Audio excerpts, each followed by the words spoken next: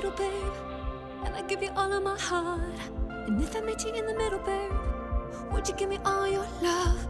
Come and meet me in the middle, babe, and I give you all of my heart. And if I met you in the middle, babe, would you give me all your love? Would you give me all your love? Would you give me all your love? Would you give me all your love? Your love. Come and meet me in the middle, babe, and I'll give you all of my heart. And if I meet you in the middle, babe, would you give me all your love? Would you give me all your love? Would you give me all your love? Could you give me all your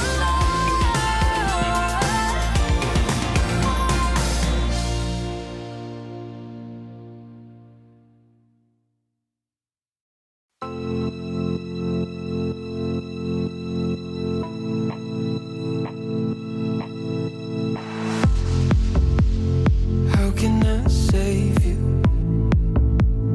when you're tangled in your lies? Caught up in the middle, I can see it in your eyes. Lonely in the corner, waiting for somebody to come and save you from the cold of night. Easily, we've been falling in disbelief. I think I'm ready for another try, but this feels like the last time. So why did you say goodbye?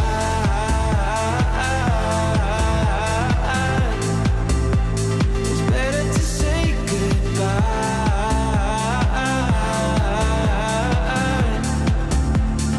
Why did you say goodbye?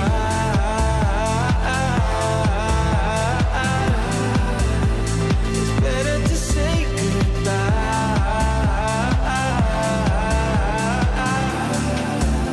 So why did you say goodbye?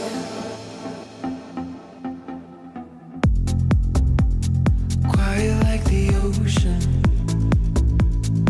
with the rumble running deep. This is how I see you when you hide your feels from me. Why you heavy-hearted? Cut the silence, talk to me. Release your mind, get what you need. Easily, we've been falling in disbelief. I think I'm ready for another try, but this feels like the last time. So why did you say goodbye?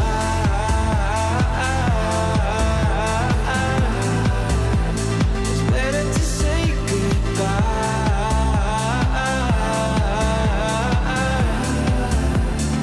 Why did you say goodbye?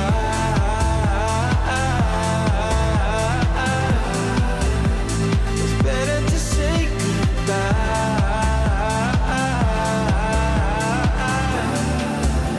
So why did you say goodbye?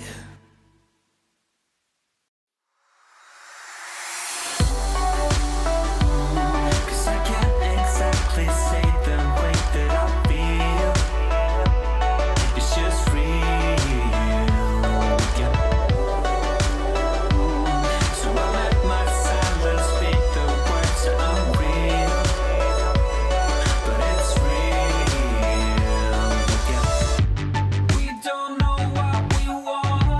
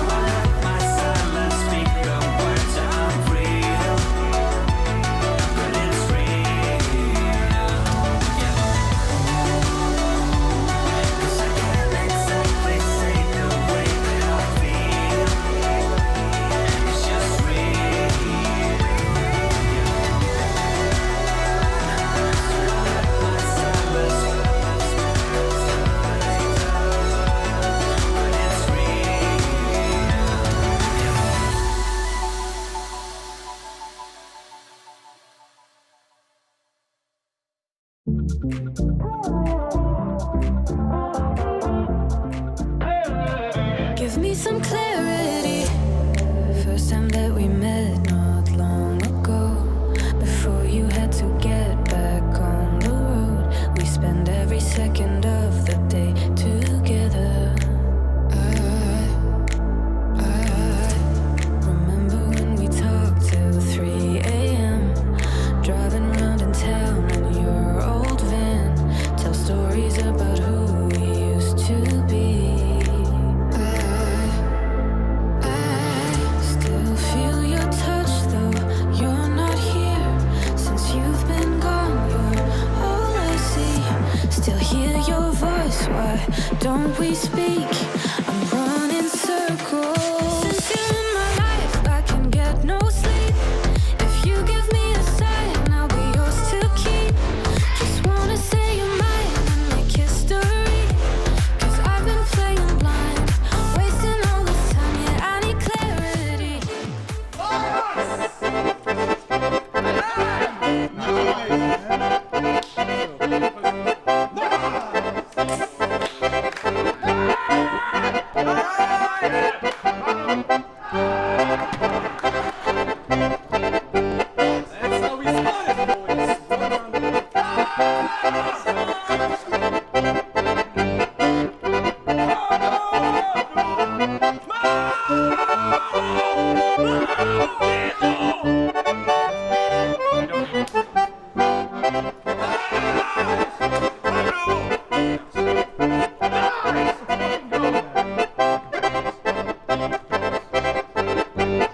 Wizard, hurry up.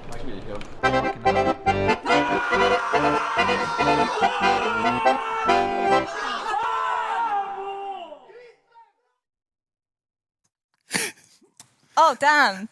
I'll get ready to yodel. I mean, you had some pretty good goals. Please welcome everybody to ESL Challenger Katowice. So this is the final day. And throughout the duration of the event so far, I've been quizzing not only you guys, but every single person here on the desk with me to find out their predictions for every single series. Wolfie's had a pretty rough time with his predictions so far, but who knows, maybe this time around you'll be able to get it right. Yumi, would you like to do the kindest of honors and pull up that 1xbet box for us? Go ahead and place it on the desk. I have already placed my prediction in there, so you two fine gentlemen, go ahead and post up your predictions. Can I ask what your predictions were? Not a chance. Not a chance. I'm keeping it quiet. I'm a bit embarrassed about mine, maybe. Embarrassed? Oh, all right, everybody in the chat, let me know what you think the embarrassing prediction of Yumi's is. But without further ado, let's get this show on the road.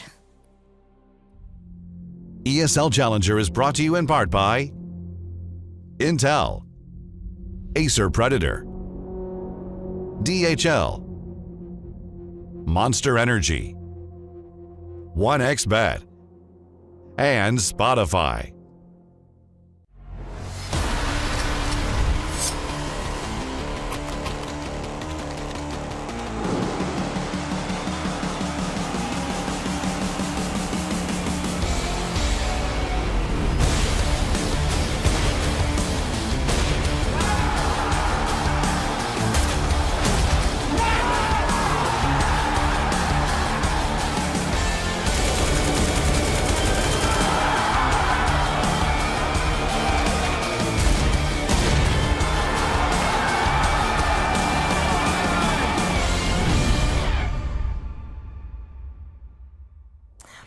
Well, if that wasn't enough to get you hyped, then don't worry, the CSGO games are almost ready to get the show started with.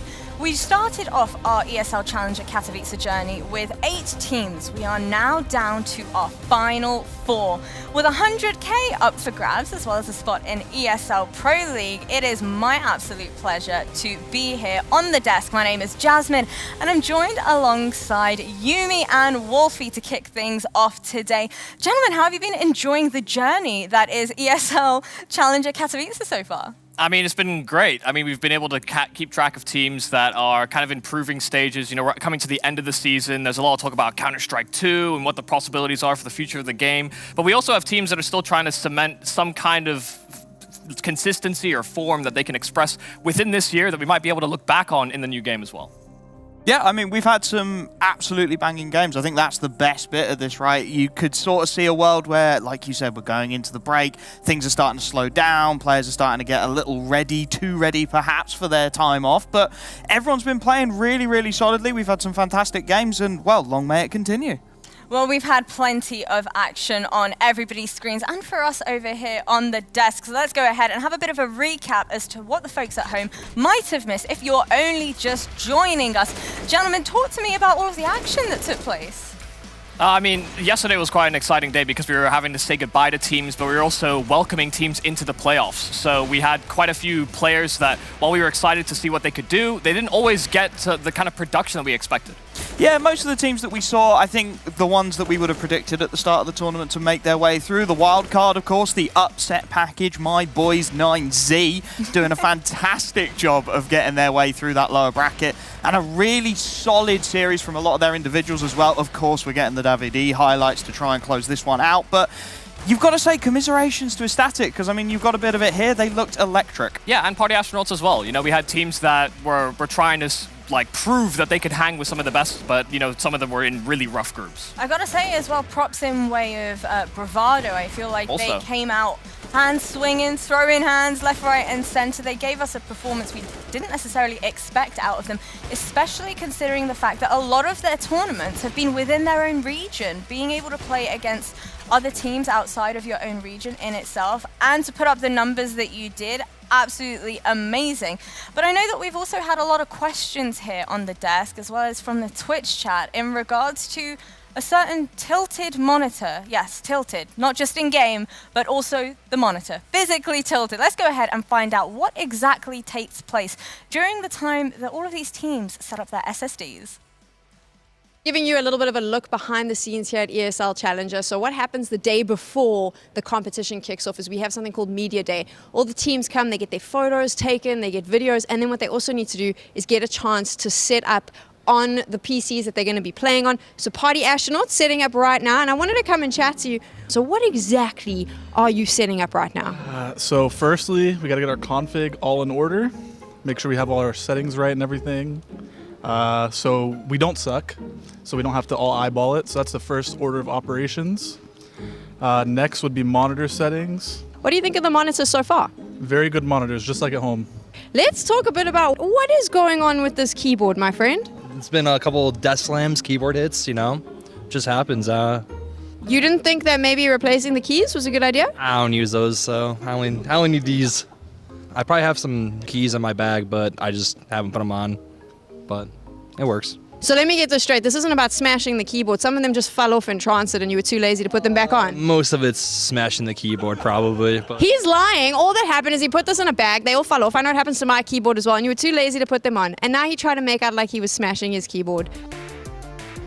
Let's head on over here. The Bravado boys are here. This is going to be exciting for you. This is your first time competing overseas. It's actually my first time going overseas. What? You've never left Africa? No, not South Africa. The furthest I've been is Cape Town. So it's quite interesting, and like the whole new experience is wonderful. Like it's surreal to me in a sense. So it's quite cool. Let's go through your bag. Take your things out. Bag. There's not. Okay, so firstly, so we got medicine because the guys were sick. Like we've been sick for like the past week. So I'm kind of... Stay away from me. At this point, I'm kind of like the mum of the group. And then I've got a carton of... Beep. But that's in there. Cut that out. Then I've got the normal stuff, the keyboard, the mouse. So it's a baby keyboard. The keys are mismatched because we bought the keyboard in Poland, in Warsaw. But I took the keycaps off my old keyboard on there. But some of the keycaps were different and didn't fit. So now they're kind of mismatched and all that. But it's kind of cool. Nice little aesthetic. Let's keep going. Some charging cables. Yeah, spare charging cable, mouses. Most of us have a death adder. This is not a promotional video. No, it's not a promotional video. He paid for that with his own cash money. Hard cash, guys, hard cash. I'm just double checking because I want to see if there's like a nice surprise. There's no nice surprises. I thought I saw shoes in here at some point. Yeah, listen, this is just for in case. Esports staples, everyone's got to have their slides. Yeah, the Puma slides. Or Nike. He just drops every brand name. You're not getting a sponsorship here. You have to play first and win. Yeah, I'll get a Puma sponsorship. No? No, we won't. No. What are you doing?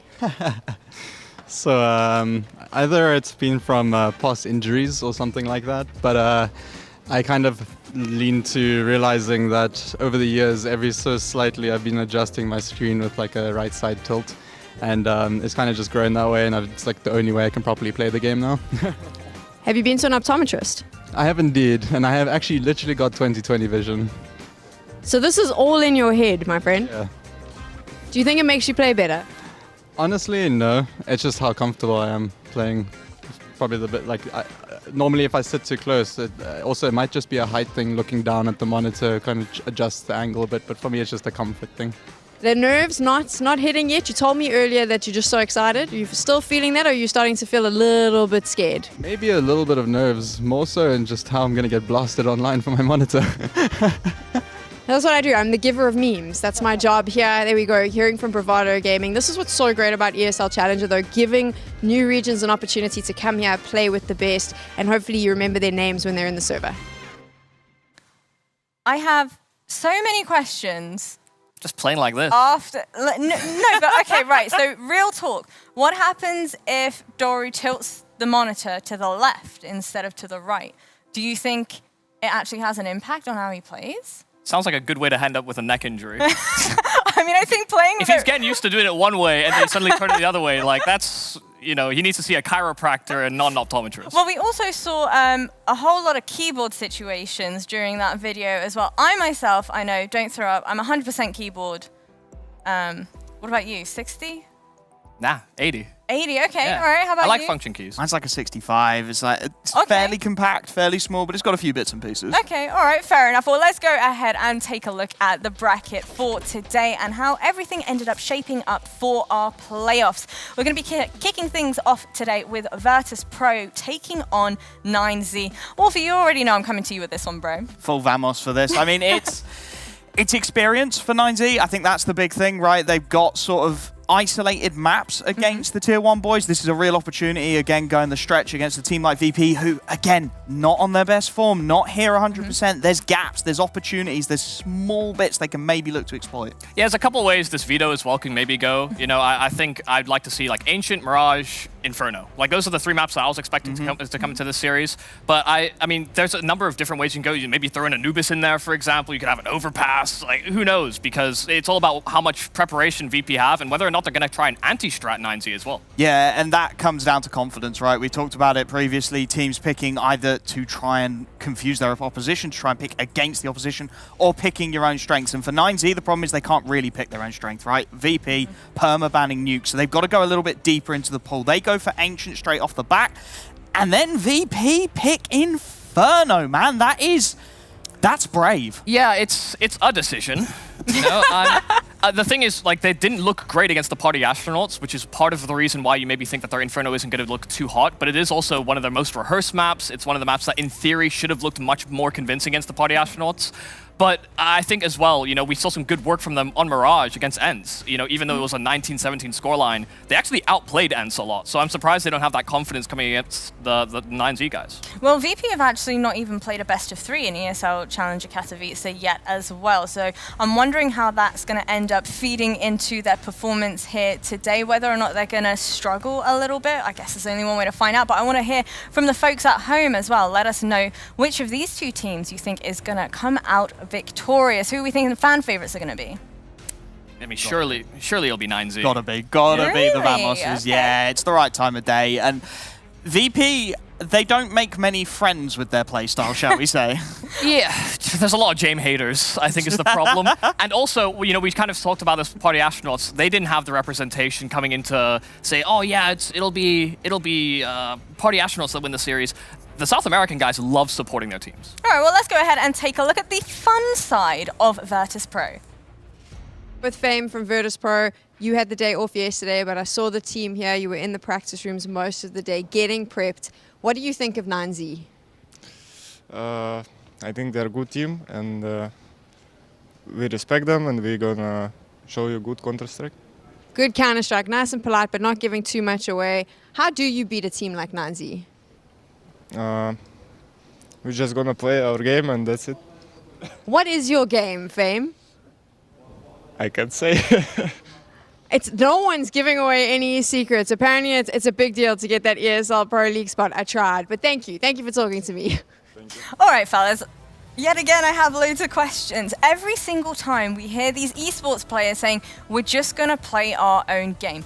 What on earth does that mean for the side of Virtus.Pro? I wish I knew. You know, here's the thing. You can interpret it a number of different ways. You can say, oh, well, we're just not going to think too hard about what they do, and we're just going to focus on what we rehearse and practice, and, you know, all of our setups and all of our coordination, and we're just going to take confident fights. That should be, in theory, what they're doing. But then also, you see teams say they're going to play their own game, and then you look at the demos, and you see they anti-stratted the hell out of the other team as well. Like, they lie. The players lie. Is that what we're getting to now? The players lie. I mean, we've seen it, and to be fair, I don't think VP necessarily know what their game is right now with the new pieces coming in, right? There's some questions to be answered about how VP want to play their game. Obviously, they've got their style, but how do we bring Norbert back in? How do we fix some of the problems of previously? And how do you deal with sort of the yin and yang, I like to think of VP's incredibly passive style, their sort of very by-the-numbers Counter-Strike, versus 9Z, who are willing to throw pretty much players at anything, right? They will give clutches a go. They will go for those big, unexpected plays, and sometimes you'll see that catch teams a little off guard. Well, I want to find out, what about 9Z, the boys that you've been repping and cheering on the entire time? Let's see what they have to say about this one. Final day here at ESL Challenger Katowice. I'm getting absolutely nothing out of the players, but I'm now joined by Buddha, so hopefully he'll give me a little bit more insight. What do you think is Virtus.Pro's play style? I think they're a very patient team. They work a lot with the time of the round, so we just have to have the same patience as them. Is that how you beat them? Slow the pace down, play at their speed? Yeah, it's either you play patience as them or you break them through the rounds, like beat push, do some push and all that stuff. So let's have a little bit of fun before we start. Buddha, do you want to explain the little panda to me? It's from my girlfriend.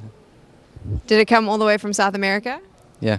Does it bring you good luck? Yeah, it's my good luck thing. Good luck charm. Good luck charm. There we go. The cute little panda. I just want to steal everyone's plushies.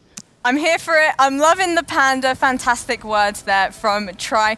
Do you believe in the good luck charms? We see a lot of players bring like little plushies and teddies and things like that with them. Is that an omen for what's to come? Because the last team that had a nice, cute little plushie, they're not here. Oh yeah, it was a really cute avocado though, wasn't it? What are you thinking, Wolfie? Do you think the 9Z boys are going to be able to do this? I think they need a little bit of luck. I think they could do with a couple of good luck charms here, but the vetoes come out pretty nicely, I have to say. I'm pretty happy for 9Z with how they've managed to get that one down. And they have got a shot. I think they definitely have an outside chance coming into this one.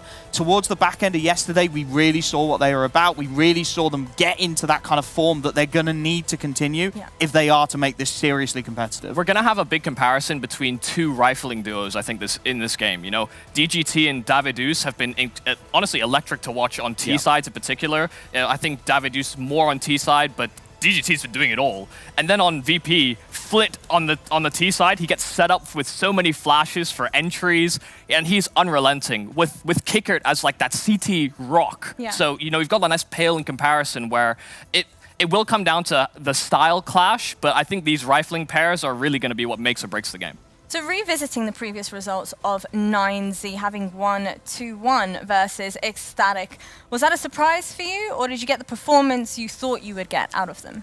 It was a bit of both. I think it's safe to say, right, that second map of Anubis, especially for 9Z, was concerning to say the very least, right? We should have been shutting that out. We should have been getting the job done, but as much as that went very, very poorly, I think it says a lot about them that they then managed to pick it up. We saw that late comeback on Nuke as well, right? A lot of teams, especially coming out of the regionals and coming onto the international stages with that extra bit of pressure, they start to crumble. Things go wrong and they can't find the correctional course. Whereas 9Z now, they've had a couple of international events. They're starting to get that experience behind them and they're starting to learn how to turn those kind of situations around, which is going to be huge. Probably the biggest 9Z fanboy I have ever come across in my entire life. Wolfie, I know I don't actually have to ask you this question, but who do you think is going to take this win? I think 9Z. I genuinely think they've got an outside chance. I like the veto. I liked how they played towards the back end of yesterday. And I think VP have been slow. They've not been their usual selves. They're not quite as there as I'd like them to be. So they start slow today. 9Z start quick. We get a little bit of a momentum shift, and suddenly the South Americans are taking this one. Listen, I hear you, and you're saying they have an outside chance. But this is also a team that they're facing that are not too unused to being called outsiders. So I actually will pick VP for this one. I think they've been able to clear up a lot of the air. Norbit's been looking good as well. They've got quite a lot of threats that I think 9Z just might get outclassed on.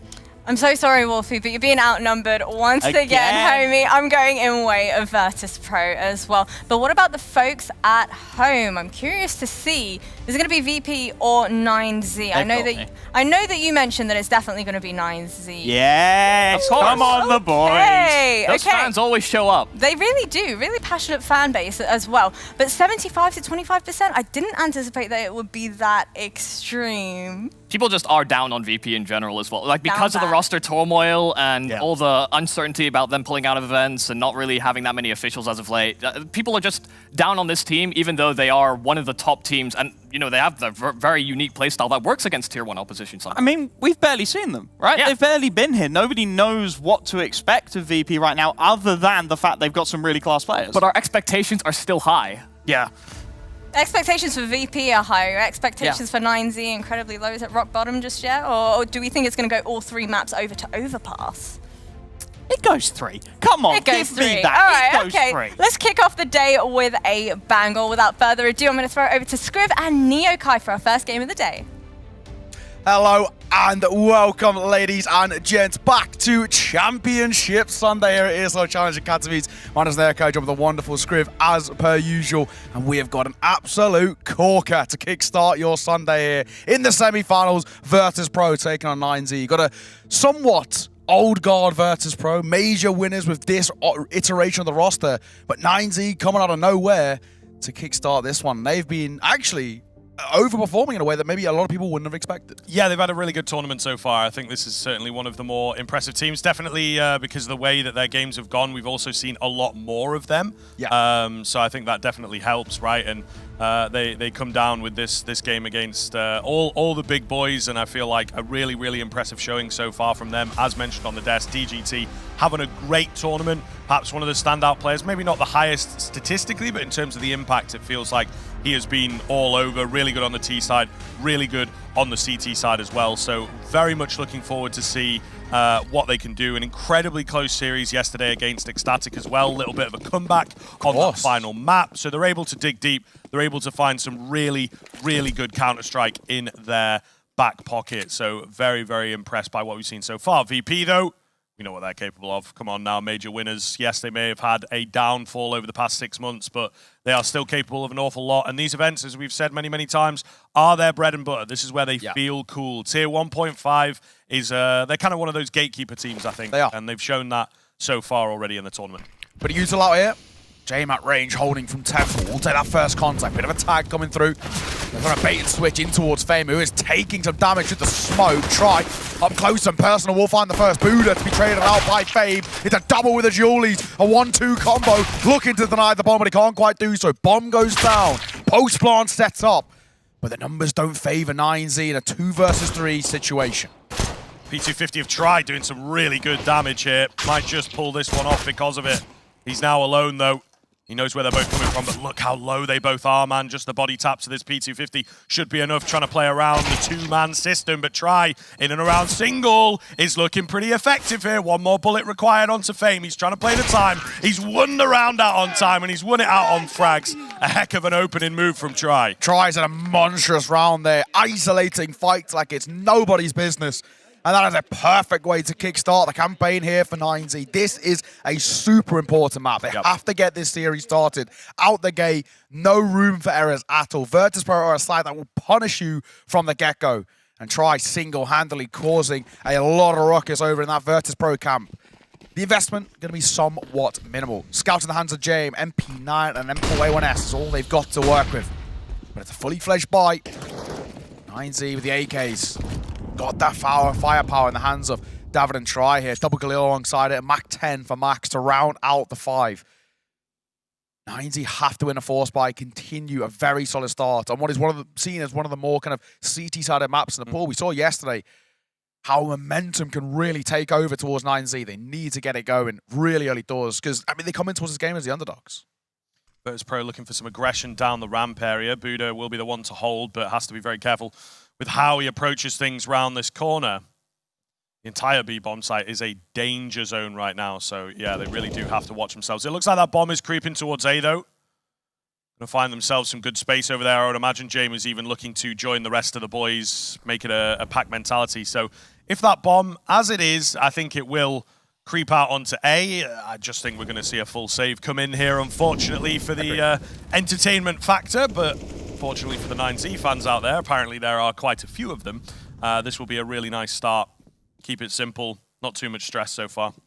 Shout out the 9Z fans as well, right? I mean, the dedicated supporters. I think the South American region are very good at supporting each other when they have a representative like 9Z left in the competition. Sure.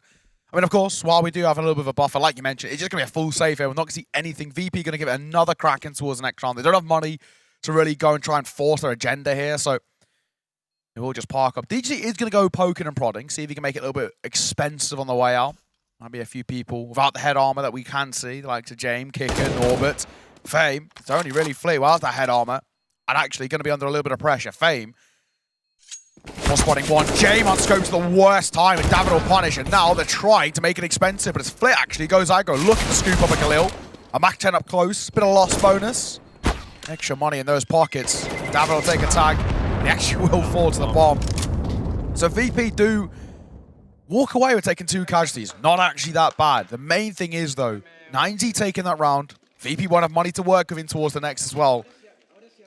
It's all better for them. This as well, it's a bit of a rematch. There is actually some history between these two sides, let's call it. But it was a long time ago. ESL Challenger February 2022. These two sides played in the opening game of their group. They actually ended up being the 2 representatives from the same group who made it through, but VP won that in a best-of-1, 16-14 on Mirage. 90 looking for revenge. That was completely different times, though. That was way back when Yakindar was in this VP roster, way back when 9Z had Lucan. Starting off in towards this round. Already 2 casualties over towards VP. 9Z have taken 1 with Max falling, but he's more than happy with a Mac 10 to go 1-for-1. Yeah, pretty decent look so far, of course. VP did have a relatively good buy. I was a pretty big fan of it in the previous round. Going for Flit on the M4 is a great idea. Obviously had a fantastic tournament so far. And it's a nice idea. Get that automatic rifle in place. Really can be deadly, but obviously they got unlucky with the way that the bomb goes. Great start from 9Z here, able to put the brakes on after finding those early frags. Again, pressure across the map. 1 out mid, 1 out A, and a guy throwing some utils towards B. So keeping VP on their toes with this one. They do have to watch out. Whoa! James caught off, didn't really know what to do with himself there. Of course, only on the USP, so you don't expect too much from him. But with these kills coming in, it doesn't really matter where they go. They should easily find this round. Big thing is, can Flit do anything now? Obviously 1 versus 4, not going to win the round. Make it expensive, be nice, but it's going to be unlikely. He might even get to the point of him as well, keeping the M4 in hand, but he's been spotted. Smoke will come through. Make his life very difficult as he dropped through it. David spams, and it will be a 3-0 start for 9Z. Now, this is a very good map for 9Z to pick into. When you look across the Veto as well, look at the permabands coming through and where 9Z maybe want to try and head this Veto going forward. This is honestly one of the best maps they could have gone for, right? You're coming in towards this being a very strong map for them, not only internationally, but also domestically. And then you look towards Virtus.Pro. Last time we saw VP play this map before this tournament was back in the RMRs. They had a dire time. It was a really rough map for them. Losses to sides like Bait and Mouse. It really wasn't the VP that you know and love. Question being now, of course, what have they learned in the last 2 months? It's been a long time since we've seen VP, especially in latter stages of tournaments. Or posted, James quicker. And that's what he can do. James can take over with the AWP in hand. Tries can have his work cut out for him today, and there's the first instance of it. Yeah, lovely nade as well to just back it up. So a really, really solid start for VP off the opening pickup. B-bomb site heavily bolstered. Don't know whether 9Z are going to be able to find the space to get back into this round, to be honest with you. I do feel like it will be a real challenge here. David, with the nade down range, doesn't really find anything. The AWP spam is a bit close, bullets whizzing past heads. But yeah, it seems like they are pretty sold on B. Kicker for a timing play, finds Buddha, can't get away. But surely has gained enough information now that the AWP is in tow, leading the charge. However, and he was close there, wasn't he? Just wasn't quite on with the crosshair to pull off that shot. James still around this corner, looking for a return frag, get that man advantage back. It is so paramount that he does. Great flick. And he's coming alive here as the in-game leader. They will keep them away with smokes, find themselves a bomb plant, but holding on to the site going to be a real damn challenge. Only the one smoke available for VP, however, so I'm not sure how easy it will be for them. Kept at bay by utility at the moment, can't really do an awful lot. Another smoke coming in only really gives them one avenue of attack without a kit. They really wanted to go to that wider slant area. The choke here on the left-hand side is so very difficult. Smoke towards cave, keeps that area off. Max, the IGL holding an off angle here, doesn't quite know where to look. He's good for one, needs trading. Indeed, he goes down, just DGT. The spray transfer is a nice attempt, but the bullets don't quite land. However, there's hardly any time. I don't think there's enough now for James to get this one done. He will manage to survive, but 9Z string another one on. James had a good round there, to be fair to him. James really actually starts to play the way we know he can, and that's going to be concerning times. So looking at this 9Z side, and yes, it's all well and good, right? They squeeze the round out, they win out in a full buy for Virtus.Pro and what is, technically speaking, a bonus buy over towards 9Z. But James is making things scary. He's making each and every situation pretty precarious, and that's where this side are going to start to get kind of the seeds of doubt sown in. Yeah, I do feel, though, at the same time, it's a really good look from David. It is. You know, on the opposite side of things. Not generally the player that you'd expect, but, of course, he picked it up. Look clean. And, you know, he was really confident with it. So hopefully we can see a bit more of that in terms of the rifling, one of the players that you also look towards to perform well for this team. Do you know what as well? I would say probably of all the maps in the pool, Aiden is probably the best map where you can double AWP. You can have one towards A and B comfortably, one over towards Temple, one towards ramp on B. It's actually a really decent map for it. So if they want to, they can play David as like a lurking presence over towards the A site and then maybe leave try in the more high contact B ramp areas if they want to double AWP. Of course, these are all CT side situations. We've got to get through the 15 rounds of the T side first, but positive signs, right? There's confidence coming through the 9Z side. And when you're going against Virtus.Pro, who this is their bread and butter, like we've spoken about, these challenger tournaments is where we see some of the best Counter-Strike out from them. It's all about confidence on the get-go. Bit weird here, bit weird. Kick-It's fully spent. I don't think that was part of the mission directive, to be honest. They could have gone for it. Yeah, it would have been really janky, but it was possible with FAMASs and stuff, right? Fair amount of M4s actually possible, so maybe that's why he's just jumped the gun a bit early. Does mess things up into future rounds, unless of course they win this one, and you know he's a genius. Of course. The mission of it would be the fact that Kicker comes away with a 3K here. They're going to leave B undefended. Just Norbert, who's permanently in the roster, but also not. So I'll leave him out, to be fair. He's probably going through it at the moment. Nonetheless, he's got the 5-7. He has called for some support to come back his way, and indeed it will. It looks like 9Z are again shaping up for a B hit. A lot of utility to come over the top. Kicker with the boost.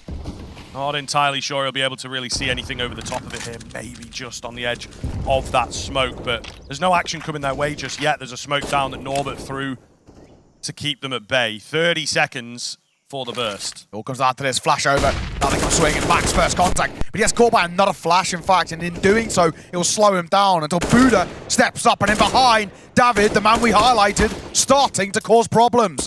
Flip will trade him out. It makes it a double, in fact, and he's forced them back over towards the A site. Fame's left here alone. A 5-7, a hope and a dream. In a 3 versus 3, 10 seconds, 9Z, lads, it's now or never. Bomb drop with a one-tap, but they should be able to get it down. So I say, Virtus.Pro squeeze out of the round on a janky buy. Yeah, that's a bit of a mess from 9Z. I think you were way too late into the round. You really just had to dedicate to things there.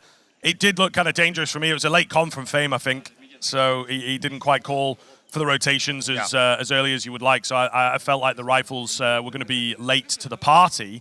But the fact that he finds one puts him under enough pressure, scrambling for the bomb, about 5 seconds to get the plant in, right? And obviously they just can't deal with those long-range fights that eventually came through. So really solid there from VP to just keep the reads, keep the confidence. But 9Z, definitely an overthink, bro. They didn't need to rotate so much. They should have just played contact, honestly. Yeah. Even if there's an AWP. You just have to dedicate with like no time left. You've made your bed.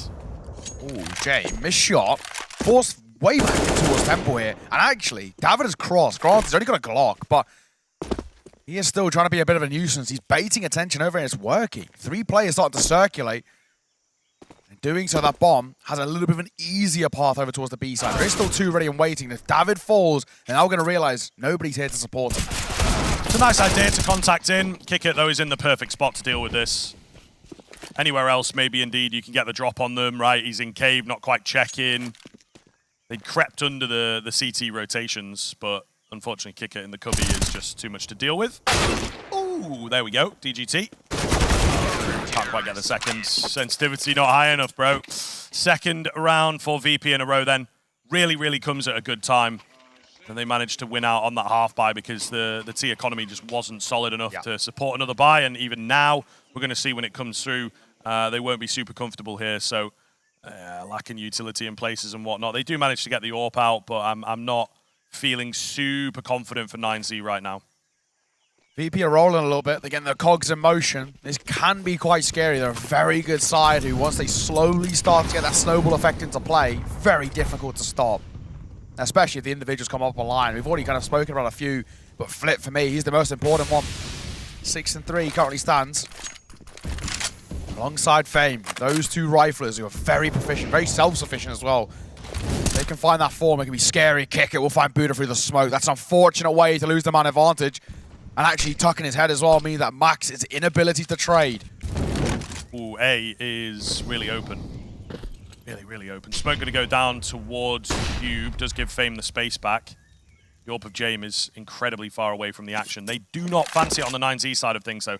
This is really tough now. Again, they're bailing on a bomb site, and they have no utility. They've got a flash, and that's it. I really do not like the look of this, to be honest with you. Again, make a move and follow up on it. They are looking very panicked. They're leaving the bomb. So they're going to go for a full rotate, and I think essentially the plan is to use the players as human flashbangs over towards B. Bait over the rotation then. That's exactly what they're doing. Question being for me, though, does Jane rotate? He's that CT player, but he hasn't committed just yet. He's sticking around. And now the bomb left in a horrible scenario. Surely it's just a safe call here. 30 seconds left in a 2 versus 5. They've got no chance. They get a kill. It's a consolation. But it's just not going to amount to a round in their favor. I think they've got to call it. Just an info sacrifice from Norbert there. It might look a bit silly, but he's obviously done his work for the round and just going to grab that information. Will be a save out here from 9Z.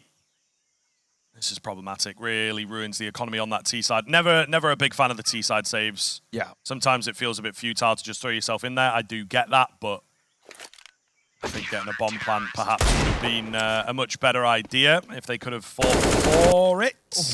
Well, that was a bit close, but not coming off. All the same, VP closing the gap now, starting to find their feet on the CT end. Yeah, actually getting very confident as well. And this is now where things start to get a little bit concerning for 9Z. We're seeing this VP side start to get proactive, looking for information. They've really taken these kind of early parts of map control, and in doing so, they're actively looking for fights, which is allowing their pretty star-studded riflers to get up on board. Attack pause here. TGE very vocal over towards 9Z, the coach of that side as well, who was unbelievably important yesterday. That game against Ecstatic, I think a lot of it I chalked down to him. Like, the pauses he called led them to kind of chaining together 6-7 rounds in a row and claw it back in their favor. He was so important. So this is where, you know, you get your bang for your buck when it comes towards the coaches, right? We need to start to see him piece a plan together. How are we going to now put VP back in towards an uncomfortable spot? The buy, the call is minimal for 9Z. So the 8K and AWP save, but around it, really not too much. Sticking around about that 2K mark. So they have money to work with in towards the next. Dastan, the coach over towards VP. Pretty easy job for him right now. 3 rounds in a row. Just keep doing what you're doing, lads. Yeah, stay cool should be an easy one here, of course. But VP, as Fame said, it was trying to get blood out of a stone in that interview, to be fair. But all the same, you know, just playing their own game.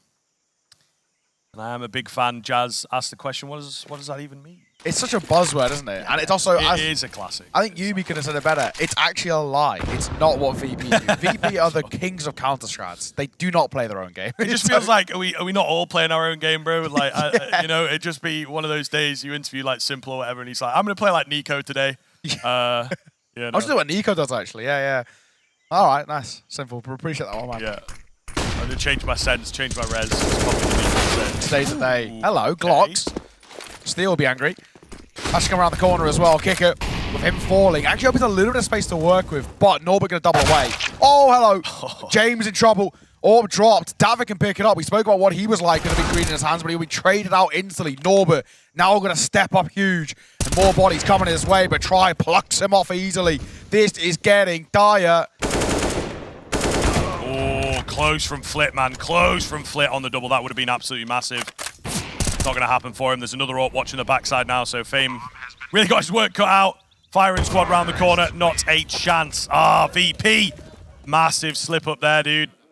They really tried to get back into the round. I feel like Norbert's got to pick up one and drop back. It is shoulda, woulda, coulda, but yeah, they really needed to do some damage control there. Unfortunately, just continue to take fights, continue to give it across. That, however, shows a lot of what we have mentioned from this 9Z side. Individuals, particularly David on the Deagle. The Glock kill's a bit easier, but David on the Deagle, and then those saved weapons actually do come up large. Really, really big round. Yeah, try with a masterclass there at the end of That is a brutal round to be losing. If you're Virtus.Pro as well, that's a real tilter. It can really be a kind of a shock to the system. EP this time going to go aggro. A little double setup here, which actually could be costly. It will. David and the AWP continues to be an issue. And now we're seeing double AWPing on the T side come through. Yeah, might as well. They picked him up, of course. Keep it coming. And I think it's actually a really good read from 9Z. A pretty stereotypical response to losing a silly round like that is to try and get aggressive, maybe even indeed to overcompensate in a way. Yeah. So reading into that, obviously AWPs are going to be very good against your pushers. Speaking of, we've got one down the ramp here for a trade back. Judah might just have gathered an awful lot of information for the T side to work with, though. Big thing being as well, seeing someone like David get in towards the AWP, showing the confidence. I mean, he is playing a really good game so far. Back into a 4 versus 4. This is going to be difficult. DGT, he's pushed down mid, but he doesn't seem to be aware the flank is absolutely on. He could be in trouble there. Nade'll come through, perfectly timed, but DGT will fall. They wrap on towards the A site. They'll get it for free, but the flank is going to be very quick. Really solid stuff coming through from that A hit. Nice Molotovs. We'll keep them at bay ever so slightly here. Flick can't really find the spam. The AWP goes a little overzealous for my money. Try going to give a big frag away. Norbert, meanwhile, in behind. David ready for him here. So we are having trades all over the shop. There's no kit available for the CT side, of course. Time of the essence. Where is Max? He's flanking you out, and I don't think that they're really ready for this at all. Down goes Flip. That's got to be the round. Kicker is just rocking a hard place right now. Absolutely no way. He's got to save as well. You look across the board for Virtus.Pro, money is not looking good over towards that CT side. Just having an AK to work with is something. We saw 9Z winning that prior round on a similar sort of buy. 2 weapon save for them. And led to a round in their favor. VP are hoping they can replicate. Okay, might be under a little bit of pressure here. And then David opts against it. So, David opting for the AK on the way out there, not the double AWP. But it will still be 2 guns saved over, as well as round 1 in favor of 9Z. Up to 6 now. T-side looking pretty damn good. And a few of those individuals really stepping up over towards that 9Z team, which is really good to see. We needed to see them come out online early doors. This has been a story we've kind of spoken about a few times. A few teams very slow starting, and it's cost them at times. And 9Z, they've kind of succumbed to it a little bit themselves, especially in the latter stages of the Ecstatic game. It took a while to see 9Z get out online, and then they went on a tremendous run back, or maybe even a tremendous choke from Ecstatic that led to being where we are now. And actually, if you kind of are asking us at kind of the halfway mark or just a little bit after, it looked like it was going to be Virtus.Pro taking on Ecstatic. The way they were on the kind of road to closing out that game. So it shows. The mental fortitude over towards 9Z, very good. Let's see. Back on the way, off the back of the pause. Round number 10, and the buy, as expected, is somewhat minimal. AK and M4 is all they got to work with.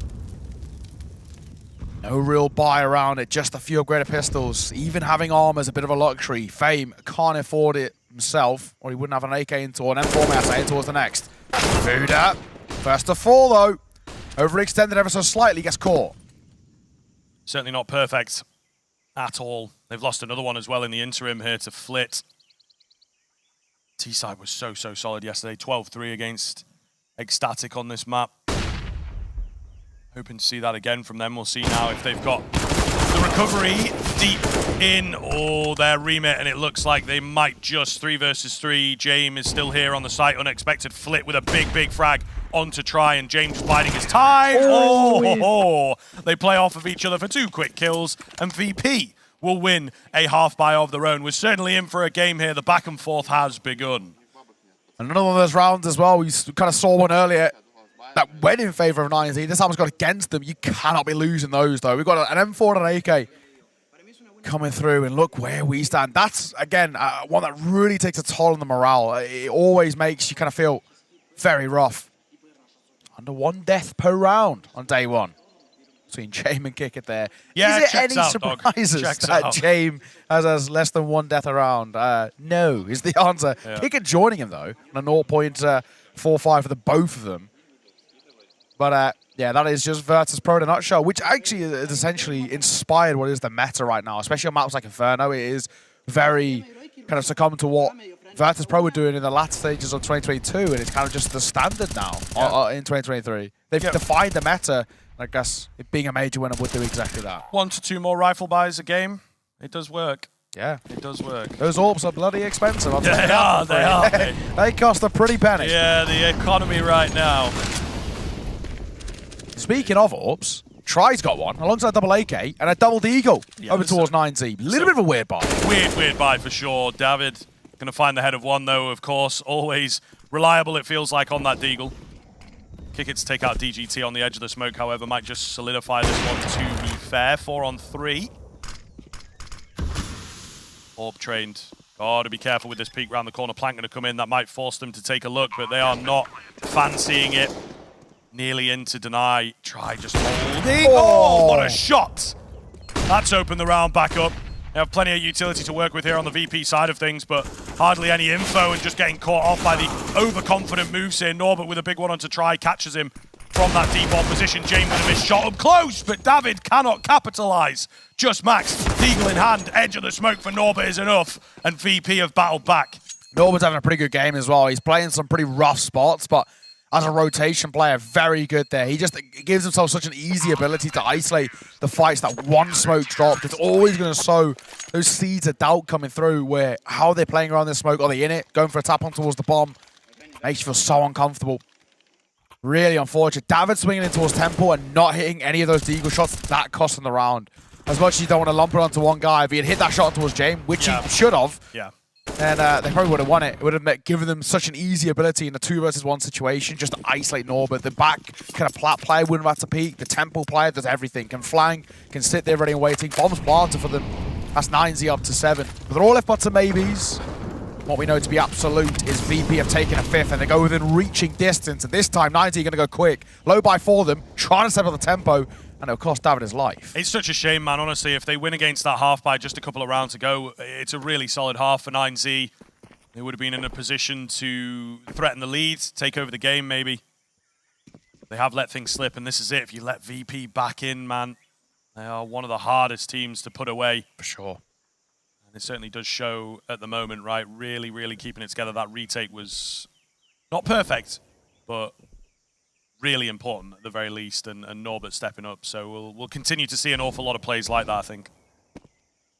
These pistols for 9Z, on paper, really shouldn't amount to all too much. A bomb plant would be lovely here, but it's so unlikely. They're looking over towards B, and there's 3 players ready and waiting. It's a unbelievably tough setup to get through as well. Double stack it towards ramp, kick it, pushing forward. 1, can't make it a second. Max quick on the reply. But even still, it keeps the numbers in favor of that CT side, and VP now can focus all their attention over towards B. They spotted the bomb. They should get this for free. Yeah, I mean, that just kind of confirms the fact you see the rotations coming in pretty quickly. When you see a boost like that, there's a lot of presence out there from 9Z, especially on a half by round. It's like, okay, well, they're going to be here, aren't they? VP have still given them the space. allowing them to get deep in towards cave. That's where the bomb's going to head as well. Buddha crept out here, could be massive. Making his presence known, however, just kind of keeping them at bay, allowing the bomb plant to come in. So VP with a lot of space given across. James takes his time. And wow, okay. The everyman right now able to get it done on all the weapons. VP, the patience does indeed pay off. It is the smarter play. But 9Z will be happy with the bomb plant there. That's a pretty good goal. Absolutely. I mean, what was on scene now as well, I mean, obviously an eco, so you got to take over a grain of salt, so to say. But James is starting to come alive. He's actually starting to get really confident. 3 kills in that round there, but generally speaking, with the AWP in play, he's not missing too much, as his pistols either. That's where things get scary. If James starts to find the form that we know he can, this side is going to be somewhat unstoppable. That pistol shot as well towards DGT is special. And DGT is someone we're really looking towards in this game to take over. He can be an unbelievably good rifler. He's struggling a bit so far, though. 4 and 9, he currently stands with 4 points of HP in this round. It'll be tough here. Kick it. Drops the smoke. Those Boo's on the other side. He'll happily eat the nade because Boone is so low on HP. He just wants to spam him down. 1 straight bullet and Buddha falls. Decent nade, though, to be fair, as a response.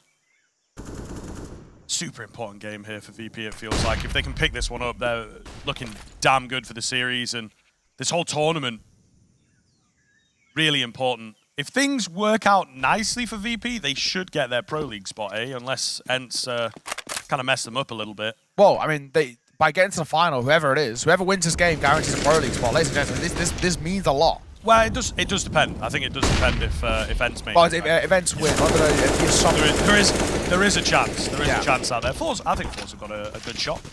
Max going to go down with the bomb. That's a little awkward. Kicker finds him through the smoke. I thought he was well guarded, but apparently not. Maybe tried to go a bit more open than he should have done. Bomb plant will eventually come in, but once again, we're seeing VP play this super safe retake style.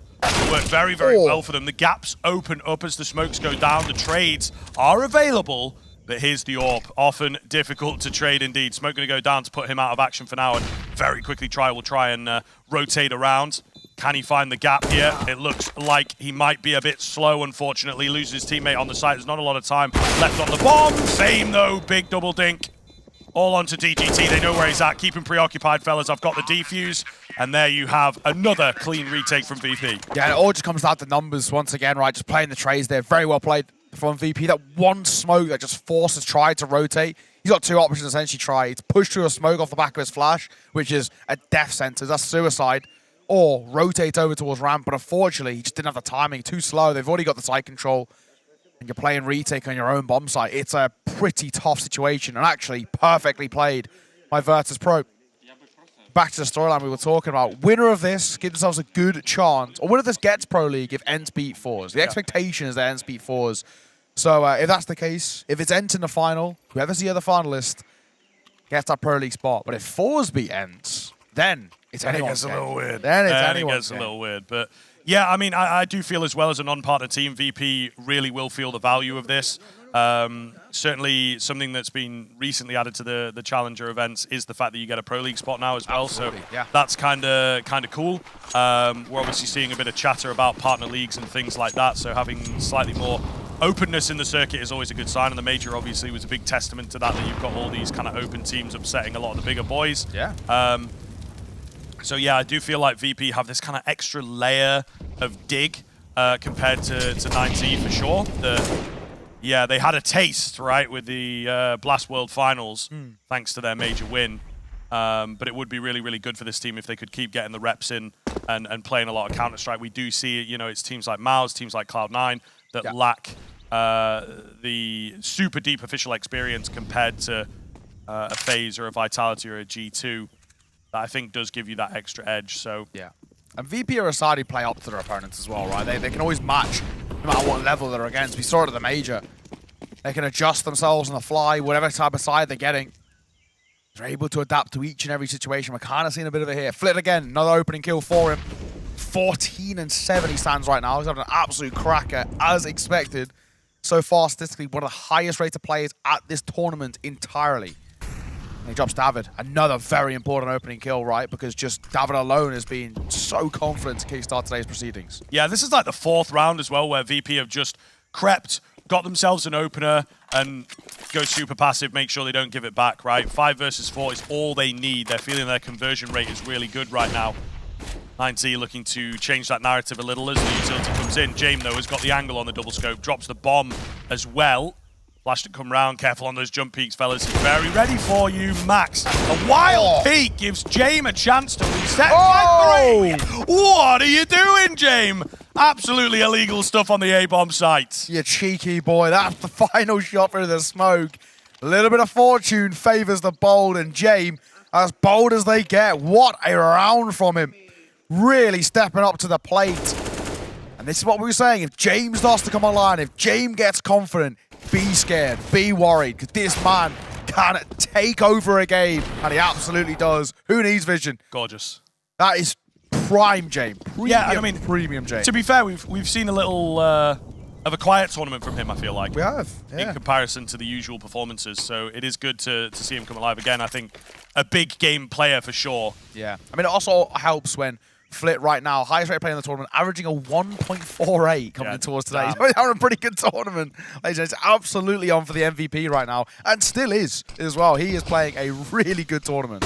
James after him right now with a 13-5, so the two of them coming together is exactly what you need. Strong rival, strong orb.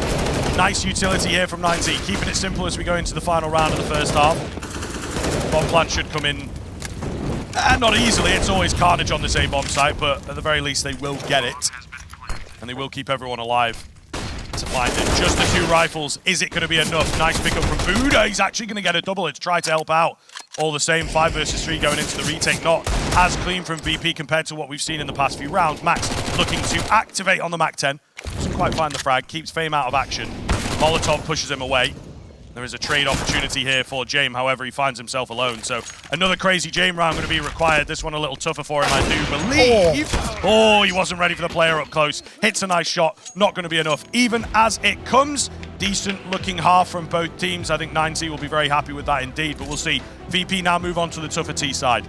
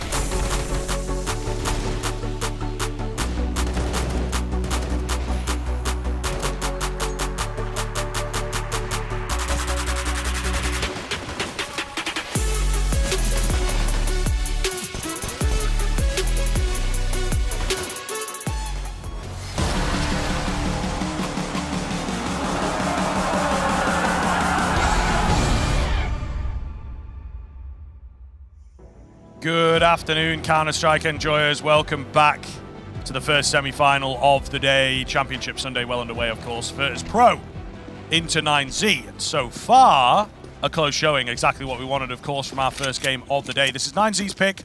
Feels like a must-win. So kicking things off in the second half with a pistol would be very nice indeed. Beautiful contact flash around from that VP side, though. Really difficult to deal with. Try, though, going to find 2 quick headies. Norbert does the same. On the Glock, this man's coming alive right now. Definitely not at the top end of the scoreboard, but a lot better than expected. Mr. Max gets taken down around the corner. Buddha can't find anything, and Virtus.Pro have rolled through them pretty cleanly. A very interesting pistol there as well. Norbert, a little double from him, but it all comes down to a contact play in towards mid. It looked like Try had potentially done enough. How wrong we were. And with Virtus.Pro kickstarting their T side very effectively, it now puts this map and actually the series in a little bit of jeopardy looking forward. We're talking about how this is statistically and by the eye test a very good map for 9Z and a very rough map, generally speaking, for Virtus.Pro. Then you look towards the next map coming through. It's Inferno. It's a map in which VP have looked really good on this tournament. That win they had on day 1 showed that they can grind out these long games against what was actually a very good Party Astronaut side. I have to give them all the credit. Pwn alone was playing lights out Counter-Strike.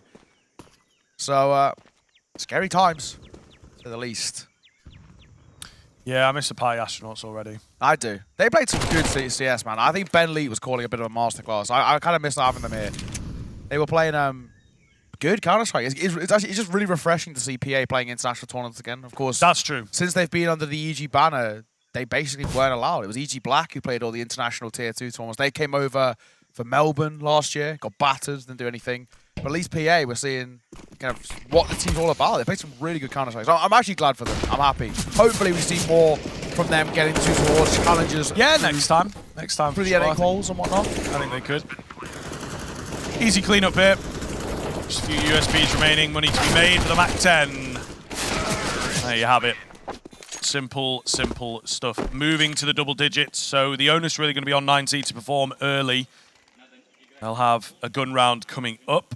I would imagine a pretty good one as well. I don't think they'll quite have the cash for the AWP. Maybe Glass Cannon if Try wants to fancy it, but... Did it yesterday. He actually might. He did it a couple of times, in fact, in yesterday's series.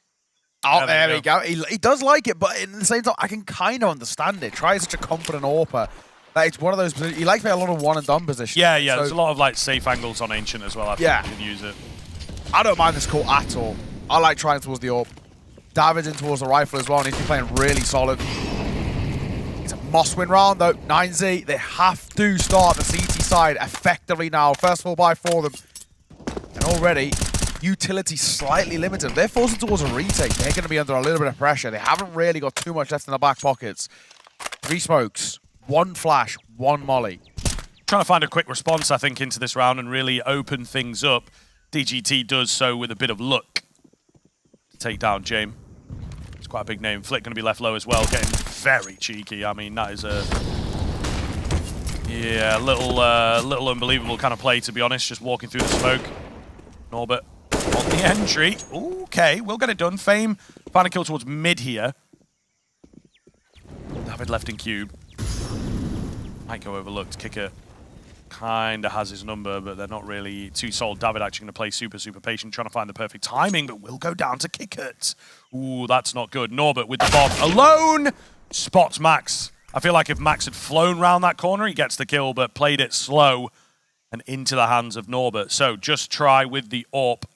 He's in the right place, but now he's looking the wrong way. That is unfortunate. Could have dropped them from cube. However, will be hidden away. Should be able to deny the bomb plant here. He's been spotted. Finds that frag. Finds the second as well. Just onto Norbert. 1 HP. The difference. Norbert's actually taken the bomb elsewhere. He got off the plant. He's going to go B instead and reset the game. I think that is the move. Try going to have a tough time. Try is an animal. We said we like him in the AWP. Now it is time to show it. 1 point of HP and a dream, an age-old anecdote, but couldn't be more true now. Time ticking and Try, he knows he cannot afford to make any sort of a mistake, any misstep, and he will be punished. You look towards both sides, neither have utility. It all comes down to who spots who first, or peering round the corner, but he doesn't clear the deep angle, and Norbert clutches out in the 1 versus 1 try, nearly pulling off a miraculous 1v3 there in a glass cannon orb. But it's not to be, and Virtus.Pro continue to truck ever forward. That's now 4 rounds in a row from them, and a very solid little performance as well, especially when things were looking dire. Yeah, a really keen pair of openers, of course, from DGT. As I mentioned, Flip making kind of a questionable play there. Really felt like he'd maybe thrown the round away with that one. One thing to talk about for me, though, that I felt really cost 9Z, they overextended twice. 2 separate occasions. It was 5 versus 3 turned 3 versus 3.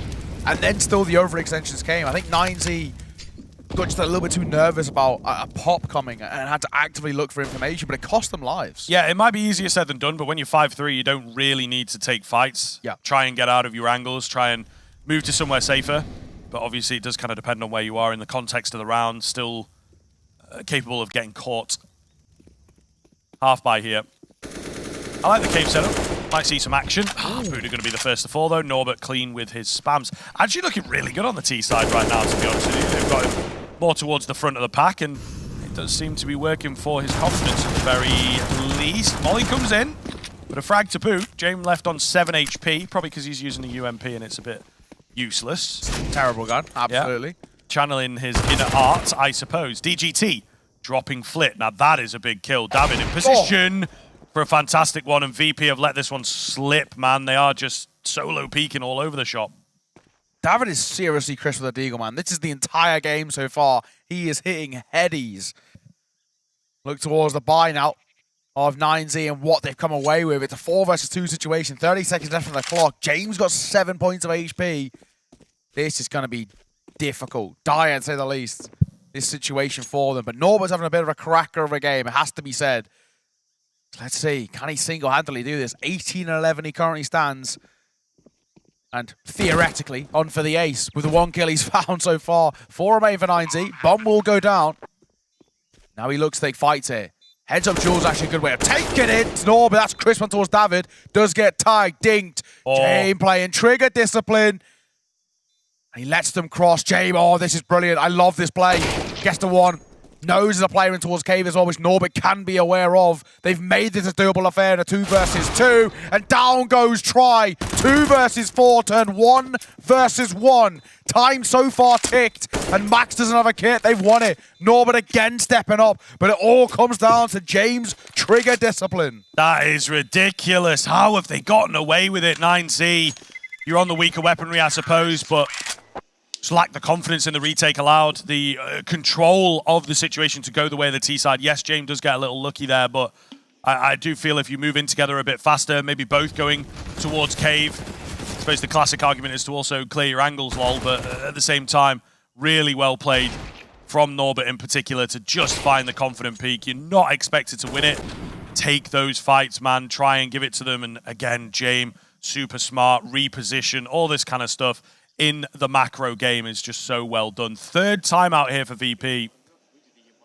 So still showing full respect across. I think they know that if they win this map, series should be theirs. Yeah. And they want to absolutely make sure that they get it. The rounds are coming close, and it's a good round to take a timeout after, you've nearly gone down to the pistols. Yes, you won it, but realistically, you've maybe got like a 3% chance to win a round like that. You shouldn't be winning it. You've just defied the odds massively. They recognize that, and they're like, we need to nip this one in the bud before it gets away from us.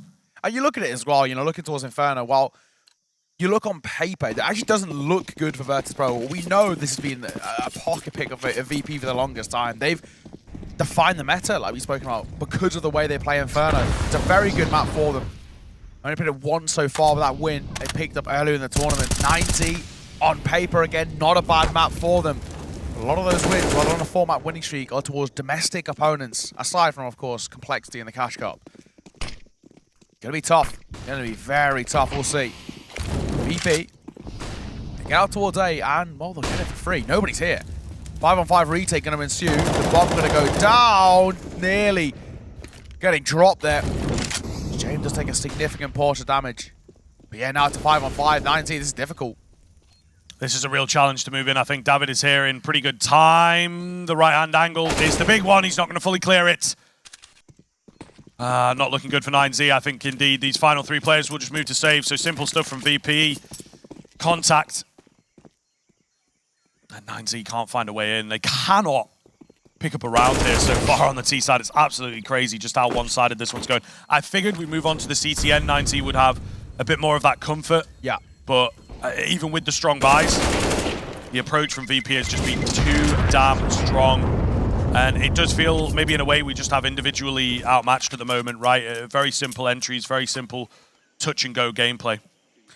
It's prime VP right now. I mean, they're just playing some very... It's simple, but it's fundamental good Counter-Strike when it comes down to it. Exactly what VP can do. They're kind of forcing 9Z to play their playstyle, play to their tempo, to their tune. And this is one of the difficult things. It's very difficult, especially against VP, to get out of that. It's very true, because I don't think we've seen an awful lot of aggression come in. 9Z, we talked about them as a much faster-paced team than VP. Yeah. And they love to just get in the face of their opponents. Not really seen an awful lot of that, to be honest with you. Maybe even seen more of it from the VP CT side, to be honest. And it really is a mess in that sense. And it just kind of goes to show that maybe... VP have got into the heads of 9Z, and I think that that's something that you really have to be careful of against this team. They are a team that can indeed get into your heads with the way that they play, for sure. Keep things passive, keep things safe, and 9Z have to find their own approach again. Yeah. And it just seems like that is missing. The character that we've seen from this 9Z team is really not there right now. Yeah, a lot of these individuals as well looking a little bit on the side of, I don't know, just shaky for me. We're not really seeing kind of some of the guys who are so important. DGT is one of the most important ones for me. He was brilliant coming through. And, yeah, man, he's really looked a little bit weak, a bit uncomfortable. We do have a tech pause, ladies and gents, so hopefully we will be back on the way as soon as... Well, we do have this pause, though. Has to be said. Something that I just noticed on some of the player cams. I don't know what it is. Don't know. You know, I'm not a guy who knows too much about the peripherals, but I can say Norbert's got a very cool mouse, man. If we see it at some point, it's pretty damn sick. It's like is it called kanji? Like the type of alphabet, but like on it, it's pretty damn cool. Don't ask me, dude. I am probably one of the most uncultured people on planet Earth. You know, I like a full English fish and chips. A Chinese takeaway is probably about as exotic as I go. We'll see, I'm sure, at some point. It's very cool. I'm not sure what the brand or anything is, but looks damn good. There it is. FunSpark Ulti, the tournament. I don't know, did VP ever play in any of those? I think so. Oh, wow. There we go. Yeah, definitely in 22 they had some pretty decent teams playing FunSpark. I think it was meant to be a LAN, and then it ended up being online. So okay, well, there we go. Pretty cool little mouse mat. So, it sounds like we're going to be getting back on the way in towards this game. Currently standing 13-7 in favor. VP on the home straight now. 9Z, they've not got much left. Essentially, they've got, what, 2 full buys left in them if things continue at this sort of trajectory. It's going to be awkward. It's going to be uncomfortable for them. And they're going towards Inferno, getting battered on their map pick. Confidence and morale going to be at an all-time low. Early contact coming through. Norbert playing very aggro, which is exactly what I want to be seeing. This man getting confident. It's something he's lacked over the last few months as well. Swinging towards me, DGT, who has struggled so far this game, 9-17. Tries to do a little bit of a contact play and he's going to back away from it. Drop to smoke, staying alive. Yeah, he's kind of lucky to stay alive there, to be honest with you. The aggression comes through towards Cave. Double sprayed out for Norbert. Can he make it 3? No, he can't. But that is damn near enough. Again, the entries continue. Norbert, top fragging, baby. Here he is. Maybe that for sale sign is firmly in the yard. Or the please keep me sign. Yeah, this is prime Norbert. 21-13, 110 ADR. Ladies and gents, the boy is back. Which is exactly what we love. Definitely on T side as well, though. He wasn't quite as prominent. He had some pretty big impact rounds on the CT end of things, but the T side, like I say, they put him towards the front of the pack. It's maybe not what you would expect. You know, Flick getting flashed in, contacted in, but Norbert seems to have a bit of free reign here and is really pulling off some hot plays. That was a 3-man push in towards Cave, and he demolishes 2 of them, nearly finds the 3rd. And right now as well, a lot of it for Norbert is solo plays as well. He's not actually getting the supporting util from someone like a Kicker, for example. What's happened here? What's happened here, man? 10 seconds to get the bomb plant. What are you doing, VP? Oh my God, as if they've actually gotten away with it as well. I don't believe it, man. I saw the guy who, I think James had the bomb, right? James outside of A, lining up smokes with 15 seconds left, and then just ran through and he was like, guys, I'm gonna need you to kill everybody. I can't really help because I gotta focus on planting the bomb here. Oh my God, and they actually get away with it as well. That is prime VP right there. 10 seconds left on the clock and they're thinking, I guess now we'll do something. And they do it effectively. Flit and Fame, double entry. The thing is, it should get punished, but it works so often for VP. It's the classic pop. And 9D, I think, as well, they were overthinking that a lot, right? You could see them in two minds about rotating. I think they just forgot, man. I think sometimes this team, like, they're like, okay, we'll play slow. And then maybe just waiting for, like, James, but then James waiting for a guy at the front to say, oh, I'm moving in, I'm going in, you know? And it just seems like the comms get a little all over the place. You can see Kickers a little like, dude. Sigh of relief. That was kind of close. That was a little bit of a close. Just that cool, like nothing's happened, you know? Movie star. Don't look at explosions, just, you know, stone cold face. Yeah. 9Z, though, will be actually, on a serious note, very disappointed there. I think they had a good chance at winning that round, getting themselves back into the half, just proving to themselves they could pick up a round. But if you're losing one like that, there's like 15 seconds, it's panicked, it's fast. That's covering his mouth. I know, he's been doing it all game. We can't I feel like he does that. it a lot. I don't speak a language. No, to be fair. So, but maybe just for the future, you know, there's going to be some teams out there that might know. Maybe, actually. But also, like, you know, I don't know, maybe the mics, you know, they need to move in. It does make it a bit louder, to be fair. I'm doing it right now. No, it does. It does kind of, yeah. But adds a bit of volume. I don't think 9Z can hear them.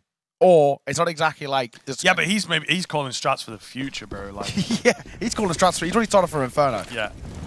14-7. It's looking like we will be going to Inferno very soon. 9Z look in a spot of bother. Norbert, the entry man supreme. Great start, but Max quick on the trade. Any more for Max? No, not going to happen. He's creating some space for Try, but the AWP is only good for one shot at a time. Norbert's entry making all the difference right now. We've got a quick flank from James meanwhile. I don't know that he's really going to get a chance to get into this. David with a hell of an angle finds one. Looking for a second, trying to buy some time. This is where it gets a bit weird. The remaining two VP players are heavily split. So Kickit's mission is to just stay alive. James joined him. Got Util. And they'll use it. Smoke coming through, Molotov coming through. That's perfect. Through the flames, through the fire. Toes burning. Bullets into the cranium. Kicking or drop DGT. A nade on towards David and surely makes his job impossible. Walks back in towards fire and to his demise. 15 collected for Virtus.Pro. Map point for them on their opponent's map pick. This is dire. This is mad. Looking to go flawless in the second half.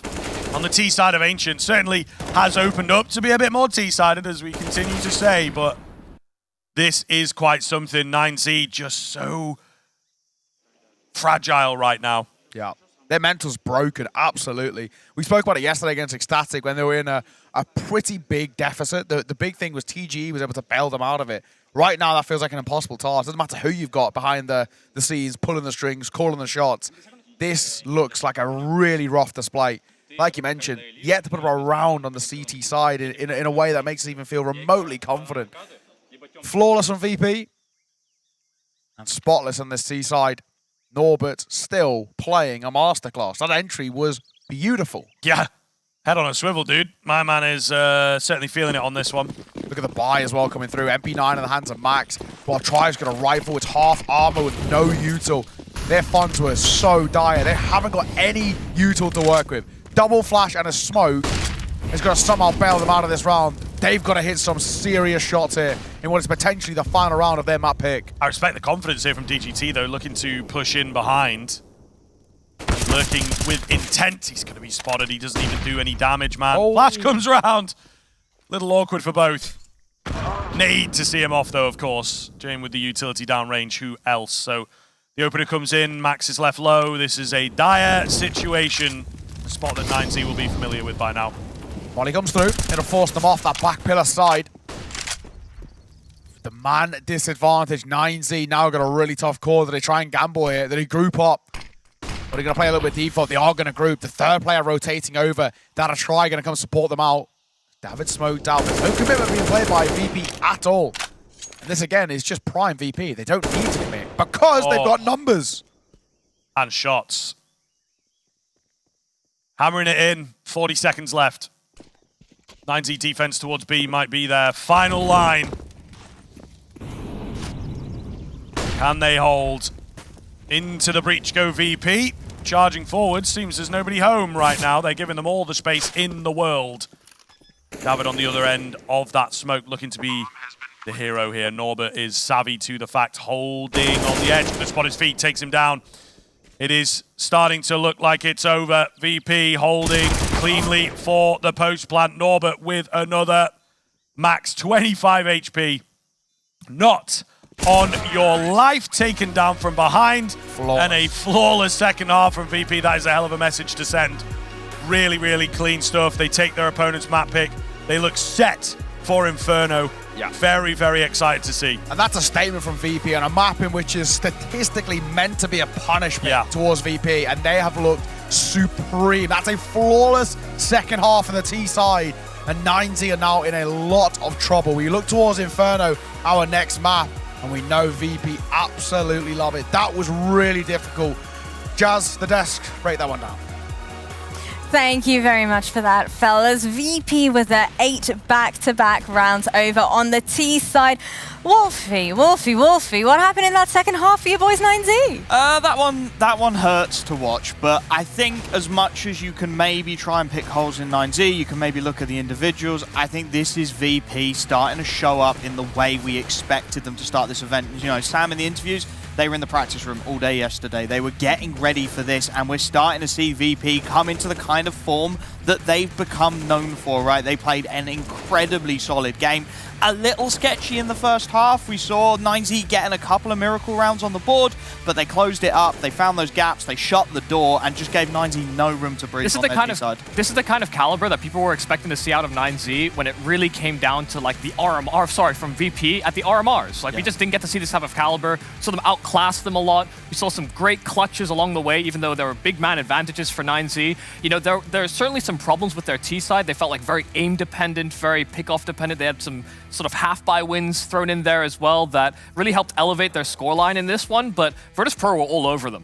And taking a look at the match stats in particular, what have you guys been making of Norbert's performance so far? I know a lot of people were pretty much umming and ahhing, unsure about how this one was going to go. Well, I said it before, but it's actually been kind of a surprise how well he's played at this event. Yeah. Because I think we saw it in the game against ENCE. He actually was a savior for them on T sides. Yeah, Norbert had a great game. He was I don't know what got into him today, but he came with a purpose. He's looked really crisp and really fresh pretty much this entire event, and this is really just the summary of how solid he's been. And to be fair, for a player who's been in and out, having those kind of series, making these kind of statements, that's exactly what you want from him. You want him to step up, right? I'm top of the scoreboard here. I deserve this spot. I should be here, instead of maybe the lad you kicked last time out.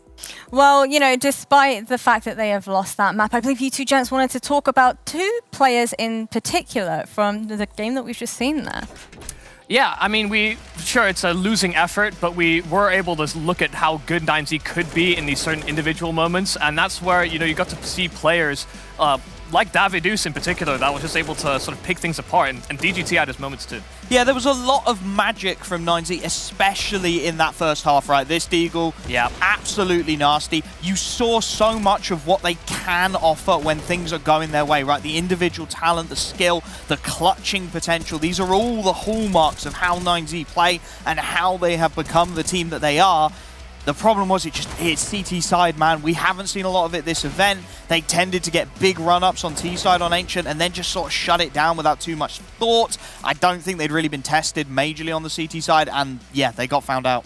After mentioning that, you know, the side of 9Z have lost numerous man advantage situations, how are you hoping they're going to look to approach this Inferno now over on VP's map pick? I'm really worried for 9Z here because, I mean, we saw from that Ancient that they just weren't really throwing like the right flashes, or when they threw flashes, they didn't commit with them. Like they didn't have confidence that the util was going to hit, which is the kind of you know, I think we were talking in the green room about 9Z playing more reserved or more scared than you would have expected coming into this game. If you're going to throw util, you have to use it. Especially, you know, we saw these A holds from Jame where he was just popping off with the AWP because there was basically no util to contest him anymore. Yeah, and they're not going to get away with what they got away with on Ancient, on Inferno, right? They're not going to get those opportunities to get the magic moments going. Inferno is a very util-heavy map, especially going onto that T side. Your flashes have to be spot on. Your smokes need to be spot on. You need to play that slow, considered approach, shall we say, as you slowly take the map control away.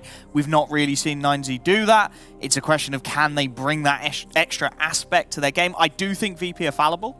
I think they certainly looked fallible previously. The problem is we've not seen the VP we saw in map 1 yet this event. This is a different look to them. This is a much stronger VP, and that is giving me shivers. And if you're going to get these miracle rounds on 9Z, you have to be able to run with that and actually break the economy because, I mean, Virtus.Pro are a team that are the most, I guess, financially stable in the CS. You know, I don't mean like the organization, but, you know, just the way that they approach the finances of Counter-Strike is something that has been their hallmark for the longest time. And if you put them in an uncomfortable spot, then there's a real chance that you actually sort of capitalize on weakness. I know you mentioned as well during the first half at the side of 9Z, their buying patterns certainly worked to their advantage an awful lot as well. Are you anticipating that this is going to be more of a struggle for them, or do you think they're going to be able to carry that on over into Inferno and maybe make something of this? Oh, he's grimacing. I don't have that much confidence in 9Z at the moment. I think that first game is probably a wake-up call, and as much as I want to say the buying pattern and the way that they were able to win low, but I don't see that happening twice, because as VP just showed some great class in full gun rounds, and sure, they lose to some of these pistols, but they're still going to play with that same confidence to, like, if they're going to give them the shots that they have to hit, and 9Z have to hit them, basically. All right, well, Inferno is going to be coming up very, very shortly. Keep your toes, your fingers, everything crossed for Wolfie. Maybe, just maybe, you'll be able to get your prediction going. We'll see you soon.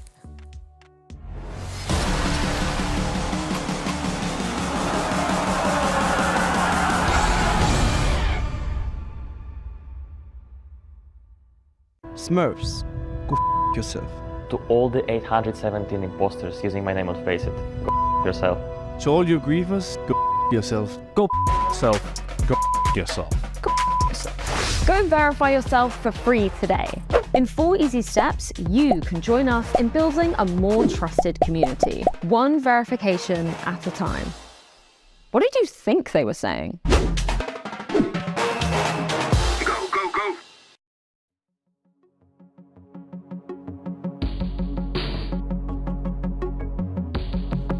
It's when the morning glows, I cannot hide myself from you. It's when my feeling grows, I'm coming back to you. When I step out, when I step out, when I step out, when I step out of the light, I come into the light.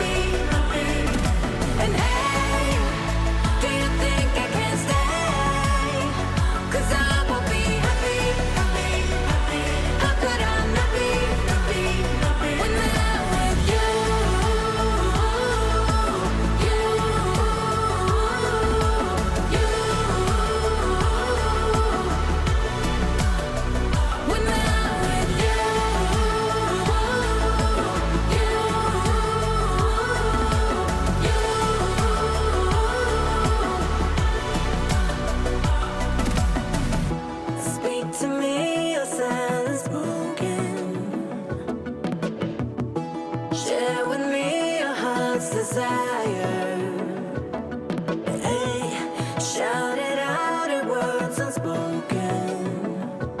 Shout it out above. When I step out of the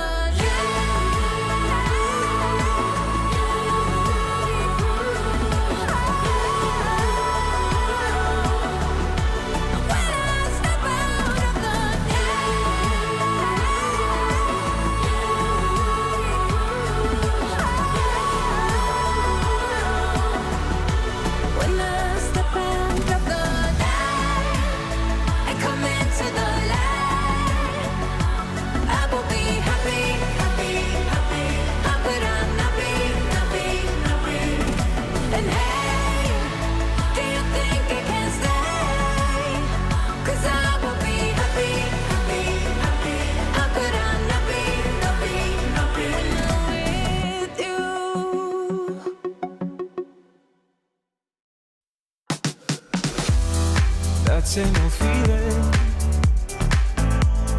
Don't know what's right or wrong. Searching for meaning. I've been thinking about it way too long. So whatever you long for, don't give up along the way. Just don't give up along the way, you know, and cherish the moment. Come on up and just let go. Come on up and just let go.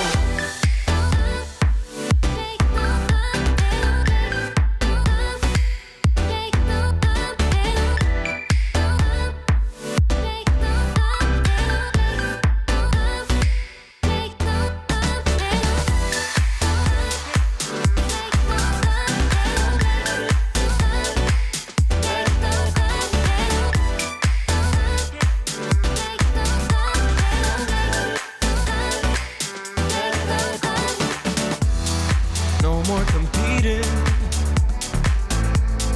bound to your inner voice, yeah. Things seem misleading, just until you stop and make your choice. So whatever you long for, don't give up along the way. Just don't give up along the way, you know, and cherish the moment. Come on up and just let go. Come on up and just let go. Let it go. Let it go. Let it go. Let it go. Let it go. Let it go. Let it go.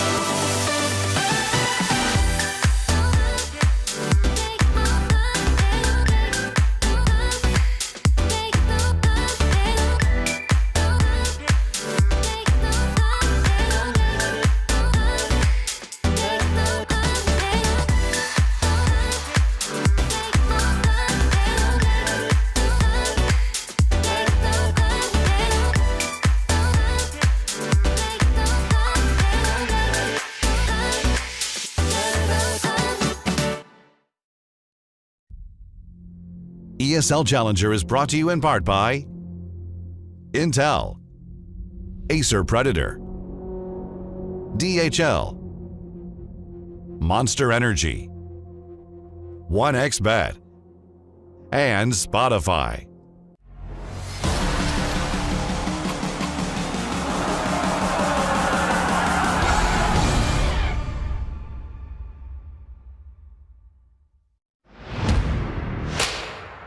Describe our team that at the moment had everything to become the best team in the world, but after we just lost momentum, so we have to take it back. After MR, we improved our map pool, our strategies, and I think our mental health. It's really important to win this tournament to get invitations for other tournaments of ESL.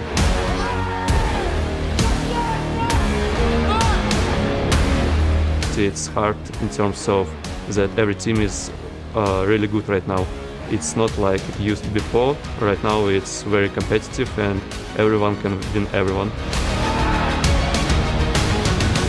I think nobody is feeling pressure here because we are kind of already experienced players, so it's have to be like a standard games for us, and I think everyone gonna do great here. At least we're gonna be in a good mood.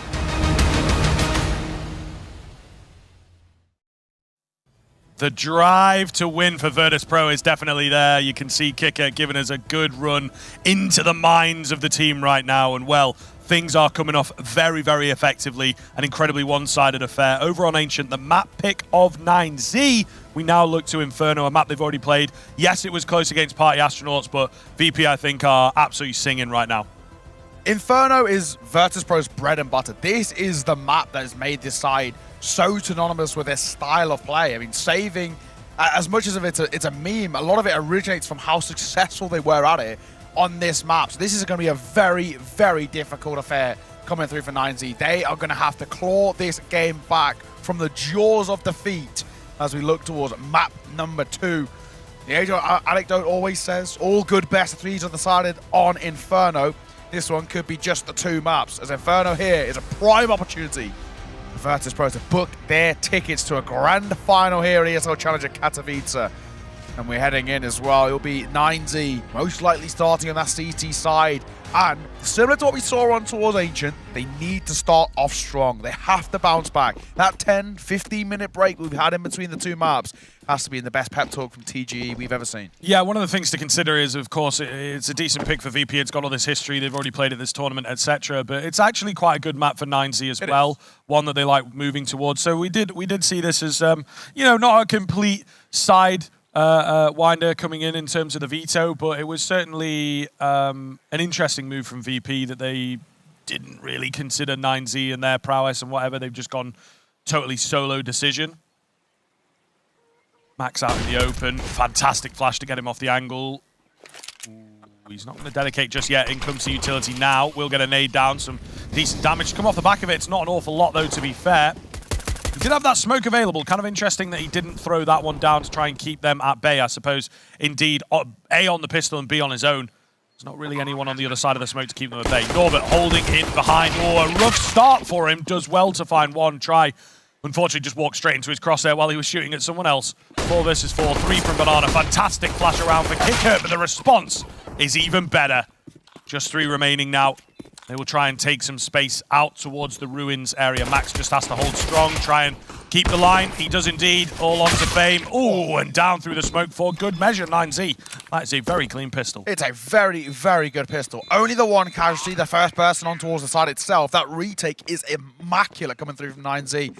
You spot on, talking about the map itself, it is a map in which 9Z themselves don't mind playing. They've actually won it convincingly this month already. They took down Complexity 16-6 in an ESL Cash Cup game. But it's a map in which they're more than happy to go towards. They played it in the qualifier for this tournament itself, taking down INTZ 16-9. So yeah, it's a map in which 9Z don't mind playing at all. So it's by no means a punish pick the way that Ancient theoretically was a punish pick towards VP. And this is definitely a call. When you look towards the way in which it's set up, VP are playing absolutely for themselves. They don't have any sort of considerations about what's good for 9Z, what's bad. It's what are we good at? And what can we dominate on? And I feel that's probably one of the best maps for it. Whether it's a tough team like Party Astronauts who were to break down, they were actually playing some great Counter-Strike to kickstart the tournament here against Virtus.Pro. VP still able to take them down. So 9Z absolutely got their backs against the wall here. And especially considering that flip has fallen. Nade isn't quite fast enough to drop the response. They are very low on the B-bomb site, though. Maybe looking to call for a rotation. VP, however, not dedicating, keeping them guessing. One of the big things here, the 9Z buy, is a little weird for me. We have an AWP come out super early. Yeah. 3 rifles as well. Maybe would have liked to see another MP9, so we had some utility left here. Of course, they've got absolutely none. And there's still a minute left. Meanwhile, on the other side of things, VP have plenty to execute, and it's one of the things they do so well, particularly on this map, is hold on to that T-side utility to perfection, just making sure they have the right amount to get a hit going at the tail end. Flashes come round. DGT looking to get cheeky through the smoke. They are going to flash him off, though. Really well done here from VP to keep those players at bay. They found one. They know there's going to be a second around here. Buddha was hoping he'd go overlook. Not going to happen for him. So, man advantage coming in. 4 versus 3. Bomb plant round. DGT on the edge of the smoke. Tries to get cheeky. Not going to happen. I think we maybe look towards a save here for 9Z. Yeah, the only problem is this try is close and personal with the AWP in. And miss shot. Uncharacteristic miss for try. And that AWP in jeopardy for him. Down it falls to the Glock. And a recovery mission here now for David to try and see, one, if he can win the round, two, if he can scoop the AWP back up, but he will not be given the satisfaction. A prime Virtus.Pro round there. Hold that U-tool late in towards the game. And then drop it over towards B with a quick pop coming through and just play off the back of entries and a couple of lurking flashbangs. VP, they'll tie up this game 1 round apiece, but a really solid response of what was a pretty janky half by all things considered. They're coming in with primarily just the Galils, and they make it sing pretty damn loud. Yeah, Norbert did a lot of work with the Glock, dude. Don't even need no guns. He's playing brilliant, man. He is playing very well. Continued that form over Agent. He finished Agent being the highest rated player in the server, right? He had an absolute mammoth showing. Playing pretty confidently as well, which I feel like you wouldn't necessarily expect with where his situation is at in the team. He had a 1.67 on Ancient. That's pretty damn good, bro. Damn good rating. 24 and 14 he finished. 120 ADR. Yeah, I wish I could put up those kind of numbers. I can. Oh, okay. All right. I am that guy. You got the wrong job. You should be on the server with the fellas. ENCE might be able to use you right now, sir. Big shot through the smoke from Maxwell. Can't retrieve the weaponry, and it's kind of funny because he finds that kill, and I think he fully scares VP off, which is not really what they wanted. They're stacking B. They want them to come towards B. However, the nature of this map, the nature of VP keeping the guessing game going, I think they might go back. I think he's done it. He's baited them back in with that smoke. It's a bit of a lurk smoke, right? So it allows for 90 to play around it and play up close and personal. But VP have absolutely hook, line, and sinker fallen for it. Yeah, they're so ready.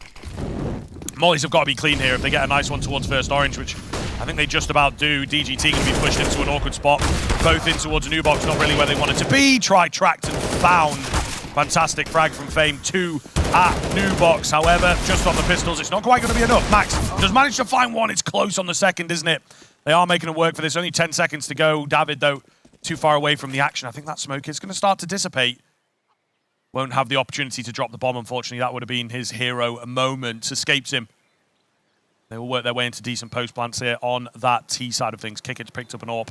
David, slowly but surely moving in. Nobody giving him anything right now. Will take the elevated position.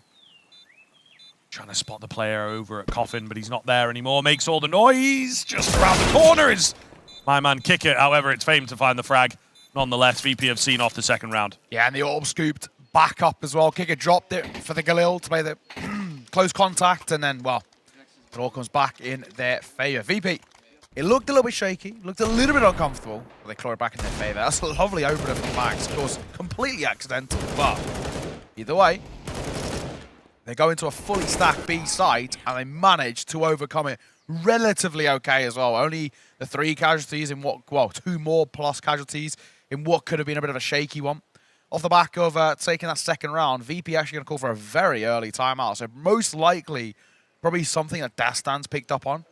He's going to have a little bit of a conversation here, but it is going to be looking over towards ENCE, what their response is like for them, what their economy is going to be looking like as well, which is minimal, which means they won't be having too much of a buy. On paper, this should be a bit of a freebie. It's big respect again from Virtus.Pro, though. It's great to see, you know, they fully are recognizing that ENCE have got a good try into this map, so they really do want to hit the round running on the VP side of things. Saw them use quite a lot of timeouts. Despite being so far ahead and so comfortable, they still used a couple of timeouts on the T side of things. Yeah. Really looking to play great Counter-Strike. I think you have to start your day off well as well. You know, they're expected to win this one. They are looking like they're going to with the win on the previous map, but then you also have to be in the right mindset going through to the grand final, which of course takes place later today. And you have this weird gap in between.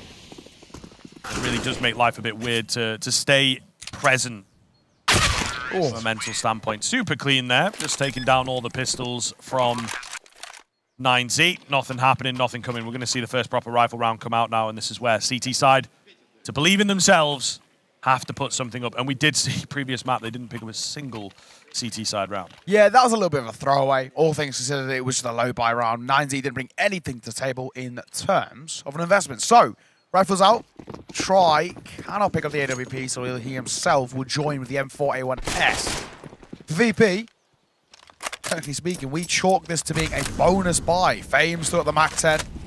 Yeah, I've got an AWP in play and a triple AK in support, so it is still, as bonus buys go, a pretty healthy one.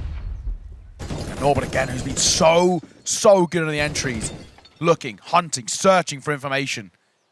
Not being given too much just yet. A little bit of a slower tempo being set by VP. They're trying to bait out as much 9Z utility as they can. And I like this. It's kind of interesting. They've given Norbert an awful lot more to do, I think, today. He was making all these solo plays, pulling off a lot of aggression early on the previous map, and it has carried over here. So I'm very interested to see how much more success he can find. But yeah, it definitely feels different. And maybe the close game against Party Astronauts in particular has woken them up ever so slightly. They were loving the pop plays towards the top end of Banana. But it seems like that is not quite as commonplace just yet. Smokes towards B. 9Z with an A lean. Well, unfortunately, kept at bay in this one, and they are looking at a retake right now with these smokes coming in. The drop back from Buddha gives them full site control. I don't quite like this. 9Z are here pretty quickly, I suppose. Another follow-up smoke to come down. But look at the post plant. They're all just on top of each other. A wild send through the smoke. Kicker is playing anti-flash. Finds his kills successfully. Norbert on high. It's all too easy for VP right now. A pickup from DGT maybe gives them a college try into this round, but we'll see. Not looking too likely. I don't think they've got a chance on this one, to be honest. Norbert follows up for another. Oh, wow. VP are just so on it right now, and they are running rings around 9Z. Absolutely. Coming in towards this second map as well. We look at the stats overall from Katowice so far. 3 out of the top 5 are from Virtus.Pro. Flip leading the way. 1.49 he averages so far this tournament. Jame and Kickit in 4th and 5th place respectively with a 1.22 and a 1.19. And the way Norbert's playing, honestly, he could be joining them. But a really solid round there once again. Everything that Try and Co seem to throw at VPs isn't sticking. And for VP, they're in a very strong position right now. 9Z just not playing the way we would hope. And the bite for them, heading into round number 6, is that of an M4, an MP9, and a Scout alongside a couple of pistols. It's a really rough one. Sticking around kind of around that 2K mark, so they have money to work with, but I mean, at the moment, this round differential is starting to get away from them. James takes a tag, but the AWP a little bit stronger than the Scout, and he confirms the kill.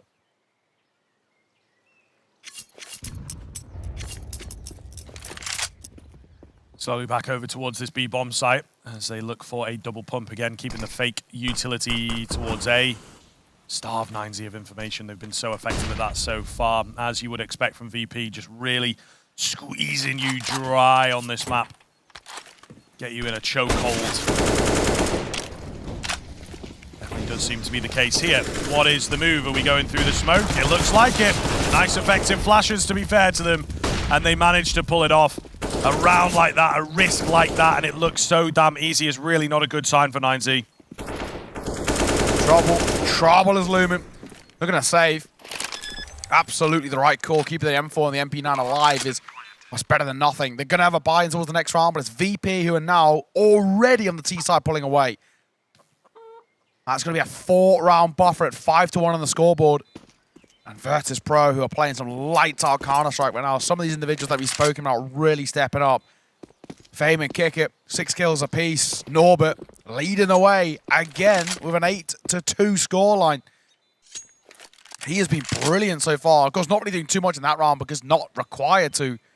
But these solo plays that Norbert's going for are finding so much information and success. And one of those things, when Norbert goes on his bit of a solo tirade, he pokes and prods here and he doesn't spot anything, that is information in itself. The lack of information he finds is information. He knows nobody's here, there's space here, nobody's showing presence, so actually be careful of stacks here, there, and everywhere. It gives Virtus.Pro all of these advantages. They're in a really tough predicament right now. We look over towards 9Z, and we've spoken about TG, the coach, but we're actually looking at some of the experienced heads as well. Max, DGT, they've been in this roster for a long time. They've seen all the iterations of 9Z. I mean, DGT's been in this roster for 4 years now, as of this month. So we're looking at these sort of guys who have got a wealth of experience, of course, primarily domestic experience, but to try and dig deep in towards the strat book, dig their heels deep in towards this game, and see whether they can push it to a map number 3. Overpasses the side if we need it. the way things are panning out right now, it's looking unlikely. I don't like the way the faces look on 9Z either. They seem kind of dejected, yeah. Especially Max in the middle, trying to lead the way. I'm not feeling too good. 9Z have got to try and turn things around, I would imagine. That is the primary purpose of their timeout. Again, as you mentioned, maybe not too deep strategically. Just all about the motions right now. Minute and 30 gone on the clock, VP. Looking to play around apartments, and well, 9Z are in the right place. Just depends on the timing. There is going to be a peak to come round, a double peak, in fact, though. It's a 2-on-2 directly. Oh, man alive. That man again. Yeah, 9Z have got to be kicking themselves, so I feel like Tri should be finding at least one there on the trade. It's not going to happen. You know, you're 2v2. You're set up in the right place. How are you letting them do that to you? Now, of course, once again, pushing further forward. Still sticking around. Trying to make Tri's life a nuisance. They'll catch him with a flash. He takes the pop shots. Now they've got all the information. The AWP is there. They're looking back towards B. 3 players ready and waiting. Towards 9Z, but they're going to leave Tri alone. Nice shot. Norbert will fall. Finds the entry. And then dies for information. They're going to commit towards B, and that's where the bit of the gamble stack is. Flick charging in, leading the way. Kicking going to find the first frag, though. Oh, DGT in for a triple kill. He's brought it down to a 1 versus 1. Love that move from DGT through the smoke. The confidence to go for it. The dry swing. He just finds them all in the right place.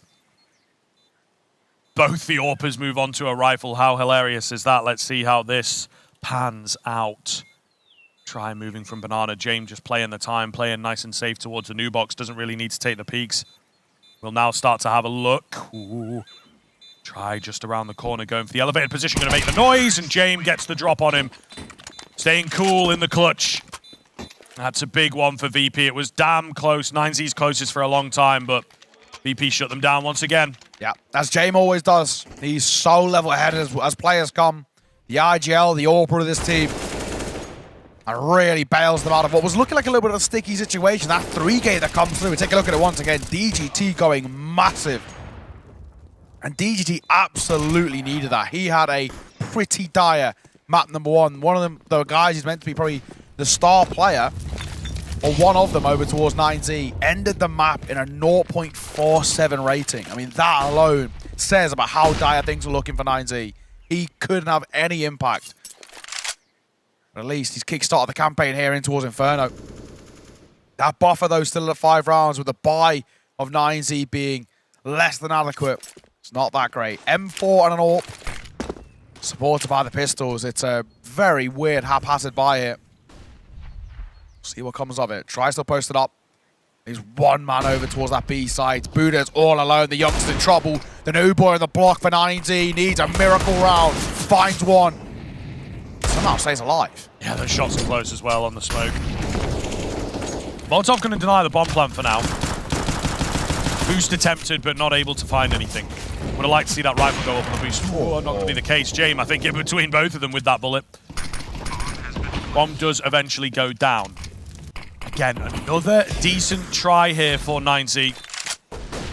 Don't have the utility, they don't have the kits, but they've got the manpower right now, and they've got the confidence to just send it, just go wild. Flash is so effective. Oh, and the spray down is clean from both. However, Flip will run out of ammo eventually, leaving it all onto Norbert to stay cool here in and around the pillar. Confident to take the fights. Max on half HP has retrieved a Molotov. Will push Norbert into an awkward spot, but he's happy to play in the fire. Will go down. I don't know whether he's quite bought enough time. This is going to be a close defuse on the 10-second. It does look like Max has got it just over the line. I don't know. No, I don't think so. I don't think so. Oh! Just gets the defuse in. Norbert nearly played it to perfection in the flames, but no, Max has got on his side. That's unfortunate. Norbert had to buy half a second there. And maybe just staying alive in those flames would have done exactly that. But just by the finest of margins, 9Z are bailed out. They stay alive in this game, in this map, the series, everything coming down to Inferno right now. What was a lackluster start for 9Z. They're hoping that can be a catalyst to further success. They need to start chaining rounds together. At the moment, that's the first one they found since the pistol itself. That's the big one, dog. That is the big one, to be fair. It's a confidence booster. Yeah, I Absolutely. hope it gives them the morale as well. I think it's the big thing that, you know, they can all bond together over a big individual moment like that. It is often the case. Now more important moving forwards, though, of course, to make sure VP do not reset you. Both financially and mentally. Flash towards Banana. Missed shot from Try, bro. He's having a rough one. He really is. Utility will come down, keep that Banana control in limbo. Flit waiting for a flash. I don't think it's going to come once that smoke's gone down. 50 seconds. It still feels like VP want to hit B here. Oh my god, look how much utility they have left. Again. I love it. So easy, and they bait out so much from the CT side. It's something that VP do so effectively. Here they come. Over towards B once again. Flit on the entry, drops Max. The boosted player of Buddha goes for one and only before he falls away. But he stays alive by the skin of his teeth. Bomb. Still trying to go down and will do so, but could be messy. Baiting for a double. Bails out kicking and nearly falls, and Flit steps up to the plate. A home run from him on towards Try. Leaves David in a solo 1 versus 4 this mission. Tougher than most.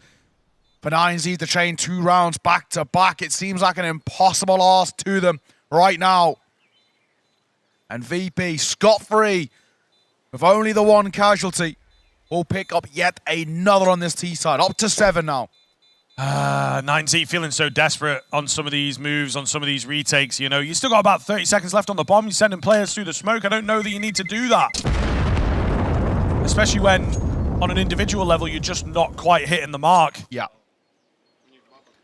So they hand some easier fights to VP than they were expecting. Can't even find the player in barbecue, you know what I mean? It's like, you peek through, you get the guy, maybe you get traded at the very least. It's like, okay, we've done something with it, but they don't even get the kill. That is the worst part. And again, you can just see the energy is lacking. TGE not quite as vocal, not quite as excited, right? You know. He was clapping yesterday. He was like, come on, boys, let's do this. But he's chilling.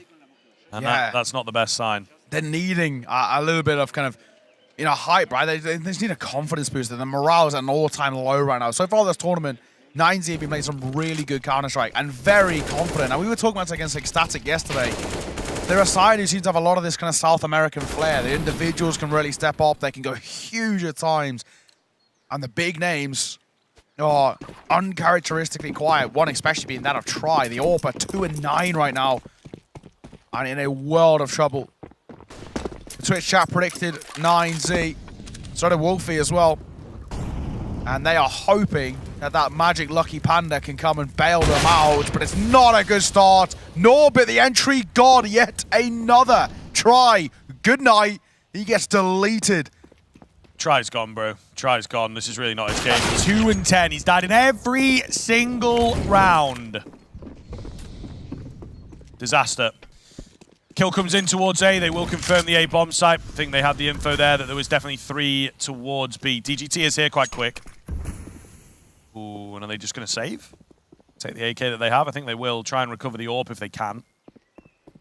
Jane has got it locked down. Yeah, getting a bit weird, right? We see Try actually invested for that AWP. Yeah. She's got no money. They'll be on max loss bonus, like, but, you know, it really is getting out of hand now. VP already won the half. They're looking to go even deeper than that, and I'm feeling confident for them, to be honest with you. The way in which a lot of these rounds are going down, the post plants, super clean. The fact that they primarily keep hitting B. Yeah.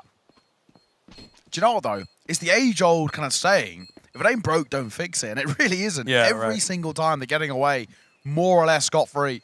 Go towards A that time, and it's a very easy opener for Norbit. I think if Norbit doesn't find that kill, they might default back towards B again. They saved a lot of that util for exactly the same play that they've been using rinse and repeat. But for 9Z, they're now really starting to get into their own heads a bit of, do we then gamble stack B? If we gamble stack B a bit, we leave other parts of the map isolated alone, relying on individual step off for multi-frag. It's a really awkward predicament, in fact. Yeah. VP are just on this really simple rotation as well of kind of they'll fully execute B, and then they'll contact execute B, and then they'll maybe leave it to a late execute, right, that's somewhere in between. Yeah. They're really just displaying subtle variants when they're moving towards the B-bomb site. The 9Z are trying to adapt on the fly, and they can't. VP are being really original, really creative, actually. Doesn't feel like it, though, you know? It doesn't feel wild. It's not like, okay, expect anything. This is a bit different. Quick towards A. Norbert clean. Flash is great.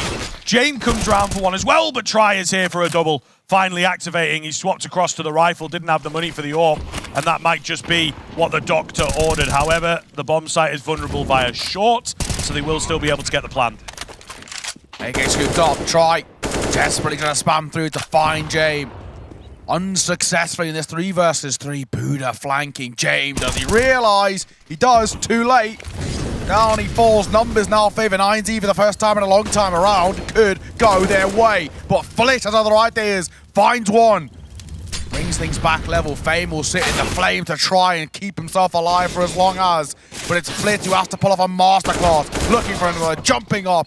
It'll cost him his life, and with just enough time and a kit in the back pocket, Buddha defuses, and 9Z find a third. They are bailed out of that round by a bit of a masterclass on Buddha on the retake. But 9Z still yet to see them go back-to-back in rounds, yet to see them find any level of consistency. And speaking of consistency, Norbert right now 4-0 in opening duels. This guy unstoppable when it comes towards the entry fragging. And this is what we want to see. That is crisp. DGT didn't have a hope and a prayer of getting out along there. My guy. But they have put together a pretty good retake there on the 9Z side of things, staying cool under pressure thanks to Try. Finding 2 with the rifle really opened up that round. The AWP ain't working for him though, man. That's a hard shot to hit, to be fair. Maybe starting to rag into him a bit too much, but still. There's a lot of misses here. There's a lot of misses. Really, really big round. VP have shown they can string some together. If they win this, they get another reset. And they probably move to double digits super early on into the half. Try with a reposition towards B. Perhaps it's the area rather than the gun itself. He will find the opener, and he will manage to fight off another day. James comes round to pick him off, though. Overcompensating, perhaps, on that CT AWPer. Yeah, Try really starting to get into his own head here. You can see. Gets one, spots information. He feels like he desperately has to keep going for multi-frags. Could have found a kill there and fallen away. Absolutely. Flash will come through. Norbert will fall to James Flash, in fact. James answers back with a lovely flick on towards Max. He knows what's tucked in towards the corner. Buddha's in trouble. And Buddha, he's 6 feet under James, the Destroyer, right now. And David in a situation of a 1 versus 3 where James does not care. What a round for him, that man individually. 4 kills to his name. And Virtus.Pro find 9. And once again, deny 9Z getting consecutive rounds. It's a shame he's starting to feel for them now, but the game is getting away from them. And again, not even really bringing that one too competitive. It does speak to the fact that, yes, you've won a couple of sporadic rounds, but maybe you don't even realize where the wins are coming from. Yeah. Unable to replicate. And unable to stay stable. You see another half buy comes through. Push down mid. James ready. Ooh, not for the close player, though. Will fall. There's also the bomb out in the open. Try with a big headshot on the scout.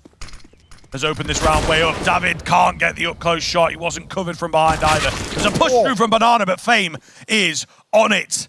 Super aware, ready for Buddha. Not going to be able to get him. And they are as yet to retrieve the bomb once again. Norbert down middle. May well get a catch, but then maybe not. Try has crept round to take his head. Clean off. Flip for 27 HP has got a clutch up against 2. This is difficult. Pop shot with Scout. Connects to any part of the body, and he's done, and he will do exactly that. A body shot from Try. Sees it out, and there's the noise from TG. That's what we need to see. Get the spirits up. Start getting a little bit loud. Get proud of the rounds that you're taking. And in that sense, you can slowly maybe make conversations about getting back into this game. 4th on the board. And it comes from a little bit of an unorthodox push coming through from the CT side. But it works. Better from 9Z. It's good to see them taking map control as well. But it still isn't alarm bells by any means over towards VP. They've already got 9 rounds on the T side. A map in which is statistically the most even map in the pool. 52% CT sided. But Even still, this is a very good T-side, all things considered. Better than average is absolutely what we'd say.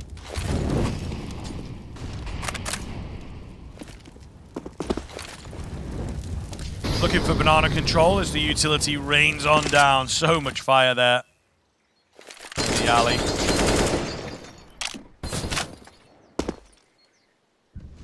Much quieter kind of approach here from VP. Still, I think a little thwarted by the previous round. Not quite as confident in this. They have a very far back default this time around, where usually they have been playing on the front foot quite a lot.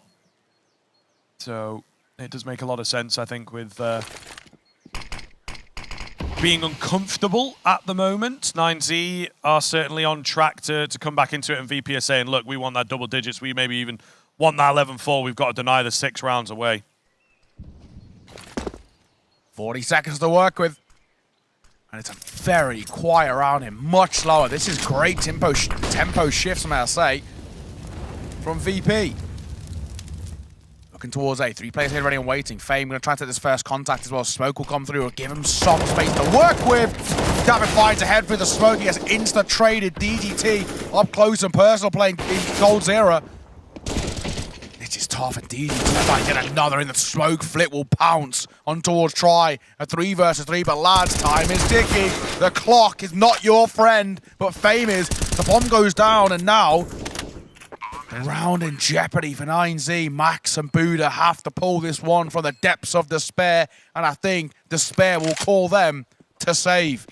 Both rifles going to tuck their tails between their legs and head over towards the B side. They've called it. VP up to double digits in the first half. Yeah, the big one was DGT. We were looking for him to drop the bomb, but unfortunately it goes down a bit too easily and will not be able to defend. It's a difficult decision for 9Z, but it feels like the only one. 10 rounds from the T side.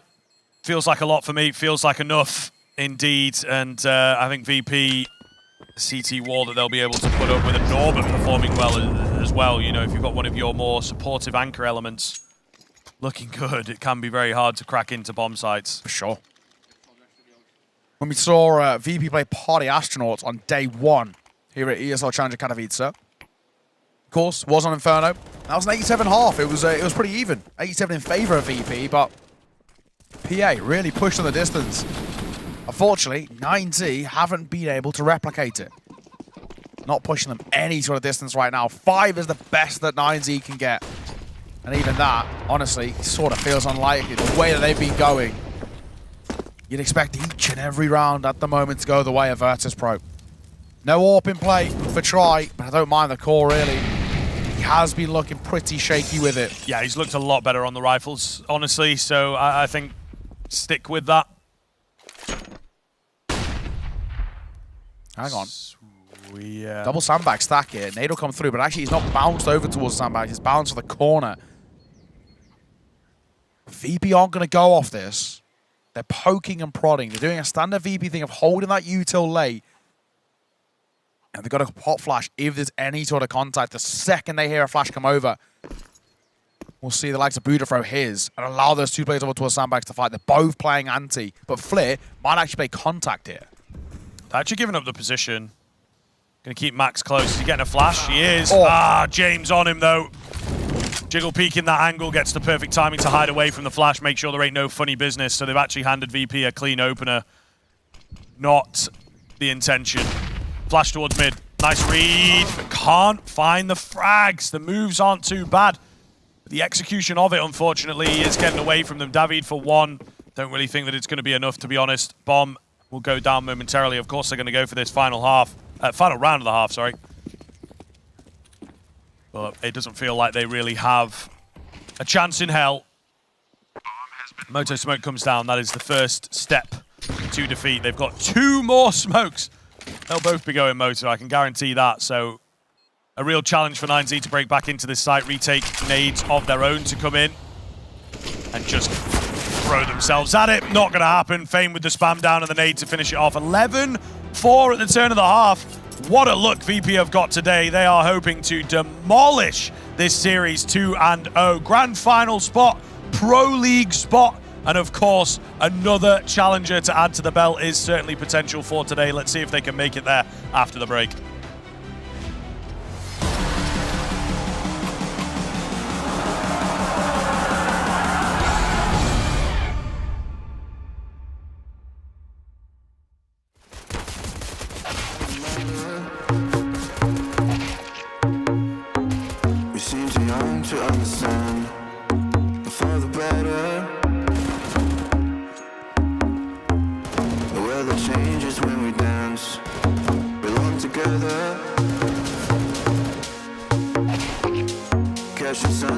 riding waves. We stay forever. Where the rhythm never ends. Where the rhythm never ends. Where the rhythm never ends. Where the rhythm never ends. Where the rhythm never ends.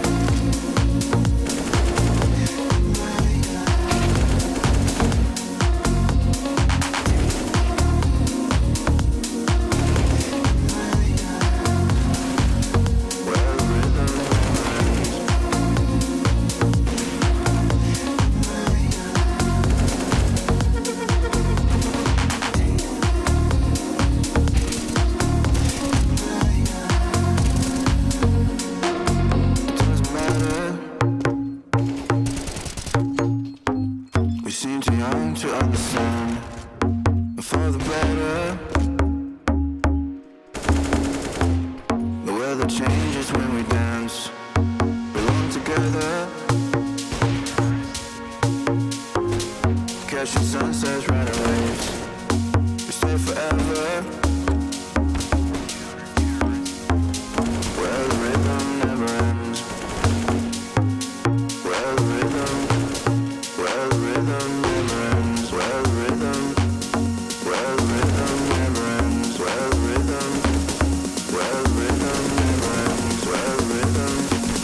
Where the rhythm never ends.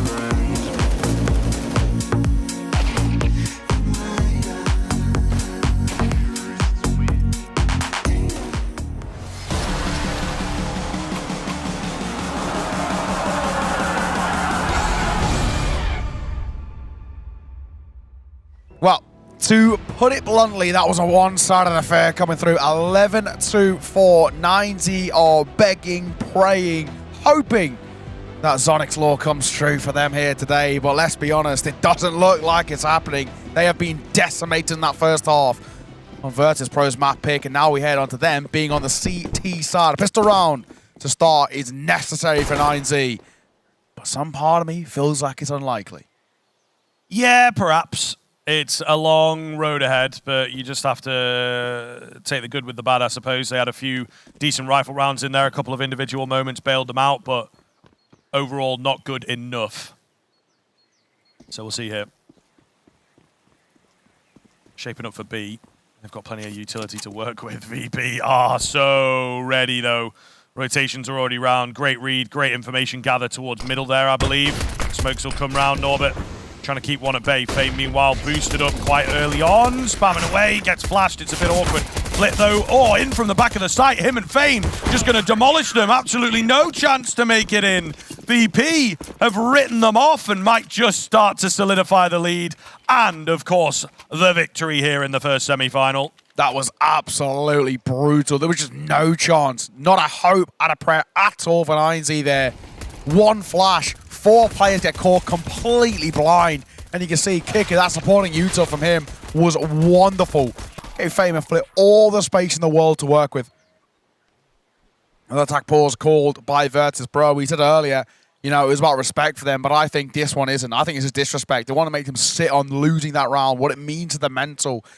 VP, the kings of the mental game. The kings of breaking morale. Yeah, TG, maybe not the time to be smiling here, brother. You are in a dire situation. Laughs coming across the squad. This is a puzzling scene, to say the least. It is a little bit. They are right now 12-4, and it's all smiles and chuckles in the server for 9Z, apparently. We'll see.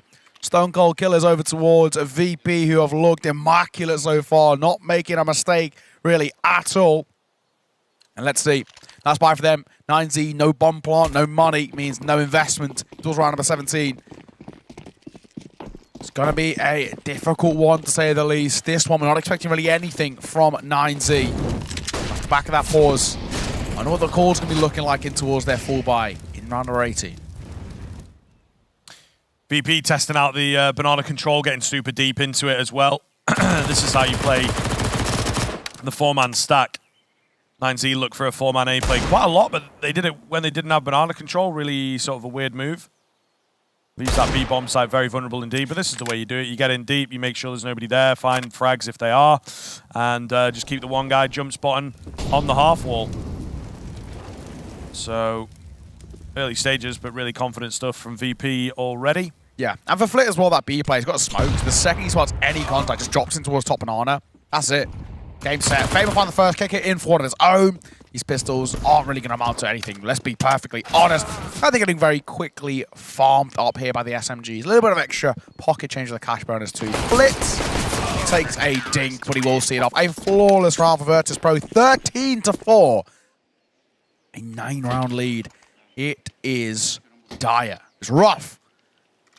But 9Z, now's the time. If they've got anything left in the locker, anything left in the tank for them, now's the time to prove it. Full buy going to come out for them. 8K's on deck. I don't think they can have an AWP. Yeah, they can't have the AWP. So try. We'll just use the Khalil.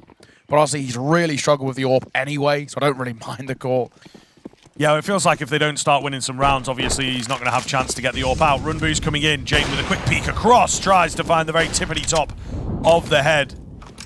But Try ducks under his bullets. Banana approach here from 9Z. Good to see some confidence. They'll gain some decent space. However, again, it is perhaps given away by the VP side of things. They've rotated a player across. They know what is up here. Double stack of it towards Coffins. I like this. Kick it. Was playing that pixel peek. You can kind of see over towards the right-hand side. One playing anti. One going to play contact with the MP9. In comes the Uso. Kick it.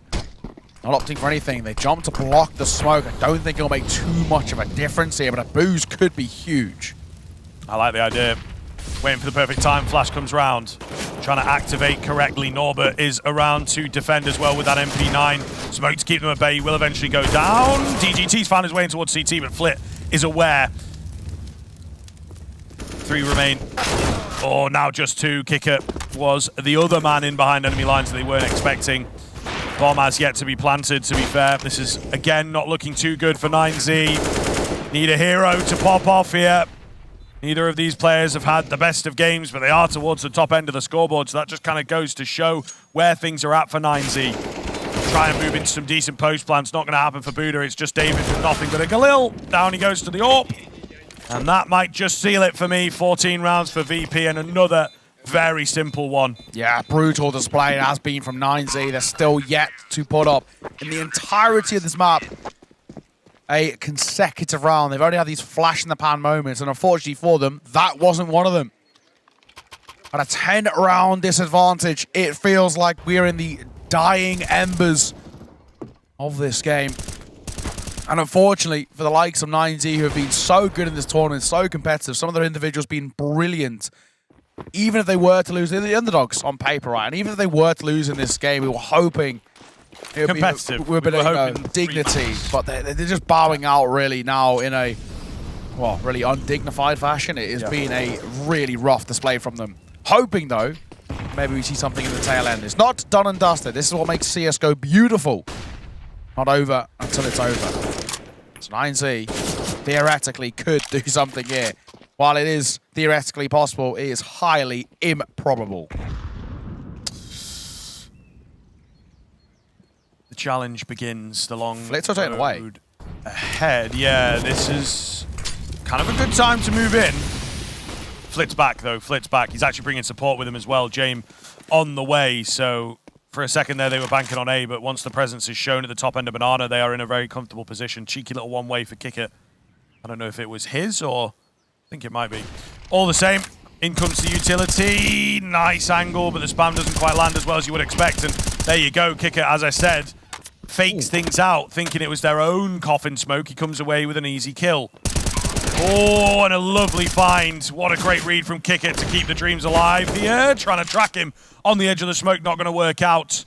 He now has the support as well to retake the Coffin's area. DGT can't go large enough. It's all on to Max and Try to deny away from 15 rounds. Just now, Try.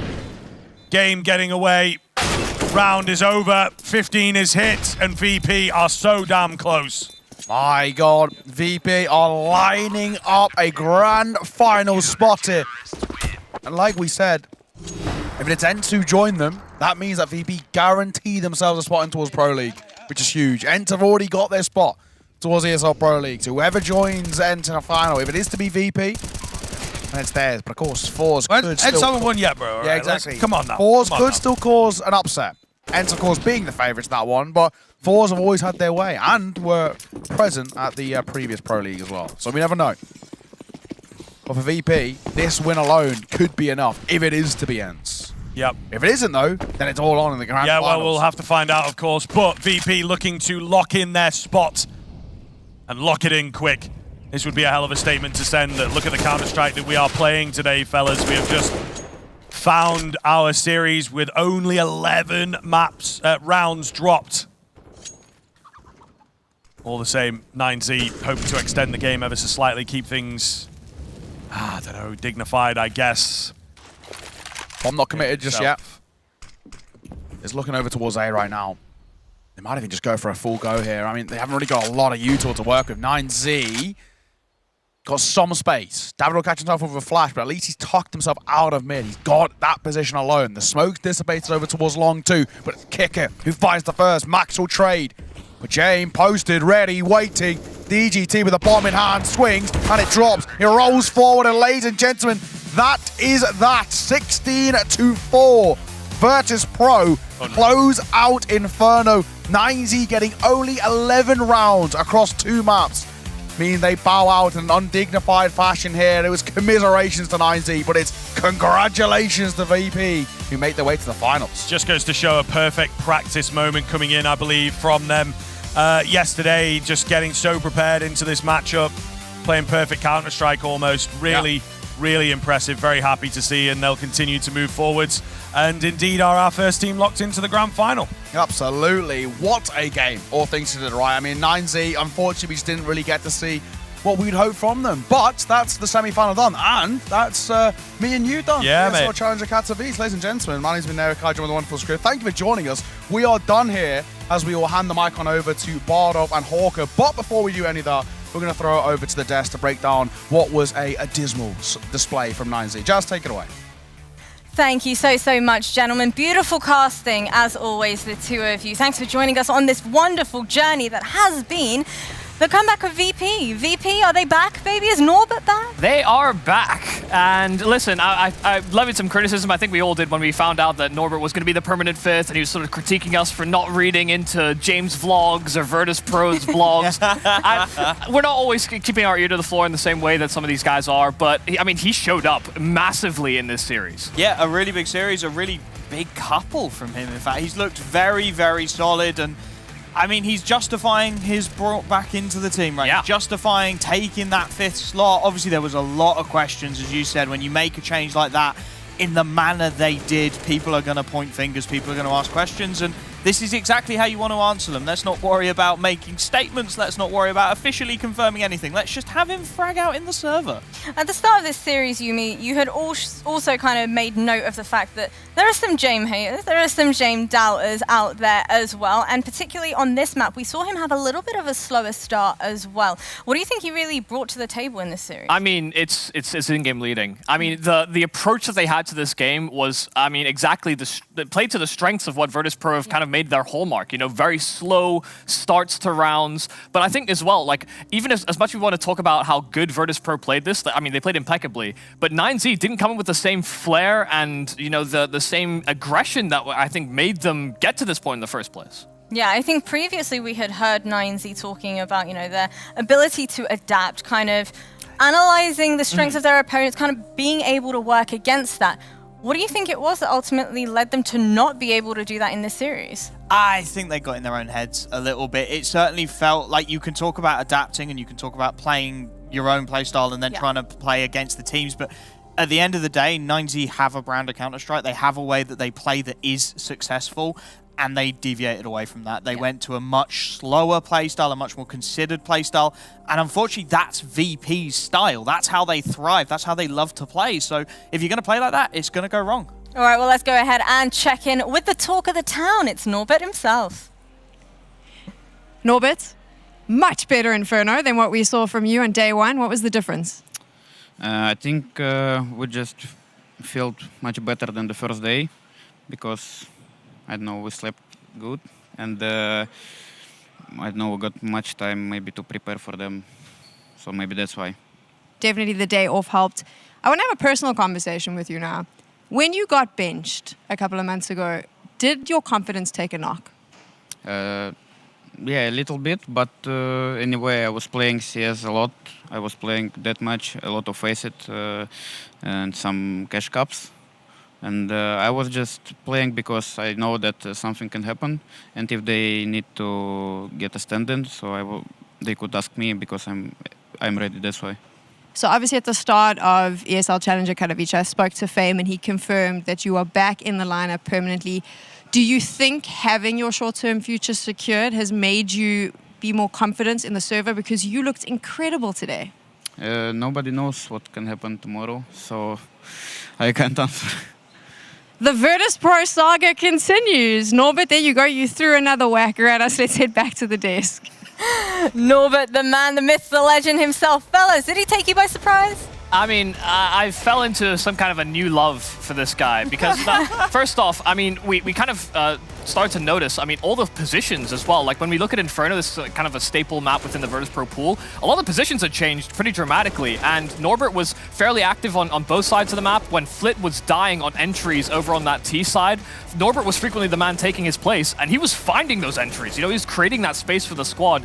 It felt like he was getting free reign to do what he needed to do in these rounds, and he was actually being set up for success in a way as well. Yeah, definitely used as the sharp end of the stick, shall we say, right? Yeah. Going for those very proactive entries. You saw it throughout that second map. He looked really, really clean. Yeah, I mean, we saw not only Norbert frags there, we also had Fame kills in there as well, because it was kind of that dynamic duo on that T side that led to that 11-4 half. Well, fellas, coming on up, we're going to have our second matchup of the day. It's going to be ENCE versus Forze as well. I can't wait to find out which of these two teams is going to make it to our grand finals here at ESL Challenger Katowice. But in order to do that, we need to throw to a quick break, but we'll be back soon.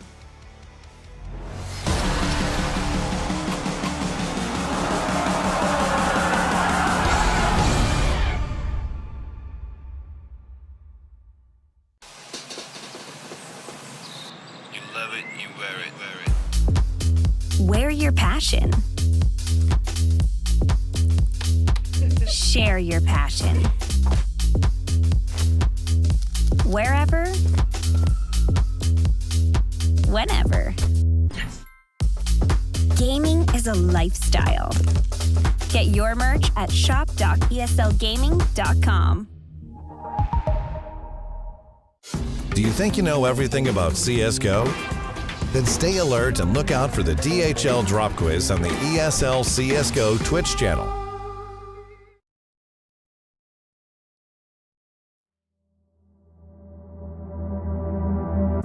Is it wrong of me to think of you all the time? Even though I'm with somebody new every night, and I pray.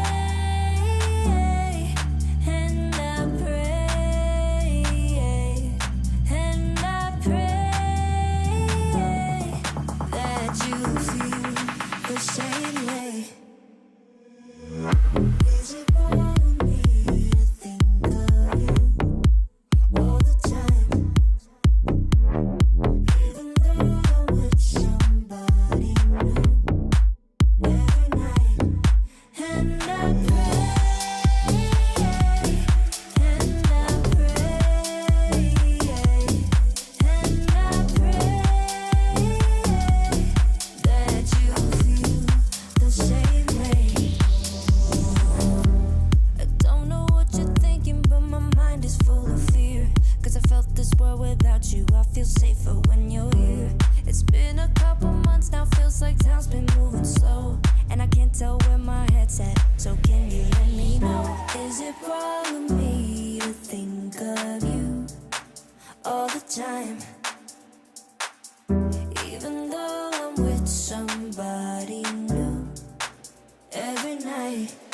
And I pray, and I pray, and I pray that you feel the same way. Is it wrong of me to think of you all the time? Even though I'm with somebody new every night. And I pray, and I pray, and I pray that you feel the same way.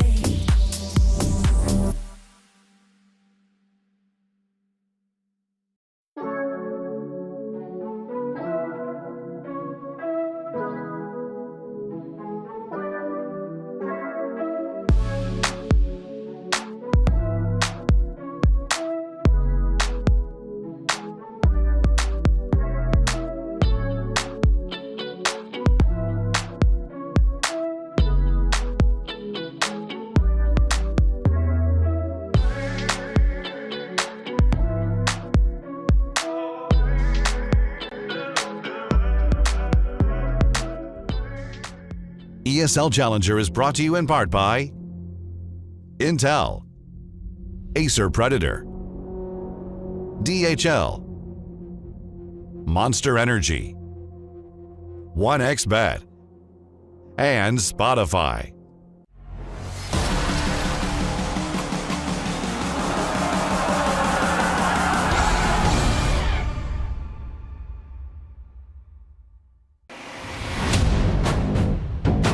We had a lot of changes recently with inside the game. We swapped some positions and now we didn't have much time to stick it together, to glue it together, you know, like we had to change something, but we didn't have much time to glue it together, to combine it, to see each side of it, you know. But I think in Katowice we will trust our communication, our individual skill and trusting teammates, that's all. I think results are fitting us really well because he had a lot of individual performance, a lot of individual skills. He's learning really fast, adapting and realizing what he needs to do. He's really adaptive guy.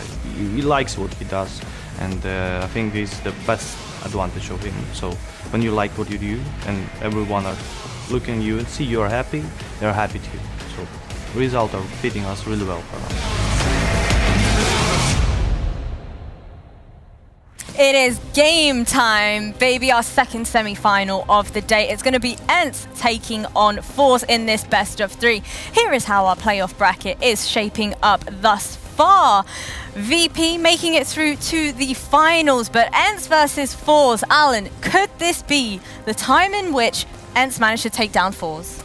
I mean, it should be. ENCE reigning Dallas champions. Everyone coming into this tournament was thinking, is there a world where ENCE can't win this? Is there a world where anybody could beat them? But they looked fallible in the group stages, and this veto could be all important to decide whether they can get through Forze. Could make a big difference because Forze have been sort of a bogey team for them. 3-0 at the moment. It's not been their favourite place to be. However, this veto could well decide things. A nice start for ENCE, straight into a comfortable pick. We know how Snappy calls Nuke. We've seen it. It's solid. It's good. Forze go for the overpass where, well, we saw them absolutely batter Ecstatic on the way through, making it look very, very clean. And this third decisive map, there's a decent shared pool as we get down the bottom of it. Ancient, I think both teams going to be relatively happy with it.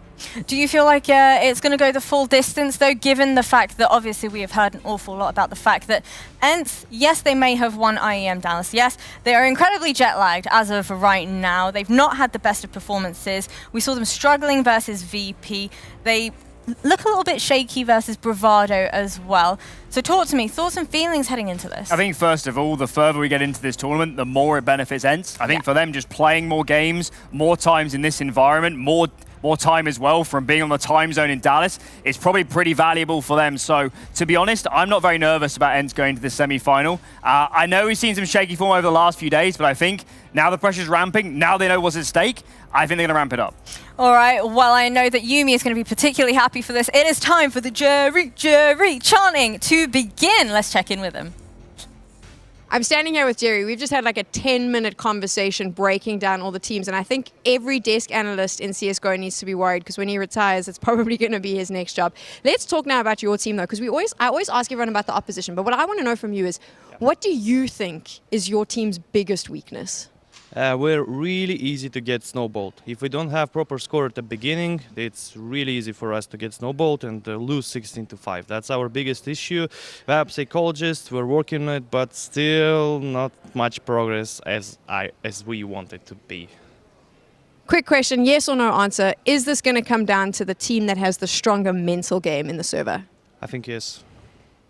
There you go. Thanks so much for chatting to us. We don't often get to speak to teams and players about the role of their team psychologist, but I love that point being made there. We have a team psychologist. We're well aware of the fact that this is an issue, a problem for us as well.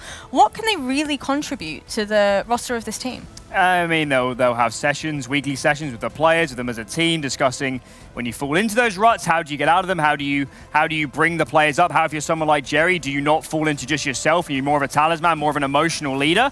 And I guess that's been a bit of their downfall, as Jerry is an incredibly emotional man, but that comes with the downside, because when they're losing, maybe his calling slips a little bit as well. But focusing more on the individuals, Shalfie has been a monster so far during this tournament. And when we're looking at names that can take it to ENCE, surely he's one of those men.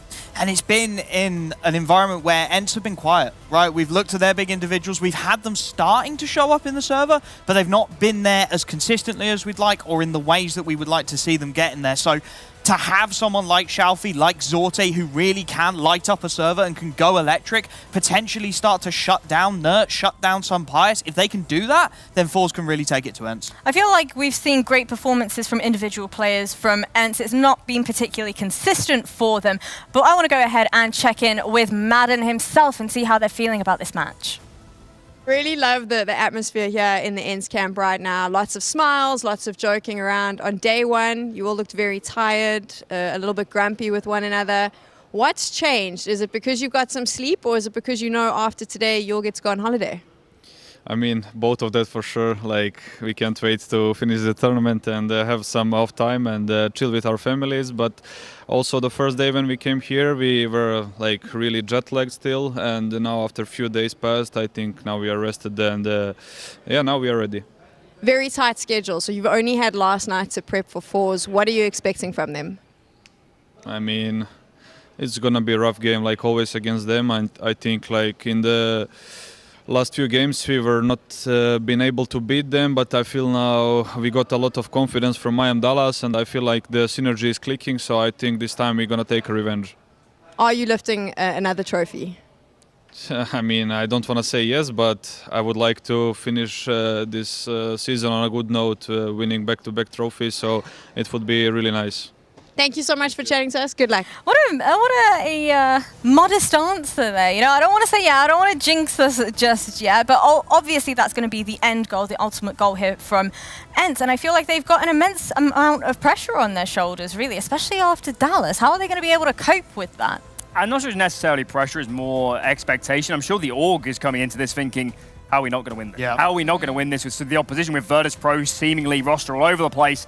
But yeah, ENCE for me, as I said, now we're in the bigger pressure games. I know it's a bit of a letdown coming off an arena matches like in Dallas, but now they're back in the semi-final. They're playing well-known teams. Of course, Forze are here and then Virtus.Pro waiting in the finals.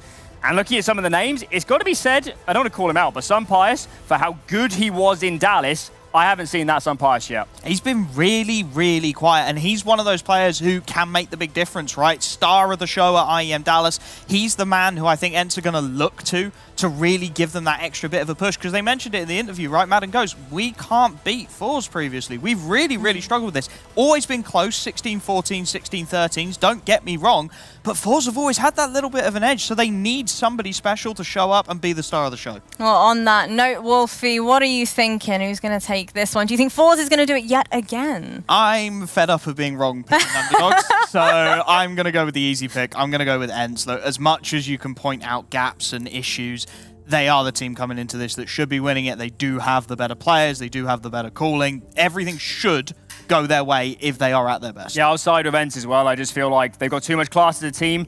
I quite like the veto for them. Overpass is the stinger here, so I will let it go to 3 maps, but overall, it's going to go the way of ENCE. I'm loving the fact that we're all actually agreeing with each other now on the desk. I'm going to have to go in way of ENCE as well. Hashtag easy for ENCE after all. Do we think it's going to be a 2-0? Do we think it's going to... No? It goes the distance. I think, it has to. I think even if it's a 2-0, I don't see a world where this game isn't super gritty. I just think Forze have enough depth, and unless, as Jerry said, they just get rolled early, I do see it going pretty close on both maps. All right, well, without further ado, it is over to the wonderful Hawker and Mr. Bardolph himself. Thank you very much. This will be an interesting one, certainly. Yeah, I'm a big fan of Jerry and Forze, but I don't think it's the strongest Forze that we have seen of late. The question is, can they rise to the challenge of ENCE? Obviously, a heavy favourite going into this one. What do you think? I think they can make it competitive for sure. I actually feel as though the map pool makes this series pretty interesting. They share a couple of maps, but I don't know if Forze had a really clear pick in this series. If they can get us to a 3rd map, I think there's a real chance this is a close series. But that overpass pick, I don't know if that's the slam dunk that Forze would have wanted here. So might be tough for them in these first couple of maps. Nuke especially, we've seen how good ENCE can be on that one. And yeah, I feel as though ENCE have got to have the edge here, but Forze are always a team that just seem to make opponents uncomfortable. So I hope we see that here today. Overpass, I think, is going to be extremely unpredictable, looking at the stats, especially how much more Forze have played it as well. A difficult map, always the measure of a great team, in my opinion, in the current map pool is Overpass. So that should be a very good one. So I think from the Forze point of view, they are destined to lose Nuke. However, that does give them somewhat of a unique freedom on the map where, you know, we always talk about pressure and so on. I feel like there'll be no pressure for them because they'll expect to have to win this in 3. So maybe they can take some extra risks, some gambles on this map of Nuke. Perhaps they pay off, perhaps it's a quick map of Nuke. We'll find out very soon indeed, as that is the first map of the series and it is about to begin. Championship winning ENCE versus Forze.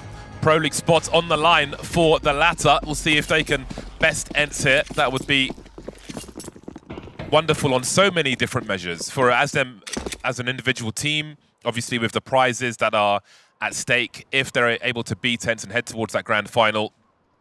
First comes the first map though. Forze will start on the CT side. Kiha will be given a P250 to go fishing outside. Just a boot for him though. 4-on-4 as Snappy makes his way down towards that B bomb site, and he's got plenty of ENCE players in tow. There are still lurkers upstairs though, waiting for these rotations to come through. 3-on-3 as Spirit tries to do what he can. Doesn't realize that one more person's there, doesn't matter. Lands the headshot anyway, that's the bomb as well. Lurker Madden then has to clutch the round for his team. 1v3, he's got a free one on Shalfie if he can finish the job. Not able to do so, stuck in those vents. And the pistol goes to Forze. Great start for Forze. That's good to see. And I think you put it perfectly, where Forze can probably afford to just take a few risks, go for a few aggressive plays here. And the CT side of Nuke, you can definitely make the opponent uncomfortable. There's a few options you have for aggression. And honestly, I think that's the way in hit for Forze. Hope that ENCE get off to a bit of a slow start. You do sometimes see that from teams if they're coming in as favorites. They get their map pick first and maybe their players aren't as hot out of the gates, and that's what Forze are hoping to punish here. So the pistol round win, a really good sign for them. See if they can hold on here. Pretty solid shots as well. Shalfie opening up at Yard. And then Result was a player picked up pretty recently for Forze. Didn't really have much competitive experience before being brought into the team, but his aim is really solid. He's one of those guys who came up through FPL quite a lot. So good to see him doing well. So Result's name on the HUD is Spirit for some reason, so just bear that in mind. Hopefully we'll get that sorted out. I've got this Force buy from ENCE. It's only Tech 9s though. All about the numbers game. Trying to concentrate the juice on the ramp. Not too rich for I said Spirit again, for Result's blood. 4 versus 2 then. Diha and Snappy Trying to give Forze an overdose of sugar. Not looking likely for this one, though. To get a bomb plant at the very least. That is the job done, I think, for ENCE. A kill, a bomb plant, get that bonus money, do some damage. Another kill would have been fantastic, but it'll be just the one as Forze move through to a second round. Yeah, it's not bad, but it was a big investment there from ENCE. They didn't have the bomb plant in the pistol, so going for the force buy is not always something you'll see from teams on their T side. And that means even with the bomb plant, I don't think you can buy into this round. It probably has to be a half buy here, but we'll see. There is a chance they could scrape out Galils and AKs, and they've decided to do just that. Okay, ENCE applying maximum pressure early. The utility sucks, but the weaponry's pretty solid here for them.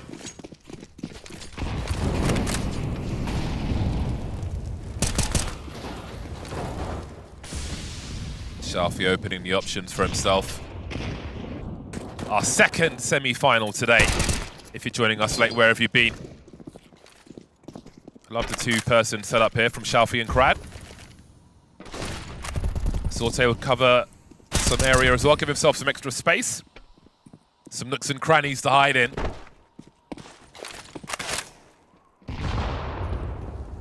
Good third round for Forze thus far, but it's still a dangerous one for them, as evidenced by Snappy and Nertz's frag.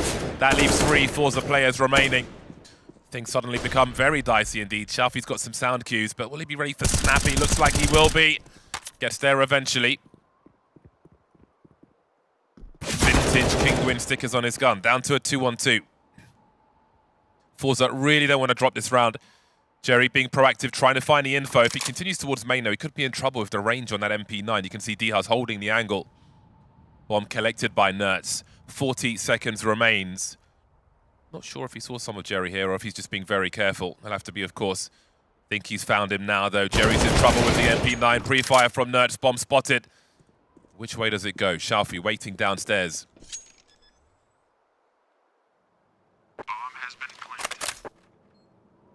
Up the vent he goes. Now he knows where both players are, roughly. He's got to find a second player, but can he cross? He's got to take a duel somewhere.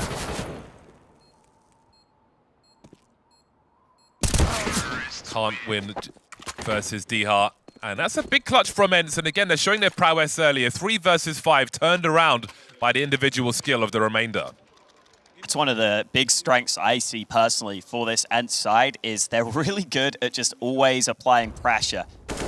And I think part of that is because they always have really good quick plays they can run. They love calling out of spawn quite a lot. So even when you have weaker weapons, they're normally pretty good at least doing some damage. We saw that in the earlier round where they got the bomb plant, which allowed them to get into this position. And oh, a fast play again. This time, Krad sprays through, gets traded, but they've already got down to B. Lightning fast from ENCE. This would break Forze very early on their CT side. Hello. Of the confidence, just the one tap with the 5-7 required from that range. That will be encouraging for Forze now. 4 versus 3 as the bomb is planted. They don't have a kit. They've got to get their skates on, but Tobias has got his knife out. Somehow still survives. 18 HP for him. CT swarming the site. This is going to be very nervous for them, though. There's such a risk of them losing everything. Shalfie holding angles towards double doors, but nothing doing just yet. On the bomb once again. It's got to be a 10-second defuse. They're really trying to cover these angles. There are so many angles to cover. That defuse, though, is not going to happen. And they will lose everything. Invited just close enough to lose all of the toys and all of the money. It looked like Forze were going to be the ones coming out to a strong start, but ENCE keep the pressure on. Then in this round, it's another quick play, this time instantly out through Squeaky. They get down to B, and even though it's not the entire team down there, they get the bomb plant quickly enough, and Pius buys enough time down on the B site. The other players arrive, and those smokes on the site are so helpful for Dihar. He knows that that bomb's planted in a pretty good position for him. He can just play for time. So it's ENCE who should be out to an early lead as they vent drop again. Oh, okay. That's a lot of players, but that's also the bomb. Yeah, there's no pros being sent out. It's not StarCraft. It's just a bomb carrier, the VIP in first. Where's the security? They'll They'll have to clean up afterwards. Shouldn't be too difficult with these USPs. You could see the frustration on the faces towards the end of that last round from Forze as well. Nuke for years has been a case of wearing down that CT economy until you can finally break it and start to build rounds. ENCE have done that super early in this half, which does not bode well for Forze. Definitely intrigued to see if ENCE stick with this pace. I've said before, I'll say it again. ENCE, out of any team in Counter-Strike right now, are the team most willing to just run the same play and just try and punish you if they think they've got a weakness in your game. It looks like they are going to go a little slower this time. Oh, Krad switches away from his weapon at the wrong time, but at least Xiaofi gets one back. Snappy up above, though, easily able to trade. That's a good start for ENCE. Parkour frags for Snappy. Such an interesting player to watch on ENCE, on both sides. He is the risk management player. Was Jerry spotted going down the vent? There's a chance he might have been. I would imagine they would have fired at him if he was. Do wonder though, ENCE walking in ever so quietly. And a bomb plant here could be the round, because Forze have no position, they've got no money, they've got no kits. And they've got very little chance of winning this one. Just snappy things.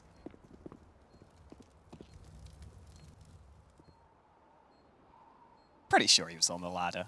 Oh, Jerry's 0 for 5. Yeah. Jerry's he's kind of like my little hero. I want to see more than this from Jerry. He's the talisman of the squad. Yeah, normally a good fragger as an in-game leader as well. Sure, we'll see him pick it up. On the flip side, though, it's really nice to see ENCE shine after winning a big championship. You don't want them to be a one-and-done squad.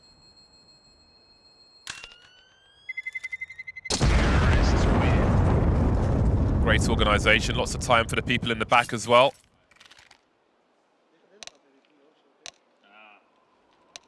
Yeah, they do an incredible job at finding players, even when they don't have the most resources. They can't just buy out the big names. They've got to sift through and find the diamonds in the rough. That's the newest addition, who has been a real revelation for this ENCE team. Wasn't a perfect group stage for them. They took that loss against Virtus.Pro, but they were able to bounce back. Meanwhile, Forze went through from their group without losing a map. They won both of their best of ones against Ecstatic and 9Z. Xiaofi averaged an opening kill every 4 rounds on day one. That's definitely Xiaofi's game. And he is the rifler to watch for Forze. Plays really aggressive. Very, very good at getting those openings for this team.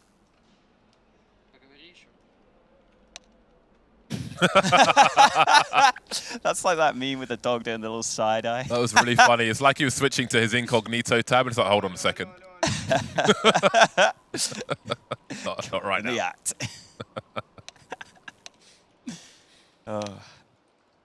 Yeah, lots of discussion for Forze again. I think they're expecting 3 maps here if they are to find a victory. So that gives them freedom on this first one. Nice to see Jerry still smiling. Every player's had a map where they haven't had a kill for a very long time. So they won't be any strangers to this.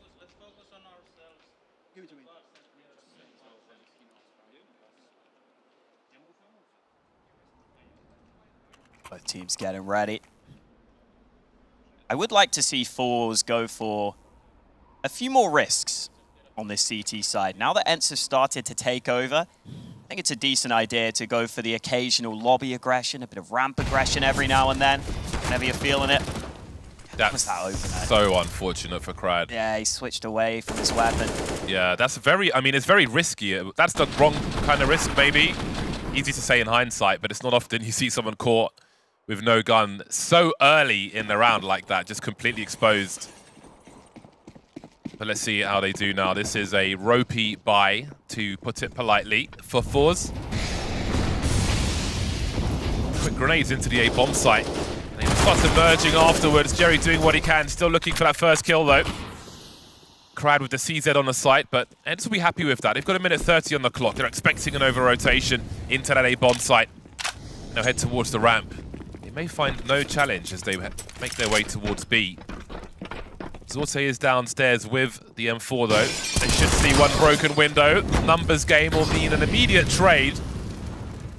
And it continues well for ENCE. 3 remaining, an AK and an M4. Again, they're lacking defuse kits. I feel like defuse kits have been unobtainium in this game thus far. What do Forze choose to do? Do they hold on to these rifles? Or are they going to press on? It does seem to be the latter, but surely Krad is doomed. Big swing and Dihar, so easy for them. They fall into his lap, and all the rifles are lost. Shalfi remains. Maybe he can steal a weapon away, but he certainly won't be stealing the round. Yeah, look for a gun. Should be able to find that AK. And that will be something. There is money in the bank for Forze. Dihar, I really do think he might have the best aim on ENCE. Just raw aim-wise, Dihar is so good at hitting headshots like that. His deagle is also very dangerous. Actually played a matchmaking game against Dihar one time. Got spanked. He was just buying fun weapons and just running around on train without a care in the world. He's got the sharpest aim because they're playing in Poland, so he's got no jet lag. True. Home buff. Oh, Jerry's got the auto shotty out. Always a staple. Top hut on Nuke, you like to see it. Or on the A site in general. Meanwhile, ENCE putting those yard smokes down early. And Snappy wrapping round. What a headshot. Days. Snappy is looking very sharp indeed. Peek from credit card, not ready for that one. Surprise attack from Zorte with the AWP. Very easy to reposition. This would be unexpected. The molly's here though. That is a horrible angle for him. And it remains close then. 2 versus 3 for ENCE. Madden's going to wait for that rotation. Jay will give some sound cues away. Well, there'll be players spotted on the ramps and Pius might need some help here. Gonna put up a smoke for himself, but that will concede his position. Unbeknownst to him, one's already passed already. Already. Lots of ticking for that bomb to do. Shalfi and Result have kits. They know he's there. Resalt's got a great angle. Oh, he doesn't win the duel Result, and Shalfi is surely doomed in this 1v2. He's off the bomb. Down goes St. Pius. But this is just relatively simple for Madden. Oh, hold on a second! He didn't believe he would stick it. He had no choice. And they will just about steal that round. I don't know how they came out of that with a W. Big sigh of relief from Jerry there. Madden, I don't know if there was comms happening on the team or something that made him not hear the defuse. It looked like he was so slow to react, and it felt like Shalfi kind of just had to stick the bomb. Once you peek and you don't see him, you've got to start spamming that smoke sooner, but he didn't think the stick would happen. Fair play to Shalfi. Sometimes just sticking that bomb is the best solution. Force your opponent to make the decision. You might force them into a mistake. It looked so good for ENCE, but it slips away at the end. And those might be the sorts of rounds that Forze need to win to have a chance on this map. It didn't look pretty, but they'll take it. It's really hard for Forze to keep an advantage in this game. Multiple problems being offered by ENCE. Snappy, Dihar. We know what the clutch that Nertz has in him as well. We haven't even got that far yet. That'll happen though. It's a coin flip. Is he holding, is he not? 1 AK taken into round 9 for Forze. Score is still close. Good money here for ENCE. No early deaths yet, but Madden's sending it. Jerry's here with the shotgun, and they will get the lion's share of these kills. Auto shotty, very nice from that range. And suddenly Dihar is alone. No need to push for Forze. They've got to keep their numbers up for the rounds to come.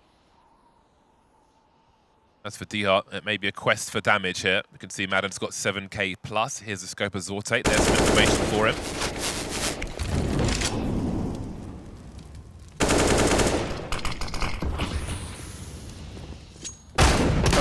That's Jerry. Making a lot of money with that auto shotty, has to be said. $900 for every kill. I think the auto shotty's got to be in my loadout for CS2. It's a lot of fun to use. On certain maps, it is very good. On Nuke, on that A site, very good. Obviously, the downside is rotating is very difficult, but see how powerful it can be here in the right position.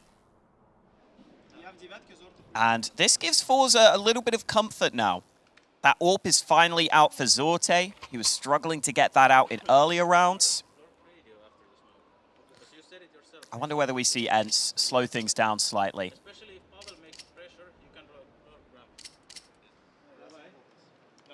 It's reinforcing the options for the players, depending on what their teammates are doing. Keep the pressure on Forze, and they certainly will. They've got the money to do it, as we mentioned before. 5 of 9 rounds for ENCE, not too shabby from the T perspective. Plenty more work though. I'm sure they'll be aiming for 11.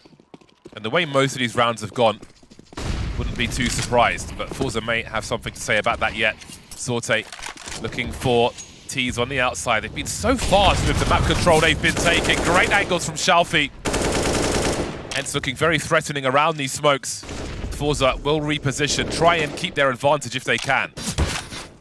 Ooh, Shalfi just dodges away in time. And the AWP of Zorte will pick up yard. No sniper up against him either. Looks like Forze want to retake this yard control. They've got 3 CTs. They're going to move into position. The Rhombus will come across. Has that been spotted? I think it has. Shalfi trained on the angle. And just that re-aggression works perfectly. Imagine seeing Shalfi there on a def cam. What do you even make of that? Pop flashing into Garage. Shalfi with the burst, but Result will trade the kill. Forze taking control now. This is a really good round for them. It's going to break the money events if they can win this one, but Snappy might have something to say about that. Knife out, though.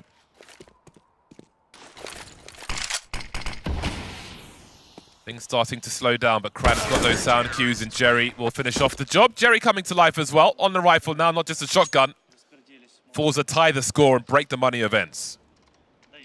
I do feel like Forze are one of those teams where when they start winning a couple of rounds, they can just go on a streak out of nowhere. And this re-aggression on yard was really nice. I mean, first that nade was cool. It slows Diha's movement down. So when you throw that nade behind the smokes, you might as well spam where you threw the nade. Because if the player has been slowed, you've got a good chance of taking him down. Now, I love that re-aggression. It's a low buy for ENCE though. And they've been pacey already throughout this T side. Now they've got pistols, it's more of the same. Oh, that's the AK. Into Nertz's hands now. ENCE given a poison challenge. Most of them still standing though. Strong stomachs on ENCE. The problem now, the B bomb site means close quarters, and Zorte getting dropped as well compounds the problems for Forze. This is a very bad situation for them. AWP has been collected by ENCE as the bomb is planted. 4-on-3, Nertz lurking with off angles as Shalfi tries to creep over. I don't think he spotted Nertz. Surely he came up on the radar at the very least. Has he realized yet? Doesn't seem so. Oh dear. This is not the kind of round that Forze needed to be losing. Certainly the type of round that can be won by a T side though. Tech9's on Nuke. Nothing else for Jerry to do now but lament how this round has gone. They had ENCE broken. That was their time to start building rounds. And now it's them in a dicey situation. I would love to see a stat for which teams have the fastest rounds on T side and the slowest. Because I wouldn't be surprised if VP, who are already waiting in the final, are the slowest. And ENCE might be the fastest, honestly. They love fast plays. They've been running them throughout. So when they got the Tech9s, you better believe they're going to go quick into ramp this time. They get that rifle. They just get so much ground towards B. AWP into some Pius' hands, always nice as well. Forze at least still have a buy. Back to the yard smokes for ENCE this time.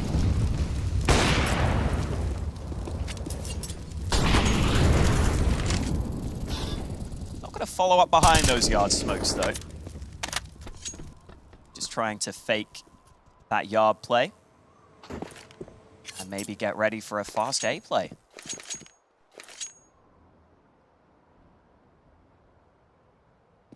They got 3 players on the roof right now.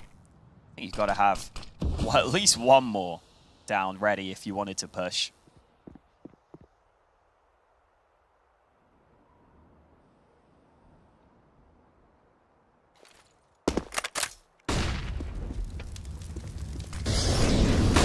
Stalemate, things getting quiet. CT's tried to position. Jerry's in a very good spot. Surely he sees the legs first, even if they try to pre-fire. Such an impressive angle. Makes things even worse now as he elevates his position. See how hard it is to stand as a CT on that bomb site. Jerry from side to side, and Shalfie's got hut covered as well. Might not see Bandit in the corner though, but as he jiggles, he will see enough of him to deal with him, dispatch him. And that leaves Dihar and Snappy. Always plenty of clutch in ENCE. The round's never over until they're all on the floor. Moving outside of the bomb is Dihar. In the meantime, Snappy draws attention in A. Are they convinced they're all together? Forze. Sorte will find the package. That's the objective on the floor. Instant trades onto Snappy. 3 survive for Forze on the board again. Yeah, they had the mollies there into the A site, but it didn't really look like there were many flashes for ENCE, and that makes it pretty easy when Jerry's got that good position up top. You saw they had to cancel that A play pretty quickly, and the plan B was not a bad attempt down to lower, but you were already on the back foot at that point. Still important to try and do a little damage in those rounds, though. See, they forced a little reinvestment from Forze, I should say. And ENCE want the timeout here. Close map right now. Still a pretty solid effort from ENCE on their T side, though.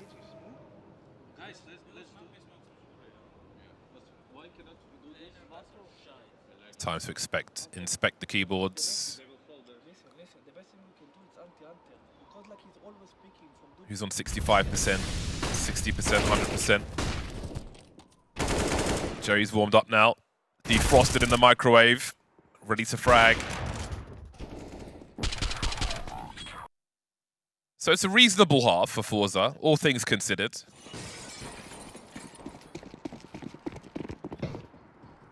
Yeah, more than a handful of rounds. Still chances to make it a really good half as well, if they can win the last couple.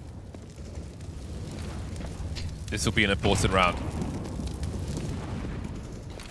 They can keep ENCE somewhat broken. Very aggressive smoke from Forze.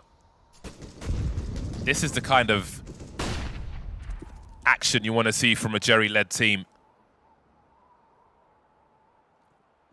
Yeah, even if you don't hang around there, it's something ENCE have to think about.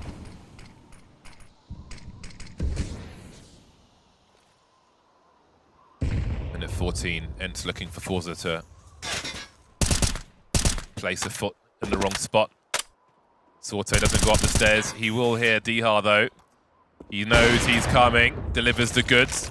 That's such a problem for ENCE as well because he can just reset in so many positions down there. However, as we can see, they're all focused on the A bomb site. Jerry not quite finding the connection there. Trying to focus on the vent. Krad's here for support, finds 2. Almost a third on Snappy through the smoke. Sorte shotgun mode on the ladder. Only 2 remain for ENCE. Their money is terrible. I don't think there's anything else for them to do in this round. Do you want to split up that T economy, though, by saving it with these players? Or would you rather just try and see if there's any way in? It's a big question here. It looks like they are happy to back away. They think they've got a chance to get something going in the next round with the saved AWP and AK. Now listen, we've seen them do it with Tech-9s already in this half. So even if there are some weak weapons in the mix, I'm sure they will be competitive. This yard control has been solid for Forze. I mean, you can see Shalfie currently top fragging. He's been playing around main, switching between yard and that A side. And that's definitely a big win condition for Forze, having Shalfie play so well. Sorte's maybe been a little quieter than I would expect, but he's slowly warming into this game on the AWP. Some pretty solid signs here for Forze. It's always fascinating when you have an in-game leader top fragging. Snappy right now, top of the board by a decent distance. I always find that so intriguing because now you get to see what he calls and whether he wants to put himself in those star positions, if he's got a good feel for the CT setup. He's been such a problem on main. Yeah, he might have to be in this round as well, because it looks like he might just actually keep that AK. Forze 55% in the last 3 months on Nuke, with 11 maps played. 83% for ENCE, with 12, which is why on paper, this one is a bonus map for Forze. So far, so good, I think.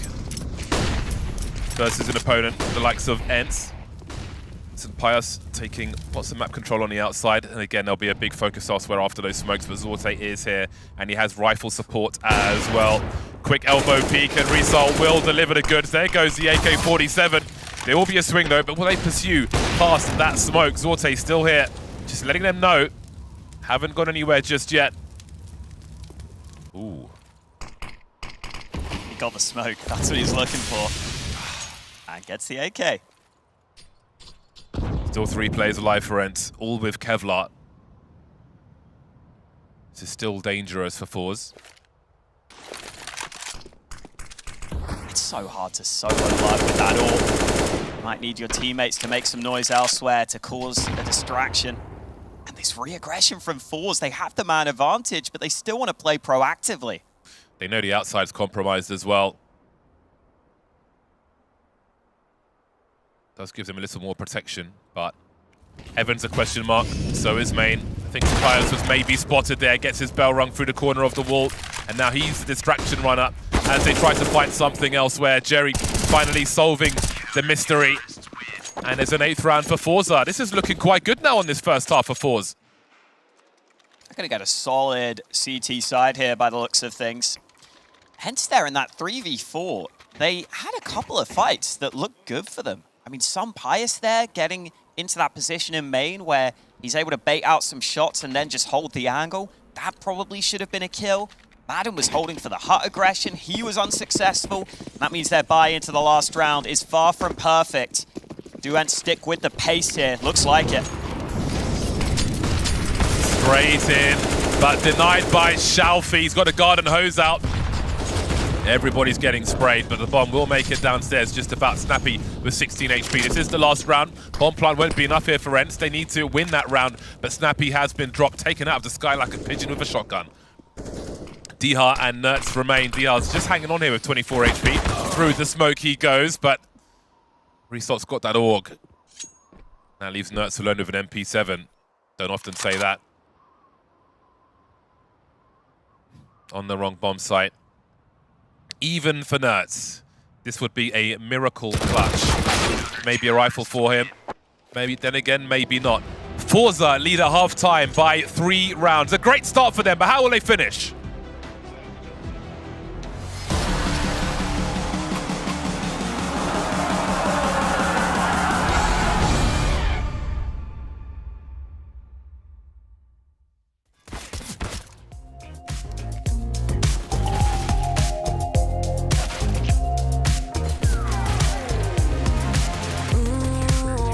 Stop this feeling.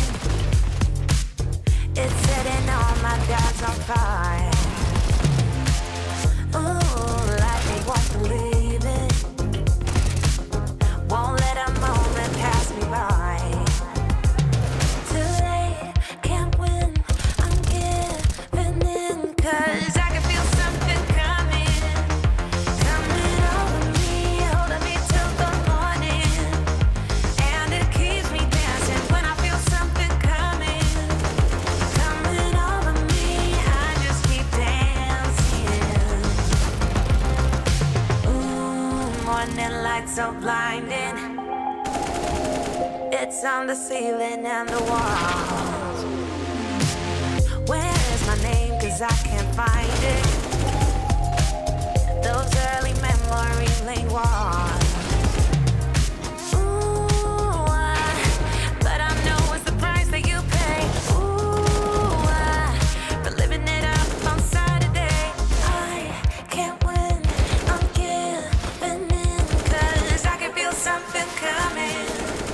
Coming over me, holding me till the morning. And it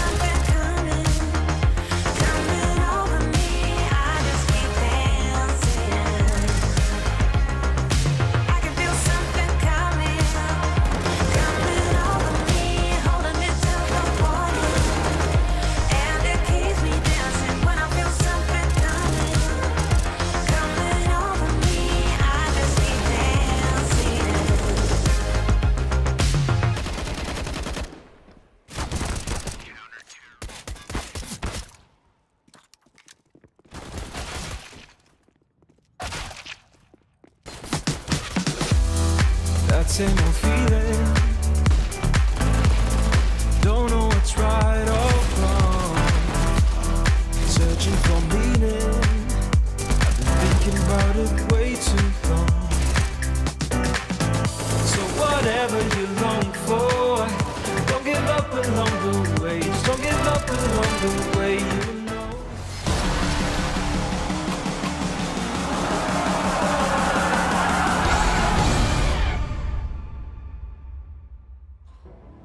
The second half begins with Forze at a surprising 3-round lead versus a heavy favourite on Nuke in ENCE. Second pistol could be huge for Forze if they can take this. They could even start 12-6 before the buy rounds come in. This could be big for them. And they have got the Glocks out in full force. No P250, so I'm expecting pace. Close range fights into ramp is what they're looking for, but Snappy will back away. And he'll try and call for assistance down on this B site. 4-man on road for Forze, one lurking upstairs. They've taken control of control. Spreading like a virus, trying to clear out this position.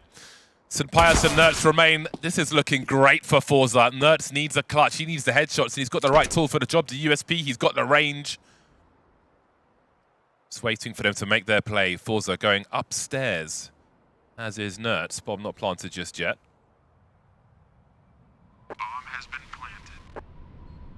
Very oppressive positions being held by Forze. There's off angles, and then there's the angle just to Nertz's right. He'll never see it coming. And there's a whoop. That is a big run. As I mentioned, we could be, like, if there's a force buy now, then we could be really talking about a 12-6 start for Forze once the big guns come in. Yeah, ENCE will be feeling the pressure now, that's for sure. And I like the pace from Forze, just straight down to B. Make ENCE uncomfortable, and it is indeed that force buy from ENCE that you were suggesting. Mag 7 in the mix from Pius. Scout for Diha rather than Pius. He will be playing Yard and seeing what he can do, but the smokes aren't going to make life easy for him. Meanwhile, Forze with plenty of rifles into this round, not taking anything for granted. And ENCE might try and take a couple of gambles in this one. They've already stacked 2 players down to B.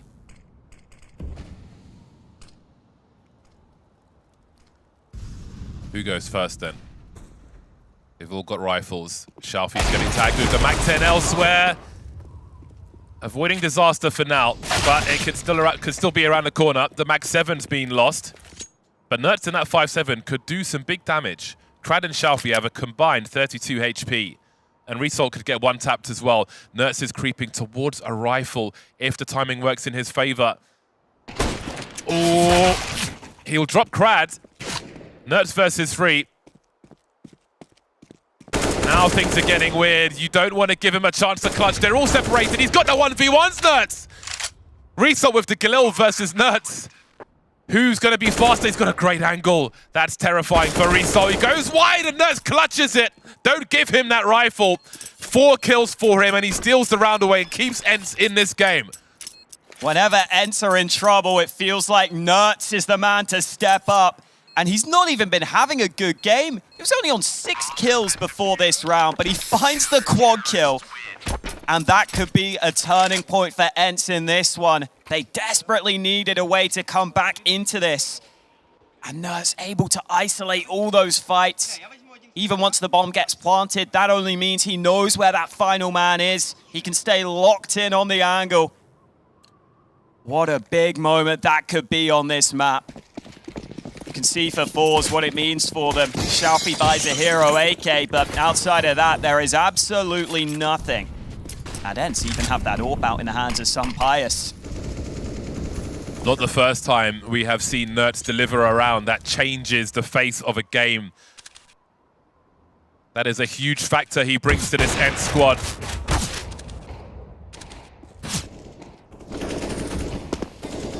An early victim then, as Madden has been lost to the AK. Can that gun be retrieved though, is another question. A minute 20 for Forze to find more opportunities. Let those pistols swing wide, pull the crosshair away. Allow the AK to clean up. Snappy does not have a good tool for this job.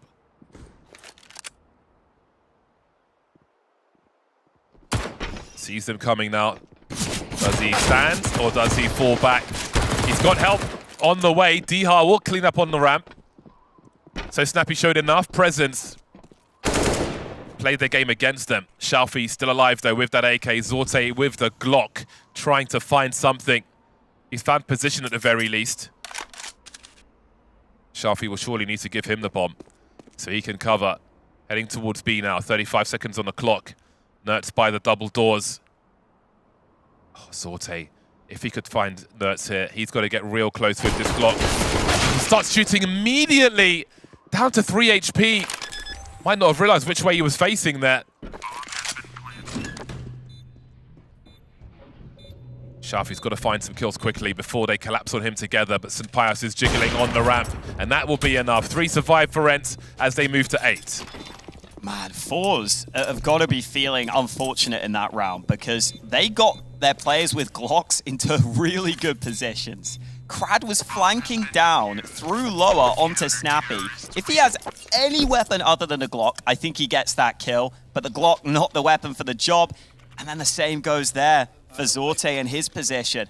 If he just had a P250, it's a free frag. Not meant to be though, despite Shalfi trying his best with a couple of early kills. You can see the body language on Jerry. Those are 2 situations that if they went their way, they would be in such a good spot, but they haven't. Got to let go of that mentally. Can't change history. Oh, smoke down, but they spray straight away. Nertz can't cross safely. Big advantage for Forze. Another early 5 versus 4 for them. Yeah, you've got to close these against ENCE. Not going to get many of them. More than Glocks on most of their players this time. What an angle. Heading towards the ramp then, and Snappy will try to delay. They're going to send it straight through there though, before they can reposition. Snappy always trying to buy time, or often trying to buy time in this ramp area for support to come. Trying to draw their attention, but Forze will disengage.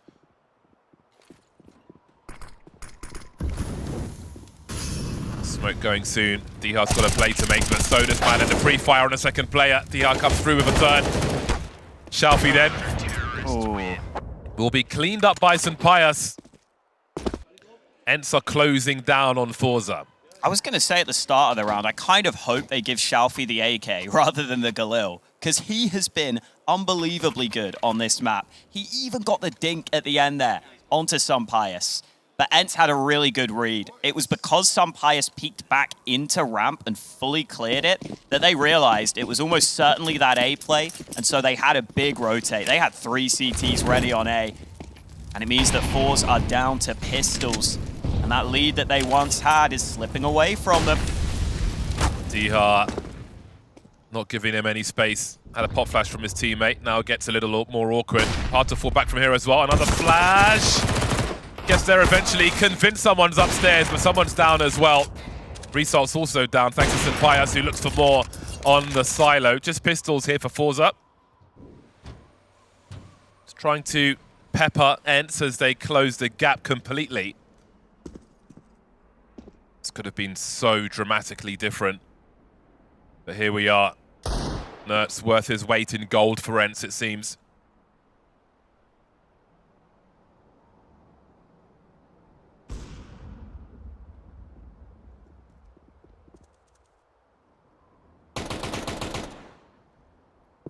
Ah, Shalfi. I thought he was going to get caught there. He must have been seen. I'm convinced he saw some of him. That's his feeling kind on this occasion. Just wanted to see enough to confirm the frag.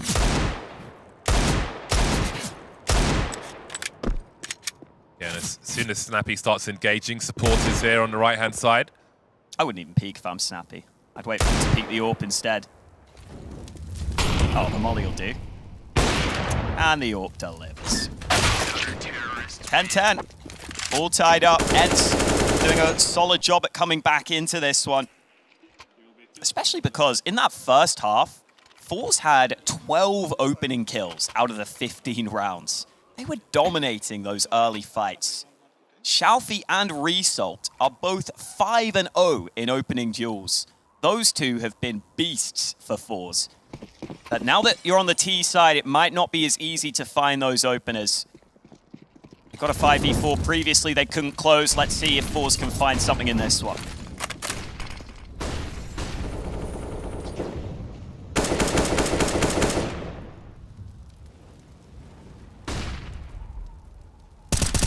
Oh, they're lining up for Dihar. That could have been two, so close. Result wondering if things are going to go their way today. Down goes Xiaofi as well. ENCE haven't seen a player yet, and it's a 5 versus 3. If you're the odd player, that's why you want that silenced M4 still. No traces back through that smoke. And Forze need a hero to get back into this round. Is the glass broken? Crowd wonders.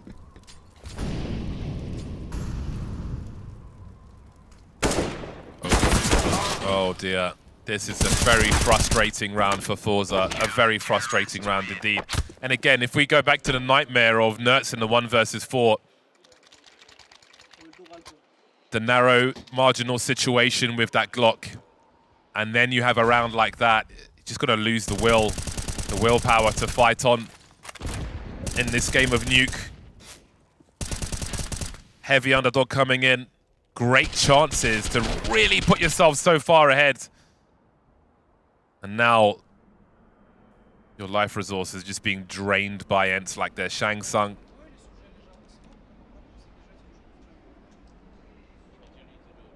And it's just so impactful when you have your yard player playing that well.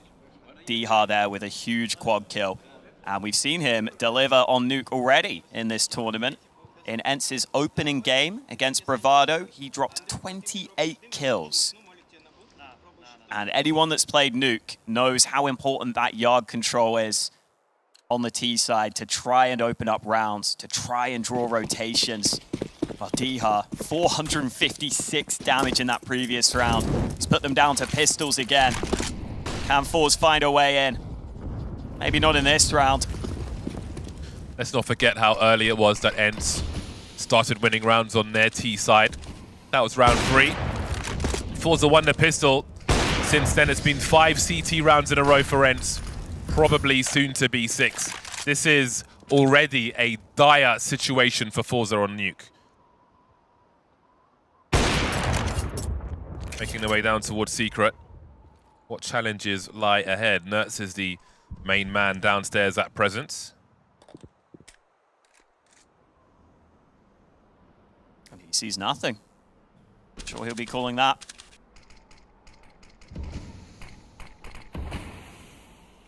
They're expecting a heavy rotation towards B. That isn't quite the case though. Madden and Dihar are here with utility as well, and a rotation through the vent if more players are required.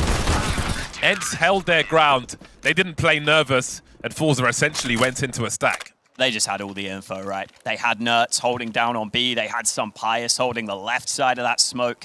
So as soon as that smoke comes up from Forze to try and quickly pounce on main, you saw how quickly Dihar replied with this molly, and it makes it impossible for them to come in. Strong angle from above. Oh, there was even a wallbang in there from Dihar. That's beautiful. Give him the fist bump. This is the round Forze need, though. They have AKs back in their hands. What is the answer when they've lost so many in a row? Do they have a go-to strategy that they feel can pull them through? Because they need it right now.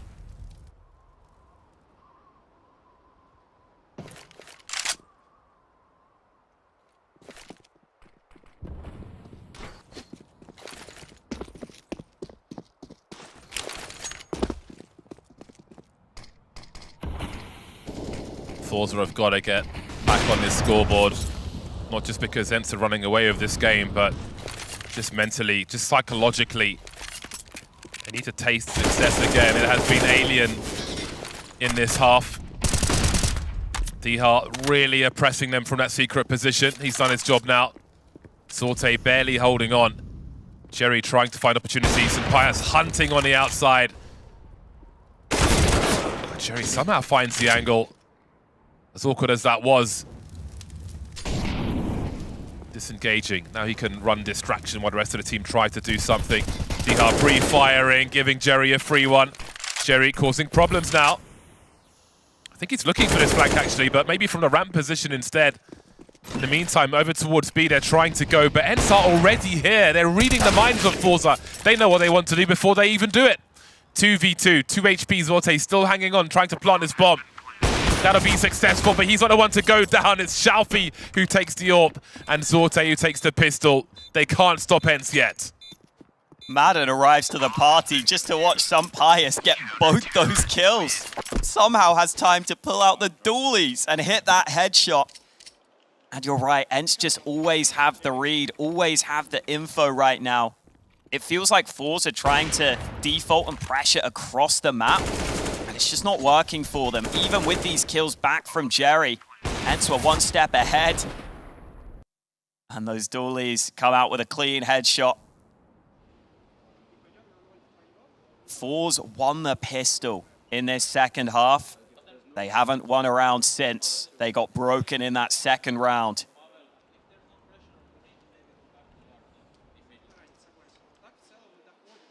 This is a dark situation for Forze.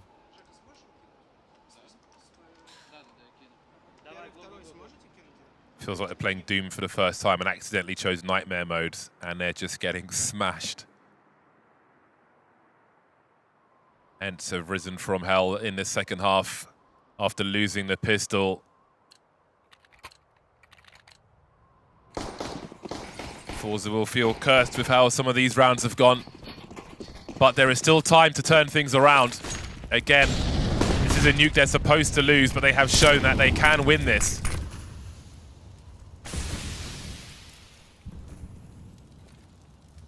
We've got to find a way to crack ENCE on this side. And again, ENCE have just been building so much money as well. They're not going to have issues for a while in that respect. AWP rotating actively again, showing presence elsewhere, coming to support Snappy early. Seems St. Pius will be the point man on this occasion then. Has that scope been heard by Jerry though? Oh, Crad so close, and yet so far no 5v4 for Forze this time. They just don't miss, do they?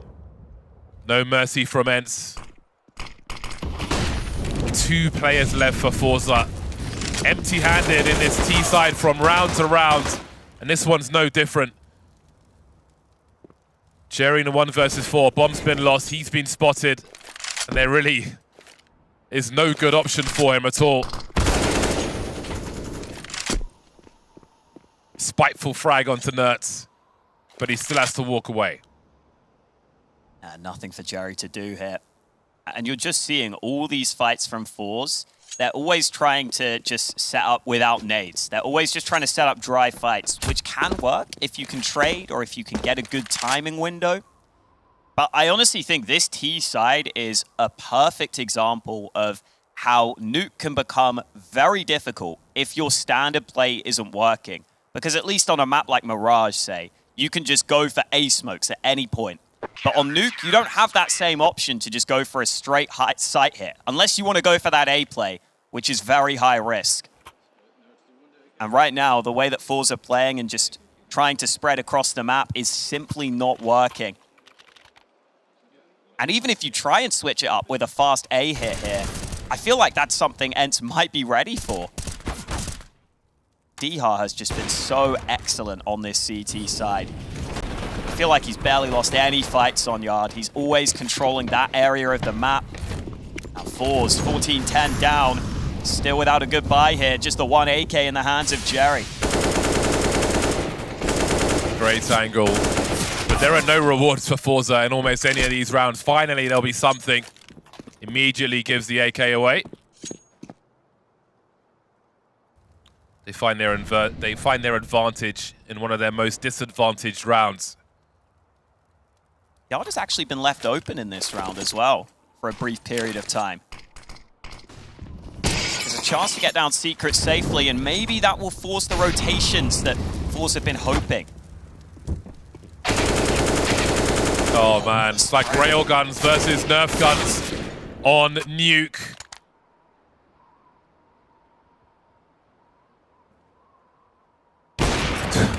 Oh man. What to even say? Jerry will do what he can. He is in a 1 versus 3, and he could potentially collect an AWP. Does St. Pius check the close left, or does he hold position? He need not go further. Jerry needs to die. He needs money for the next round, so at some point he's going to have to go forward and run into this AWP and be even more dejected.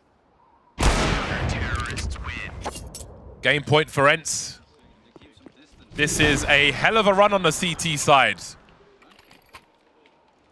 9 in a row, if I can count correctly. And Pius in a good mood right now. Who can blame him?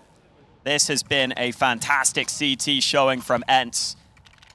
Championship form, some might say. We already saw them deliver in Dallas. Only the semi-finals here, still their map pick, but a really oppressive CT side. What can Forze do? Looking for the pick, that AWP coming out. Haven't seen it too often on this T side. Sorte not able to find it though. I think the barrel of the gun was seen there, hence the HE grenade. There we go. There's an early advantage. How long will it last though? Oh, Crad. Finally, backs to the wall for Forze. They're 5 rounds behind, but it's still doable. Such a long way though, but it's certainly a good start. Everything happening for them now. St. Pius eating all of that grenade.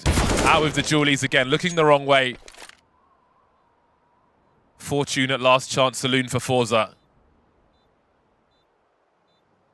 Plenty of money where that came from though.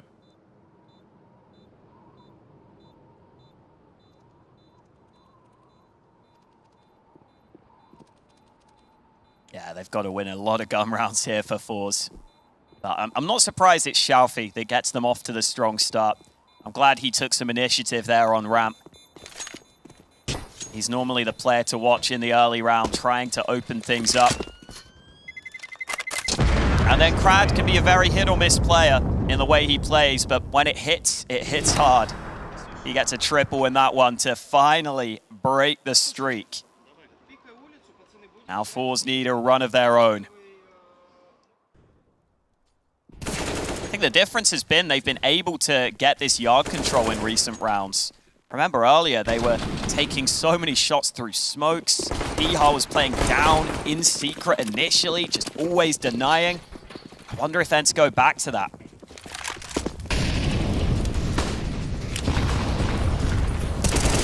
Nertz is back with a vengeance. Dihar's been dropped in the meantime. The Forze aren't going to overplay their hand just yet.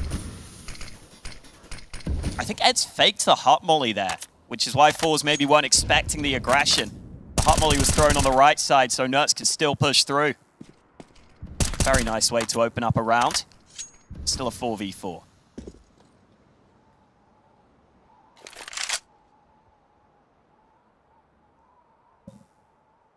Heading towards 1 minute on the clock.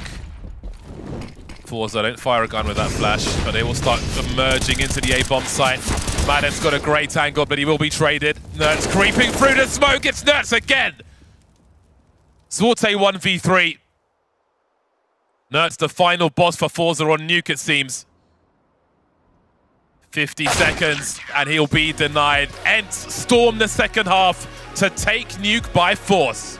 A stunning showing from ENCE in that CT side, and I think Forze will be stunned after this one. It started well for them. Sure, it's ENCE's map pick, but man, that is an incredible performance from them on that CT side. Over to the desk to break that one down.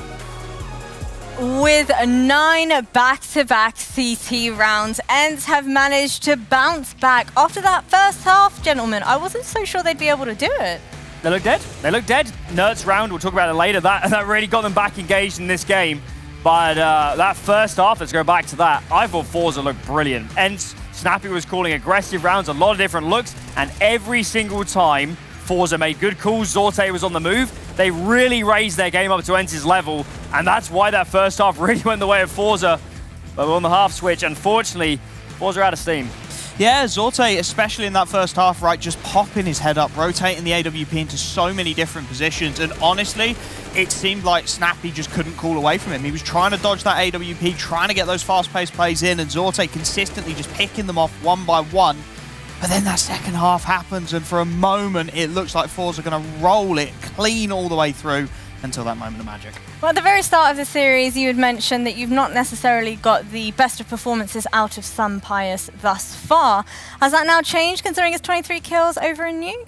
I mean, his CT half was phenomenal. We're actually a little bit down the scoreboard, I guess, on that first one, but kind of everyone was. But yeah, Sunpius, he's just someone we look towards to be a talisman for this team. He's proactive, he's aggressive, he's on the move. He calls around himself a lot, and that's something they had to adjust to as he came into this lineup versus someone like Hades. So that's what we want from Sunpius. We want him to be a big focal point of this team, and certainly at the end there on Nuke, he was.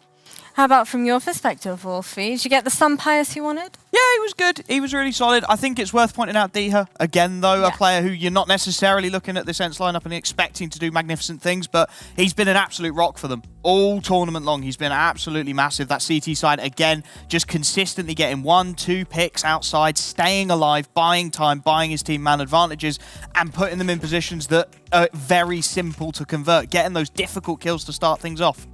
I think once we start to take a deeper look at the match stats, unfortunately results are not here thus far. But is there anybody that you had expected more from either side of these two teams? I mean, I think it was a pretty decent team performance from both teams. So I wouldn't really point it necessarily at one individual. I will say, I thought Nertz in the first half was having a really rough time. He's kind of that player, likes to pressure out of Squeaky, and he died a good few times towards the end of that half. Of course, turning around later on, but maybe a tad more from Nertz, and I think ignore, of course, results, entry kills on the top right. But the really exciting stat of this match was 12-3 opening kills in that first half from Forze. That was a huge part for them. Unfortunately, that couldn't continue in the second half, but getting a lot of entries early on. Now, you mentioned Nertz as one of the players to focus in on. That 1v3 clutch, was that the round that put them back in the game? This is the round of the tournament. There's absolutely no doubt about it. I'm reasonably confident ENCE lose this match if he doesn't win this round. The first kill, he just gets in behind. But this 1-on-3 should have been unwinnable. Absolutely unwinnable. They know where he is. They should be able to get the bomb down fairly safely behind the silo. The way Nertz isolates those Jules, doesn't miss a single shot, and this moment snaps the money. This is the second round, breaks it completely from Forze, and from this point, they were just scrambling. Yeah, you really cannot overstate how critical this one was to ENCE's success on a map that they are normally so comprehensive on. A little misplay by Forze, I have to say, right? They know where he is. They know how they can isolate the fights. They give him 3 1v1s, and Nertz is the kind of player, if you give him that opportunity, he's been there, he's done it, he's gonna do it again. Like Alan said, very crisp, not missing a single shot and making it look very easy, which was not the case. Now, I know you had also mentioned Shalfie as one to look out for before we headed into Nuke. What made him such a problem for ENCE throughout that game? He was just annoying, an absolute pain in the arse, honestly. In that first half, he was absolutely everywhere. He's the outer player. He likes to move around. There's basically endless positions you can play as that outer player. So Shalfie, he was brilliant. And I think, honestly, unfortunately, of course, they couldn't close out Nuke, but I think it bodes so well for the remainder of this series because we spoke about it. What are the winning conditions here for Forze? We need their top individuals to be in superlative form. And this man, Shalfie, I'm not sure he could have done anything more for them here on Nuke. He was monstrous, and you're dead right. They should have had this map in the bag. I think if you combine that with how Zorte looked in the first half, this should be a slam dunk every day of the week, and it's just that little bit of magic from ENCE that gets it over the line. But you're seeing it here from Shalfie.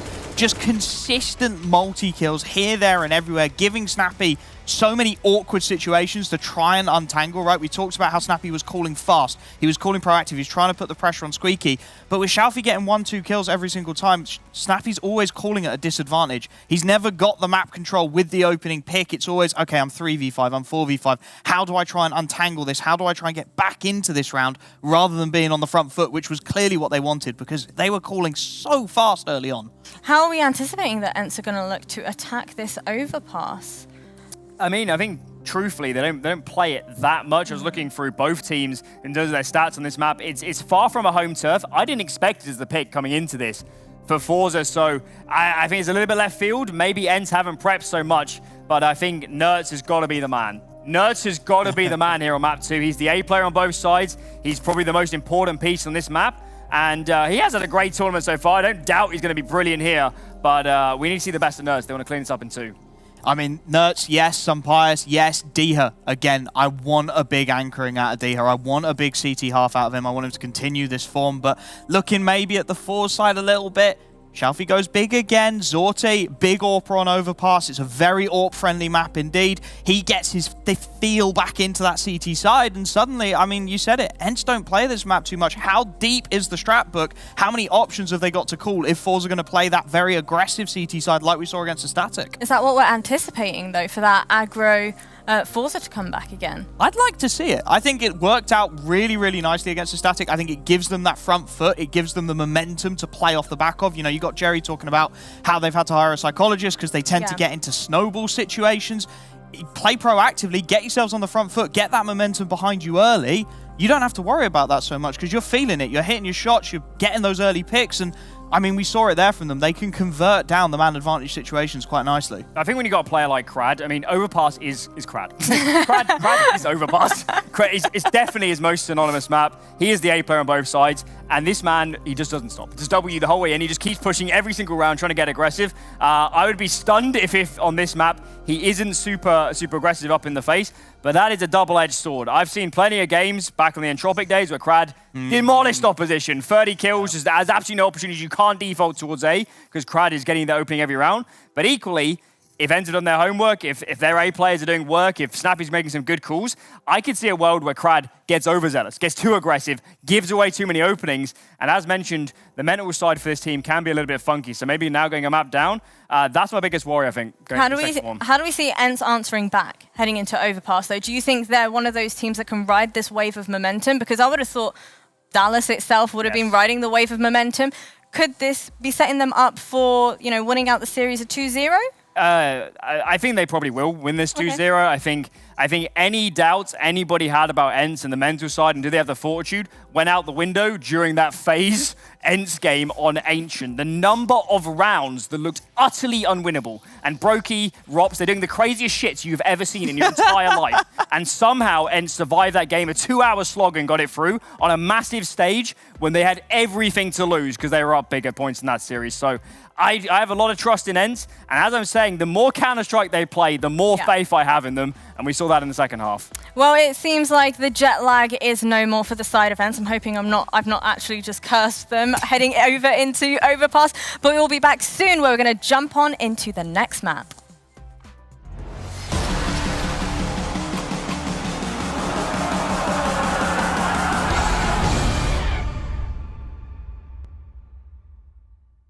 Smurfs, go f yourself. To all the 817 imposters using my name on Face It, go f yourself. To all you grievers, go f yourself. Go f yourself. Go f yourself. Go and verify yourself for free today. In 4 easy steps, you can join us in building a more trusted community, one verification at a time. What did you think they were saying?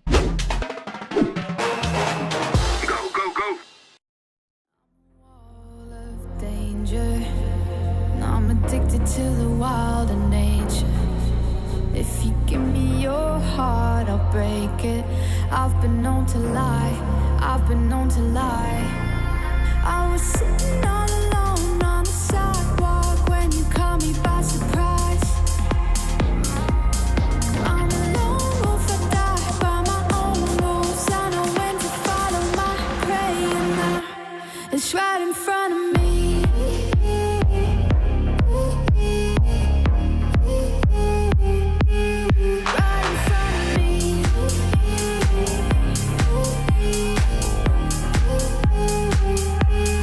Right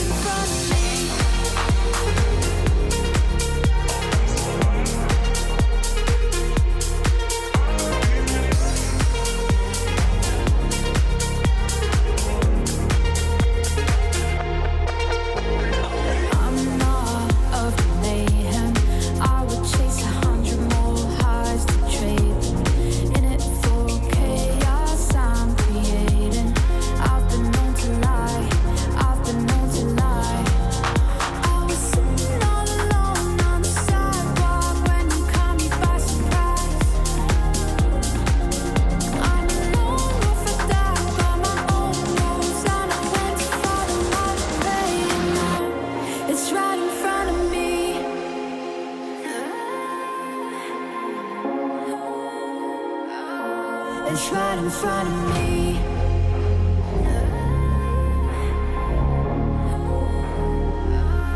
It's right in front of me.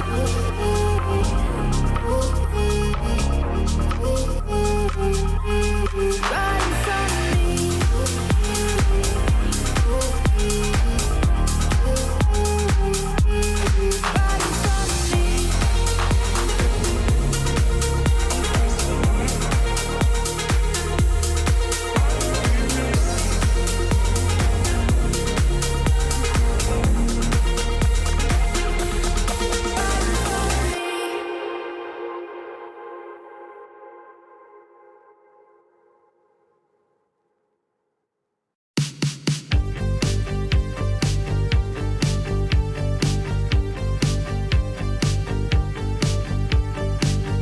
I can feel your touch, even when you're not here. You mean more than much. Make me see clear, and I can breathe the air. You're my favorite song on the radio. All of me, my spirit and halo. You're my comfort, my rhythm and blues. You're the headlines in the morning news. I carry you wherever I go. You're in my heart till I'm weak and old. I carry you, you brighten my soul, making me glow. I carry you wherever I go. I can see your face in a crowd of millions. No one can take your place. The only one that can guide me through the maze. You're my favorite song on the radio. All of me, my spirit and halo. You're my comfort, my rhythm and blues. You're the headlines in the morning news.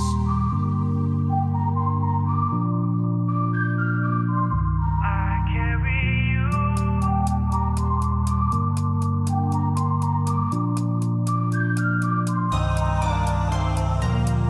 I carry you wherever I go.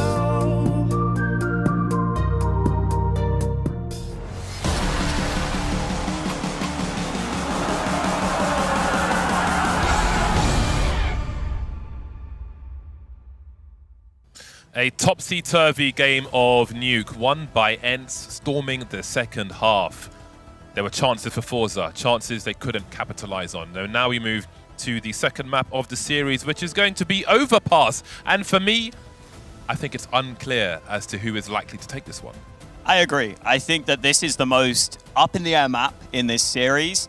ENCE played a bit, and honestly, the competition they've played is pretty good. So even though their win rate isn't great, I still think this could be a very competitive map. And I'm sure Virtus.Pro are watching at home, and Virtus.Pro fans, and supporting ENCE right now, because if ENCE get this win, Virtus.Pro guarantee themselves that Pro League spot, whereas if Forze win, and we get to that third map, then who knows, it's still all to play for that Pro League spot at least. I think a Forze versus Virtus.Pro final to fight for a place in the Pro League would be a fantastic final, but it would also be as good to see ENCE continue in strength after their recent victories. Let's see which one it's going to be. The pick of Forze then, Overpass. They'll start on the T side. Nuke was potentially in their grasp, but forced away, prized away by the likes of ENCE, who are certainly capable of doing the same here on Overpass. ENCE has been instrumental for their squad. He's the first one to fall in the pistol. Now the hunt is on for ENCE players in connector and on long, but things are turning around. The knives are out. Oh. Are we in London? 3v2 for ENCE now. Things have turned around, as they often do in a pistol. 2-on-2, and there's a minute 15 on the clock. The bomb carrier, Crad, is separated from Result for the time being. as St. Pius jiggles, takes one in the face. Where does Dihar go? Where is Dihar? 2 questions to be answered by his opponent. He'll wait on the A bomb site. It is a coin flip, and maybe he's picked correctly. Let's see where Crad chooses to go. The door is closed to the B bomb site. Seems he will go on the investigation, see who's there, but Dihar's made his way towards B as well. Time isn't going to be a factor here. It's going to be about the frags creeping through. Just a 1-tap required for Dihar. Spots the bomb as well. What does Crad choose to do now? Does he commit to this bomb plant? Looking up, and Dihar makes it look easy. Barely moved his mouse. No expression. ENCE take the pistol. Dihar was one of those who delivered on the first map, but I wasn't sure he was going to be able to pull that off. As soon as Forze group up in the 2-on-1, you feel like they've got a good chance to trade. This was Pius in connector, nearly caught, but just gets his knife out. Jerry left clicks, Pius right clicks. Pius still gets caught in the end, but that was the first shot. And then Dihar just repositions. Frustrating for Forze. They don't even get the bomb plant out of a round that looked so good for them. And that means they have to basically full eco into this follow-up round. It sucks because you brought the pistol so close. Like, you feel like you should be rewarded for that, at least in some way. But no bomb plant, no force buy. That might be the story of this series for Forza, the way things have been going for the last 40 or so minutes. Close, but not quite. Taking tickets now to be served by St. Pius. He's on number 4 if Jerry wants to engage. He'll be beaten to it by Nertster, who often favors his MP7. We keep seeing this come out. Not the cheapest gun, by any means. So you don't see it often, but he likes his MP7. Yeah, I think if you're most comfortable with it, it's all good.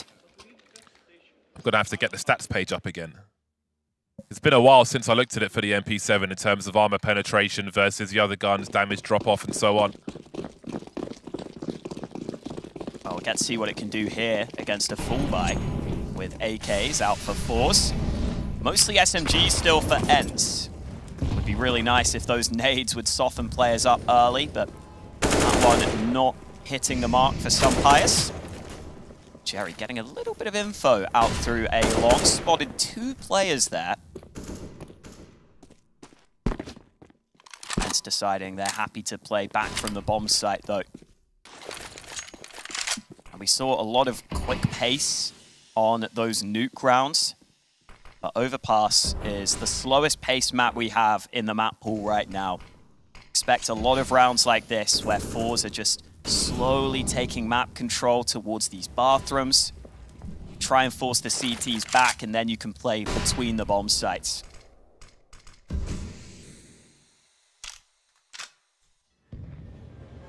B could be the final call here. 2 SMGs close range at Monster. How effective could those be? And actually repositioning slightly now. Sometimes people don't fully clear this spot Snappy's playing. Got to make sure you fully clear that corner as you come into this B site. He's levitating like he's David Blaine. I assume he levitates. In they come then. Shalfie, again, as you mentioned, he didn't quite check it properly. Look at the frag board, though. It is to Forza's advantage, and they've spotted half the information they need. St. Pius in that short position. Big swing from Jerry. Doesn't deliver the goods. Nerf with the MP7 then. Doing what he can. St. Pius is low, so is Result. He will be faster on that trigger finger. Bomb is planted. Result will get the information for Zorte, who's full health. And that bomb is planted open. Zorte could be in a number of different positions. He need not peek, just needs to wait for the beeps. You can see the bomb by the sandbags there, and St. Pius knows he's in trouble. He has a kit, but he has to find that kill quickly. Looking towards the balcony, but Zorte's on the lower side of things. A swing from him, but St. Pius has won the duel. 36 HP, only 2 bullets were required. He only lands 1 Zorte, and ENCE has stolen the round. Nothing is going the way of Forza in this series. Oh, St. Pius with a great start here on this CT side. And man, Forze, frustration again. They keep coming close, but not close enough. Might have to start calling St. Pius the CT specialist. He's been great for ENCE on the CT side throughout this tournament. 1.31 rating on his CT side. Yeah, for Forze, I mean, they've got to make sure they can convert some of these rounds here. They are keeping the CT economy low, but that's a good pick from Pius into mid.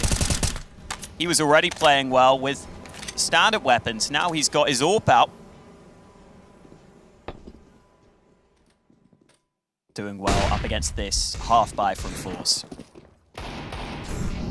It's a good time to look at the MP7 stats. 3 damage more than the MP9, 29 to 26. Slightly more armor penetration, 62.5% versus 60%. Okay. I guess the choices are an MP9 or maybe a UMP, but those are rare, rare at the moment. But indeed, Forze have found a way into this B bomb site. They have cleaned house and they've picked up the rifles. 4 versus 3. Bomb's not planted just yet.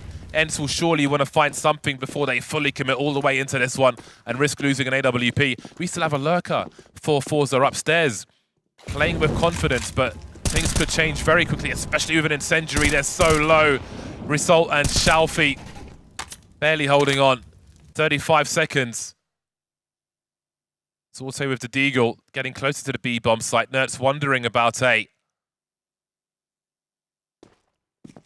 Must know Forze like to keep a lurker if they've got enough numbers. But Nertz will be focused on this bomb site as well. So hard for Forze to duel here, but they've got to plant the bomb.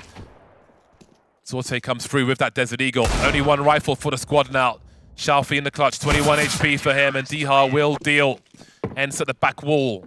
Keeping the clean sheet for now. 4-0 over Forze. No bomb plant for them. Snappy there, getting into an uncomfortable position because he didn't confirm that first kill. He sprayed a bit to the body, thought he had it already, and got caught between 2 players, almost flicking awkwardly between them there. And that's what opened up that B site, with Forze having a bit of an advantage briefly, but the weaponry was still there with ENCE. That damage is relevant though. ENCE's economy is not established at all. So if Forze can finally break through and not just bring around close, but actually win it, that'll be a big difference. Those nades go deeper. Different lineups there on those nades, and they land right onto Dihar. That's some demo watching right there. That's awesome. We know where you like to stand, sir. I think that's good because that's where players will stand to spam shots into short through the wood. So I like that slightly different setup there for the nades. And it shows that Forze are doing their work as hard as this has been for them.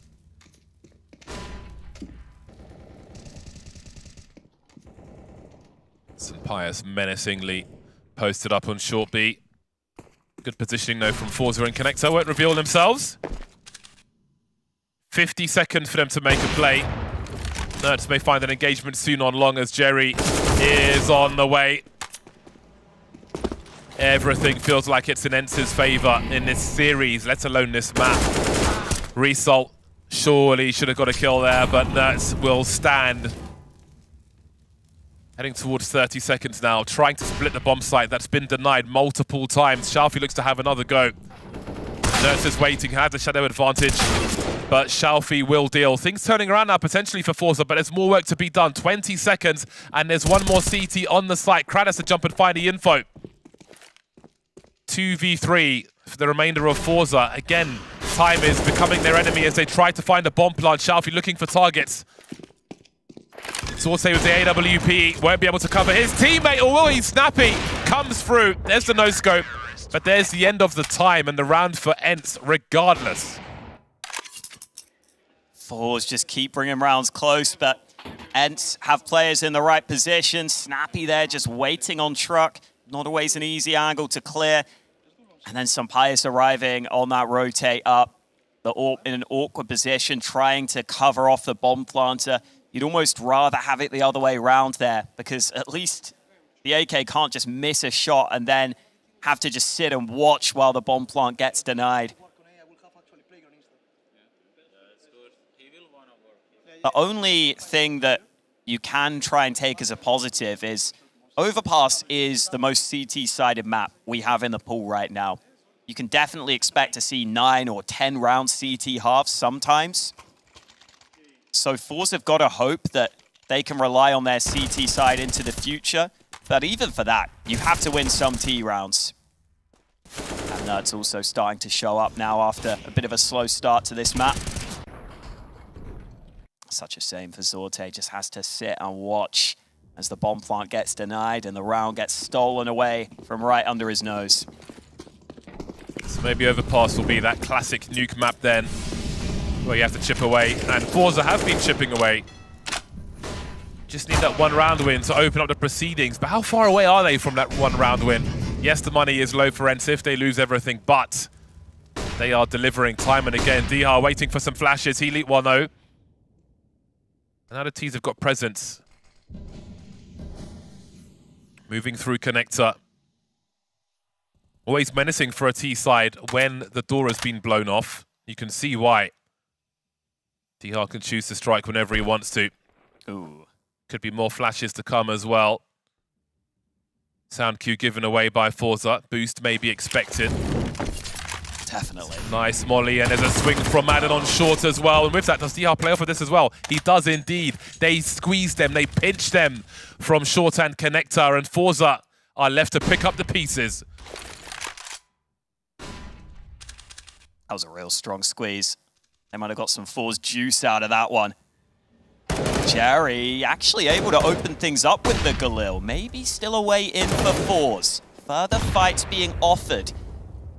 Adorp not able to get involved right now, though. It's Jerry still searching. And in come the shots from ENCE. A 6-0 lead. And that was very well played with the way they played around short in that round. I mean, they were even trying to set up Dihar initially for the aggressive play because there was a little gap in their own smoke. But they used the utility later to allow that re-aggression. It was really nicely done. And by denying the bomb plant, you even force Forze to go down to pistols in this one.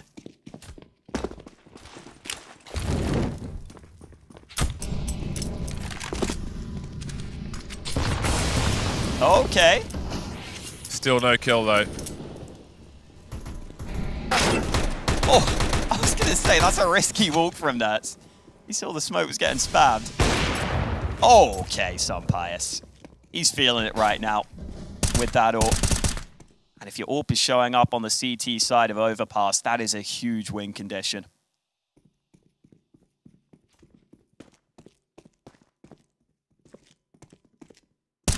Footsteps possibly being heard. Dihar's in position to hold things down for his sniper. Rifle support always important. Feels like ENCE day today. Maybe we should declare it if they continue this run.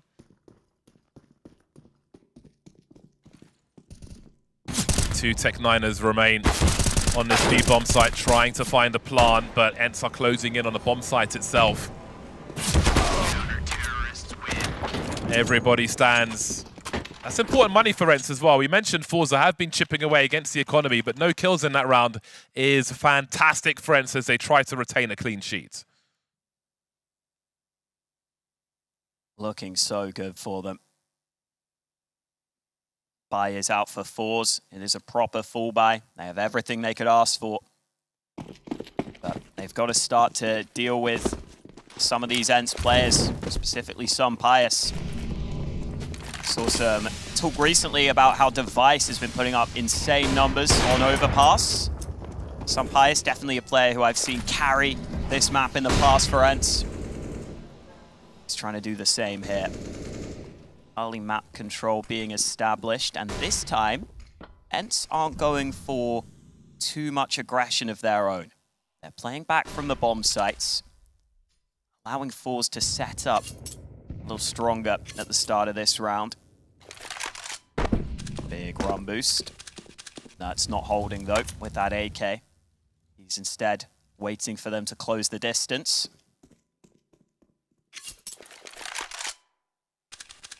Oh, a little too wide though, so Zorte spots him. Good opportunity for Forze to try and pick up their first round now. Next will need a plaster for that elbow. You can see the bomb carrier Jerry looking towards the B-bomb site. They still have presence on short B. ENCE have used their time wisely though, putting a smoke up on Monster, but that's their last smoke. Somehow Kratos find himself basically behind enemy lines. Who strikes first?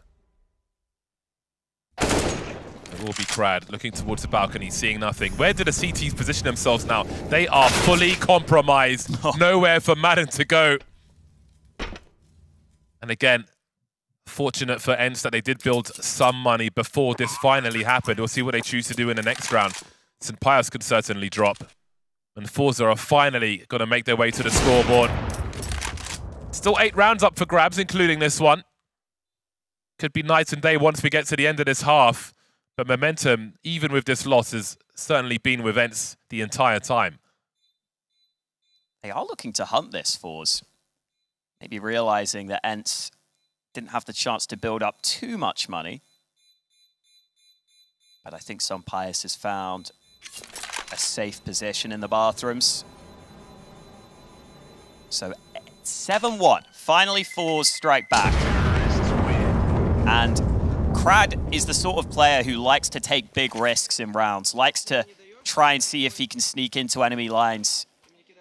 And sometimes those risky plays will not pay off for him, but that's why I like having him as that lurker out towards the A site, because sometimes he will get into positions like this, where he basically wins the round by himself. Unfortunate for Madden there, just standing up on the site, exposed from basically every angle, allows Crad to come in. And see if Forze can string rounds together here. They need to. Yeah, another big buy from ENCE. 3 smokes in the hole for the CT side.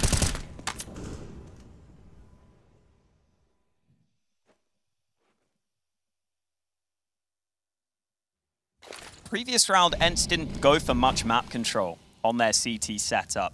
But in general, they have been going for some aggressive maneuvers. And this round, they go back to that. Get snappy onto short early. That's something Forze have got to figure out how to deal with. Presence in connector, but where do they go from here? They may still be reeling from the sandwich they were previously the meat of. Clearing top connector, though, will give them confidence moving to short B, but Snappy is just bouncing his way to 2 kills. That puts the bomb in a compromising position, and that's enough distraction for Nerds to activate almost onto Shalfie. That's a very important frag for Forze. Oh, Madden's going aggressive, though. The bomb could be dropped, but Zorte's ready. Holds it down with the AWP. And now this B site is currently wide open. It will be picked up by Dihar, but he's going to be alone here.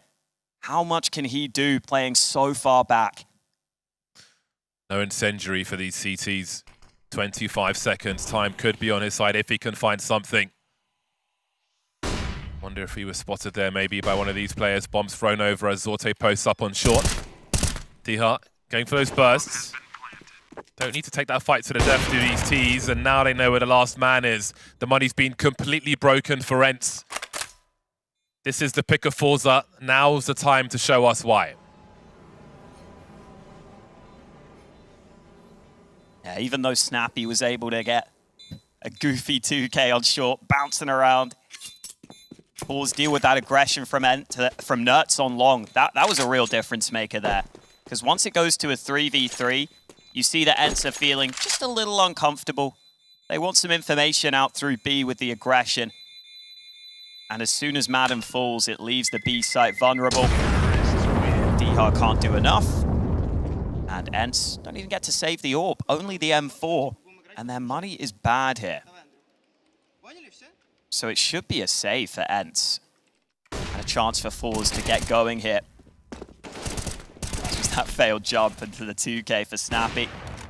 But Zorte traded, held for the monster aggression, and then caught St. Pius in connector.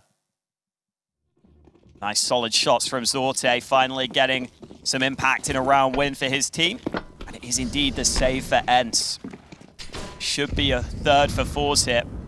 I'll try and activate that rifle on the boost, but it's the monster play right now. Whoa. Oh, where are you off to, mate? Says St. Pius. Really wants that rifle. Really wants that rifle. Jerry will try to HE the rifle away. Not sure if he's done the job there. You can see it stuck in the middle of the tunnel. Trying to protect that weapon. In he goes, looking on the left side now. There is a flash. It goes too far, though. All these rounds are scary. Lovely one-tap for Jerry on the barrels.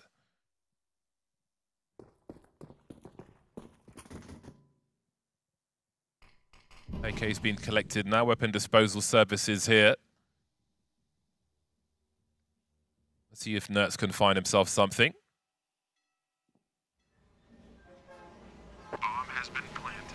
Dangerous with that 5-7. What a revelation in Counter-Strike. Fantastic addition to the upper echelons of Counter-Strike teams. I love me the 5-7. I feel like Nertz uses most of the weapons I use. MP7, he's clearly taken inspiration. So the MP7 has about... So the MP9, I think the moving accuracy is about 30% worse versus the MP7. Really? Yeah. Huh. I would not have thought that. Okay. So it's the fire rate obviously is slightly slower, but the UMP is way slower than the MP7. Okay. So you get a better fire rate, better damage per bullet, better moving accuracy. Sorry, well than the UMP. Yeah. Slightly slower than the MP9, but that's it's a reasonable trade-off, depending on your implementation. Yeah, that's the thing you always notice with the MP9 is so often pros can just double dink with it really quickly because of that rate of fire. But I agree. I think the MP7, it almost feels like a mini rifle at times. It's pretty solid all round. But you can also get that move speed, so I like it. Damage fall off at 500 units. MP7, 15%. MP9, 13%. UMP, 25%. Ooh. That really got a slap. He's the range boy. That's why no one uses that anymore. It's a pea shooter. Hell no. Don't get that at range. 3-7. Forze have started to build. But now ENCE have got their guns out once again. Can they continue their momentum? If they can, every round might be worth 2. I say might because ENCE are dangerous no matter what the round is. Pistols or rifles. Still in for a fight.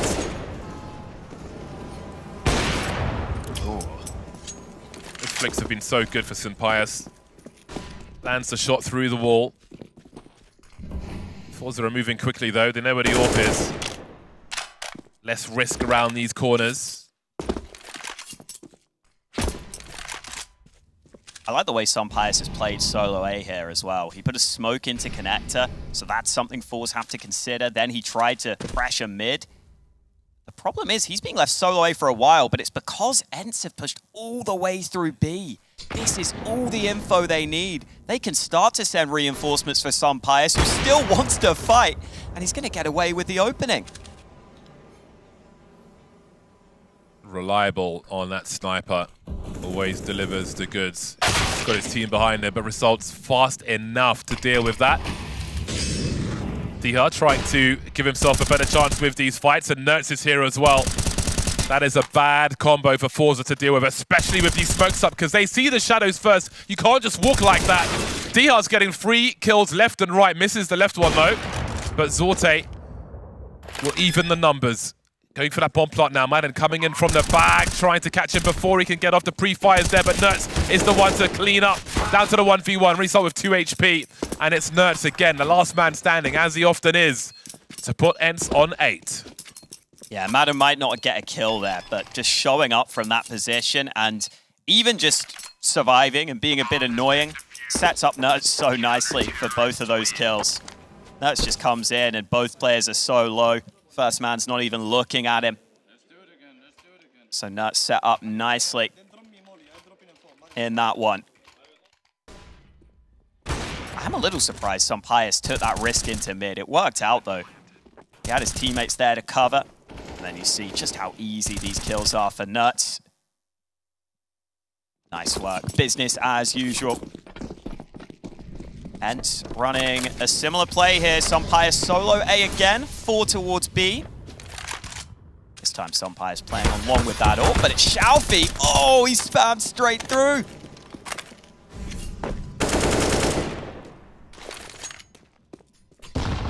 Nine kills for Nertz. 15 for St. Pius. A stellar CT side thus far. That's brazen. You're not expecting the AWP to be there after the flash. He didn't fire a shot. He just ate it. Crept back for the other side of the boulder. In the meantime, the A-bomb site's being taken, but the frags are all being taken by ENCE. Forze are on the bomb site with 0 kills. Jerry left in the back now. Praying that some players have rotated over towards B. He's alone, but he's carrying the bomb.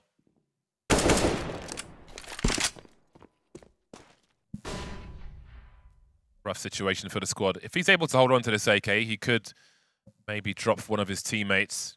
Sorte's got 5,600. Decisions. 9-3 scoreline. ENCE are threatening to run away with a landslide of rounds in this half. Yeah, it is starting to get into a very strong position for them. I think the only solace that Forze can take is that, just looking at the stats for ENCE in the last 3 months, ENCE have a 55% win rate on the CT side of Overpass, but only a 37% win rate on the T side. And that is something you will see sometimes with teams that aren't comfortable in Overpass. They can struggle a lot on that T side. So I think Forze really need to realize if we stick with this and grind out a couple more rounds, it's still winnable. But not looking like it's a great mood in the camp right now. Virtus.Pro will be watching from the shadows with the party hats on, the way things are going at the moment. If ENCE win this series, Virtus.Pro qualify for Pro League. Then they get to play for $50,000. Must be nice. Very nice indeed. That is obviously because ENCE already have themselves a spot at Pro League. But they still want to play for the prize pool, and they want back-to-back tournament wins. With Snappy's birthday sandwiched in the middle of them. Wouldn't be a bad way to celebrate. Forze with a goodbye. That's going aggressive. We haven't seen the riflers really push up like this. Damage done early, the molly's down so Nerds can get into this strong angle, and you can spot the feet here. Oh, perfect position from Nerds on the crosshair placement, and Some Pious follows up with the AWP shot. 1 minute 40, and he's by the slide. Very prompt from ENCE. 1 for 1 might not have been enough, but St. Pius to get that second makes all of the difference. Look how much area Forze have to clear. Such is the nature of Overpass. When there's only 3 of you to do that, you can't have presence across the map. You've got to cut corners. That is to the advantage of ENCE. With 4 players, though, things aren't ideal for them, but St. Pius has been comfortable playing on A alone anyway. And that gives ENCE the depth to have the bandwidth for a round such as this.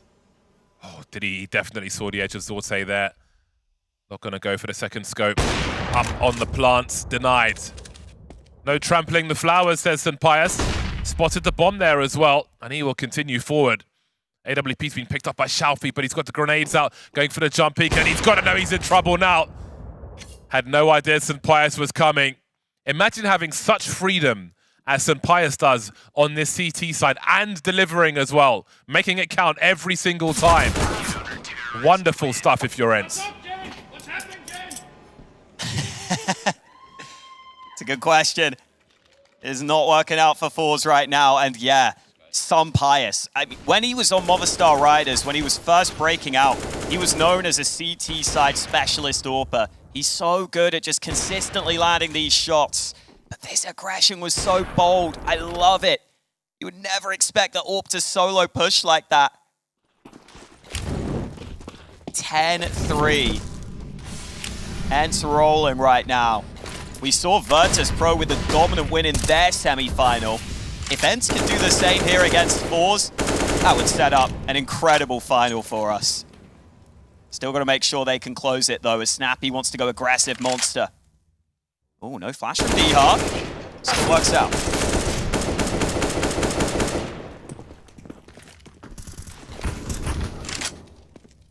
ENCE defense has been quite the brick wall for Forze. Unscalable in this series. See that grenade coming all day. USP will be enough here for Snappy. There's just nothing doing. There's just no gaps.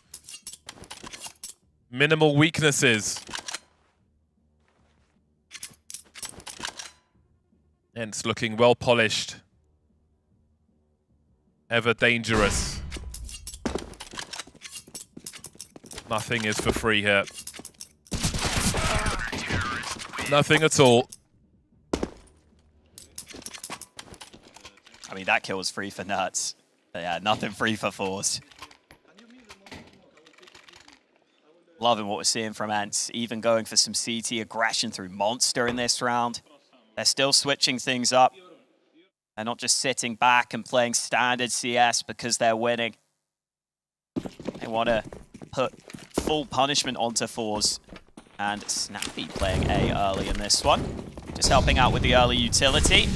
So many rounds, some Pius has been left solo A. This time it's Nuts.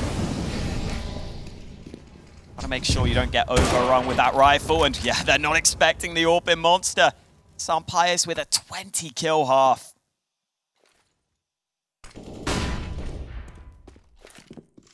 ENCE are unlicensed doctors and all their patients are dying. One by one, and very promptly indeed. Something for Zorte as Madden goes for a run to T-spawn. How do you call around where you're seeing ENCE in T-spawn?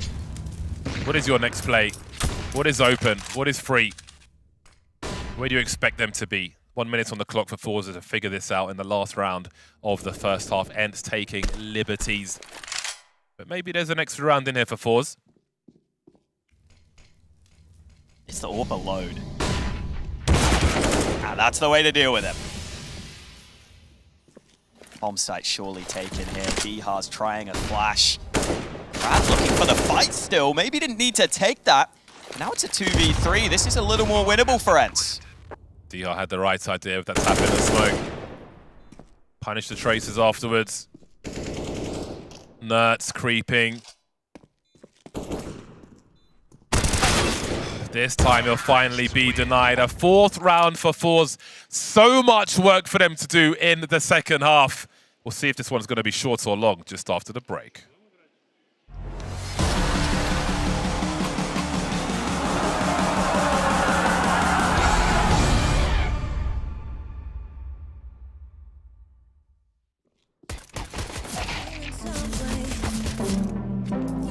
Like I might be stuck in a dream. Let's stay here till the day breaks.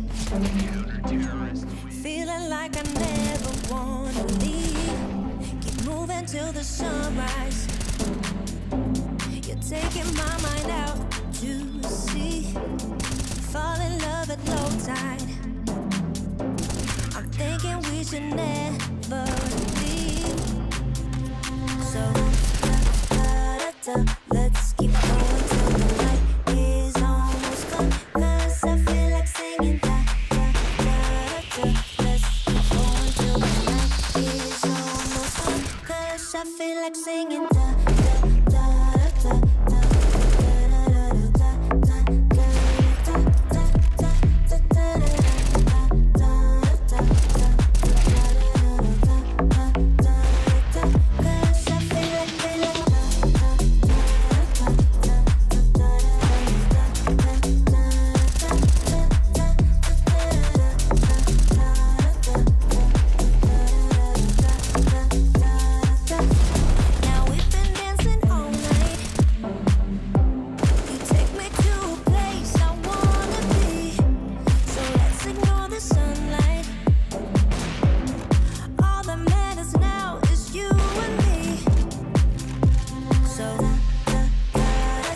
let's keep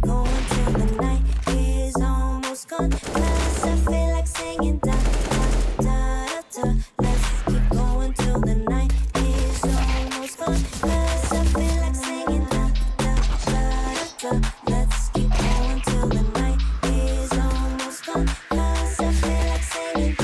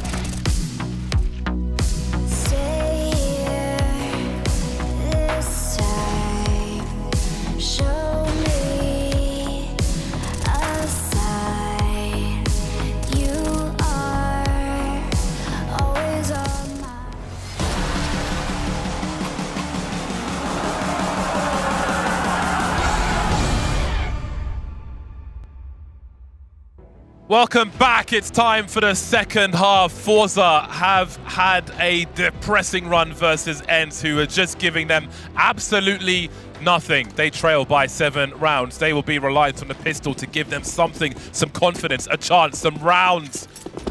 Easier said than done, though, versus ENCE, who are on an absolute tear at the moment. The Glocks will be out.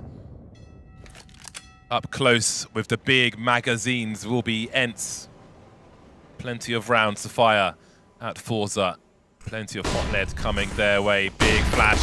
They're going to eat that one. There's a counter flash though. Snappy is so blind, so close, but not quite. Jerry and Shalfie start the proceedings well, trying to get that reload in, but the cavalry is here. How about this for a response? How about this for a start from Forza? Not done yet though. Sun Pius in a 1v4. Lots of time, looking for that extra range with the USP.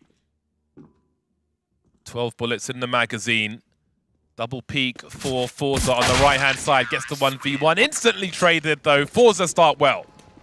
Yeah, those counter flashes are everything there for Forze. They have 4 players stacked on B. Krad is the man, set up with those flashes, and you see he throws them to land basically in front of barrels, so it's not going to blind the CT players, but ENCE ate those flashes. It really slowed their progress, and they get caught up in that choke point.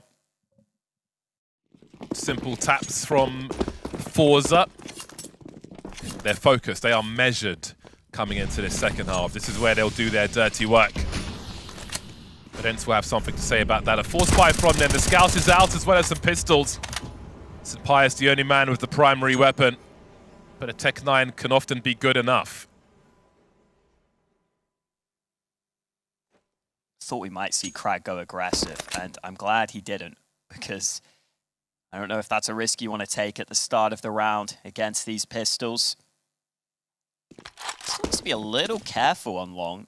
The FAMAS not great at range, and he's got a scout up against him. Oh, that was the chance though. St. Pius given a second opportunity with Madden alongside him. Krad was not happy about that. I see some frustration, but you can't really blame them with how things have been going for them. It's his fault, man. He bought the FAMAS. Got to turn things around though.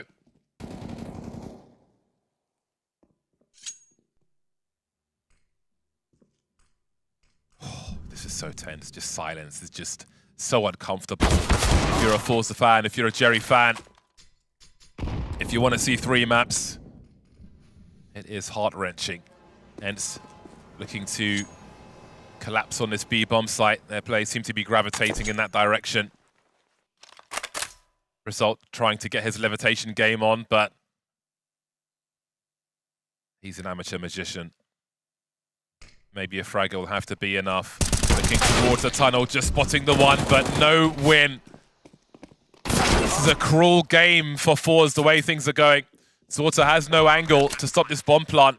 They've got 2 frags after winning the pistol versus the Force by events.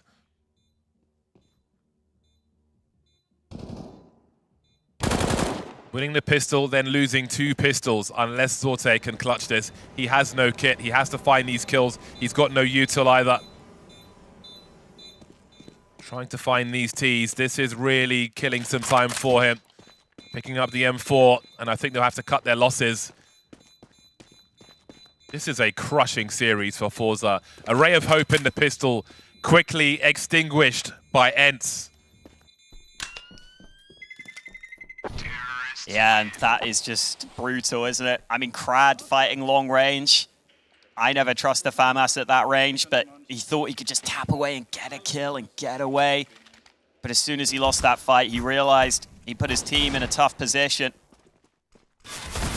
Result, unable to get anything from Monster. And wow, Diha's kill was rapid. That Tech 9 getting 2 incredible entries. And you just wonder whether that is the moment that ENCE take over fully here in this second half. See what that saved M4 can do, because it's a B-rush. They're going straight in. The wrong boost for Zorte. Not successful. Now the rest of the players need to try and clean up with the pistols. They're getting close range behind these smokes. They're trying to use that range to their advantage, but Madden fires shots into the smoke. And it's not paying off right now for Forze. They've been run over by some SMGs. Just Jerry remaining, and that nade is not going to help him. Just running for dear life now. Pour one out for Forze in this series so far. Such a mentally taxing POV for them. Still haven't let go of Nuke and those marginal situations where they could have threatened a map win. To find themselves getting smashed by the ENCE mallet time after time.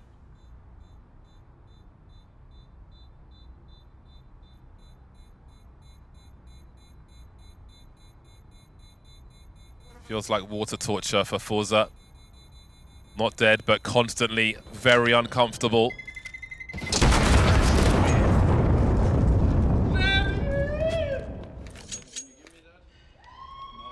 Madam war cry. That was a hell of a war cry. Oh, that's the spam through. I mean, they just figured. You see that smoke, you figure, listen, they're probably trying to be cheeky. Don't allow anything.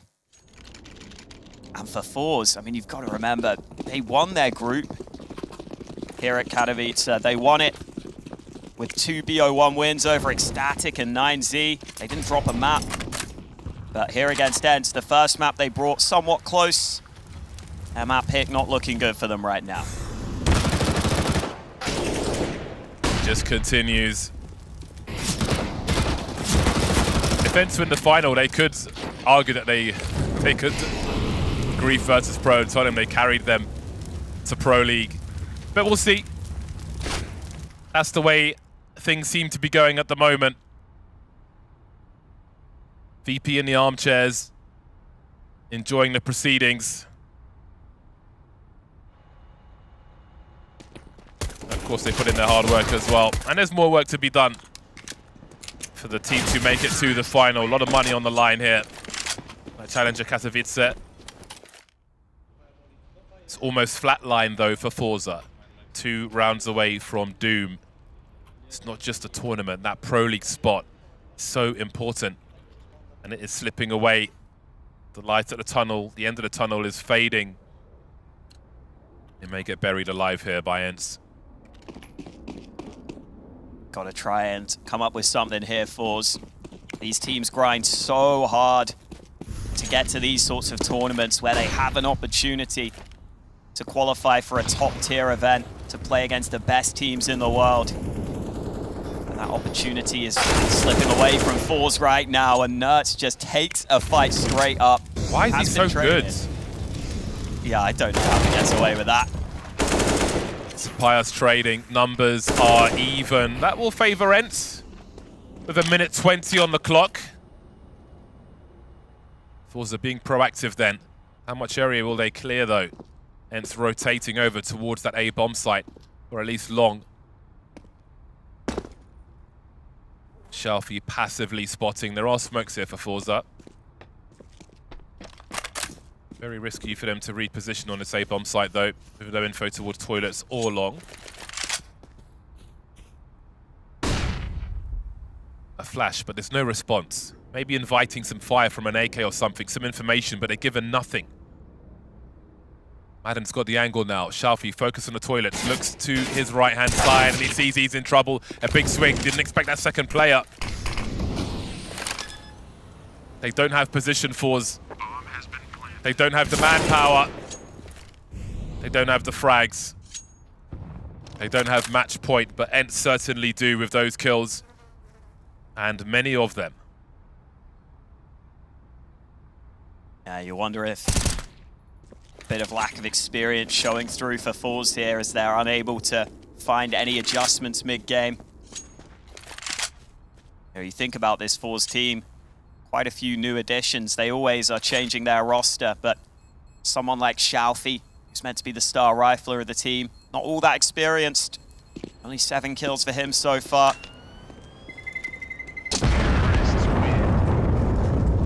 Overpasses the measure. And ENCE are showing that they're in a class of their own today. Maybe the last offering then by Forze. See what they can muster with the money they have. The body language is that of frustration from round to round, from map to map.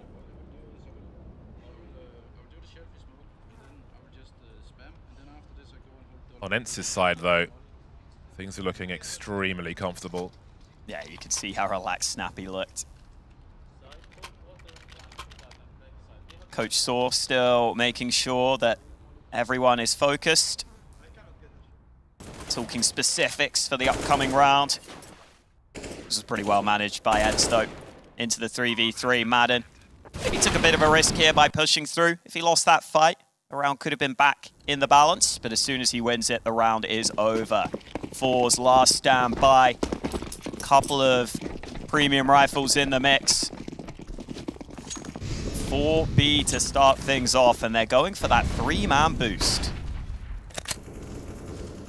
Kitchen sink time. Sound cues have been made. Nertz and Pius will delete everybody else. They've lost position. They're stuck in the corner now. A tower of humanity that was never built, and Nertz, it's always Nertz to take down these final players. Sorte and Krad separated by fire, trying to create some space, gambling in the smoke.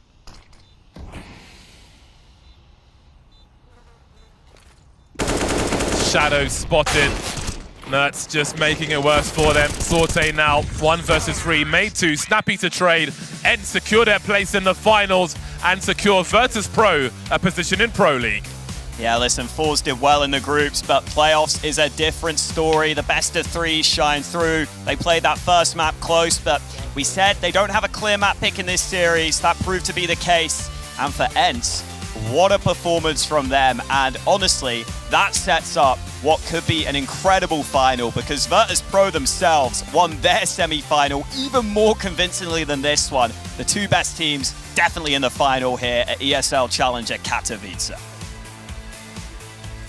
Well, there we have it. The predictions ring true once again, and ENCE have closed out Overpass in quite a comfortable fashion, might I add, Alan. Yeah, I mean, we definitely expected ENCE to triumph in this series, but that fashion was especially dominant. It had to be said, from that second half onwards of Nuke, this was all ENCE.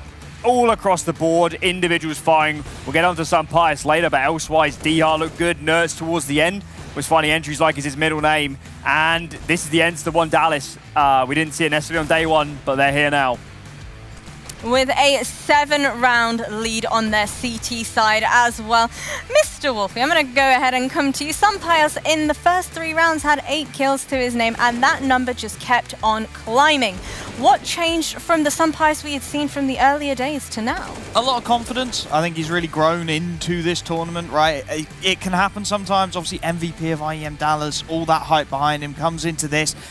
He's being targeted by teams, right? They know he's there. They know he's a name they want to take. They're trying to put pressure on him. He starts to falter a little bit, and then you get into your own head about it. He's grown throughout this, though, and especially coming into this one, you kind of saw it in that Forze kept trying to default A. They kept trying to target some Pius, maybe try and get that AWPer under pressure early, and he thrived under it. Just picked them off time and time again, made it impossible for them to get anywhere, and you're going to start to see it now. Yeah, I mean, he was absolutely sensational. There's no other word for it. And we did say coming into this series that we hadn't seen the MVP of Dallas just yet, but he arrived in leaps and bounds. And in these first few rounds, I mean, the 1-on-2 here is utterly ridiculous. We'll not show Zorte's point of view. It wasn't amazing. Let's be honest. But outside of that, Sunpius opening kills, dynamic on the move, starting rounds was A, B, connector. He was so hard to read for their opponents. And it felt like in this game, the moment Forze got disrupted on their defaults, the moment they got pushed into playing a playstyle they didn't want to be in, that's when the crack started to show. And ENCE utterly dominated them here from start to finish. Forze never, whatever plan they had picking into this map, that did not survive first contact. It was a bit of a disaster. Well, it seems like, and it feels like, the sun is shining, the birds are singing. ENCE have to be feeling particularly confident following that matchup. But I think we should hear it from the Sunshine himself. Over to Sunpius. Thanks so much, Veracity. You mentioned that they should be feeling confident after this win, but going into map number 2, you were so dominant, you looked so confident, Sunpius. Were you prepared for that overpass pick? Yeah, we were actually, because I don't know, last time they deleted us on overpass, so we were expecting the overpass, but we changed a lot of things and we are just a really strong team on overpass right now. You looked really impressive. One of the things that was interesting is Jerry said before this game that it was going to come down to who had a stronger mental game. Now, you travel with a performance coach. What role does she play in getting you ready before you jump into a semi-final? I think our performance coach, actually our psychologist, is just working good with us. So we are just getting a good schedule of sleep. And yeah, I think today we are feeling really with a lot of energy. So we just need to show it one more time on the finals. You are going up against Virtus.Pro. It's a bit of a revenge match. Are you ready for them? Yeah, I mean, I think it's the third time I meet them at DreamHack finals. So one time I won them with Movistar. Second time they won us on Rotterdam. And this is the third one. So let's see who wins now. Thank you so much for chatting to us. I have so many Spanish sayings ready because I was prepared for you to meme me and I didn't use any of them. It's all right, Sam. Don't worry about it. I appreciate the effort. I'm definitely here for it. But I love the mentioning of the performance coach as well. Wonderful woman, absolutely fantastic. I've spoken to her previously as well. And one thing that she made note of time and time again is, yes, it is important to have good food, great sleep schedule, but also the mental reset for the boys as well. Being able to distinguish a little bit of a work-life balance for them as well. Disconnecting from the server, not only from your PC, but also mentally as well.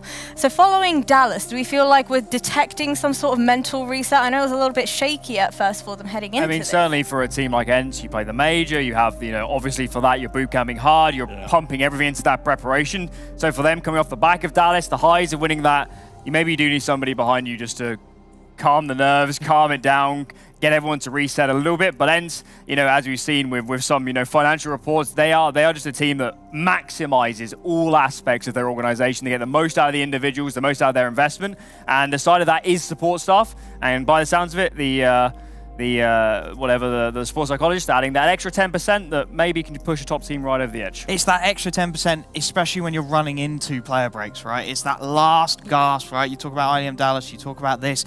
It's those last couple of events where it's so easy to switch off. It's so easy to go, that break is a week round the corner. We've all done it. So having someone there to help you sort of refocus and reshape your perspective of things and make sure you are as dialed in as possible, I mean, it's got to be huge. But like you said, ENCE are one of those big orgs. They're going to have the support staff behind them to make sure their players can maximize their potential.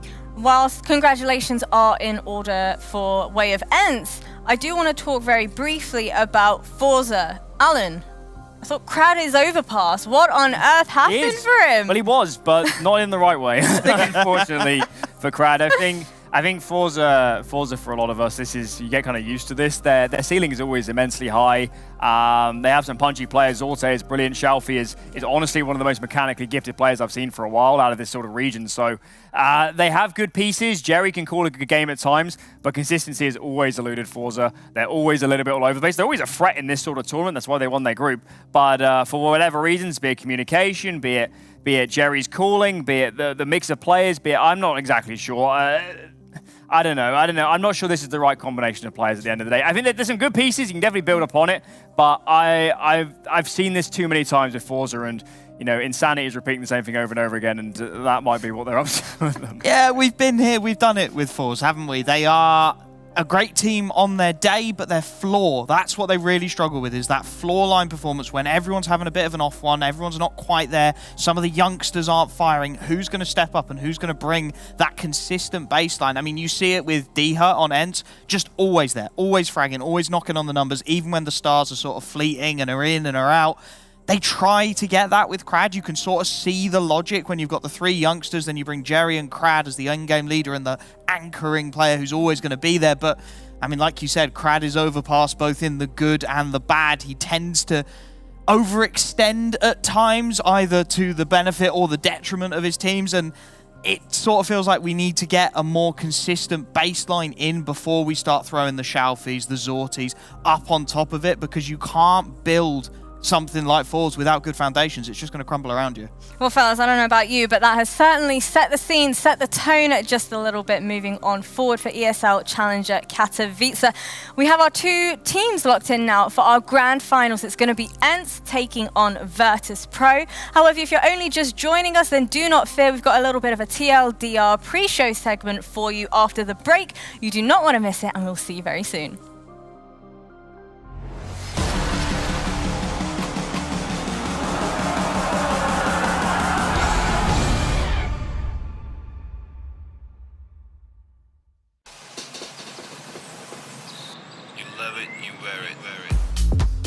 Wear your passion. Share your passion. Wherever, whenever. Gaming is a lifestyle. Get your merch at shop.eslgaming.com.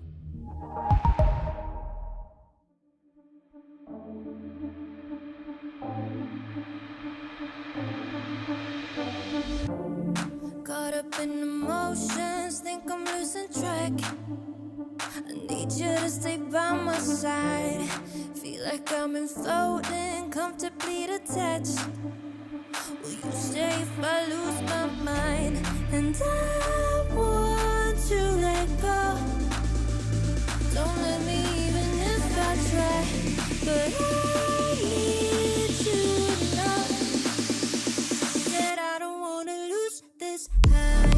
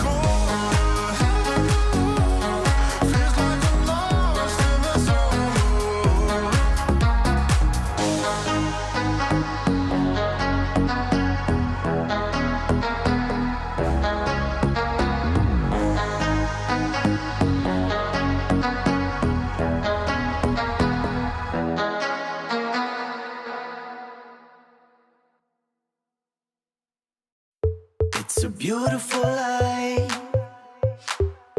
It's a beautiful life, don't you think?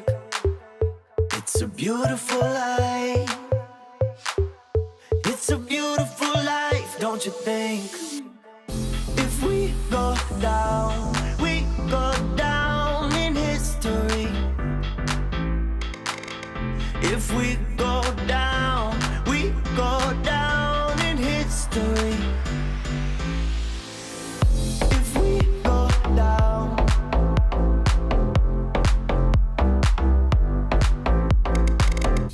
if we go down,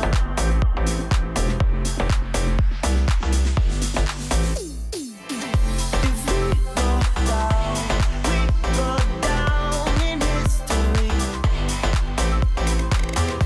If we go down, we go down in history.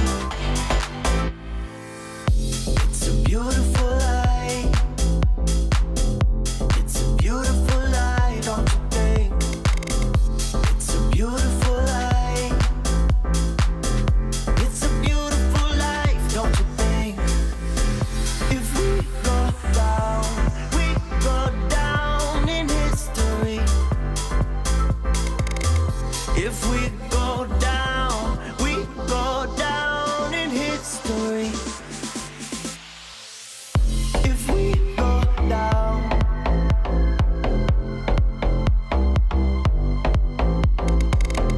if we go down,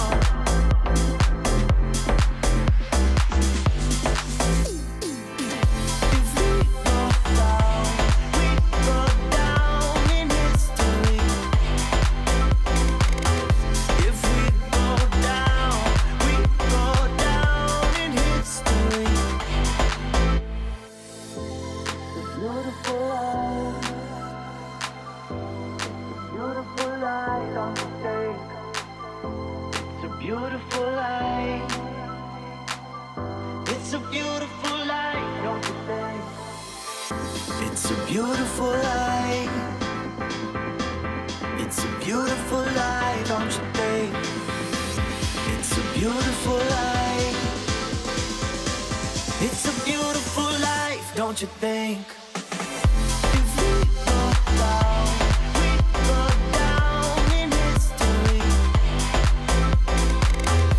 If we go down, we go down in history.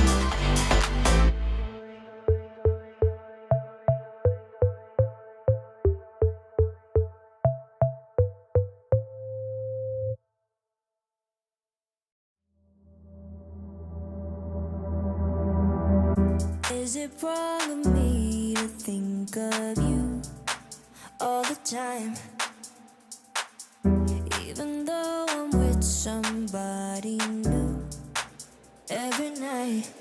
And I pray, and I pray, and I pray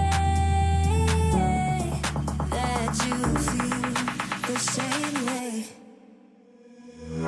Is it wrong of me to think of you all the time? Even though I'm with somebody new every night. And I pray, and I pray, and I pray that you feel the same way. I don't know what you're thinking, but my mind is full of fear. 'Cause I felt this world without you. I feel safer when you're here. It's been a couple months now, feels like time's been moving slow. And I can't tell where my head's at, so can you let me know? Is it wrong of me to think of you all the time? Even though I'm with somebody new every night. And I pray, and I pray, and I pray that you feel the same way. Is it wrong of me to think of you all the time?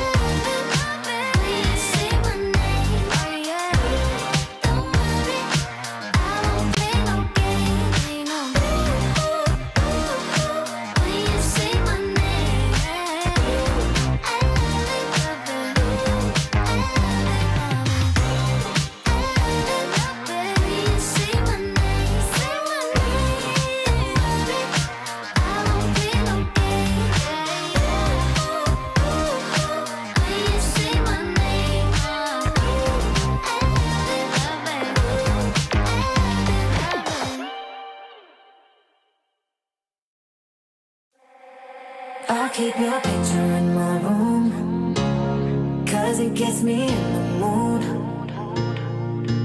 You still live free in my head. You got me so confused. My mind is full of you. Still want you in my room. Don't wanna get rid of you. On my mind, but I am not too late. You got me so confused. My head is full of you. You keep slipping away. I learned the hard way. But something's gotta stay. Don't let it go to waste. Do you remember all of the long nights, warm in my bed, nightfall to sunrise? That's what you said.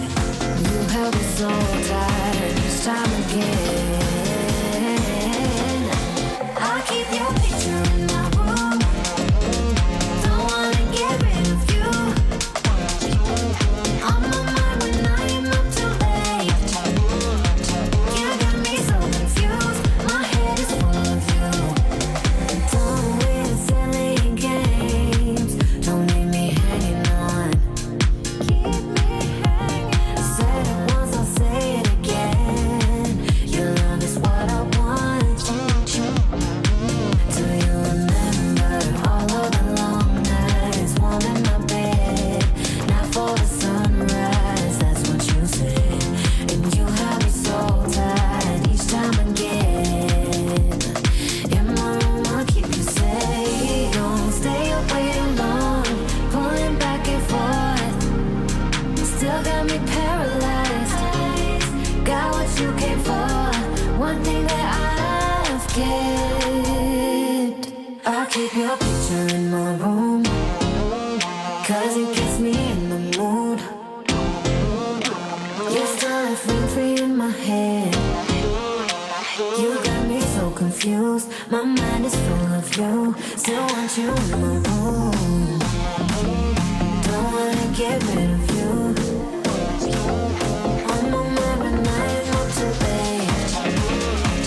You got me so confused. My head is full of you. I keep your picture in my room, 'cause it gets me in the mood. You still live rent-free in my head. You got me so confused. My mind is full of you. Still want you in the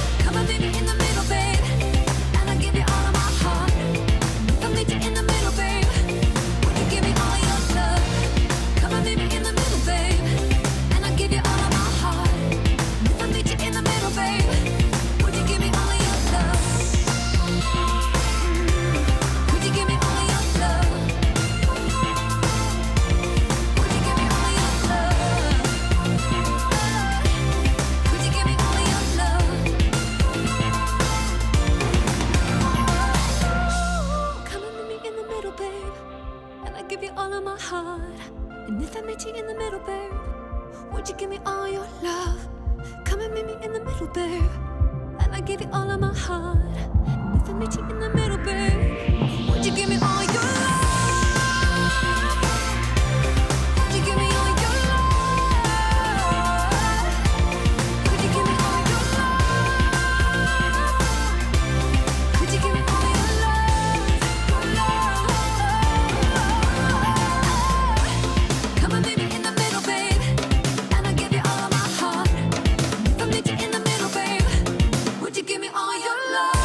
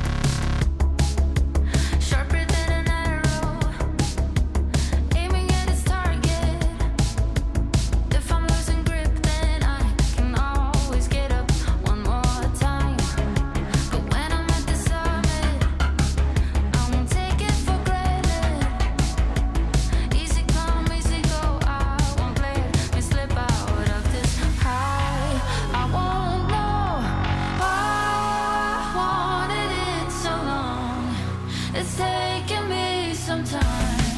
I tell myself don't stop.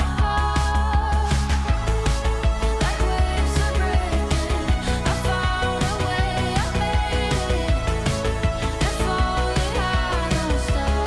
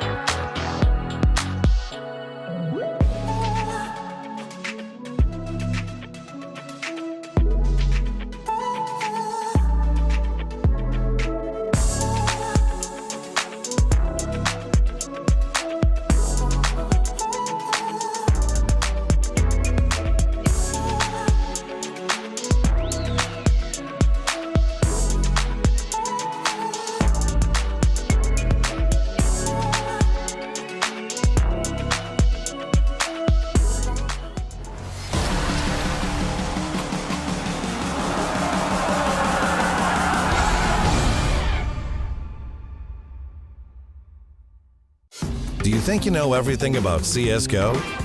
Then stay alert and look out for the DHL Drop Quiz on the ESL CSGO Twitch channel. Welcome back once again, everybody. This is ESL Challenger Katowice. And you may notice that I am joined alongside some beautiful faces, but before we dive into what exactly is going on there, you might have just seen a little video about our DHL drop. Well, without further ado, it is time to reveal the correct answer. The question was, which city hosted the latest IEM and ESL Impact events? Every single one of you guys should be getting this right. The correct answer is A. It is Dallas. What did you guys make of I Am Dallas? Did you enjoy it? Good watch? I mean, we talked about it enough on the desk, like the fact that ENCE won that exact event. And I mean, very cool that we have teams that are coming over from Dallas as well and attending this event in Katowice, considering, you know, that's quite a large jump. And it was always the excuse that North America, the jump to Europe, the jet lag, oh, we can't deal with it. But some teams still do quite well. I will say, though, like this whole, I want to say excuse, but I mean, it is very much valid. Yeah. The concept of jet lag gets talked about an awful lot in CS, traveling to events left, right, and center. What about the poor Aussie boys? Every single time we have Australian teams competing and taking part, they've got to go through the same thing as well. I mean, when we get a genuinely good Aussie team again, we can have that conversation. But for now, like, take the excuses you can get. Well, throughout this tournament so far, we have had some truly incredible moments, amazing score lines, but also some pretty damn good clutch moments as well. So let's go ahead and revisit all of our clutch moments from ESL Challenger Katowice so far and give the folks at home, as well as this lovely bunch over here as well, the ability to vote on their favourites. So we're going to be kicking things off with our first one. Of course, it's going to be the Nerds 1v3 versus Forze on Nuke. That happened today, Alan. I know you're a huge fan of that. This is the winner. I don't even think it's really debatable. I mean, the way I stage the fights, I've watched it back a few times. I'm of the opinion that I don't think Forze played it that badly. I think he was just so fast getting into main. They could have gone down B, I guess, but he's so quickly through here. He actually gets a timing on that player that's behind that little red crate. And just the game to go out back and reface and to get the final kill. Game-changing frag. It was pretty momentous from Mr. Nerds. And then at number 2, we've got Salazar, the 1v3 versus ENCE from day 2, Yumi. Yeah, the thing is about this one, like, he plays it incredibly well. Obviously, like, figured out where everybody was in each one of these fights, and he played it very smart at the end as well. But this is also one of those clutches that ultimately can be forgotten as well to a certain extent, because it didn't end up mattering. You know, he wasn't able to win it back for his team. ENCE were able to close it on this map. And then we also have our third one, and that is Viz's 1v3 versus ENCE from day 2. Yeah, I mean, if you want to talk about clutches that are forgettable because they didn't manage to get it done, this is right up there, really against the tide of things. I mean, it's a really nice clutch. It's really clean. He does a good job of isolating the fights again, but when your team loses, the clutches don't feel so significant. Yeah, it's one of those where, like, Alan is kind of right. You know, like, if we get a vote, then Nerds' one had just like the most impact as well. Like, not only was it very well played, but it also had the most impact in that game. Well, revisiting the journey of ESL Challenger Katowice so far, I want to cast you guys' minds back, as well as anybody that might have missed the previous games as well. We kick things off with ENCE versus Bravado for our day 1. I'll be honest, I'll go first. I'll put my hands up. I expected a lot more from ENCE. 16-11 scoreline was a little bit of a surprise. I feel like ENCE started to look incredibly shaky kicking that off. What did you guys think? God, I wanted... The thing is, with the different versions we've had of the ENCE roster, I think there was a point where I just didn't know what they were doing, you know, especially when they had Valde in the roster, and you'd see some of their T-sides, and it looked like Snappy was kind of lost about what to do with each of the individual pieces. But to come away with a Dallas win, and then to come into Katowice, I mean, we were expecting that to just be probably the biggest blowout we were going to have in the tournament, to be quite honest. Like, Bravado aren't expected to perform, and they really put ENCE through their paces. They actually capitalized on the fact that these guys didn't seem like the most fresh-faced individual. Yeah, well, they couldn't quite win it in the end, but yeah, I mean, certainly for ENCE, look at them like as people, but behind the scenes, you come off winning Dallas, the biggest wins of practically, well, I'm pretty certain to be the biggest wins of all of their careers in that one, and to then fly back to this one, and we know they've already got a space in Pro League. We know ENCE are guaranteed to be playing a lot of high-tier tournaments in the year. It's easy to see why, from their perspective, this tournament doesn't rank as highly in the way they're looking at the season, and to go through a major cycle and then to play Dallas, have the highs of winning that, and to know the player break starts tomorrow, it's a little bit tricky. But what I will say is now they're in these big games, now they're in a grand final. Any time you go up against Virtus.Pro in this sort of game, that's motivation enough.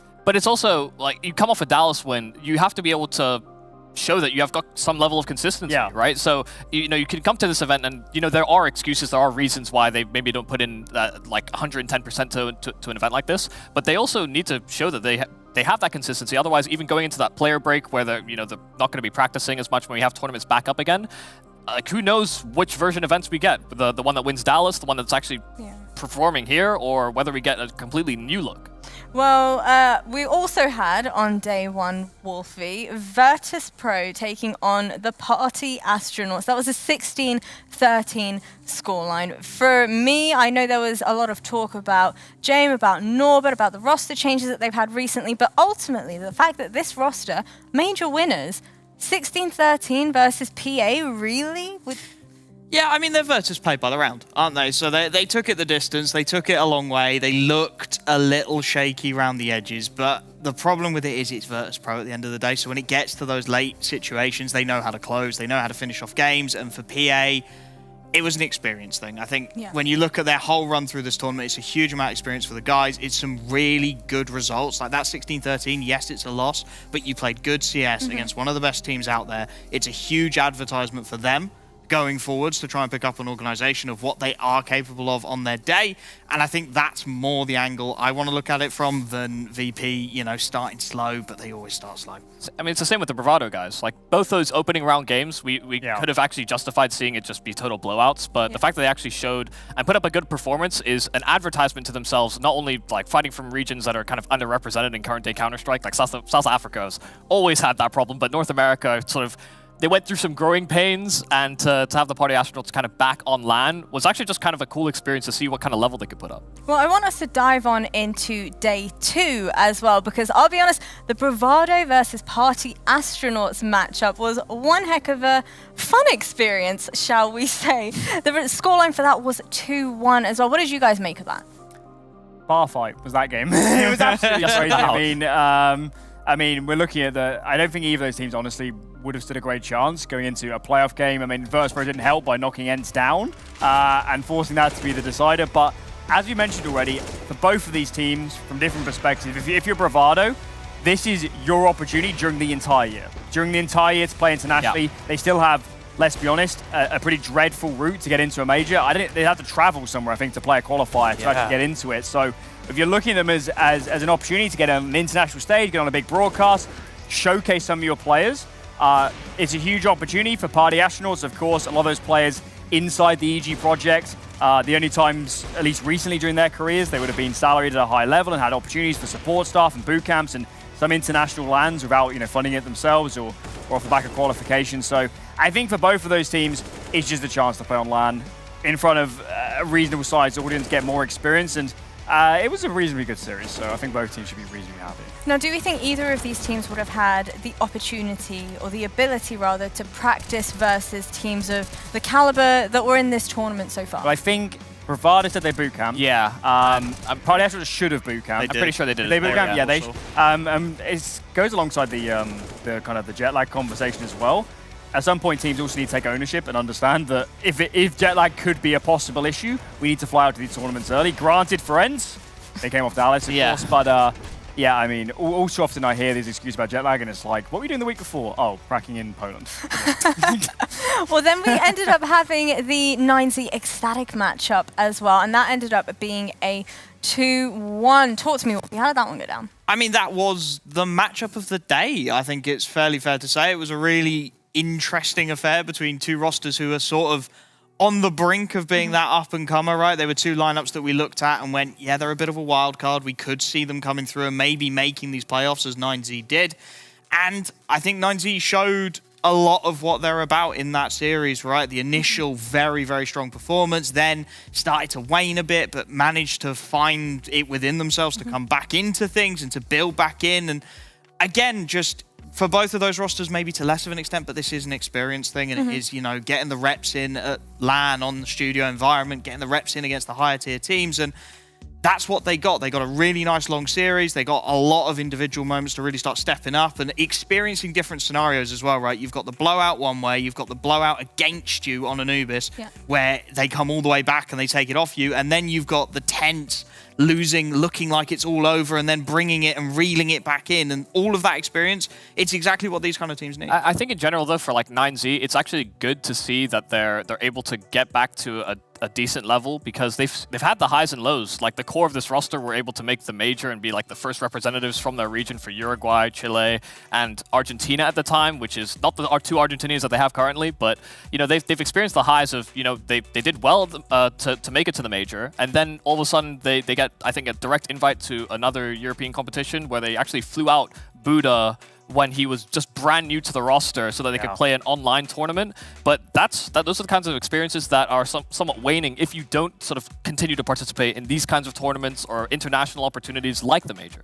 Well, it's been an adventure, to say the very least, folks, but we're going to be heading into our grand finals very, very shortly. Virtus.Pro taking on ENCE. Boyos, talk to me. Do we think this is going to be a close one? Do we think it's going to be dominant? How do we think? Rematch at Rotterdam.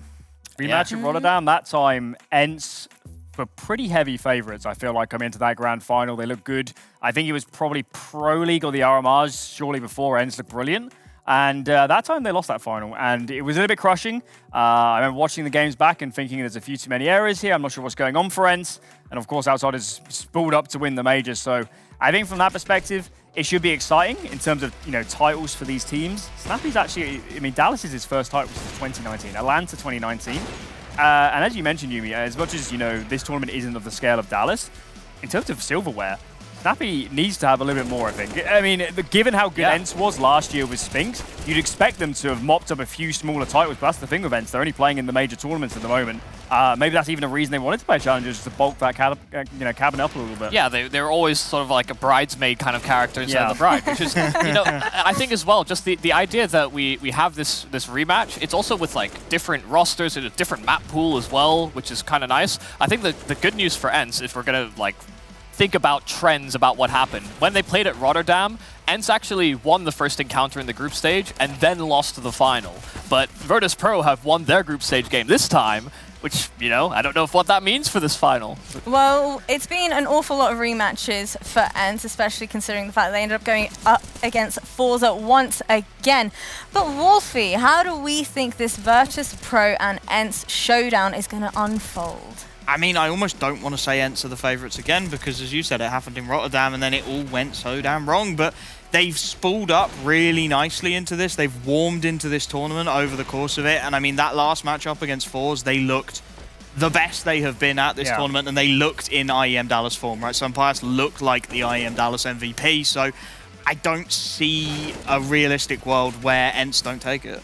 I think it has to be said, this final matters a hell of a lot more for Virtus.Pro. I mean, a lot more. Their world ranking has slipped big time, just by virtue of a lack of, I mean, I'm not sure what's going on behind the scenes, but pulling out of, I think Dallas was a visa problem, but pulling out of Rio, that's a lot of points on the line in terms of ESL world ranking. And at the moment, they are below the threshold to get an invite to Pro League. This is their only chance to make Pro League. And if you're an organization like Virtus.Pro with that history, major winners, 5 men, you need to be at Pro League now it's expanded. You have to be there. But because ENCE are already there, Virtus.Pro already. They are. Yeah. So they are. They've already done it. Yeah. They've already done it. So basically, they kind of beat past the hard part. You know, They've done it, guys. They were probably I mean, they're the biggest cheerleaders probably, and the fact that they could sort of guarantee their position because of the fact that ENCE are already a partner team. But I mean, just the idea that like for pride and also just to show that they have security in this roster, because we came in not knowing whether Norbert was going to play, and then he's like, "Oh, you didn't look at our James vlogs? I can't believe it. It's been public information for such a long time." And we're all sat there just thinking, okay, I mean, are you the permanent 5th? He even said, like, every day is a new day. All right, well, only time will tell. I guess a spoiler alert, yeah, VP do indeed have the ESL Pro League spot. But this is a matter of 100K on the line in terms of our prize pool. Incredible stuff. Also bragging rights for many of our teams as well. So we'll catch you very shortly as we're going to be diving into our grand finals here at ESL Challenger Katowice. So it's going to be ENCE versus Virtus.Pro.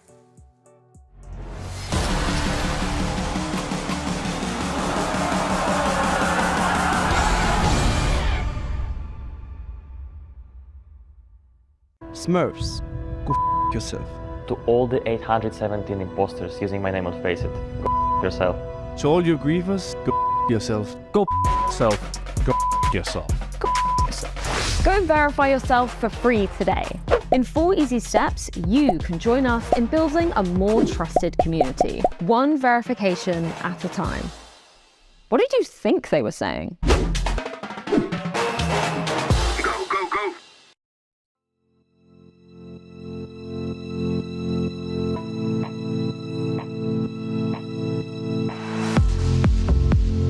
How can I save you when you're tangled in your lies? Caught up in the middle, I can see it in your eyes. Lonely in the corner, waiting for somebody to come and save you from the cold of night. Easily, we've been falling in disbelief. I think I'm ready for another try, but this feels like the last time. So why did you say goodbye?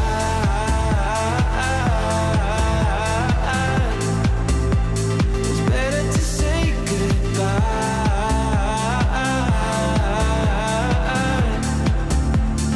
Why did you say goodbye?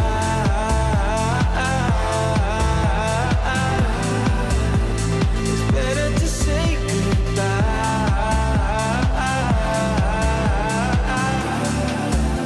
So why did you say goodbye?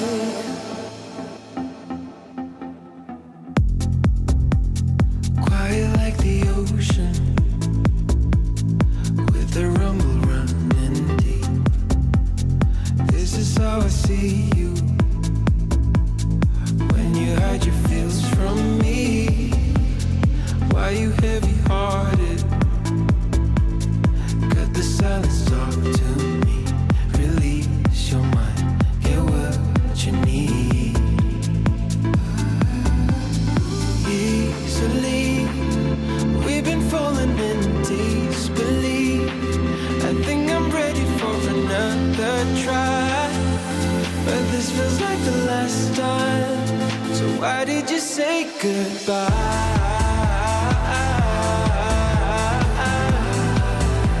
It's better to say goodbye.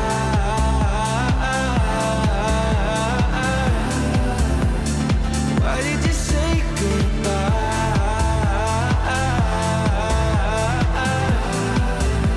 It's better to say goodbye.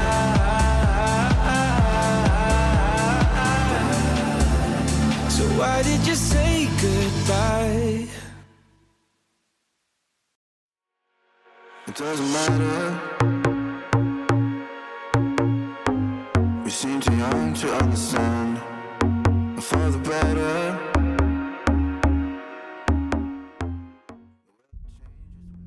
ESL Challenger is brought to you in part by Intel, Acer Predator, DHL, Monster Energy, 1xBet, and Spotify.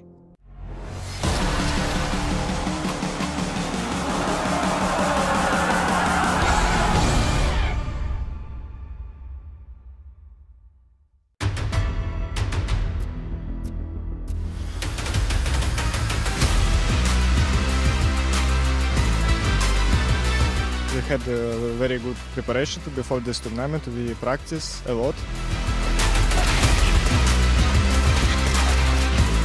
Game by game, we're feeling more confident. We do now our things, and everything is working. It's just amazing to be back in the finals again.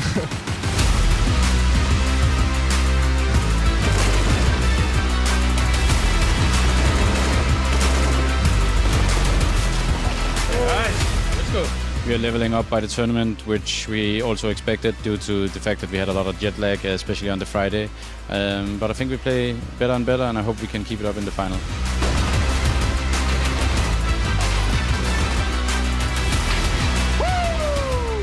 Virtus.Pro is a strong team. Like, let's not forget they won the major 6 months ago. It's not like they suddenly became insanely bad.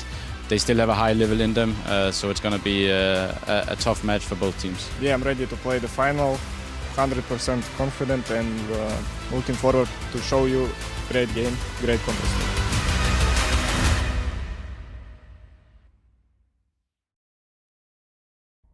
It is grand finals time here at ESL Challenger Katowice. ENCE taking on Virtus.Pro.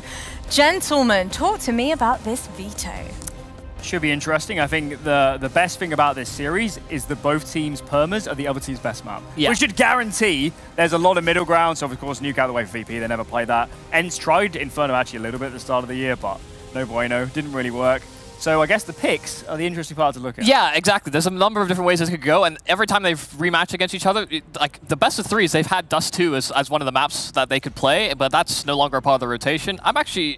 I was anticipating an overpass, but I'm kind of surprised that Anubis has been selected by ENCE, because that's been actually something that VP themselves have been first rounding. Yeah, I mean, the Anubis pick is an interesting one for ENCE, because if you look at their stats, like, they look amazing in recently, and then you just realize, oh, they just keep beating FaZe. They beat FaZe 3 times in a row and land on that map, and they're definitely pretty decent on it, but it's not necessarily home turf, and I think this is more like they think this is a full punish. They get a good angle here in Virtus.Pro. And the Overpass one from VP, we just don't have the data really to know what maps they're going on at the moment. Overpass actually is a map towards the end of last year that really came into their map pool around the major. They changed a lot of spots since then, but clearly they still have a lot of confidence in their Overpass. Do we have confidence in their Overpass, though, is the real question, gentlemen. Actually, you know what? Before I get too deep into that, I want to know whether or not the folks at home have confidence. Do we think it's going to be a 2-0? Do we think it's going to be a 2-1? Who do you think is going to win the grand finals here at ESL Challenger Katowice? I cannot wait to get this started. But before we do that, let's go ahead and check in with Fame. I'm here with Fame before we move into the grand finals. Is this final a chance to prove that the major winning Virtus.Pro is back? I don't know, because if we want to prove it, we need to win more finals than this. But yeah, it's little detail of our journey, so we are full focus to win this tournament. The start of the comeback journey, it begins right now. Every time I ask you what you plan to do, you say, we're just going to play our own game. But here's the thing, ENCE knows your game. You've played them before, they've played you before. So will you be changing things up in this final? Yes, we will save every round, and they will so bored, so they're going to leave this game. Thank you, Faye. Okay, all right, well, there we have it. We'll save every round. What are we thinking? Got a sense of humor. Yeah. I'll give him that. But yeah, I mean, it should be a very intriguing game from their perspective. It's got to be said, Virtus.Pro hasn't even been close to winning a tournament since Rio. They haven't even been nearly in this sort of position. So I'm very intrigued. These guys on your screen, Fame was the star pickup for them from K23. He was a revelation coming into those roles. Doesn't play all the best spots, but he's an absolute monster. But I think during this tournament, it's been all flit. He's been an absolute beast. He fills a lot of the void Yakindar left in terms of finding opening picks, and he's been a monster so far. Yeah, and the real surprise has been actually how good Norbert's been. You know, I've said a number of times we've been on this desk, but I mean, there's so much under the microscope for Norbert's performance. But I will say, while Fame did say that they will play a saving kind of game, they also played very aggressive last time they played ENCE. All right, well, I want to see how the Clutch King himself, Nurse, on the side of ENCE is going to be able to counter the power that is VP. We are about to have a rematch of the ESL Challenger Rotterdam final where Virtus.Pro was able to win 2-1. This is the grudge match, if you like, a chance for us to change that final. You've seen the veto. We're moving into the first map. What do you think of it? I think we are really feel comfortable about this map that's gonna be. I feel like right now we are the best team in the world in Anubis, I would say. And yeah, like we have good confidence and we want revenge. Best team on Anubis, and also you just had an incredible overpass. Were you surprised when they picked it? No, we're not surprised. We know the last matches we played overpass, we played a bit shaky. We didn't know, but we changed everything in overpass. They were watching, so I'm curious to see how that goes down. Is the pressure less for you because you already have that EPL spot? No, it's about the win. It's about the mentality, about the consistent. We don't care about the Pro League. I don't think it's connected. Thank you so much. Good luck. Thank you very much. What do we make of that, gents? It doesn't alleviate the pressure. I mean, yeah, it doesn't alleviate the pressure. I do like that he was saying, like, going into overpass, oh, we didn't look that great before, but we've changed everything, which I don't know if that's a good or a bad thing, to be quite honest. Yeah, but it must be an improvement. He seems confident, so. Yeah, I assume he's talking between the Major and Dallas, because they had probably 2 weeks or so to practice, and it was a little bit of a weakness coming up to that point, but certainly didn't look like that against Forze. Absolutely bodied them. This man, Sun Pius. Not the best first couple of days, but in that series in the semis, he was an absolute beast. You couldn't get past him. He was killing everybody. Yeah, the missing piece, I think, is fair to say for ENCE, because in those previous performances, we were thinking he went from a major, not major MVP, IEM Dallas MVP, into poor performances. So, It is time for you to go for your prediction. Let me know who you think is going to take the entire tournament. I want VP. I want them to actually show that they can be a good and quality team again. I'm going to take ENCE 2-0. I think Anubis is a lock, and I think Overpass, it looks excellent against Forze, and I just don't know what to expect from Virtus.Pro, so I have to side with the known quantity, and that is ENCE.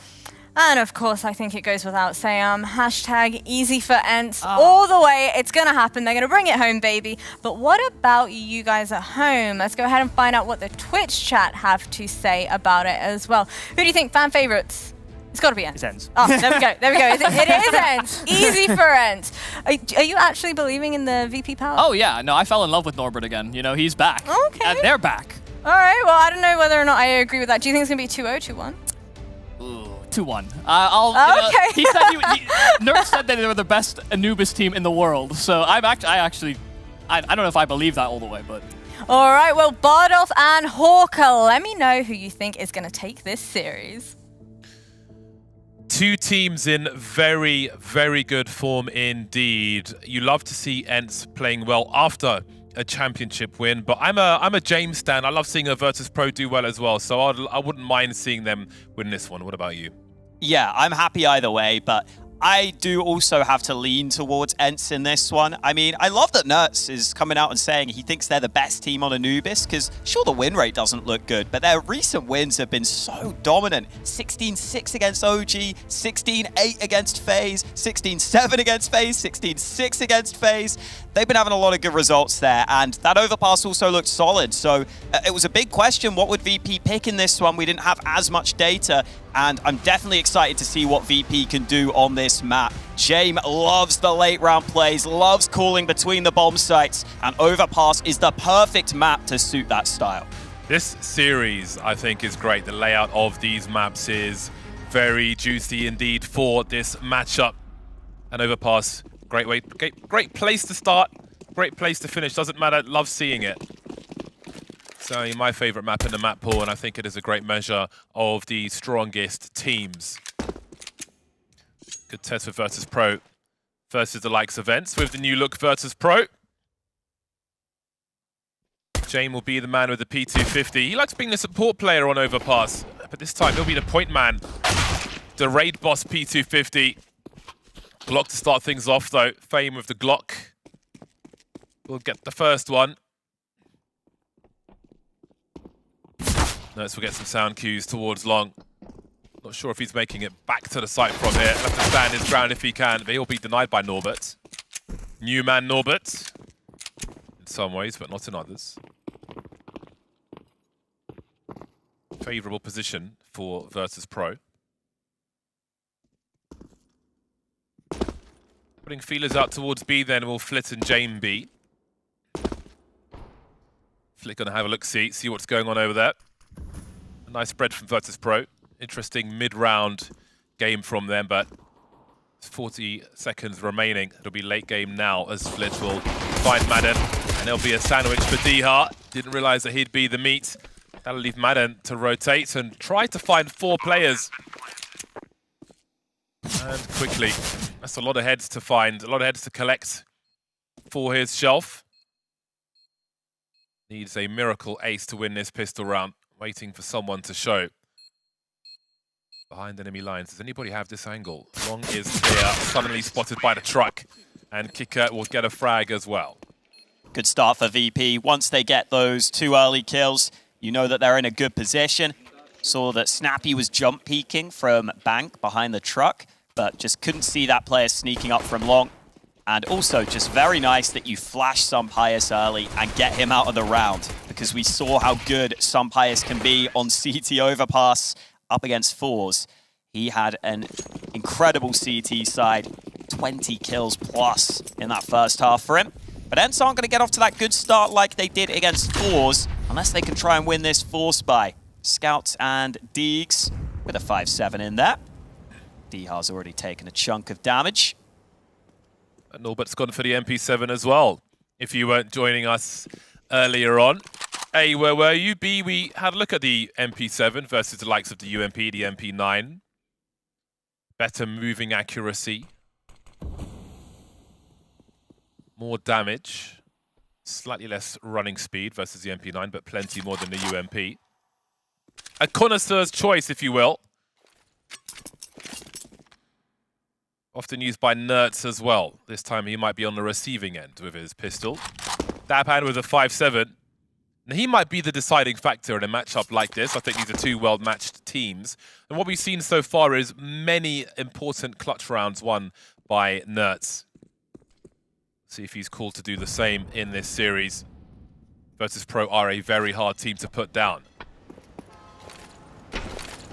Again, you get to see that VP style coming through, running down the clock, slowly taking map control, leaving their options open, and sending the MAC-10 of Flit in to be the information gatherer.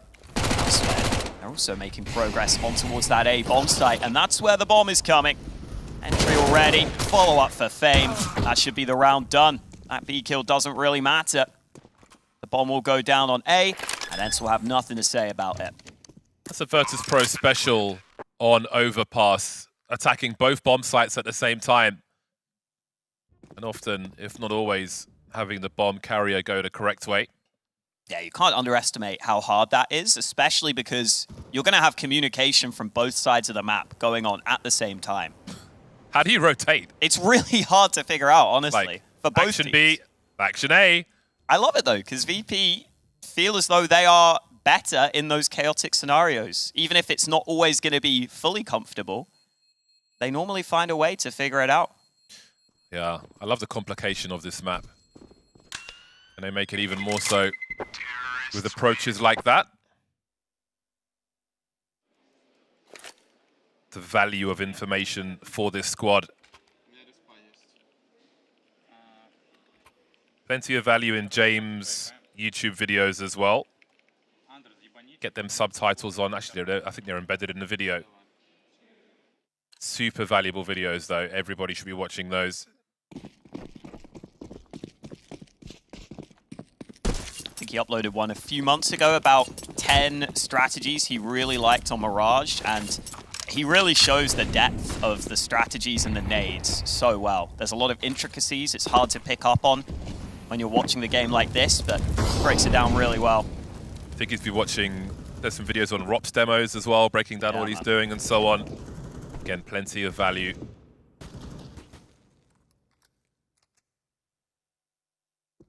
Always something to take into your game from those videos. Does Madden escape this situation? Not on this occasion. It's a crappy round for ENCE.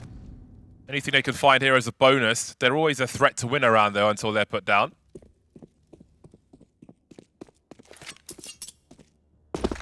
Kurt's keeping the CTs honest towards B.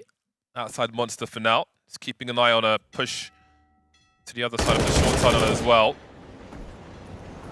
Very important to do that. Have an understanding of what's happening. If there was a fast play on shorts earlier, he would have heard the footsteps. Extra bullets in the Galil might come in handy here, as he knows one is stuck in the corner. Will they read that? Someone will try to come and play off of Snappy. Oh, Snappy escapes as well. Now he's up close to that P250. Over performance from Snappy.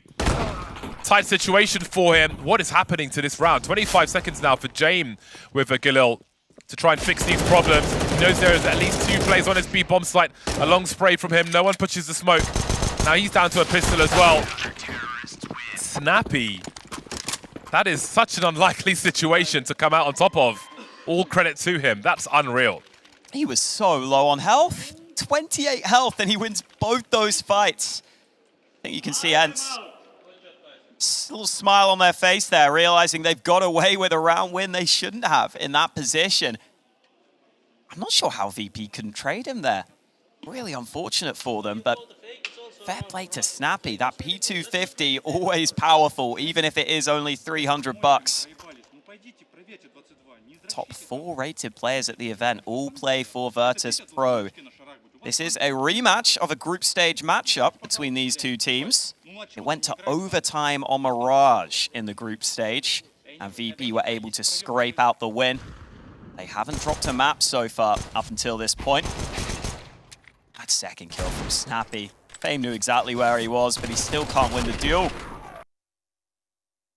Just a reminder, Virtus.Pro have qualified for Pro League now due to the defeat of Forze. They're the only team remaining who can qualify, as ENCE are already in Pro League. Congratulations to Virtus.Pro, $50,000 on the line in this match. And again, I think it's important for both these teams with where they're at to win this series. Virtus.Pro trying to build something, ENCE already built in Dallas, trying to stay at that level. This would be a great confidence boost for both squads.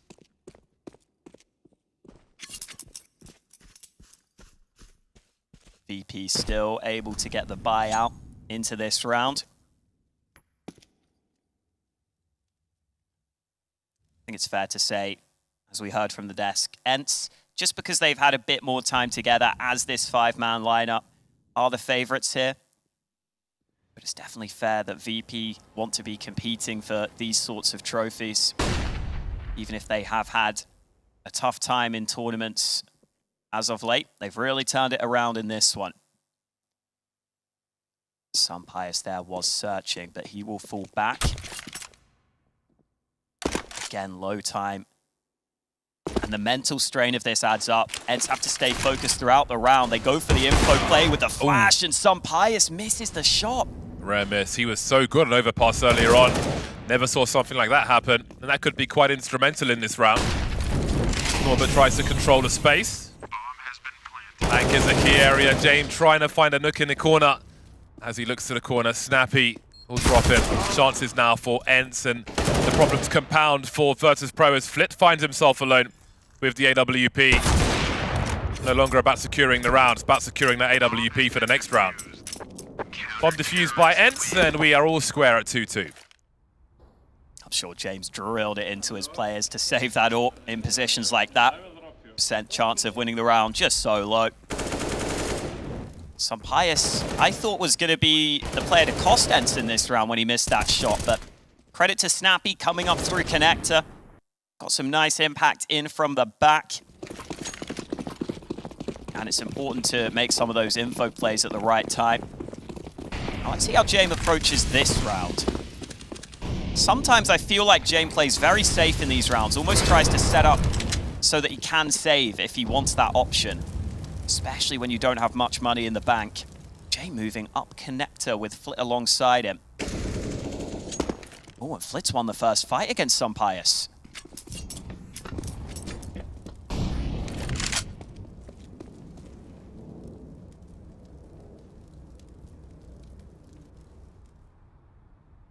Dihar is rotating, but Nuts has to call that this short side is somewhat open. That's the info he needs. Let the pistol take the bullets. Nertz falls back. He's in trouble. Never saw it coming. That's the Virtus.Pro trap. Fly stuck to the spider's web. Dihar's got the shadow advantages.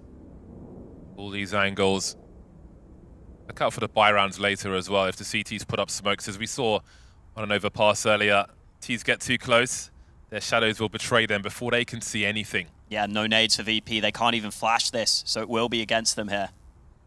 Heading towards 30 seconds remaining as they look to edge forward, but still Norbert will come out first. Into the situation, Flit with the crouch, he'll take the bullet. That's the wrong man for the job though. Madden trying to clean up the transfer, is there for the sniper. Norbert's here with the AK now. 18 seconds on the clock, bombs at his feet. Rotations on the way, he's got to commit to this surely. Snappy towards the stairs. Trying to keep Norbert on that side, that's such a tight shot from Norbert. He'll get the AWP as well. Great clutch from Virtus.Pro. Didn't have much in that one, but they come away with everything. Big 1v1 there. Snappy started making steps because Norbert didn't initially know exactly where Snappy was coming from, but that's what made him confident planting that bomb. And Norbert has been so solid at this tournament. It's been great to see him stepping back into the lineup and delivering for Virtus.Pro. Wow. When do you see him that animated? Great to see. A second timeout from Virtus.Pro. That is very early on. Full focus. I think VP know if they get a solid T side here, they've got a really good chance of closing this map. That Virtus.Pro logo looks like it's in front of, rather, 2 chunky fries. Yeah. Like 2 big sweet potato fries. Yeah, definitely sweet potato fries. I see it. I see the vision. Yeah. 1 round lead then for Virtus.Pro. An unlikely round won by both squads. That's a great answer to the round ENCE one. No MP7s this round, but 2 MP9s will be on deck. Slightly cheaper, slightly faster. See what they decide to do with the SMGs, whether they try and push and get up close. Some Pius trying to take initiative, gets the timing right for 2. Fame can't jump back to safety, and some Pius finally showing up to the server. Quick props to the observers for that grenade cam. I appreciate that. Indeed, that's the St. Pius that we have seen all day today. So James going to have his work cut out for him. St. Pius is no slouch. There's barely been any slouching from ENCE whatsoever. Completely rigid in their chairs. And dangerous on the server.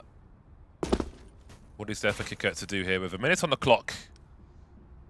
A 1 versus 5 made for. Every time he shows some presence, he will be surrounded. He knows the net will be tighter and tighter.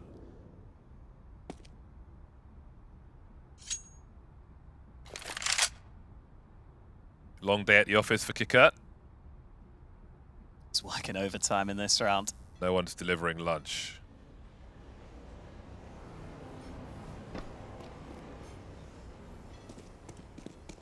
Really good sign for ENCE that St. Pius is able to get involved with some aggression early. I think that's a good way to try and counter this VP team. If you can find success in the early round, it stops their biggest strength of being able to just slowly encroach on the map and make you uncomfortable in the late round. Counter-terrorists win. Kickout will be allowed to save because ENCE want to focus that CT economy, which can be so difficult to build. Looks like we've got the makings of a competitive map right now. Bit of a shame for Fame. He's like, I've made a terrible mistake.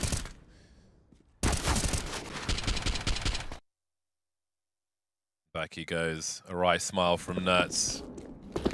We've got a real match in our hands. 3 rifles then for Virtus.Pro in round 7. MP9s have gone for ENCE. Replaced with bigger and stronger weapons. Hey, the utility sucks, and VP have somehow thrown a smoke on the minimap that looks like it's gone completely wrong. It's like landed in the entirely wrong place. Yeah. Smoked out the club. Not great. Kick out using that smoke to try and take short control, and the jump from Nertz will go against him. That's the opening that VP needed in this round, and Norbert's got another one. Snappy has to be careful, but Flitzing Connector. All the fights given to Virtus.Pro, and they win every single one of them. I love how back and forth this is. One step made by Madden, that has certainly been heard by Kikert. That's half the information they need, Virtus.Pro, and they still have a minute on the clock. He will be handily dealt with by Flip. The patience, the positioning of Virtus.Pro will do the job for them. Now Diha has to hope he walks into the bomb carrier. That's not going to happen as the bomb makes its way through Monster. Have a look at this angle from James. Yeah, not a pre-aim. That was 3 AKs. They've won at least 2 They've won one round, they started with 1 AWP. Another round, they've started with 3 AKs. It's a scrappy game. And both teams are showing how much depth they have. And we're just getting started. Yeah, it looks like ENCE wanted to continue to play that disruptive style, going for some aggression. So I'm not sure if they didn't realize in that round that VP had so many weaknesses in their buy, because VP's utility was atrocious. It would have been pretty hard for them to move towards a bomb site with just a couple of smokes and a couple of flashes. They are playing so slow. I mean, yeah. Yep. Could have seen that one coming. It's a hard team to be proactive against because they're chilling. But they're not doing nothing. They are playing information. A lot of teams will hold. Virtus.Pro just do it in a different fashion. Looks like Nertz has converted one of his teammates to MP7 gang. Snappy will take it this time, but this force buy is pretty poor for ENCE. They might have to go for some risks in this round. I feel like maybe the MP9 is more satisfying to get frags with. I'd agree. And perhaps that distracts from the statistical comparison. Again, the MP9 is 30% worse in terms of moving accuracy, roughly 30%. Less damage per bullet.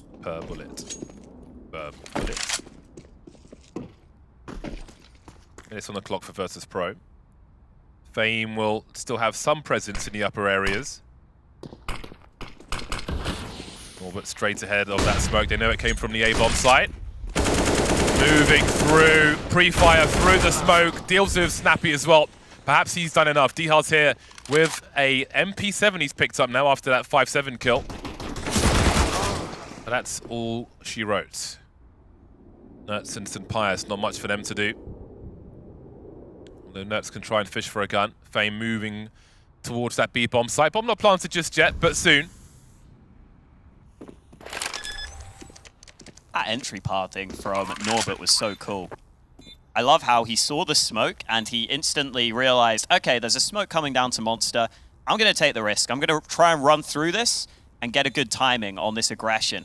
And he got flashed in, and you saw he did pull his knife out at one point, just to be even faster up to that pillar. Because that's a pretty common position for the CTs to play. It's good for dodging flashes and trying to isolate angles. He saw the Bardolph smoke.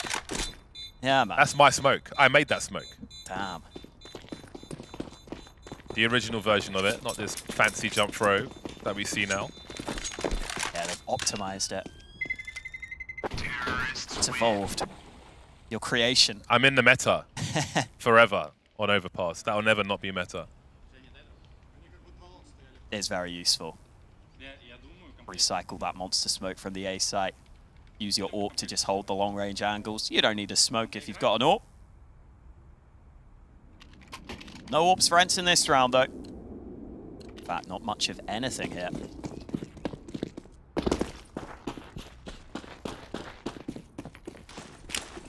Their turn to have the hero rifle. 4-man focus towards B from Virtus.Pro early.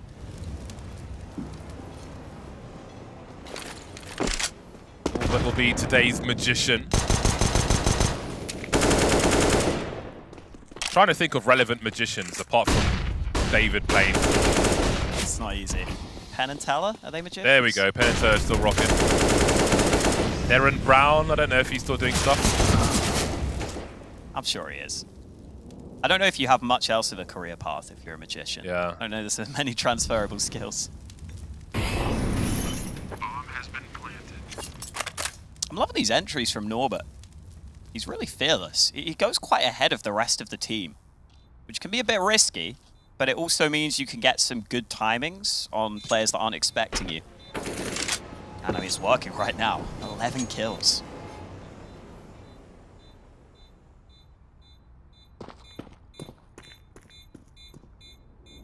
Very nice indeed.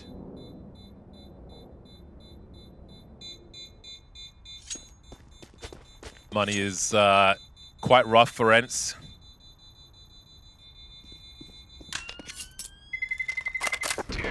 Their toughest test in a tournament, second time around.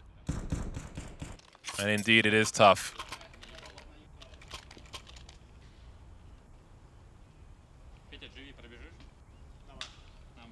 Saw that stat earlier that the 4 highest rated players at the event are all VP players. Dominance for them so far. They haven't dropped a map here. Flit the top of everyone with a 1.47 rating at this event right now. Nurse is feeling the heat. Back in his chair with his arms behind his head. Madden's not looking great either. If you've had a heavy workout, then it helps breathing, helps make breathing easier to put your hands behind your head with your elbows sticking out. What's the science behind that? Do you have the It science? just opens your lungs. Right. My running instructor would tell me to do that when I'm on the brink of an asthma attack Okay. after high intensity running. I've also heard breathing through your nose is way more efficient in theory. Yeah. So you want to try and keep doing that if you can. Absolutely. Does help regulate the temperature of the air as well. But body language-wise, he's kind of heading towards that 1,000-yard stare versus Virtus.Pro. This is the real test. We had great highlights earlier on, but now we're in the trenches.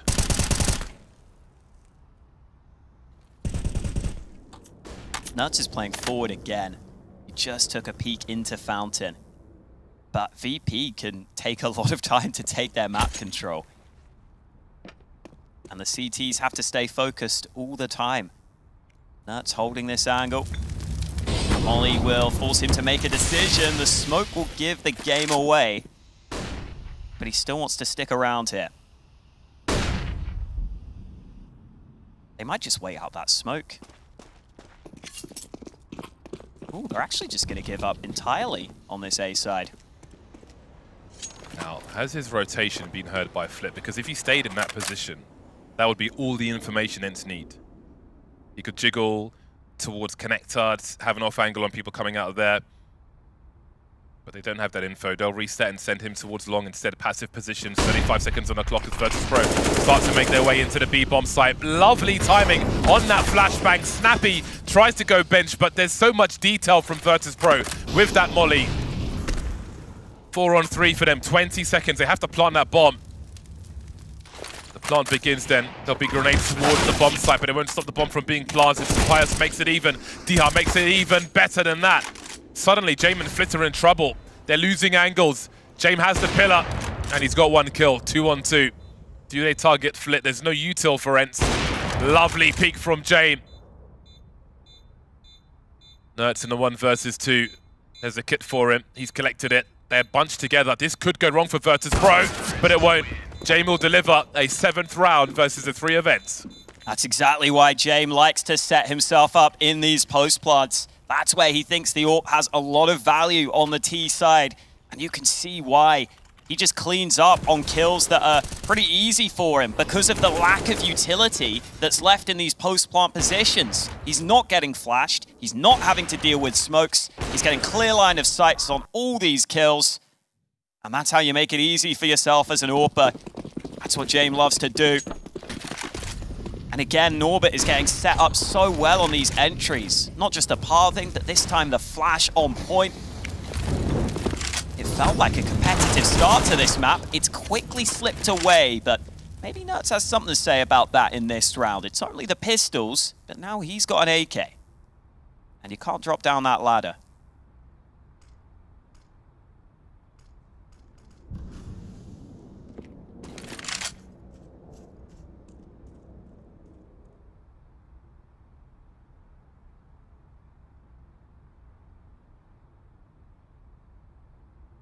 A lot of walking to be done for Virtus.Pro.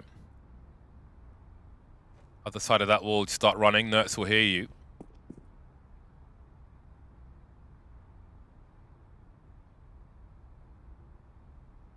So shift has to be held. Snappy's got a good angle to see some legs should they go towards short B. And again, that patient play. James just there for days. happy to be in the back. He's a utility man. He's going to send those flashes in for his teammates. As I said before, Virtus.Pro are playing slow. They're always playing slow. Very hard team to creep up on. Madden hiding behind the barrels. Will they check him properly? CZ is so good with the bursts. Norbert and Kika down, 2-on-2. This might be doable for ENCE. The shadow. St. Pius compromised. Snappy coming through from the back. He's got Kevlar and an AK. And he's got the first frag as well. No kit for him. Speeds forwards as Fame will be on site. Behind the pillar. Shows some elbow.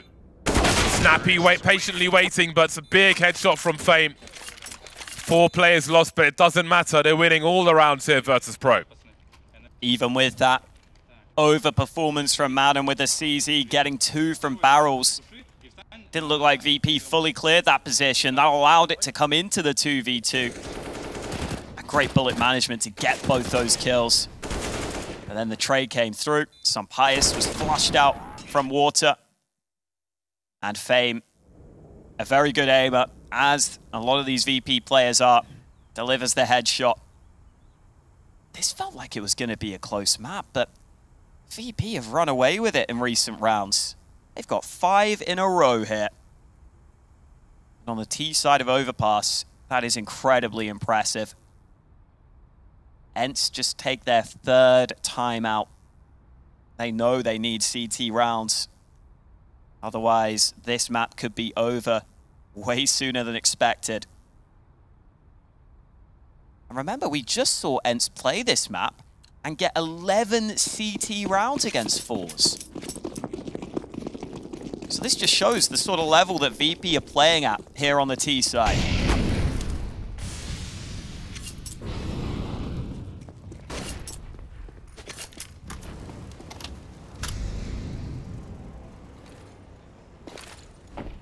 Great test for ENCE, this overpass.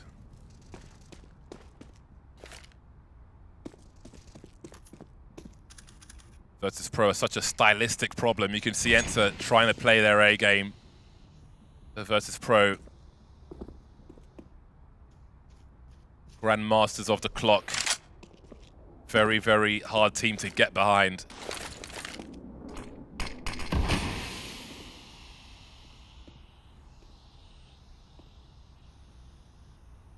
Let's not forget that round where they pushed A and B at the same time.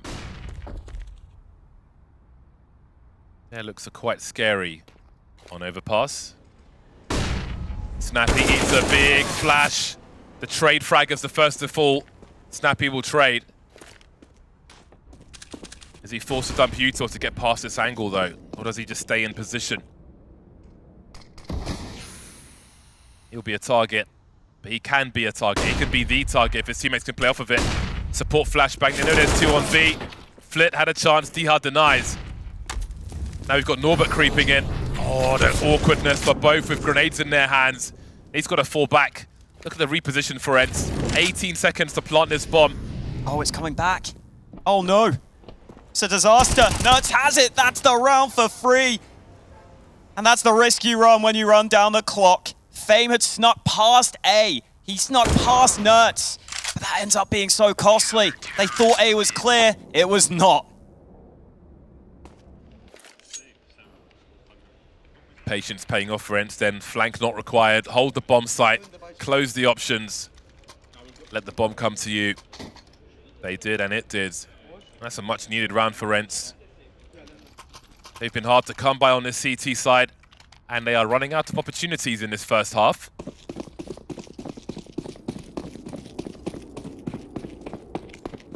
Three rounds to fight for. Flip knife enjoyer, Jame. Going past these mollies. And ENCE have a setup around long with 3 towards B. Make it 2. Hard to get away with things. Okay. When the Virtus.Pro are on the other side. They really want the trade. Madden's gone into the smoke. This is mental. Kicker doesn't realize. Great play from Madden. They get that kill back.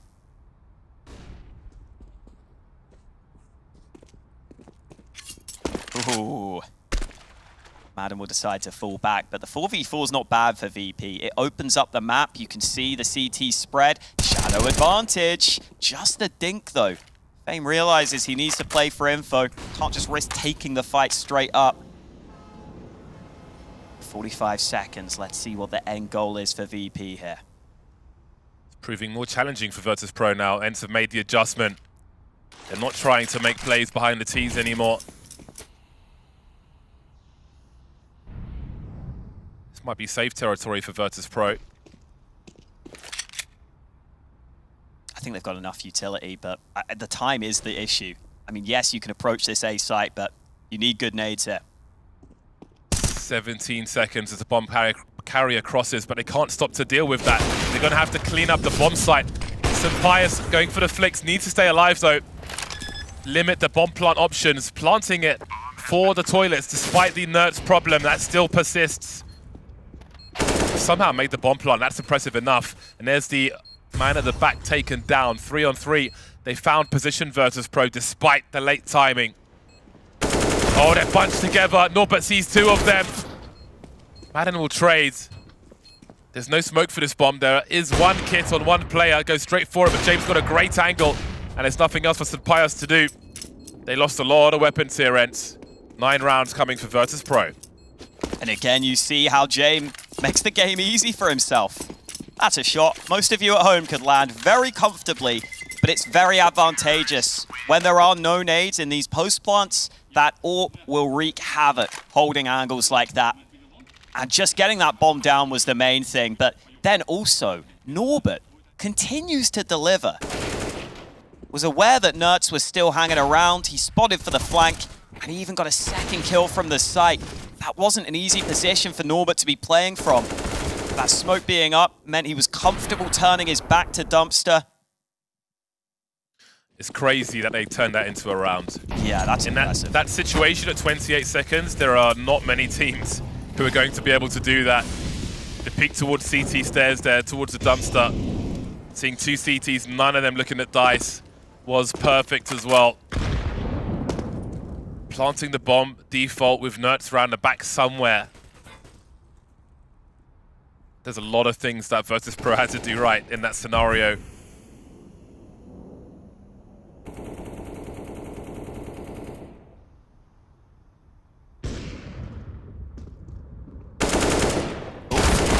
That was the gun barrel initially, but Snappy peeks in to kick out AK. 2 VP players low on health, but it is a 5v4 advantage.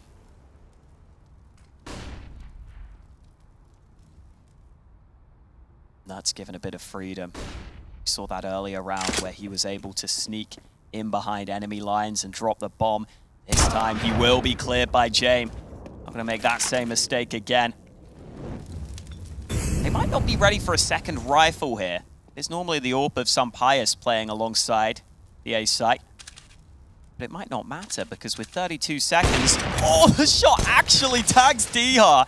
But the bomb's going back B anyway, and it's wide open. Just griefing. There's still a round to be won though, especially if this is not smoked off, but surely it will be. They've got the utility for it. There we go. What do they have in response? Flashbangs and some shots. That was almost 2. There'll be 2 frags in total. There was a HE in there somewhere. But the bomb will get planted just about. Norbert kicker together, 10 HP. Ooh. Oh, that was a close one. If he gets that kill, then maybe this is a goer. But I think it's not. They're going to be trying to hold on to this for the last round. 4 rounds from 14 so far for ENCE on their CT side. This is an incredible T side from VP. As we've been saying throughout the tournament, Overpass probably the most CT-sided map right now in Counter-Strike. And yet VP have got 10 rounds on the T side. I think if you're an ENCE fan, there's a few things you can still look towards. I mean, firstly, you've got Anubis coming up next, which Nertz said they are the best team on in the world right now, in his opinion. But secondly, this is a map where VP are outplaying ENCE tactically more than anything. It hasn't been a map where ENCE's individuals have had the same chances to get involved. And I think the later maps in the series will allow that to happen. But you can still sit back and just enjoy the incredible display that VP is showing us. And we've got a P90 in play. This looks like a B-rush, boys. Kicker P90. All right, then. That's inspired by Heroic. My word, that's a great entry. And dejecting for ENCE.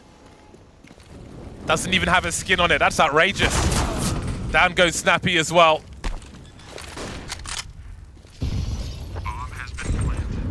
Looking good for Virtus.Pro in this last round of the first half. There's a molly for James as well if he's got the time to deploy it.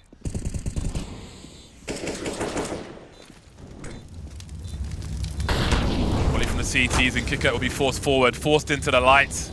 There's James Molly in response. Out come the CTs, heading towards that P90. So rare you hear that rattle. 11-4 it will be. Virtus.Pro with a buffet of rounds on their first half. Do they have the hunger in the second though? Find out after the break.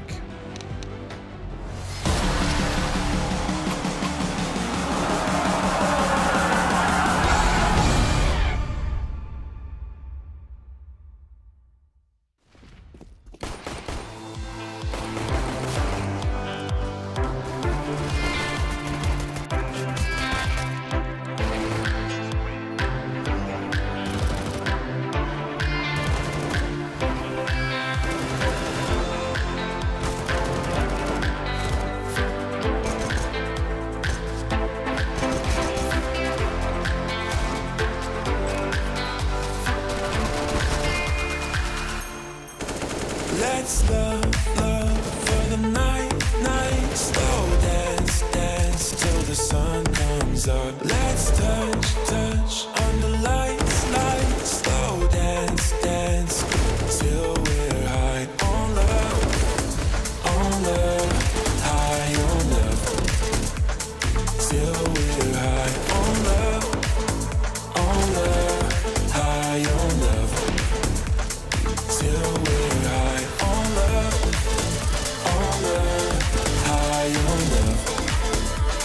Till we're high on love, high on love. Till we're high on love.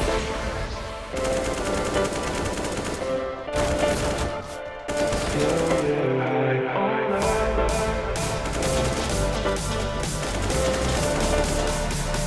Till we're high on love,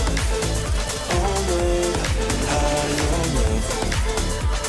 Till we're high on love, high on love. Till we're high on love.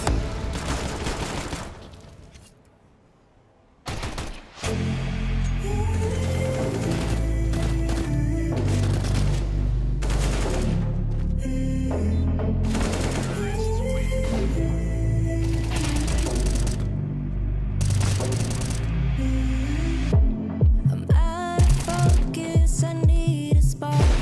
I can't keep living in the dark. Nothing feels right, my thoughts are unclear. I just wish that you were here. 'Cause when I'm alone, I get lost in my head, and I try to think back to the things that you said. Living without you is taking a toll. Feel like I might lose control. When I'm down and can't push through, I know you're the one I can turn to. You make me feel like someone new, 'cause I'm never sober when I'm with you.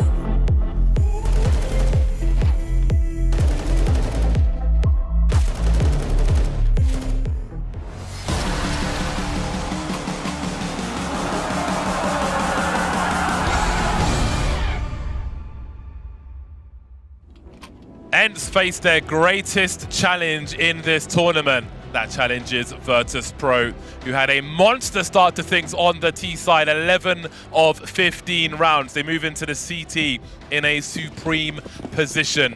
The pistol would make things fantastic for them, but what events, they've got a lot of work to do here.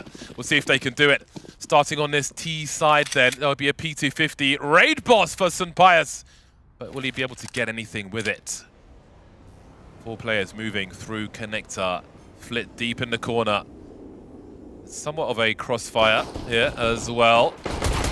Here we go. They've fallen into the trap, but who's going to come away with all the frags? Flit patient on that last one. A massacre for ENCE, getting blasted in connector. And that P250's got a lot of work to do. Oh boy. Some Pius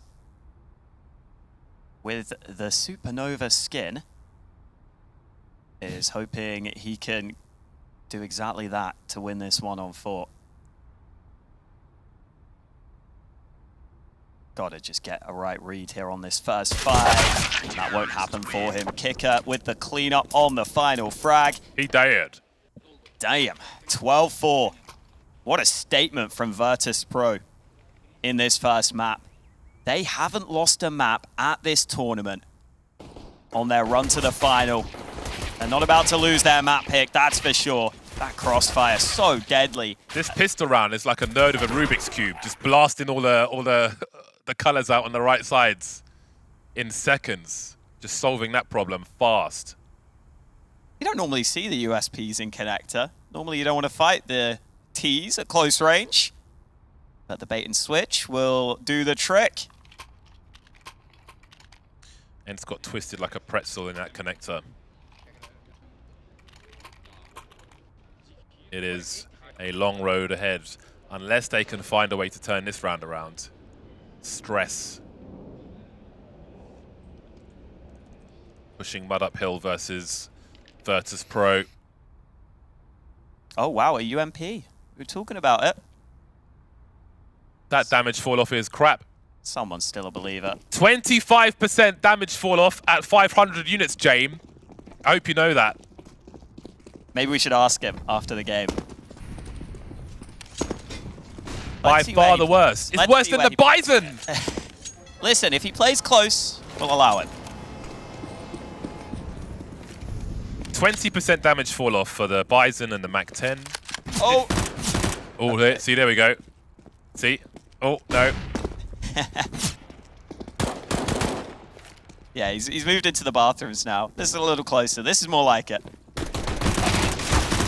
There we go. So, in fairness, considering the cost of the weapon, it's slightly cheaper, so you might be thinking about the AWP to come, right? So, you know, there's a balance to be had for James. I'm sure he's got the abacus out. He's done the numbers. Yeah, he could already get the AWP if he wanted it. There we go, marvelous. See, if he had bought the MP7, he wouldn't have been able to, because it's more expensive. Well, he might have been able to, but now he can have like a grenade maybe as well. Wouldn't have been as easy. There we go. We're here to crunch the numbers. We're the CSGO accountants. I mean, that was also a force buy for ENCE, so you don't really need the AWP. He's gone for the MP9. He's gone for the MP9. He switched it up. Is he going for the SMG roulette, going for all of them? Maybe he felt he might be a bit brittle without that helmet in this round versus the pistols, although it is almost entirely Desert Eagles. But Diaz got that P250, best weapon in the game. Perfectly balanced.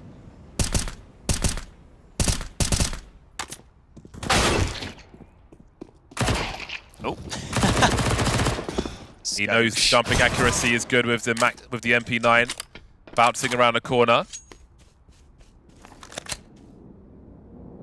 You can't even hate on James hunting for eco frags, because he needs the money. Yeah, he wants that AWP money. Nice. Maybe still a chance here, you know. 2v3, CT spread out. It is a FAMAS picked up by Madden, and an ugly one at that. Who's got this skin? Actually, it's fitting for the FAMAS. Why would you equip that? I do have like a really ugly AWP Safari mesh that's battle scarred, just to tilt people when I drop it to them. I have an AWP Safari mesh battle scarred with a Kato 2014 Dignitas Hollow one. Oh.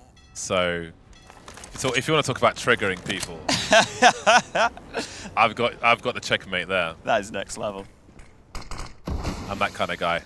28 seconds for Nertz and Madden to try and have some more impact here. Flick considering the switch. Oh, he's gone for it as well. That is cheeky. That's disrespectful. But it might just work out for him. delivering the goods. Norbert will trade. More expensive than they would have liked, but the success continues, and I'm sure we'll see the AWP soon for Jame as well.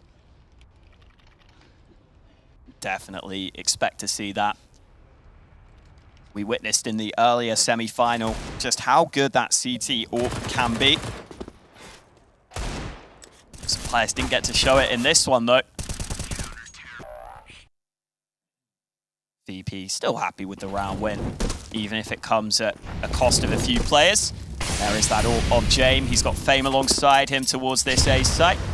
They won't go too aggressive early, just chucking a nade into the mixer, which does tag some Pius. You'd have to expect ENCE will use some utility and not just give up those angles to the long-range AWP. Look how passive VP are playing. They're about as far back on the map as they can be, and that's how they like it.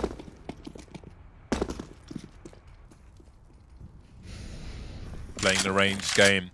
This is the luxury of Overpass as well. You still have to clear these areas out. Got the anti-AWP utility. Smoke in the toilets, pop flash. Being as meticulous as they can. But what util will they have left once they get to the bomb site? One smoke, a few flashes, one molly. If St. Pius falls as well, lots of those grenades are going to be lost. 47 seconds on the clock. James, what's a rough idea of what's happening? Not really committing to anything. That's such a dangerous smoke as we all know. We spoke about it earlier on. Long has been dealt with. The rifle support's been seen on a def cam, but that's repositioned, and so will Jame. 25 seconds, and they haven't really broken ground on that bomb site just yet. There are the shadows through the smoke, and it is a shooting gallery for Virtus.Pro. Game points for VP. As you pointed out, ENCE using a lot of utility to take map control earlier on, and that made it difficult as they approached the bomb site. They didn't really have flashes to force Jame away. He was able to hold, even seeing the shadows towards the end there. I think this is a great map and a great demo to watch back on, to watch how Jame just made all the kills so easy for himself. I don't think he's had to land a single hard shot throughout this map, and that's the best way to do it. I know the flicks are nice, but the efficiency is even nicer. That's taking damage from the nades, no way in. I think that might be the story of this map for ENCE. This one looks over. They absolutely have their number, don't they? Although Flip might run into trouble, or will he? Apparently he is the trouble. He's the one who knocks. 5 on 2, no response to be had for ENCE.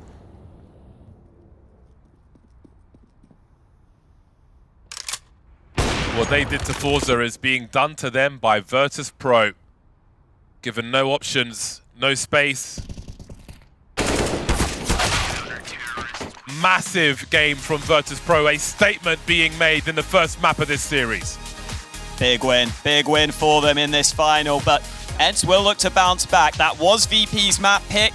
They need a big reset here, though, after that one. Over to the desk to break down that brutal first map of the final. Thank you very much for that, Hawker. Brutal that it absolutely was. Virtus.Pro with their 8 back-to-back rounds close out that first map 16-4. Poor old ENCE. What on earth went wrong for them? They got plowed. Plow is back, baby. Virtus.Pro in good form. And I have to say, I'm quite confident that's the best CS they've played since Rio. That was brilliant. I thought Jame called an excellent T-side, varied rounds. The slow pace was just suffocating ENCE.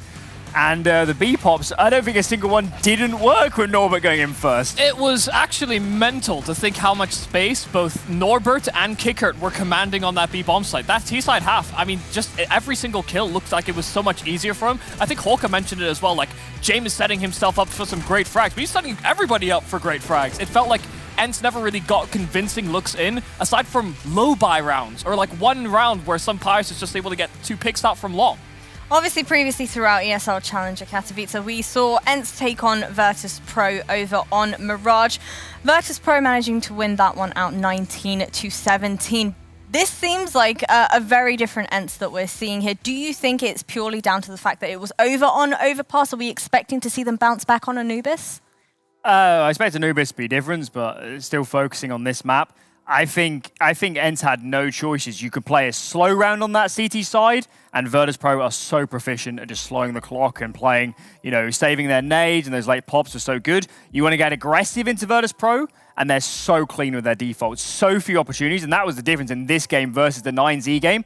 When did Pius get those opportunities? They got that one round where he had the long spawn, but outside of that, Pius could never get engaged, Nerds could never get any frags either early on A. They had 3 opening kills on the CD side of Overpass, and over a whole CD side, and that is not a recipe for a good half. Yeah, and as much as they would have wanted to adapt to this game, there was even one round in there where, Kicker runs in with a P90 and kills 2? Yeah. Like that. Those are the kinds of rounds that are just full confidence there from Virtus.Pro. And honestly, I get tilted when people say VP still play this slow, boring style. They now adjust, or at least since the late stage last year, they adjusted their opponent. Jame has more options, and that was a perfect example. He just sent it straight in B because he knew you played so many slow rounds. Who would ever expect that? Well, Yumi, you said that you were a huge fan of Norbert in particular now, so let's have a little bit of a little trailer as to what Norbert can offer. Oh my god, I mean, this was honestly, like, as much as I was sort of talking him up and how good a tournament he's had, this is ridiculous. Like, the amount of times he was able to find entry kills, we went 5-1 in entry stats. And, I mean, VP were getting all of the entry kills, but you could see how good these flashes were as well in setting him up. Oh, I mean, it was just brilliant all around. Of course, Norbert, my read on what happened with Virtus.Pro is this. They bring in Chiron, they move around the roles. Chiron's a young, explosive player. They want him at the front of the pack going in for kills. And that's how the team was set up. Chiron falls out, Norbert comes back, and Norbert is then thrust into these roles. Yeah. And Norbert's problems on Virtus.Pro all centered around his understanding of the game. He's not necessarily the most cerebral player, but he was always a good aimer. We saw that on K23, and it actually feels like the roles he's in now, where he can go in first, he's set up for frags, he can just be an absolute laser beam as he runs into the bomb sites. That was brilliant. That might be the best map of Norbert's career. That was incredible. Are we feeling like this is a better Norbert than we saw previously now? Do we feel like this is a brand new version of him? That game in particular is the best I've seen Norbert. He had his moments, certainly during Rotterdam and the Major in Rio, but not in terms of that sort of ferocity. That was ridiculous. It's kind of strange because I think you're hitting the nail right on the head in terms of like the role shifting, but like those are the types of things that he would have done on K23, but it never really translated that well, and maybe didn't feel like he had the confidence or the voice to even reason with Jame in terms of like adjusting his positions, but he didn't even have to do it. Like Chiron just sort of is the one that brunted that.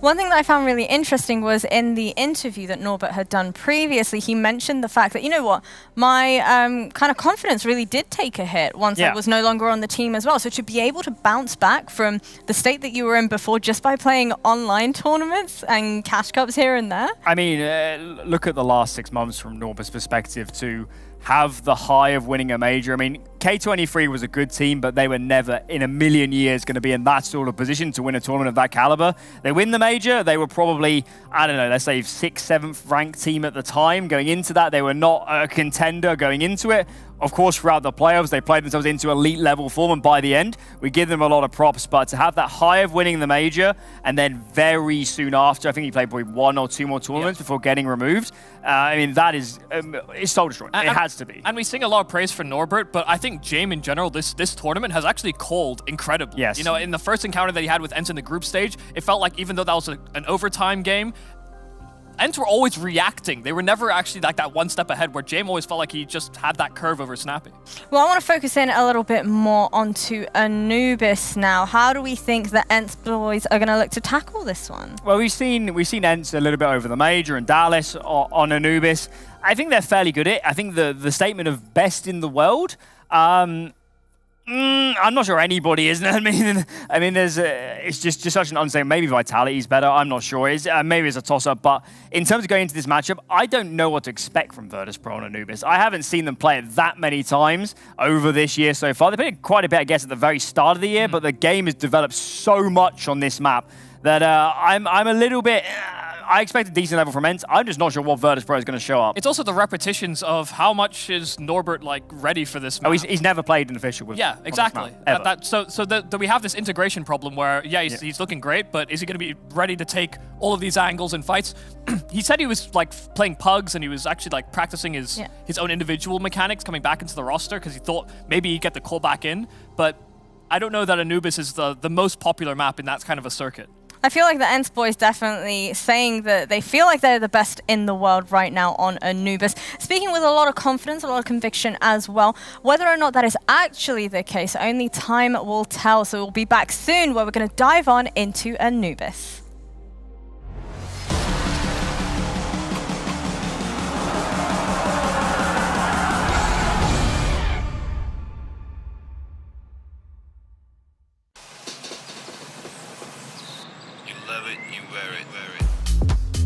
Wear your passion. Share your passion. Wherever, whenever.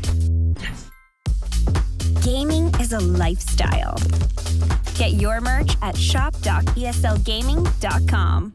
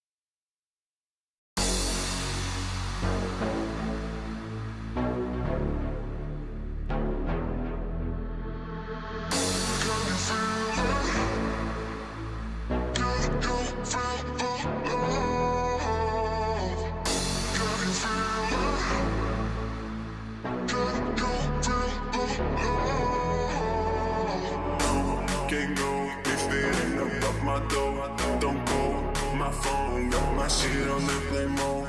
Don't talk no more, yeah, I heard it over fall.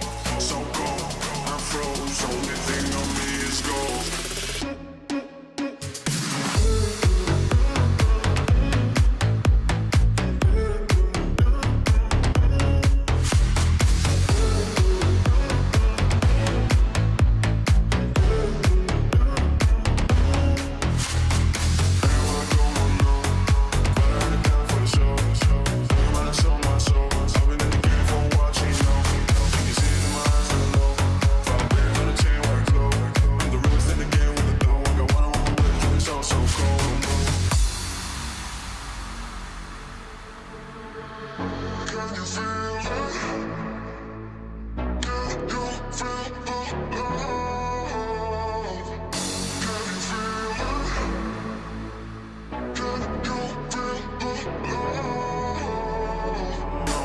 Can't go if it ain't about my dough. Don't call my phone, got my shit on airplane mode.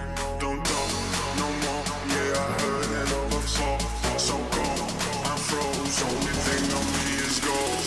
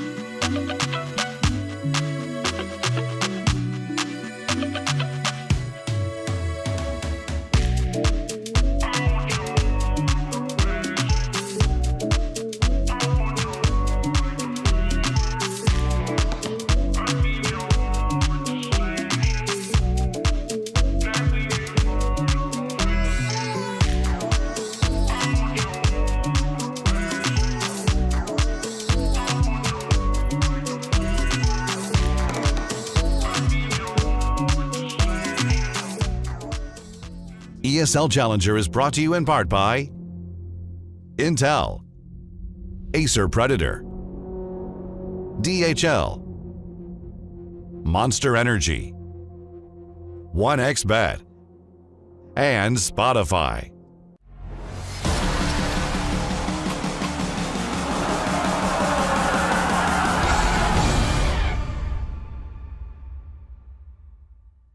Every win is important in terms of development of team. You are getting by wins confidence for other tournaments, you are getting extra invitations for other tournaments, so it's always important to win. There we go. Boom. I've been looking at the time, and the time is time for ENCE to turn up and take Anubis, take revenge on Virtus.Pro, because they have been in full control from start to finish. ENCE will be finished unless they can take their map of Anubis. Hawker, can they do it? Will they do it? What's going to happen? Tell me before it happens. I think ENCE have got this. They claim they are the best team in the world on this map. At least Nerds does. Let's see if they can live up to that here on Anubis. It is going to be a T-side start for ENCE. Already a smoke into that B site. It's going to allow them good access to the site itself, but VP have got a bit of a rotation coming in towards B right here. They're going to arrive before the bomb gets planted. You heard the beeps, and there's the announcement. 5-on-5 retake. Dry peaks from Virtus.Pro. How's Norbert stuck in that deep? Jame with 2, Kicker with 1, ENCE in trouble. Snappy and Dheart in the same hole. Electric or dark, whatever you want to call it. Either way, Dheart is in a painful situation as we have the bunny hops. He actually looks like he had toggled. That's what it looks like. They jump backwards, jiggling. He's hiding the head. He's drawing the crosshair away, allowing his teammates to come through and smash. A little surprised ENCE took so long moving into the B site there. They already had that smoke down early. It seemed pretty obvious they were going to commit to that bomb site, but it did allow VP to get into position. Quite a few players ready to quickly swarm in on the retake. And having that flank from James is so pivotal. It really cuts down on the post-plant positions. See the jumps there, make it easy for the second man. That's how you be a good teammate.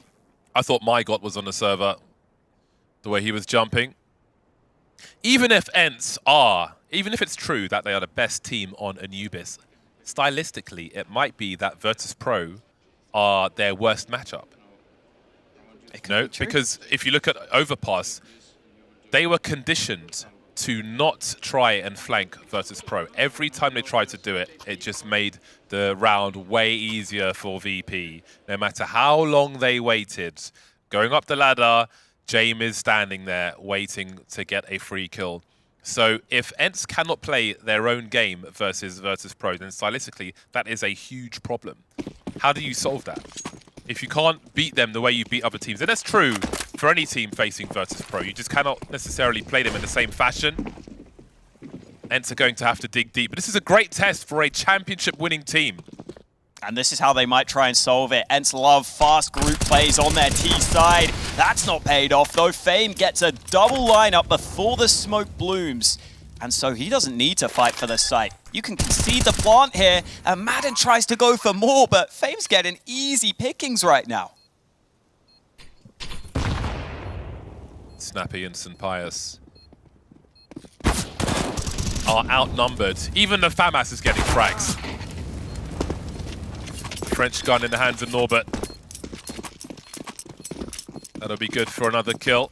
I mean, normally when you plant the bomb, you're really happy to force. But this is a round where you didn't even do damage. So a force here, I don't think makes sense for ENCE, actually. Because you can't reset the CT economy even if you win the round, because you did no damage. So I actually think we might see the half-buy from ENCE in this one.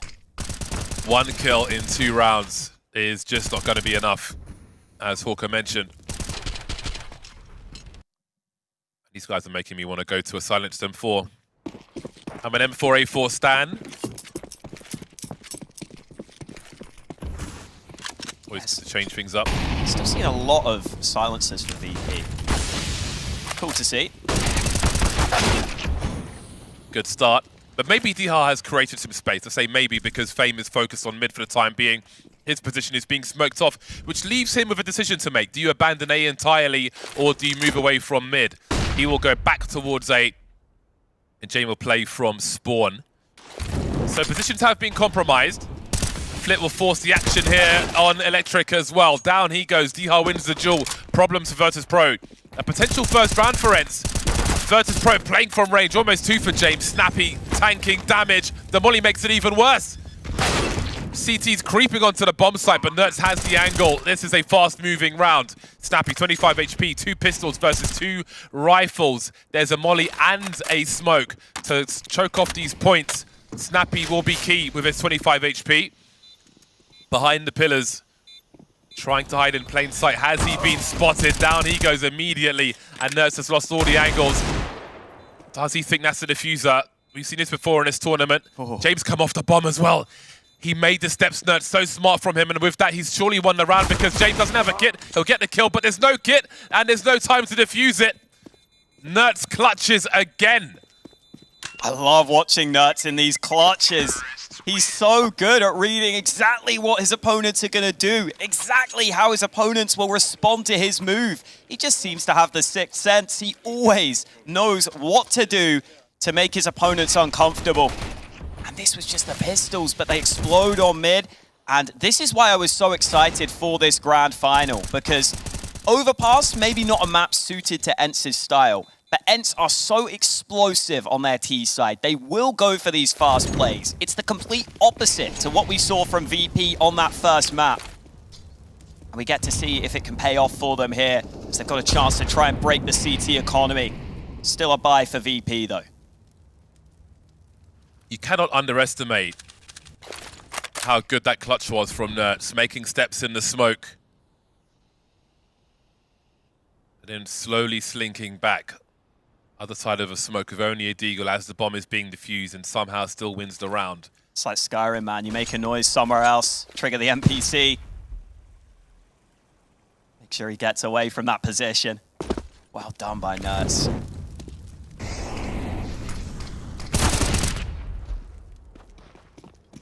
That'll do nicely, though. Get Nertz out of there early. No clutches for him this round. They'll see that there's no one else there as well. There is time on the clock. Options are open to ENCE.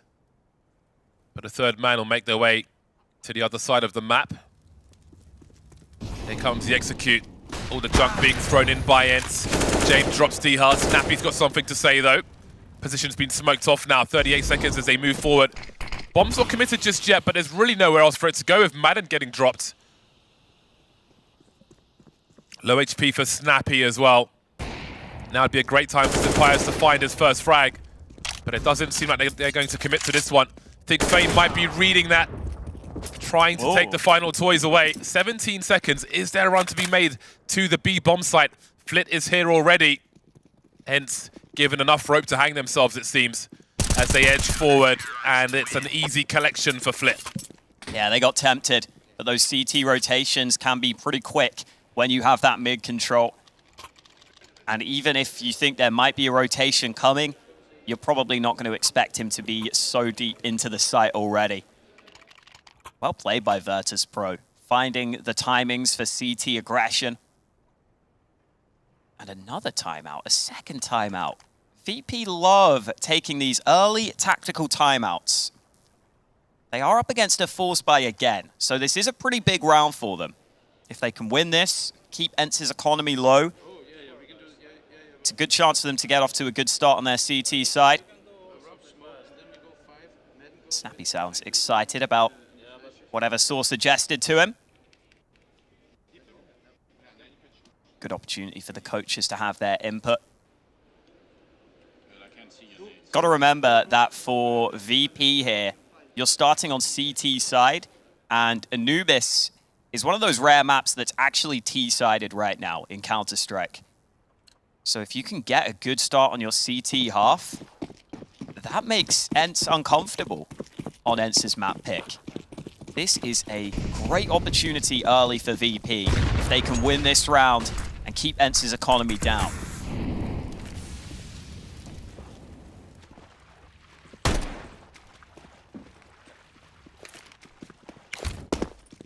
Snappy darting towards the bomb site. Showing some presence, maybe inviting VP to dump their util a little earlier, but they're quite well equipped with their util for the time being. Smoke for the balcony coming up. ENCE cooking something towards this bomb site. That is quite the execute. Look at all those flames on the bomb site. Fame is dropped as well. Nowhere for these CTs to hide. ENCE have created space for themselves. This could be a dangerous run for Virtus.Pro. Can't really afford to lose this one, VP. Flit waiting to be offered something. Seen one by the pillar. That util for VP will come in handy to try and thwart these pistoleros. Down go two of them. St. Pius coming through though. D-Hub with two.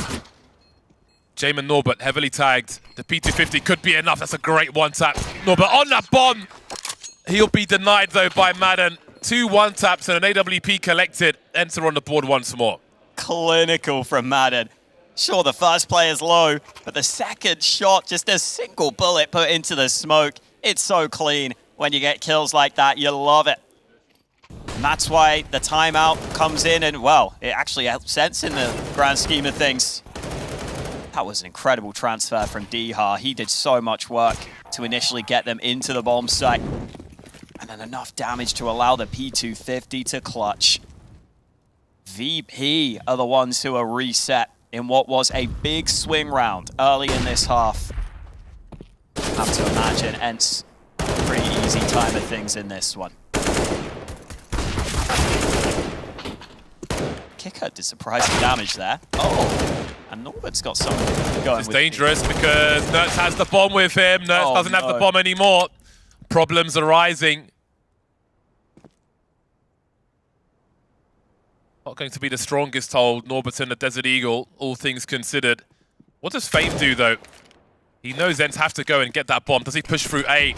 The answer is yes. James creates some space for himself. Got a smoke as well. Moving into the AWP, though. A bit too excited there. There goes Norbert as well. Fame's only got the USP. And ENCE have the bomb. Don't imagine they'll stop to dispose of these rifles, so there are some shenanigans to be had here by Fame. He could be anywhere. At this point, though, do you just save the rifle? AWP is coming. Get out of there. E and gone. Shame it's just the Galil for Fame. But take what he can, I suppose. Surprising amount of damage there from VP. They brought that round way closer than they had any right of making it. Especially with Kicker just having the USP. It looked like ENCE thought they'd sort of cleared out those angles with the way they were spamming the smoke. Solid step up from ENCE, though. About to tie things up here. Money was precarious on the CT side, so that Galil will be put to good use. A couple of players only had around the $4,000 mark, which isn't enough for a full buy on the CT side. I'm liking this A-long aggression, though. I think in the modern meta of Anubis now, teams seem to be figuring out when to go for that CT aggression a little better. It's helping them on their CT side a little more. But here is that buy, and James has had to go glass cannon, spending basically all his money on that AWP.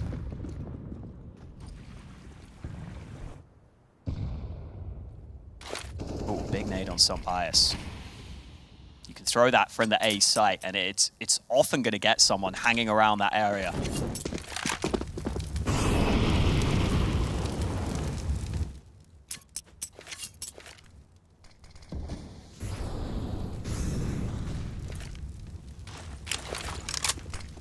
Deep presence from ENCE. Not shy of a fast round. DR really trying to draw these CTs over. They are not committed to this whatsoever. Pius waiting for a CT to be curious about the climate around the bomb site. In the meantime, this could be a painful investigation in mid for Madden. Indeed it will be. Straight into the hands of Jamin. He's out of there. Immediately rotating. He knows no one else wants any more of that. St. Pius's fishing has come up empty-handed. And ENCE's numbers are starting to dwindle now in round 7. 2 versus 5. Not the biggest splits of this bomb site. But Snappy's found a way in. Poking out like a turtle head. 20 seconds on the clock. Mollies to try and ruin this bomb plant attempt. Flit with the fadeaway HE grenade. Snappy 20 HP. How do they survive, ENCE? Once that smoke goes, this is going to be a big problem. Nert's in the clutch again, pre-firing, trying to do what he can. Asking too much on this occasion, though. Virtus.Pro will take the lead again. VP staying really sticky throughout this CT side. It's been pretty back and forth. No side able to run away with it so far.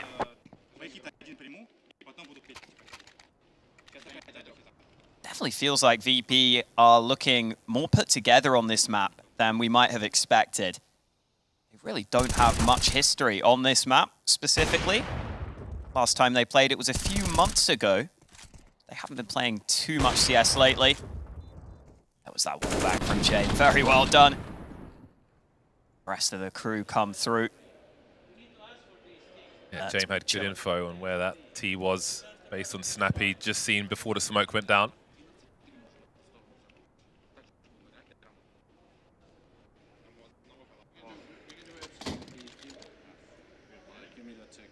We are getting a lot of early timeouts from both teams. I think that just goes to show how close this start to the map has felt and how pressured both teams feel. You can even see that in the buys again with Snappy forced to a Tech 9.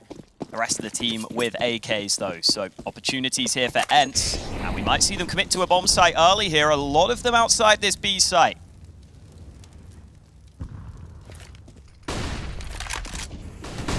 And surging onto the bomb site.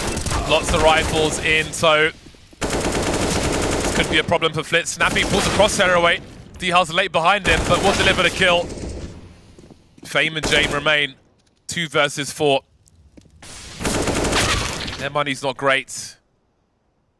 ENCE in these fast rounds from map to map, so good at them. Oh, Jane, he's encouraged with that. That's the bomb in the open. How's the spatial awareness? A minute 10 on the clock, a deep flashbang. That was a close one. That was so nervous. If he gets that kill, then who knows? One bullet. Wondering about what's behind him. He is surrounded. You'd be a fool to chase him down, though. Just leave him in position. I don't think he escapes this one. It's so hard. The only way is if he lands his 1 bullet left onto some Pius. And wow, Madden just swings him. Triple kill for Madden on the entries. And that was all about pure pace. Not even an execute really from ENCE. It's all about that flash. And they're relying so heavily on that one flash to get them into the site. If it fails, they're in trouble. But it works so well, it forces Jame off the angle, allows the Tech-9 to close the distance. And they don't need the smokes on the site because they've got all the fights. And you saw the VP players a little uncomfortable with how quick that round was. Crosshairs looked a little shaky. Nice to see ENCE back to success with their standard fast plays. They love running quick rounds. And now this should be an easy one. So far, so good. Feet on the table to pass those flames.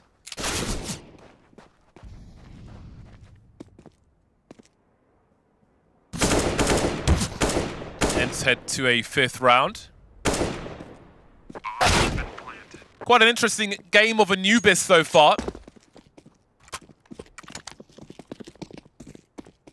Impressive the shape Virtus.Pro are in with their new squad. Not easy to do. If someone's going to do it, it's going to be Virtus.Pro. Very deliberate style from them.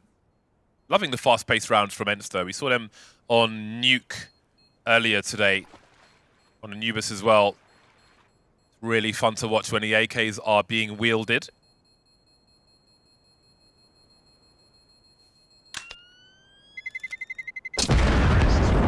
Jame top of the leaderboard for the time being.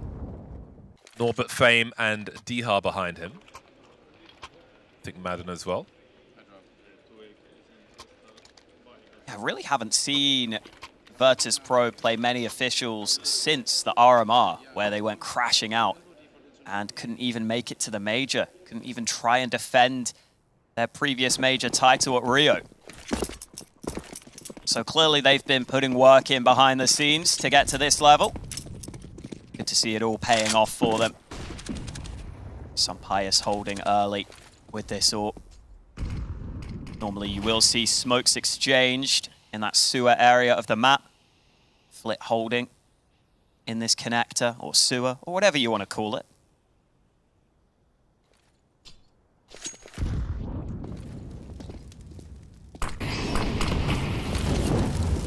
It's like this utility to try and get up close towards A, really taking the information away from the CTs. Yeah, this is a nervous threat for Virtus.Pro to have to deal with for a very long time. ENCE will pump into that bomb site then, and Dihar just creeps through. Such a pain as a lurker. Kika will deal with him though. Coming back to mid, look how quick he is. Straight onto Madden. But Snappy's up close versus Jame. Not sure. Oh, he did get tagged actually through that wall, Snappy. St. Pius is here as well. That smoke won't be here forever though. And they are outnumbered, replenishing the smoke, going for the plant. There's a lot of work for ENCE to do. There are 2 incendiaries for Virtus.Pro. Have they got the angles for them? Snappy's got an angle of his own. That'll make things slightly better. Takes one of those incendiaries away, but it's collected by Jame, deployed as well. Snappy still good in his position. Nerds finds Kicker, and now there are big problems for VP. Might be time to pull the cord and evacuate. Parachute option seems likely now, as ENCE will pull away from Virtus.Pro. Really well managed round by ENCE there, because that's not their normal play style. They spread out much more in that round, sort of defaulted across the map, but they still pressured on towards that A site. And you'll see on other maps, like Nuke for example, Dihar sent in alone on one area of the map by himself to be the solo pressure player, the solo prober. And in this round, it works out incredibly well for him as he gets that first entry. The bomb was actually thinking of going back to the other bomb site, but once Dihar gets the entry, they bring it through. They still have a smoke because it was so early in the round. And then Nerds able to activate on the lurk on the other side of the map. That's what locks the round in. 6-4 lead for ENCE. Looking good for them right now. VP mostly able to get their buy together, although Kicker has been dealt a dig rather than a rifle. And again, back to A early. Jame here this time with the AWP. That might have been unexpected, but the shot baited out by the AWP. And now Snappy's going to solo pressure this B site. Oh, that was a huge fight. He could have really drawn a rotate there. Snappy and Dihar behind enemy lines constantly, just walking into bomb sites. Very difficult to deal with. He's so happy to play retake. Maybe that's why. Well then, what is the play that Dihar makes? They know Virtus.Pro that they're in a 4v2 situation as far as the B bomb site is concerned. They'll make it 3v2. James still lurking, looking for the player on the A bomb site while they're trying to find the defuse on B. He's making his way over, trying to find that lurker, but Dihar is here. There's the kill, that's confirmation, and that's Virtus.Pro out of there. He entertained enough to keep the AWP away from that B bomb site, and ENCE will prove victorious once again. 7-4 versus Virtus.Pro CT side. Getting momentum now, ENCE versus VP. Quite interesting that Snappy is able to sneak so far into B, and they're even able to call later to bring the bomb to that B site off the back of it. And if VP want to play retake like that, they've got to have a better idea of exactly what the win condition is in that round, because there was still a good amount of utility for ENCE in this post plant. They had a couple of mollies, you saw them put these smokes down. Those make it really difficult for the retake unless you have flanks on those other positions, which VP obviously didn't have because ENCE were holding on to the map control elsewhere. Early nade from both sides, but it's ENCE who take a small portion of early damage. VP again able to get a buy on board, but look at this pressure onto A. Fame is playing really passively. They might just concede this bomb site if they're not careful. 5v5 bomb plant. How often do you see that in a gun round? All ENCE on Anubis is open doors. Kickert's in trouble, awkward position for him. Madden's becoming a nuisance as well. Snappy pre-firing the smoke, finding the kill.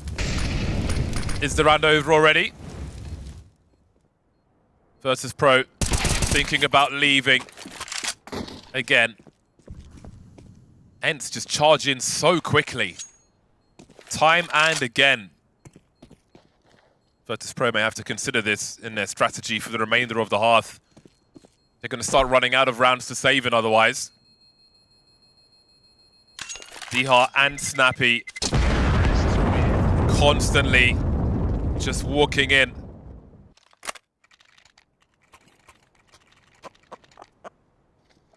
Eight to 4. It's a real problem for VP, because I feel like the success they found in a couple of rounds has sometimes come from that mid-round aggression, where they get a bit of info, where they maybe push out through A long. But you can't go for mid-round aggression if you've lost the bomb site 20 seconds into the round. So I wonder if we'll see VP dump a little more utility to try and deny these fast plays from ENCE. I feel like that has to be the solution right here.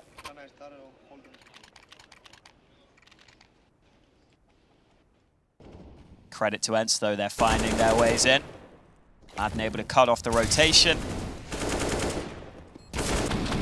And once you get these early kills from a 5v5 post plant, you know you're in business.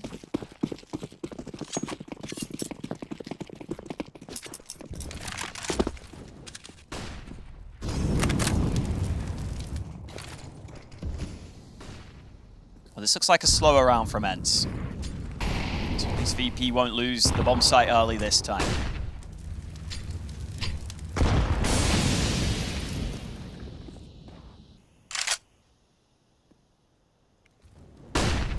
ENCE have got bad ideas to this B bomb site as far as VP are concerned. There's the Moifa kicker. Trying to cover the entrance as best he can. Snappy dropped by Flit. Looks for a second and finds him. Snappy and Dihar's the first two. That's promising for Virtus.Pro. Senpai's not far behind as a victim. Nurse of 18 HP. Virtus.Pro fighting back in round 13. Dropping all the ENCE players but Nertz. You can see the frustration. Pretty good half for them so far though. Can't win them all. But what can he really do at this point? Not much. Great timing for Fame. Great round for Virtus.Pro. All standing at the end of the round, exactly what they needed. They'll try to catch up. 2 rounds to fight for. They could end this half close. Get to see that early utility slowing ENCE down a little towards the canal. And then Flit taking nice initiative there. I like that he goes for the peek onto the second player. Figures that someone might be a little far behind trying to trade. And if you can catch that player running in, you've got a really good chance at a second kill. And a good round win. Solid lockout from VP in that round.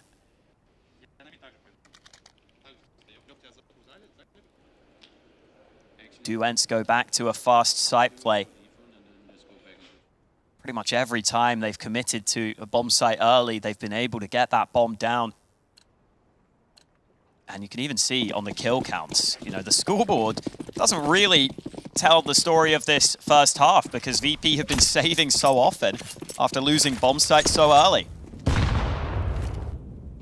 Bit of nade damage done by VP this time onto Dihar.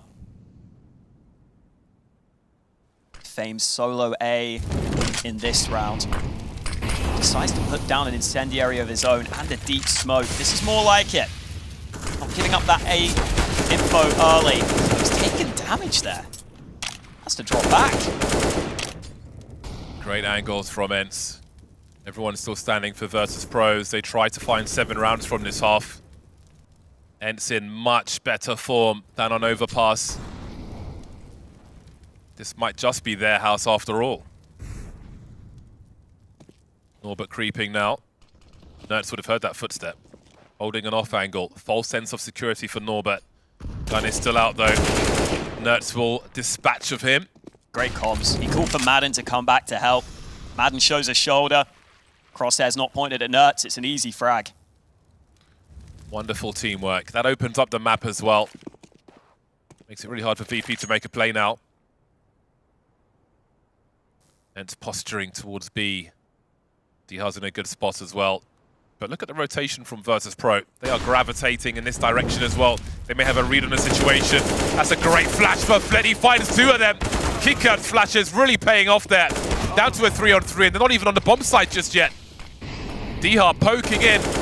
James goes flying into the flames. Oh, Dihar's really overperforming here. Fame stuck behind the smoke now. They don't know where he is, going for that transfer. So many bullets, but he can't find the right place.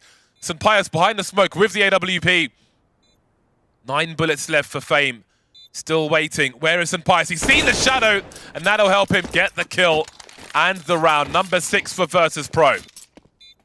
What a back and forth round that was.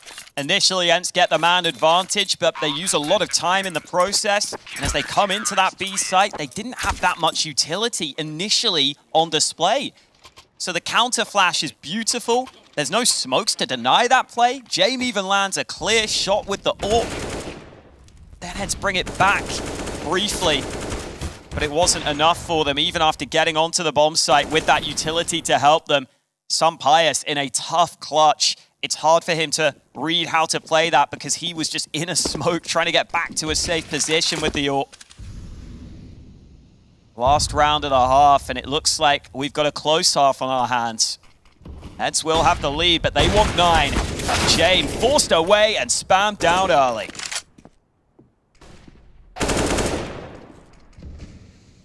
Fame holding position for now, but there are insurgents going through mid into the A bomb site. Fame will be surrounded. He's going to have to fight his way out, but Pius is on this side, alone with the bomb. That's a huge problem now, compounded with the frag. Snappy and Nerds versus 4. Free kill for Nerds, but there's so much more to do. Fame focused on the water, but no one's there for now. Nerds is the present. Snappy's got to find a way to play off of this. Waiting for rotations, but the CTs are here already. Smoke is a problem. Norbert with the 180. 1v2. Snappy has no information, apart from where Fame is. Around that bomb. Can't imagine he's gone far. But where is Flit? There's the jiggle. Baited Snappy out. Fame to finish off. At halftime, it'll be close then. 7-8. Virtus.Pro had a hard half, but they brought it back late. What is left in the tank for ENCE? Find out after the break.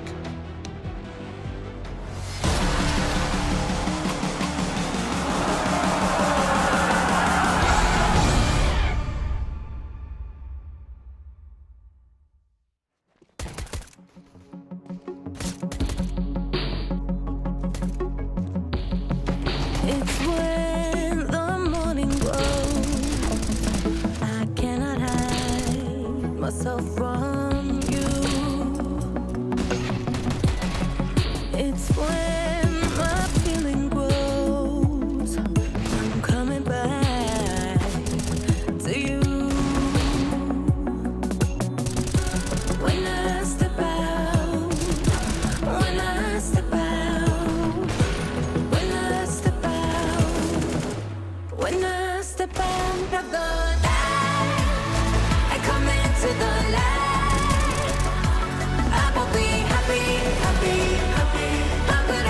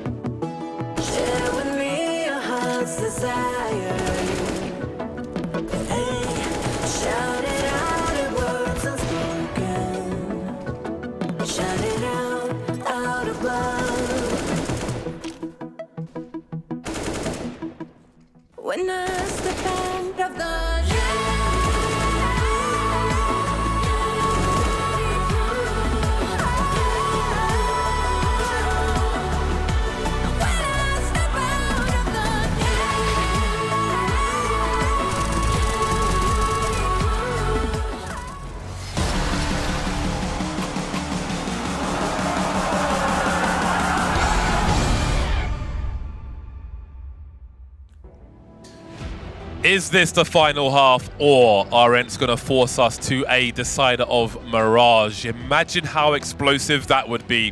Anubis has been explosive enough, but I know there's another level if we go to a deciding map. Virtus.Pro versus ENCE. Virtus.Pro trail by 1 round, but they lead by 1 map. A place in ESL Pro League already secured thanks to the elimination of Forze. 50,000 bucks though on the line.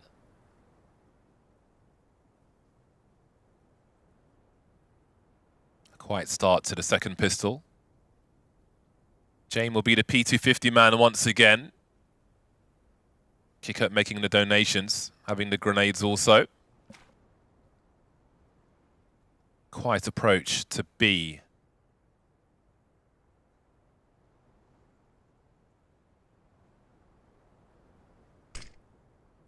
One piece of utility flying in. What does it mean? Is that one person or is it many? Many is the correct answer. Bunny hopping in to be deleted by Snappy, erasing them one after the other. James trying to fight back down to a 2 versus 3. Bomb is dropped and Norbert cannot escape this one. He is committed to this bomb site now. Trying to isolate the fights though. Doesn't want them to collapse on him. That certainly won't help. 40 seconds. Where are you off to, Norbert? That is going to be a very long rotation indeed. I don't think he can really take them by surprise here. He can't walk, it's just too long a rotation. They'll know he's coming, no matter how he approaches. There'll be more than one gun pointed at his head. Snappy engages first, then they'll both pop out. Dihar will deliver, ENCE take the pistol. Monster stack for ENCE on that B bomb site. And even the way they set up there for the 2v1 is exactly what you want. Snappy in the corner, out in the open, but in a position where you have to have the commitment wide to him to be spotted. That allows Dihar to peek for an easy frag on the sidelines. That's the kill. A very nice setup from ENCE, and that sets... 2-round lead for ENCE. Walker decided to disconnect his headphones. That's how mad I was. That's how mad I'd be if I had this buy. And I'm VP. This buy absolutely sucks.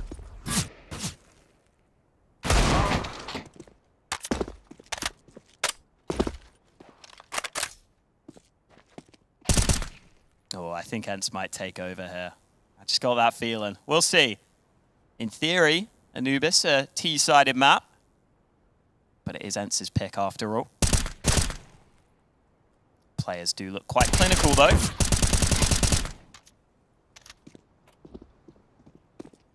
No bomb plant in these parts for Flip. The Sheriff says no. A hopeless round, but a relatively prompt one. Prompt enough. Fast enough eco round. Get it out of the way. Get the big guns out. Utility slowly being bought. They have gone for a couple of HE grenades here on the VP side, rather than getting extra flashes. So we'll be watching out to see if those are deployed together, or exactly how they want to use those. Okay, Norbert just trying to deny early aggression with his. As for ENCE, some bonus weapons kept into this round, not upgrading into those M4s. VP slowly looking for mid control and A-side control. Standard utility to get early map control. I think the CTs have to respond. When you give up this much ground, you give up mid as well. You might need to go aggressive somewhere. Otherwise, VP have a wealth of options open to them.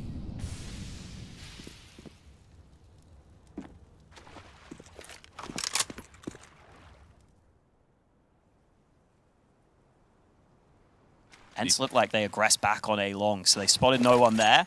That's allowed them to rotate another player back to B, but that flash is excellent. Snappy hasn't played his card yet. Oh, has that been heard? What does James do? He's got to do something, but he's carrying the bomb. Now the bomb's been lost. There's no one near that bomb. They're going to have to drop from the bridge while distraction is run from the other side. It's the only reasonable play. Flit's in the water now. Not sure if it's been heard by Snappy. Starting to creep out. That is a huge frag for Norbert. They can run distraction as the bomb is collected and rotated in 25 seconds. What does Flit do?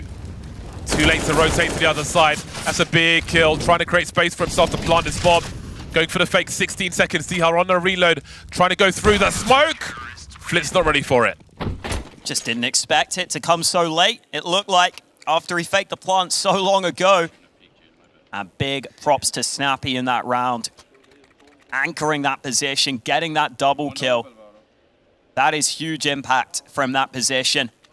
You saw how much it slowed VP down on their approach and even allowed ENCE to rotate multiple players into position. We are only in round 19, but Virtus.Pro have just taken their final tactical timeout here. It was a back and forth affair in the first half. There is that feeling now that ENCE might be able to dominate here in the second half unless VP can get something going soon. Kicker has taken the Sanji role in this round. Spent almost all his money on the AK to drop over to Flit. He's been left without Kevlar. We'll see what that hero AK can do, because up until this point, Flit has been the highest rated player at this event, but it's not been his map on this one. Pretty standard performance by his lofty standards. Goodbye for ENCE, but how do VP set up the hero AK? Is there a way in for them? Not early in the round with these smokes up. The boost from Jane there is nice. It gives info to Flit, who can take initiative. Big damage and a headshot. This is a great start to the round from Flit. He's down to 2 health from the nade. Oh, he's got to be so careful here. He does die to the nade, but throws the AK. Does his teammate get it? It doesn't look like it. Meanwhile, Norbert being pushed with this Tech 9 in hand. Falls back, but the bomb is back there as well. It hasn't been spotted, but this is awkward now. That certainly helps slow things down. Hard to be an opportunist when you've lost your objective. Fame forced away, potentially heard by Snappy. Not shy to get close. He's got good angles, very good angles. Big flash as well, no response. Oh, he's gotten there a little too late on this occasion. Fame able to see enough. Tech 9 lethal from that range. 40 seconds on the clock. We feel like an eternity when Virtus.Pro are on the other side. Kikert fishing, showing the bomb. While VP lurk around that mid position. He's actually open. I think we might see someone plug the gap though, but some Pius is low. I don't know if he wants to commit to holding the site here. Dicey situation for them. Oh, Util on the bomb site. Fame's got a smoke as well. Jame will be heard creeping, but there are sounds all over the shops and Pius spots one. Bomb planter is alone now, but Jame is covering very well indeed. Nuts in the clutch once more. Moving forward now to that pillar. Kikert's hiding behind it. Very hard angle to deal with. Molly deployed, no response. Jame is a country mile away. Kikert with a ding and a dong straight in the face. And Virtus.Pro are back. Deficit reduced to 3. That's an expensive round for ENCE. VP needed that. They were starting to spiral. They were starting to lose out on this second half. That's a lovely step up. This was the moment. Fame getting that rifle, and then Jame in this advanced angle, just able to deal with multiple players. That gives us life in this game because ENCE's money is awkward. Sure, you've got the AWP, you've got a rifle in there, a lot of weak weapons. You might not expect this AWP though. Damage done onto Fame. Nade nearly deals with him. He decides to play safe. Well, that's the info that there's an AWP in play.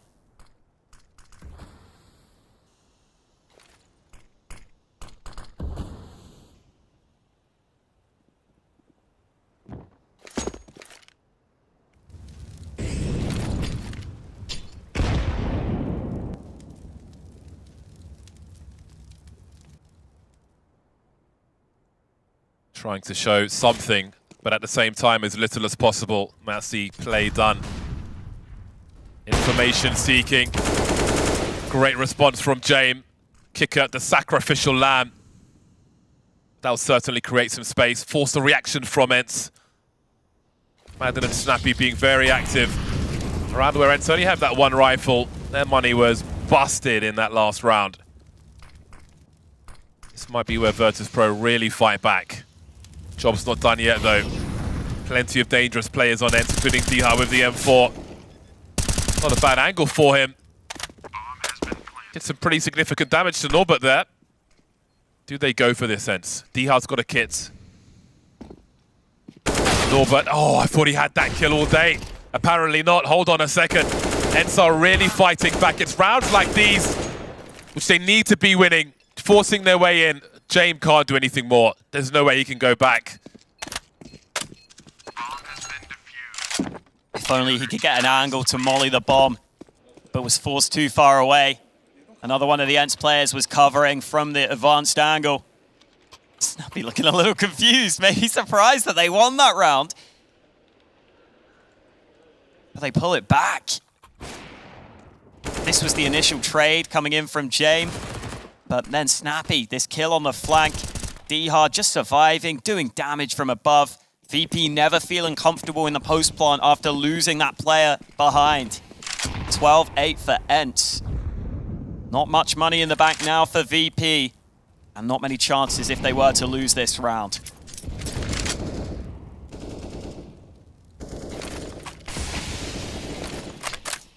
That's a really big round for ENCE.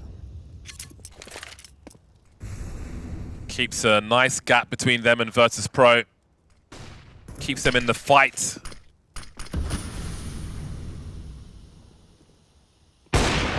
Oh, rather you than me, Kicker.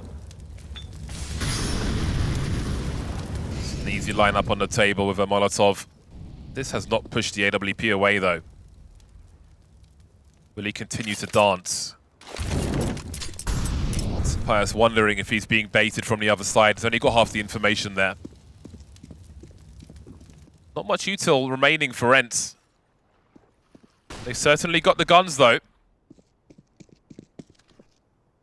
Snappy with one more smoke grenade on this B bomb site. Being deployed just as Nertz drops split. Now that changes a lot. It's a great improvement. Nertz dancing on the pillar, left to right. Fame can't track him. And ENCE may have done enough. Virtus.Pro, mid to A perhaps. Giving the sound cues. Trying to spread the CTs out. That is quite the bait. But what is the play here for Virtus.Pro? Seems to be the save. 20 seconds. They've got to hold on to what they have. It's that time again. Yeah, these are never nice. But they think that's their best chance here. Rather than committing and then having a really bad buy in the next. You're already going to be 13-8 down. You don't want to be saving many more. And at least Flit's got some extra money, so he can buy an AK as well. That man Nertz said they have the best Anubis in the world right now. It's a big statement to make before playing it in a final. But right now, they seem to be delivering on that promise here against Virtus.Pro. A must-win round almost for VP. If they lose it, their money could be bad unless they get a bomb plant. Madden spots that man early. There's a risk playing here behind the smoke. There's a boost being assembled, but not in time.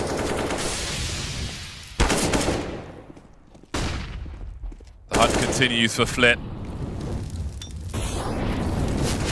Madden careful on that door. Very tight fight from both squads. Important kill. Snappy will try to hold the control. James the one to collect the grenades.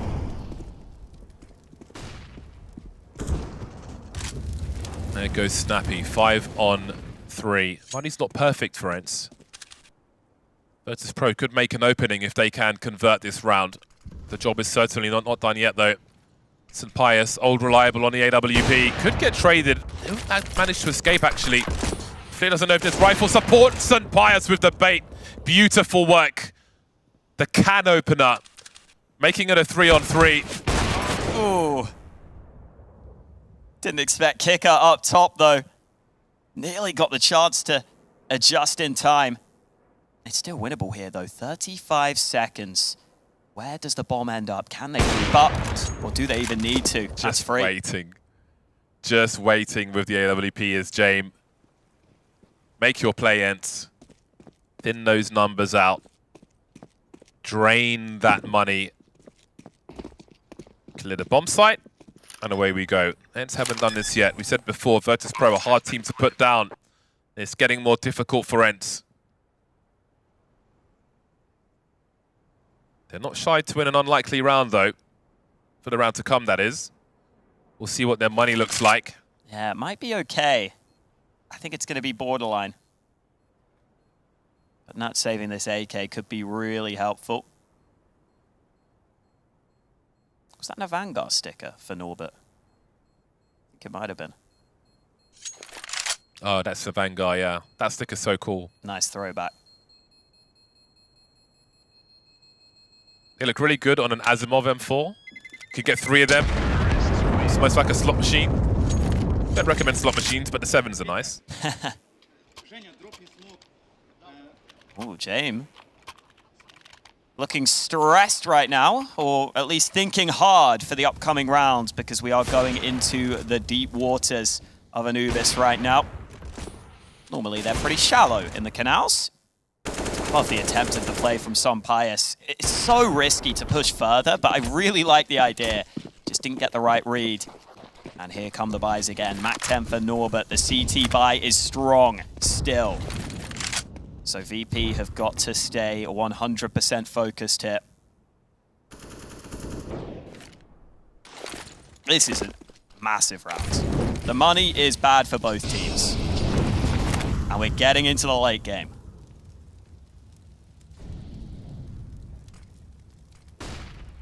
Big setup outside B for VP. This is an angle. Even if you get flashed, you can spray pretty easily, but he goes off it. Beautiful flashes. Angle no more. Nertz lost. Bomb site compromised. Snappy in trouble. Mac 10 on the way. Galil to trade. What did the remainder of the squad do? Fame will force them to look away or eat the flashbang. No util apart from the molly for James. Fame still standing. He could really do with a molly in this corner. But James has an AWP, which is way more devastating. Running out of options are ENCE. Getting worrisome now as their money is broken. They've got to hold on to these rifles. Virtus.Pro will reach double figures. That tension will start to rise for ENCE. Battle on overpass. Have been strong on Anubis, but Virtus.Pro are not letting them proceed at the moment.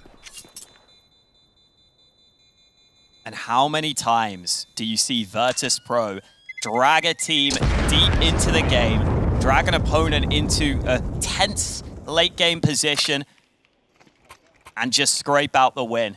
I mean, ENCE have already felt that in this very tournament. Virtus.Pro took them to overtime on Mirage and beat them in the group stage. Even back to Rotterdam, VP had a 16-14 win against ENCE in a series where they beat them 2-0 to take Challenger Rotterdam. Now they're looking to do the same here. The Challenger Katowice 2023 in the final. And ENCE with very little to work with in this one. Rifle gone. Round probably done. Target practice. Who gets to pad the stats?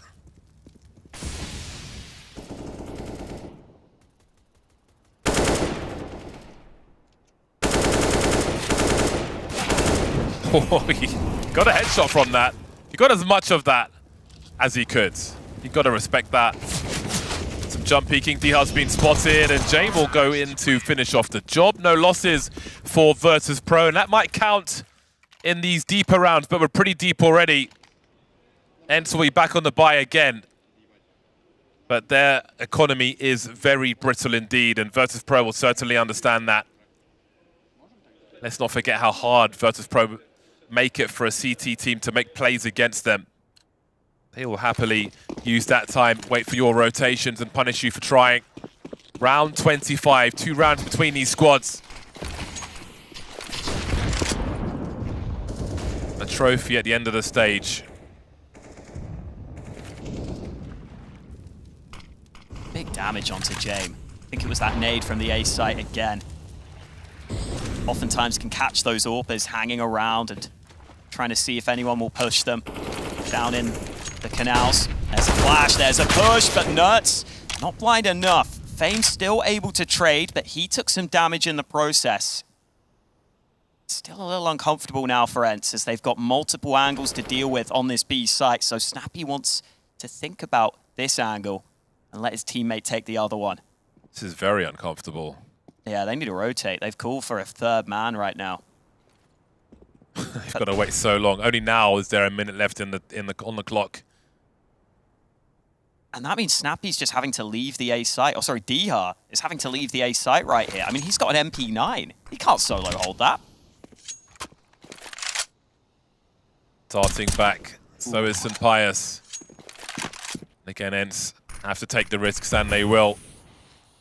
That is such savage presence shown by Virtus.Pro. Now they've got a chance at a 4 versus 2 wherever they choose to strike.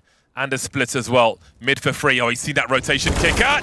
Just looking to his left-hand side, and that allows St. Pius a frag, an unlikely one. But now he is alone. Can he hold? James creeping, the smoke is up, and both these teams are in the red. 15 seconds. St. Pius on the pistol, waiting for that plant. He has to stay alive, but he can't. James alone now. Won't get that bomb plant in. ENCE win a much-needed round. Only 2 surviving, but they creep further forward to that third map. So important that ENCE made that info play, peeking into the canal and spotting that the canal side was pretty clear, but there were players moving towards that A side, moving outside A. That's why St. Pius rotated over. That's why they had a rifle on that A bomb site. And look at how much of a nuisance St. Pius was. He just survives for so long and does so much damage that the remaining ENCE players can come in and clean up. 2 away from ENCE, taking us to a third map. St. Pius this time playing the A site with the AWP. Is this something VP are ready for?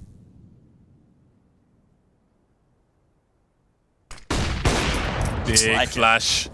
St. Pius able to fall back. The utility will force Dihar into a smoke at the very least. How does he make a play after this? Norbert looking for him, finds him as well. Down goes St. Pius. Problems for ENCE. Wiped out on the bomb site. This round is over. Just like that, there's nothing else to do. There's no money in the bank. There are problems, no loans to be had. How will they deal with this? Do they delay the bomb plant? Do they want to hunt? Doesn't look like it. But what a round from VP. Those flashes were so good. Oh, and Nuts asleep at the wheel a little there, slow to react. I don't know if ENCE are going to save anything here. Information gathered as to where Snappy is positioned, at least roughly. Now they know exactly where he is, and they'll try and gang up on him. I don't see him getting out here. They're so patient. That's so frustrating. Just peek me, man. Virtus.Pro out of the Lazarus pit with a second wind. Closing in on ENCE now. But teams often find that extra gear when their backs are really to the wall. The score's not tied just yet. That was a marginal situation. Not sure what Dihar could ever do there, stuck in that smoke though. Yeah, it's tough. I like that entry path thing, and it's just the entries are so quick. The rotating player can't even get in time. They're already on the site by the time the rotator pushes through the smoke.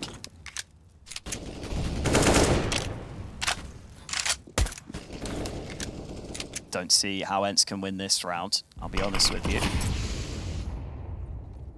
This round is like when a celebrity pledges to give money but doesn't actually do anything. Ain't no money to be found here. Whoa, the bomb? Hang on. Okay, I think they're fine. They got VP players close by. Oh, Flit hears all these steps as well. They might just commit to B if he has heard enough. Unless he thinks he's being faked out. ENCE is still sticking together. I like what they're trying here. They've got an AK now, and they'll see if they can just send the unarmored and unweaponed players in first and see if some players can trade. It's not going to be easy, though. VP so happy to play back.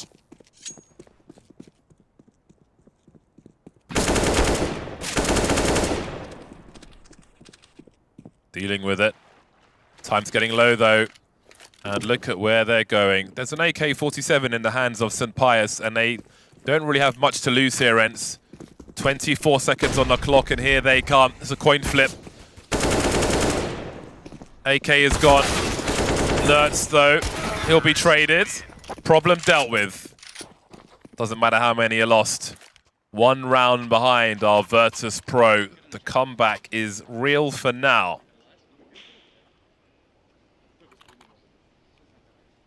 ENCE's money still did not look great. I think it's good enough to buy, but I don't think they had enough for an AWP. And I don't know if they had enough to get full nades here. Saw talking to the team. Man like Norbert. Twice as many entry kills as ENCE in map 1. That is crazy. He was so good on overpass, and he's kept it up here. He has very clean glasses. It's always important. You have to respect that. You can judge a man by how clean his glasses are. Okay, the buy is pretty good from ENCE. They've got enough money. I think we can say their backs are to the wall now.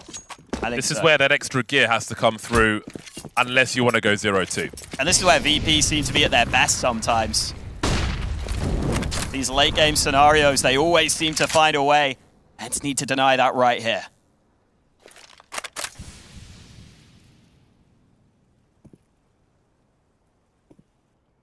Dihar and Madden will get the sound cues from up top. They won't see the shadows, as you can see. They are covered. Dihar jiggling, though. Oh, nervous for him. He delivers both kills. Oh, Madden will get the second one.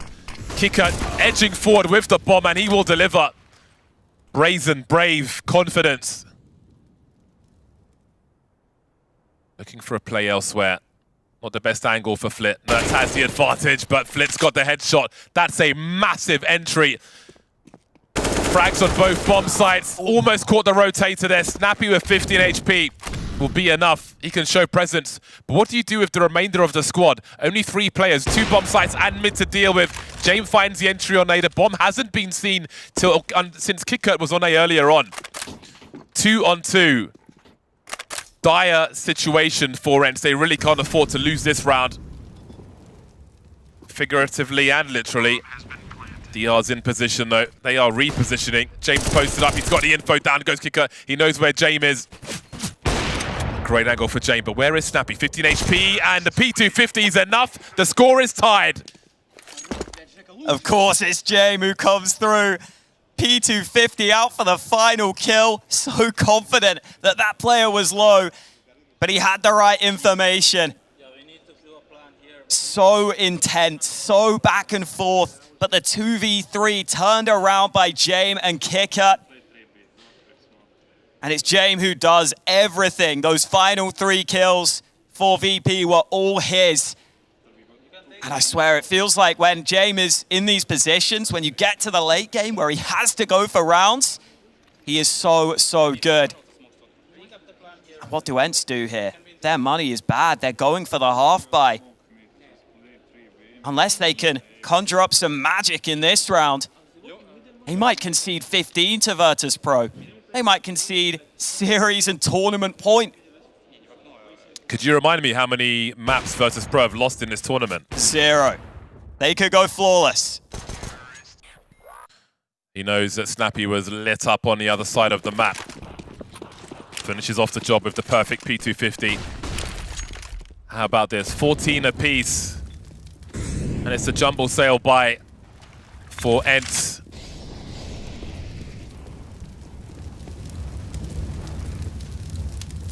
This buy is crap.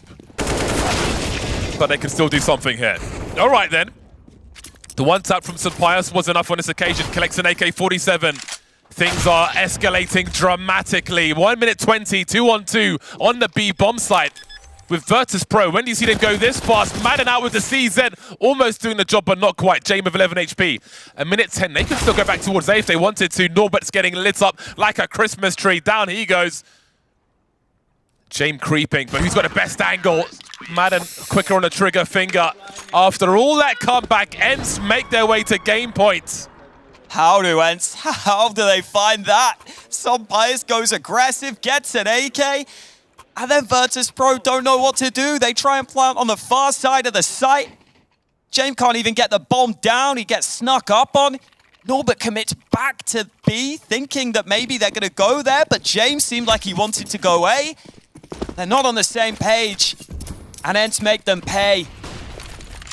It is ENCE who have the chance to take us to a third map, but VP could still drag it to overtime.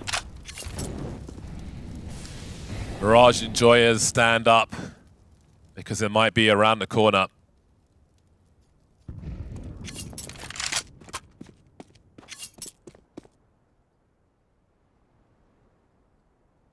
VP were doing so well on the comeback. They'd won 6 of the last 7 rounds before losing that one. They were winning against the gun rounds, not against the weakened buy though, but look at VP, all outside B. And there is the AWP of St. Pius here against them. Chain flashes. Nerds will be traded immediately. The clutch man is down. Snappy still standing though. St. Pius says hello. Bob's on the floor. VP have to go forward, but it's a 2 versus 4. St. Pius by the pillar, tagging Kicker, pulling out the Julies, and that's going to be that. We're going to a third map after all. A big comeback from Virtus.Pro, but from the clutches of defeat, ENCE will force Mirage. VP love making a game close. They love taking it to the distance, but ENCE come through in round 29. That was the turning point. It felt like VP were in control, but they find a way to win with weak weapons, and then they shine through in the final round of regulation. Credit to them for keeping their cool. They deserve it on the ENCE side here. That was not an easy map to win, an absolute grind. It's over to the desk to try and break that one down. Try we shall, Hawker, try we shall. That was literally down to the wire. 16-14 in way of the boys over at ENCE. It seemed like a very back and forth matchup we had there, Yumi. Break that one down for me. I mean, good luck. Good luck. Why was I given this role? I mean, it was incredibly back and forth, and it was an absolute scrap. But I don't know what's going on with Virtus.Pro. ENCE looked like they were kind of out of this game, and then they won 2 low buys, but VP have been susceptible to low buys this whole tournament, and it is still plaguing them in this final. I mean, this could have been them taking a 2-0, and honestly, they probably should have. Yeah, I mean, but on the flip side, I think ENCE, the grit to stay in that game at so many points, they looked absolutely dead. That first half really didn't go their way. I mean, I think they could have got more out of it, but Virtus.Pro grinded it so far back towards it. I was certain Virtus.Pro was winning that map at the end. I was absolutely certain. They had so much money in the bank, but as mentioned, that one round on the pistols broke it completely. Considering the fact that we didn't really have too much to base the Virtus.Pro kind of roster off of heading into Anubis, what did you make of James' performance, his calling in particular? Do you think they addressed and tackled this the correct way? I think James gave that absolutely everything. I think on their T side, I think they called it pretty good. I mean, Anubis is a map we can get away with quite a lot. Maybe ENCE could have done more, but ENCE put themselves in James put them in a lot of good positions. He was catching ENCE on the rotates, he was slowing rounds down at the right time, and in the clutches, he was practically infallible. So I'm not sure James could have done anything more for his team to close this one out 2-0. Yeah, and on the flip side, I think Snappy actually did a good job on their T side of like having mixed up styles. I think James did a really good job of having like this one sort of set piece and then the slow sort of mid-rounding that he was doing in terms of like holding angles, catching players on rotates. Those are sort of contrasts we have between the two calling styles. But Snappy had some nice bursts, some nice contact plays in that made things really difficult for Virtus.Pro as well on their defense. I gotta ask you guys, again, putting you on the spot, the quote we had before this matchup had begun was being the best team in the world right now, performance-wise, on Anubis. Are you convinced? Have you seen enough coming out from ENCE to believe that? No. I think Vitali's better, but I don't think they give a shit. I mean, winning is winning. They're now going into Mirage in that grand final. That first map of the series looked awful. I don't think they give a damn about how they won that map. They've made it now to Mirage, and they've got a fighting chance. We saw it in the group stage. It couldn't have been any closer. And it should be a banger. And they did it pretty much like as a collective effort as well. I didn't think there were many places where players went missing, especially like some Pius. I don't know what's gone into him, but he's like dualies into AWP, into dualies, into AWP. It feels like between every kill he's switching between weapons, but he's actually making some really sort of proactive moves. Even if sometimes he gets caught, it feels like he garners enough information for the team. Would you say it was a collective effort on part of ENCE to perform as well as they did there, or just any standout player in particular? No, I mean, there were definitely a couple of standout moments, especially in that first half. I mean, we had, I think Diha and Snappy were doing quite a lot in terms of like opening rounds up for the team and just kind of creating space. I think Snappy called a really good half. Yeah. That first half overall. I mean, that's like one of those brutal games I've ever seen. Neither team really, at least until the end when VP had some cash, had any money. So many rounds were close. Every half by seemingly was working. They were getting onto sites and getting bomb plants. So I feel for the teams. It's been a long day of Counter-Strike already. And given the last Mirage, surely it's going to be a long one again. Oh my goodness. Do you think we're going to go to overtime again? It feels like every time we get them on Mirage, it actually just ends up being a close map. So, yeah. I mean, I have no expectations, but what I will expect is that we won't see the same slow style from Virtus.Pro as they did on Anubis. It felt like they were really trying to catch and going for sort of information gathering plays on their CT side. When we see Virtus.Pro on this T side, if they don't go fast, I just think they lose, actually. I think they will lose if they just play a sort of very default-centered style. I know we've given lots of props in way of Jame in particular, but what about Norbert? I feel like he's been a common theme throughout our discussions for every single one of the maps they've played thus far. Impressed with his performance, especially considering the prior or lack thereof Anubis stats? I mean, we had nothing to go off the back of. He looked just fine.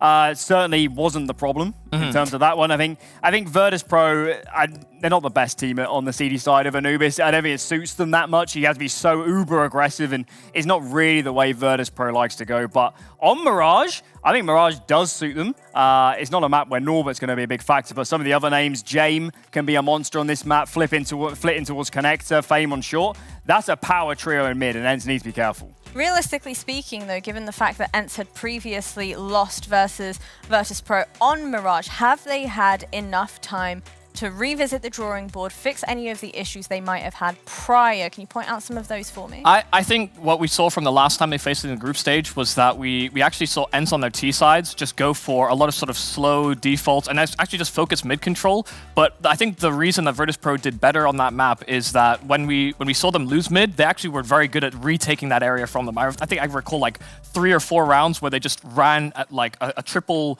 CT crunch on mid, and they just floored everybody in middle on the ENCE side. So I want to see ENCE kind of lean more bomb site heavy if I had to make my choice. But I just also the big thing is that some Pius just has to shoot, right? I think that was the big missing factor that he just didn't have in the last time they faced. Well, let's go ahead and revisit one of the key moments from the map that we have just seen. Mr. Allen, take it away. And this is the moment what should have been a 2-0, flip the other way. Just on the pistols, it was just absolute madness. Virtus.Pro probably couldn't believe what happened. It was just such an aggressive round, so much happening. I mean, this B bomb site is a bit like A, I guess, on Vertigo. There's just so much happening. There's so many avenues, there's so many entry paths, especially if the CD's still holding on towards Dark. And yeah, I really believe Virtus.Pro would be holding the trophy right now if this round didn't happen. Yeah, I mean, they've had a few like that this tournament, but that was the worst one because they actually went with a faster attack plan as well. Like one of the few times that we saw them on that T-side go and speed things up, and yeah, they just get bonked. Bonked. That's the new term. Hashtag bonked. Talk to me, bro. How are we feeling? What's the scoreline going to be for Mirage? Is it going to be another overtime? Is it going to be another 19-17? I mean, I'm kind of hoping it goes that way just because I think it has been a battle of in-game leaders so far this tournament. I mean, the pieces are slotting into place, especially in this final. But, I mean, if it comes down to it, Snappy has to basically out-call Jame because last time they placed on Mirage. I feel like we need to see Nerds. I feel like we need to see Nerds. He's had a very good tournament, but actually in this final, I haven't seen the man that redefined this team. And in terms of a map for Nerds, Connector on Mirage was always his spot on endpoint. It's definitely his best spot on this team. And if Nerds shows up, that could be the thing that swings this. Because at the moment, I believe Virtus.Pro have been the better team in this grand final so far. I think ENCE survived that just by virtue of being a marginally more refined team, I guess, on Anubis, plus some half-by wins. Mirage, they need Nerds to beat a Virtus.Pro in this form. Well, our final map here at ESL Challenger Katowice is almost ready to get things started. I'm super excited, gentlemen. Who is going to be crowned the winner of ESL Challenger Katowice? There's only one way to find out, but we'll be back soon.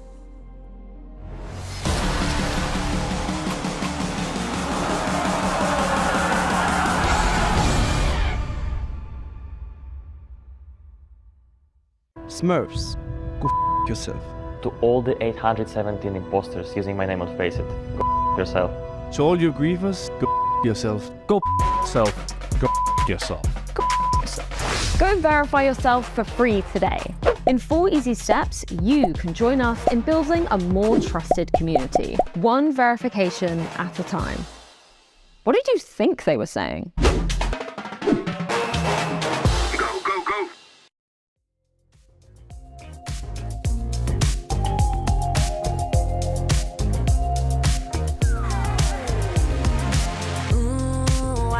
Stop this feeling. It's setting all my doubts on fire. Ooh, like you won't believe it. Won't let a moment pass me by. Too late, can't win. I'm giving in, 'cause I can feel something coming. Coming over me, holding me till the morning. And it keeps me dancing when I feel something coming. Coming over me, I just keep dancing. Ooh, morning lights so blinding. It's on the ceiling and the walls. Where is my name? 'Cause I can't find it. Those early memory lane walls. But I know it's the price that you pay. Ooh, for living it up on Saturday. I can't win, I'm giving in, 'cause I can feel something coming. Coming over me, holding me till the morning. And it keeps me dancing when I feel something coming. Coming over me, I just keep dancing.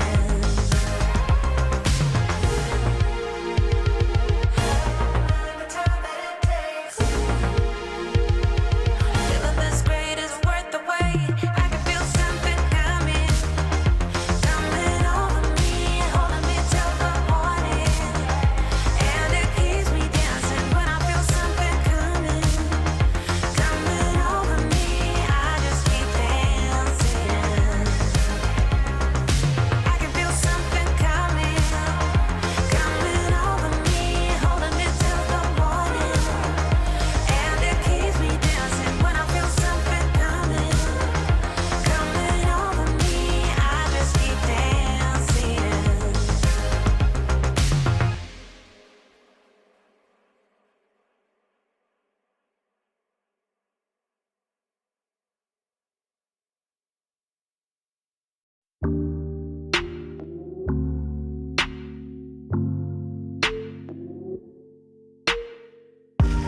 You and I, we're like dynamite. Got plenty of reasons to take you home. Shining bright with those diamond eyes. Ain't no way I'm ever letting go. Boy, I'll be loyal to you. No need for drama. Feel royal with you. Cry like Impala. Is it important for you? There ain't no bother. No, no. Hey, 1, 2, 3, just get over here. No need to be shy, no. 1, 2, 3, oh, I want you near. I need you in my life, boy. Oh, I feel like you and me got this chemistry. One look at you and my heart explodes. Just let me be the one you keep. I'll be right here through the hot and cold. But I'll be loyal to you. No need for drama. Feel royal with you.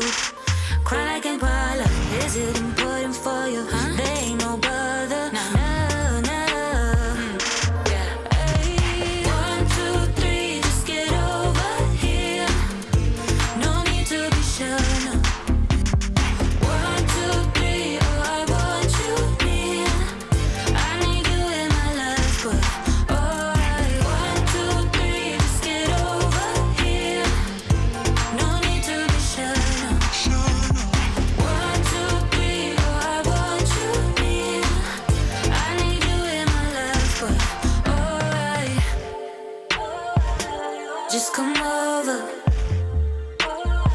Won't you come closer? Yeah, just come over. Oh, hey. 1, 2, 3, let's get over here. No need to be shy. 1, 2, 3, oh, I want you near. I need you in my life, but alright. 1, 2, 3, just get over here. No need to be shy. 1, 2, 3, oh, I want you near. I need you in my life, but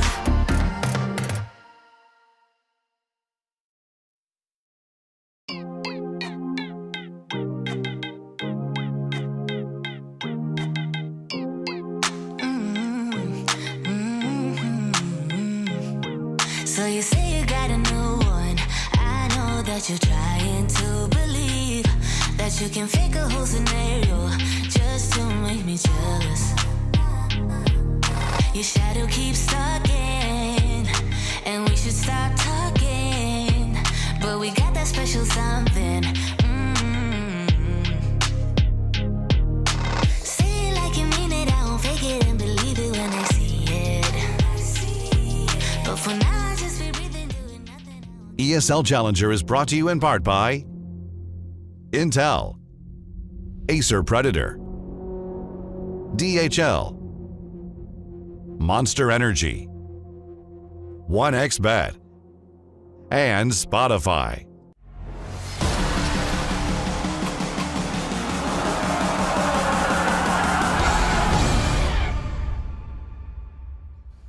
The ESL Challenger Finals continue. It's time for the deciding map. And what better map than Mirage for a decider? Fast, open, explosive. Mirage, enjoy stand up because it is time for that deciding map to see who takes the lion's share of the prize money in Katowice.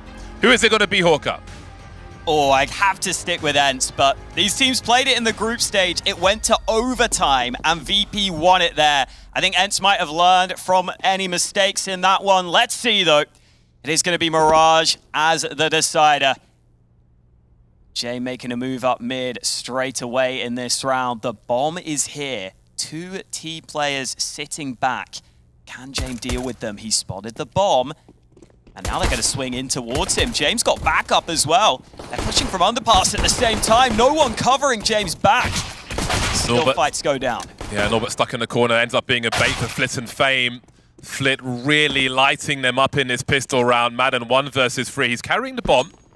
He needs to stop running because Flit's going to hear it. And indeed he has heard him. Look at the rotation on the map immediately. That's all the information they need. A tight angle from Flit. Who peeks first? Maybe no one needs to. There's that last kill. Gratis towards the end. We said it would be fast, open, and explosive. All ticks in the first round. Great way to start Mirage. Yeah, I was a little worried when James got caught initially. But how about Flit coming in from Connector? 2 players not looking his way. Moves back to A with a quick fire shot. The highest rated player at the event steps up here on the start of this third map. And an immediate timeout taken by ENCE. They are in fact forcing up, even with that lack of bomb plant in the pistol. And when you do force like this, I can see why you take a timeout, because this is a big round early. If you could win this force, you could really cause a lot of issues for VP. If you reset that CT economy after losing the pistol, it puts the CTs in a terrible position. So ENCE want to talk things through before this one. What have they come up with in their timeout? Looks like everyone over to the A side of the map, trying to see if they can brute force the bomb site.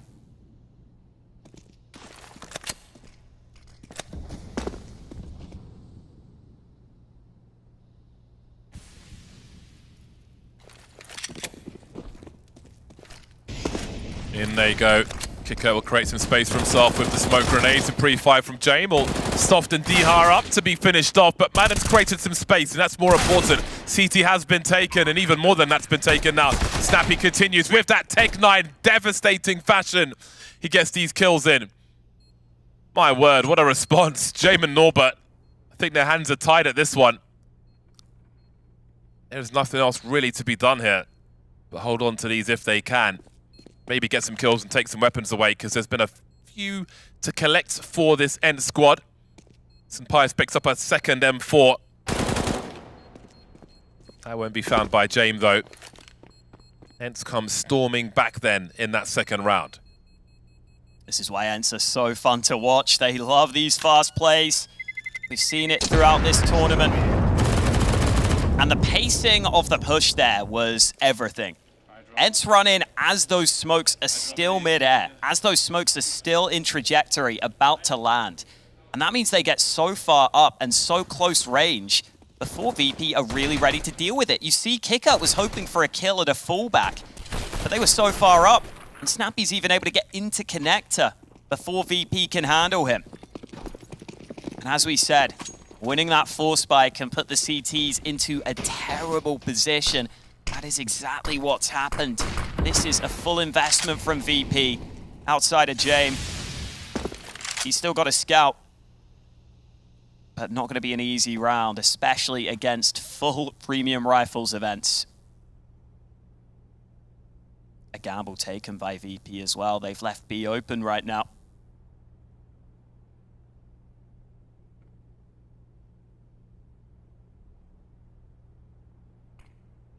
Quiet start from ENCE. Only sound is from grenades. Madden will make things a little louder, although that changes things. Trying to creep towards short, tagged by the scout. And now very vulnerable indeed. There's no one to throw the rifle to. They've all got rifles. So he'll just have to be vulnerable for the remainder of this one. Flitz sees one player make his way to the bench. Now what will Virtus.Pro choose to do? They've lost all position, and they are ill-equipped to pursue this round. James will make his way to Palace. So it seems they'll post up in a tight choke point if ENCE want to go a little too far and give something up. Other than that, next round will essentially be a reset of this one.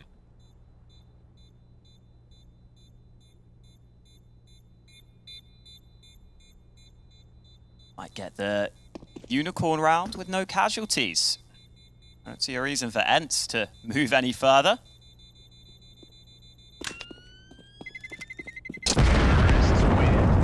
So a pistol round win from VP gets turned around and turns into a good start for ENCE. Let's do ENCE, not ENCE definitely a team that will consistently run those fast plays. They think they have found a weakness, if they think they have a way in, they're not scared to just run similar plays over and over. They can punish you like that, unless you adapt. James scout smoked off early. Gonna try and boost into ladder room. Looks like a pretty similar round from VP. Gambling away from B. Might get a challenge at mid this time, though. This almost feels like a rinse repeat of the previous round right now. That's a difference, though. Snappy tying things up quickly. But again, Virtus.Pro are the ones who are treating this as a bonus round, if you will. Now they're onto something. 4 on 3. They can certainly go fishing for this. James lurking with the scout by the market. Keeping the numbers advantage up are Virtus.Pro. Even if they don't win the round, but they kill all of these ENCE players, that will still be something. Kicker trying to find an angle from this balcony while James runs distraction. One more to go then. Nerds at the back of the site will be the only man to survive for ENCE. And in that respect then, maybe Virtus.Pro did their job in that bonus round. Very good damage. And That's pretty nice for them after not being able to do any damage in the previous, around where everyone survived on both teams. Getting that fight into mid was definitely beneficial. Here come the full buys though, and an immediate ult from Some Pious.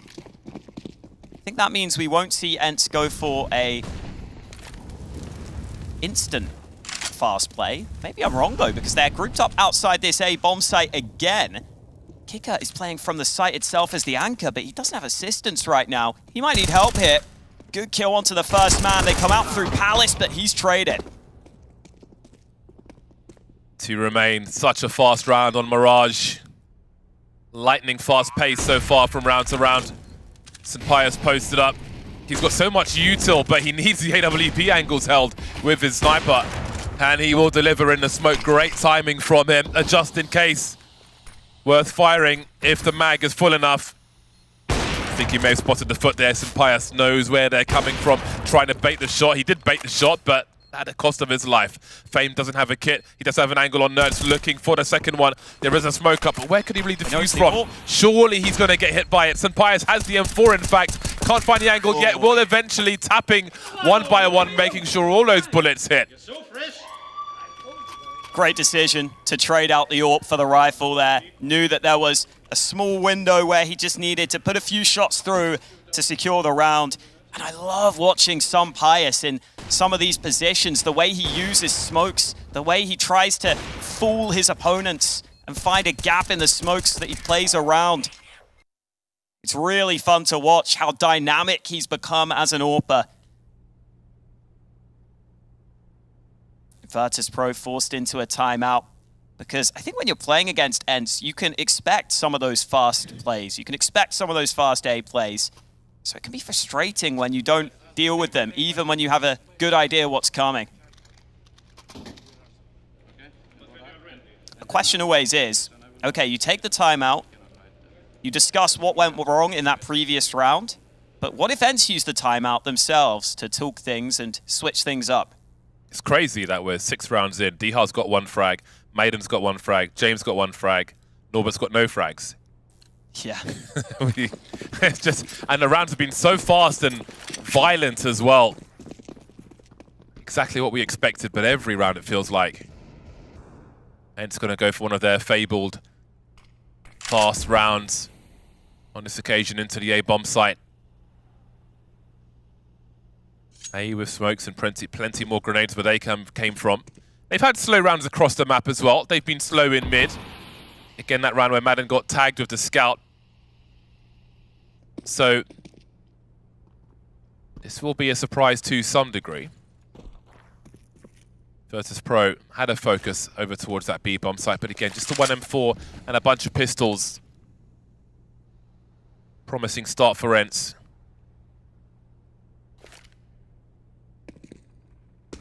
This grand final would be quite a good victory for either squad. Now Kicker's being proactive and clearing B to some degree at the very least, and that's enough for Virtus.Pro to have a faster rotation towards that A-bomb site. Flash on the ramp, but no one is home. Molly towards the side of the jungle smoke to stop them swinging through it. Norbert's here, Fame at the back. Norbert, the only man on the site. No U-turn at this point for them to help him, but that frag will be enough. Fame gets one. That's the rifle lost for the time being, but there is someone there to pick it up. 3 on 3. Bomb not planted just yet. Rifle not collected either. Oh, wow. That's really got into a bad position. What kind of physics is that? I think it's because it was boosted up, right? It must have just gone flying. That is mental. Very cruel indeed. Cheeky jump peek from St. Pius. This one to write down in your notepads at home. Nice. Quick scope from St. Pius. What is there to do? If only they could reach that rifle. But they can't. They won't. 5-1. ENCE with a promising start to the last map of this tournament. Even with that rotation coming in from VP, it's well handled by ENCE. And that was despite good timing on that incendiary into ramp. VP stretching out the round to make ENCE uncomfortable.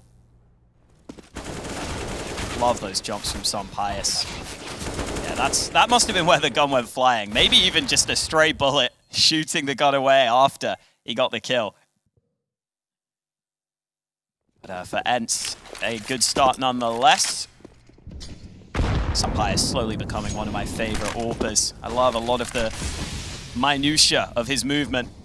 Here comes Snappy, contact play out through ramp, he beats the molly. This A site is being bombarded right now, but Jame here with the AWP this time. Dodges the nades, and Kicker comes in through the CT smoke. This looks much better for VP. James in trouble. Down he goes. There's position for ENCE. They need to even these numbers, though. Son Pius looking around that smoke. Snappy doing the same towards jungle. No one showing just yet. Norbert popping out and delivering.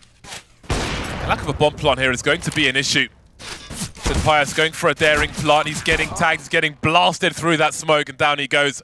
He's done his job, though. Madden in the clutch. Waiting for that smoke to go. Kick out with a big flash and connector. Dodged by Madden. He hears the step, sees the elbow. Lost his position though. Delivered the first kill.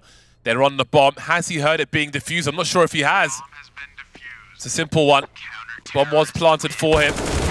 The round won't go his way. Only the second round for Virtus.Pro, and what has been a struggle on the CT side so far. ENCE's fast rounds are so hard to deal with.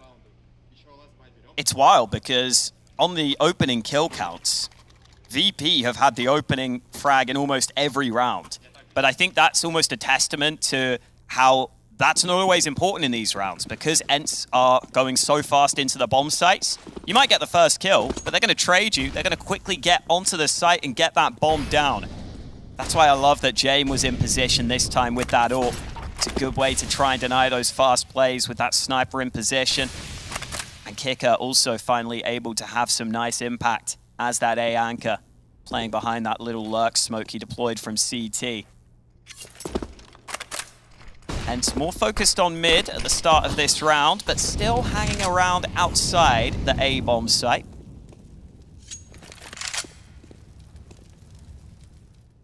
The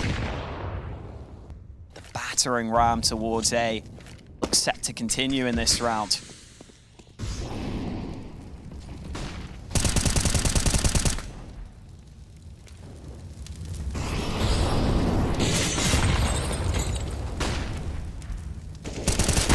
Kurt's on an island. There are so many T's surrounding his position. He's got no bullets in the mag either.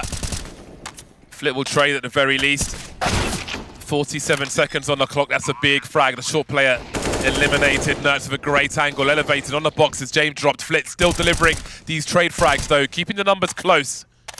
But waiting for his time to lurk. But Snappy is laser focused on that crawl space. But not fancying it, will go to join Flit. Is there a kit around him? He's looking at what's on the floor. There is a kit just around the corner, but there's an AWP to save as well. Going for a connection through the box, not quite hitting the mark there.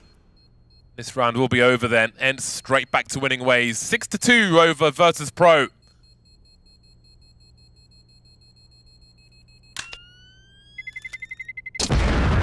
What a start this is for ENCE on this decider map. In the previous Mirage map between these teams in the group stage, the halves were pretty even. It was 8-7 halves in both of them. So to get out to this lead early is a great sign for ENCE.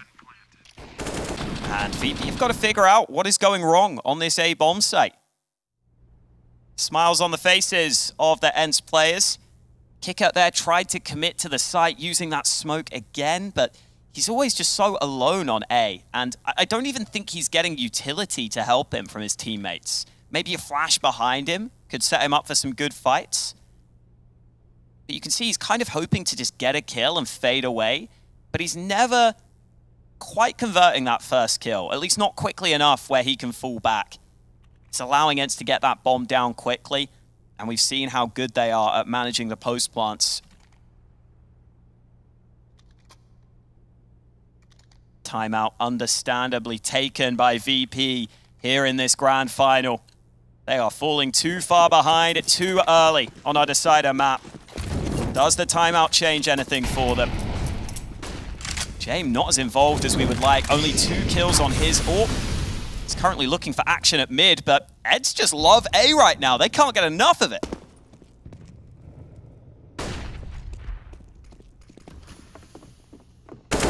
A burst out of Palace from ENCE. Another fast round. 1:30, and there are 4 men on the bomb site for ENCE. Give us a reason not to do this, say ENCE. Virtus.Pro don't have an answer just yet. This time there'll be 3 players in CT, and Fame finds the spray to stop D-Hart. Going for that default plant, he'll be denied. Snappy trying to cut these numbers down. A lot of players here in CT. Although those numbers are falling. James lost his angle. Norbert's here as well, hopping up to deal with Snappy. Bomb has been planted though, 2-on-2. James going towards jungle. Where do they believe St. Pius is? He finds the bomb planter as well. 1 more to go, St. Pius in jungle. Did James get some sound cues? Does he have a read? He's not pushing just yet, but he's starting to edge forward. A crouch peek from him. And that's the information for Norbert. This time, James, the sacrificial lamb. And Virtus.Pro will find round number 3. Bomb defused. And AWP probably collected. Pretty similar start to the round, with Kicker going 1 for 1 as that A-site anchor again.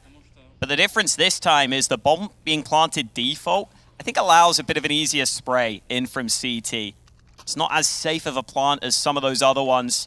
And so even though they do eventually get it down, the delay definitely didn't help. It allowed Virtus.Pro to be aware of some of the positions of those ENCE players. ENCE don't seem to care though. They're still grouped up outside A at the start of the round. This time St. Pius going dry with the AWP right now. There is the AWP of James here, and he will win the first fight.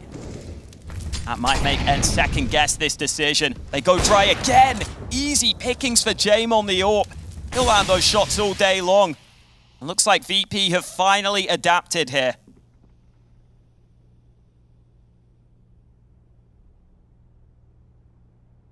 Money's been drained for ENCE. Oh. James angry.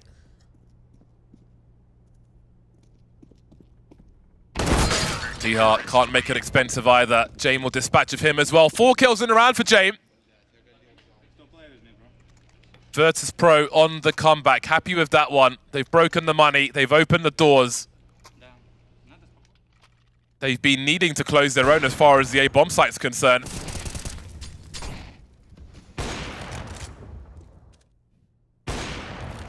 Hard to get those jiggles by James. Very hard indeed. That was the round they needed. Been a long time coming for them. Landscape becomes arid for ENCE. Nothing much going on at all. James continues. Lovely close choke point for Kicker. A fast eco round is a great eco round. On to the next one. 5-6. The buy comes out for ENCE once again. VP grinding their way right back into this map. And the question becomes, do ENCE switch it up? I don't even want to count how many rounds have ended on this A site for ENCE. It has been absurd. The VP have started to defend that A site successfully.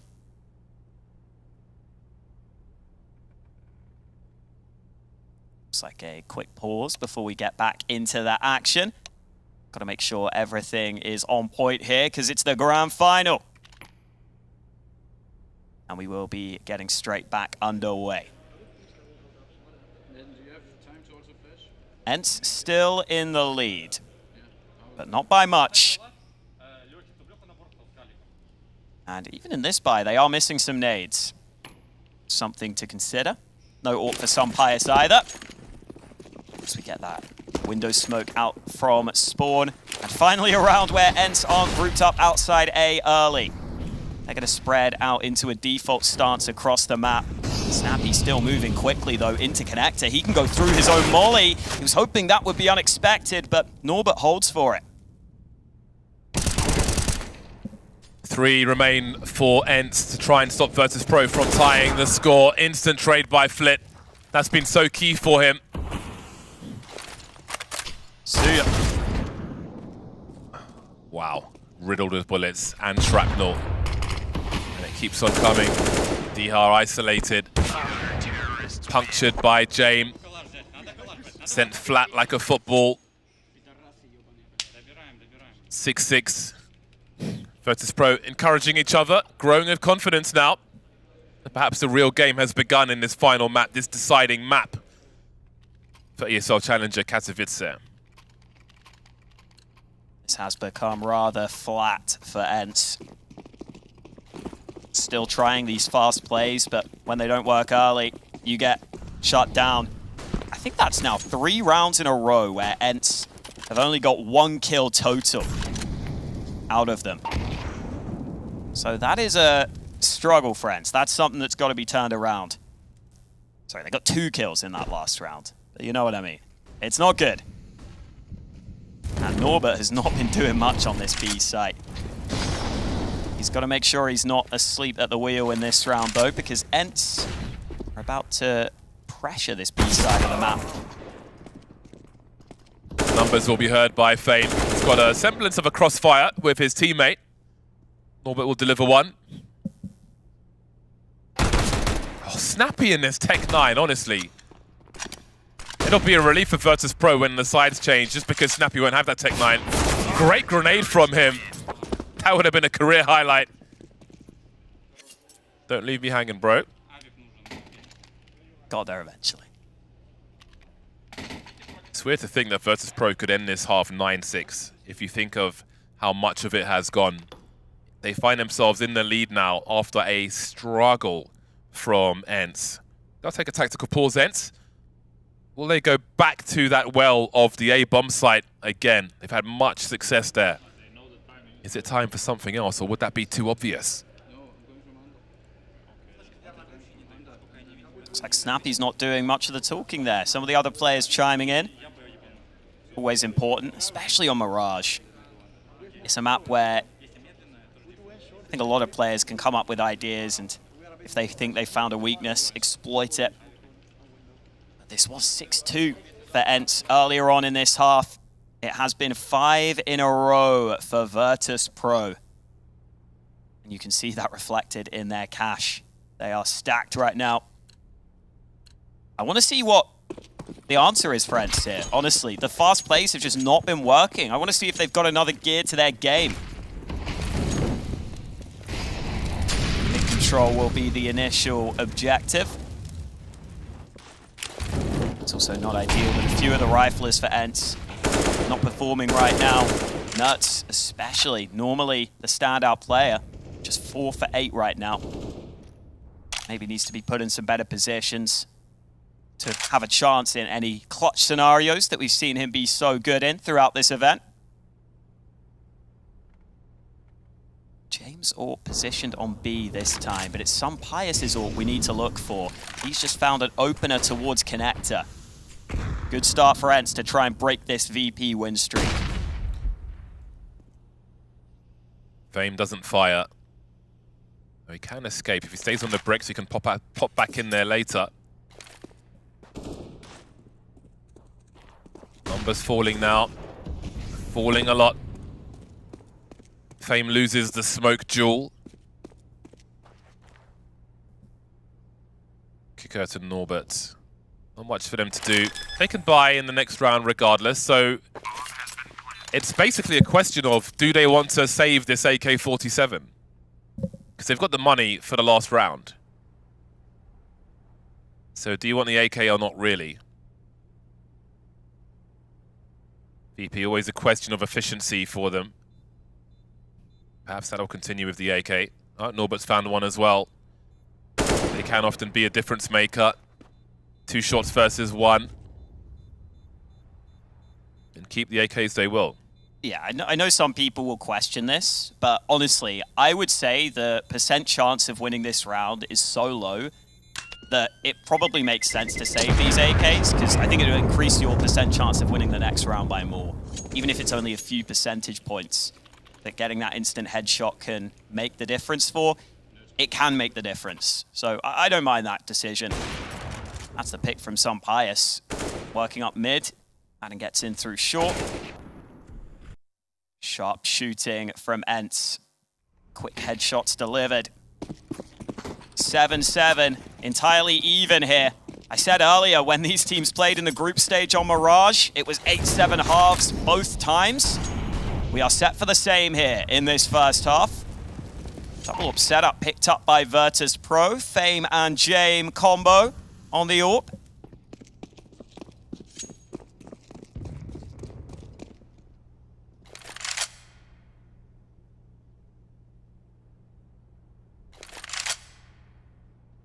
Slow start for ENCE.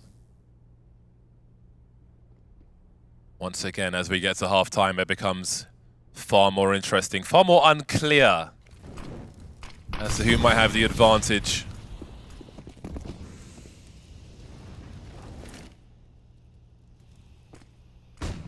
Virtus.Pro turtling in this last round of the half. Waiting for ENCE to come and make their play. That scope will certainly be heard by Norbert. 2 players in the market waiting. Norbert goes 1 for 1. Fame is here with the AWP. Repositioning now with Flitz on the site. Has he been detected? Silence them 4 rattling off. Jame heading towards the A-bomb site. Now coming back towards B as Flitz down. Snappy in connector. Might be heard by Jame.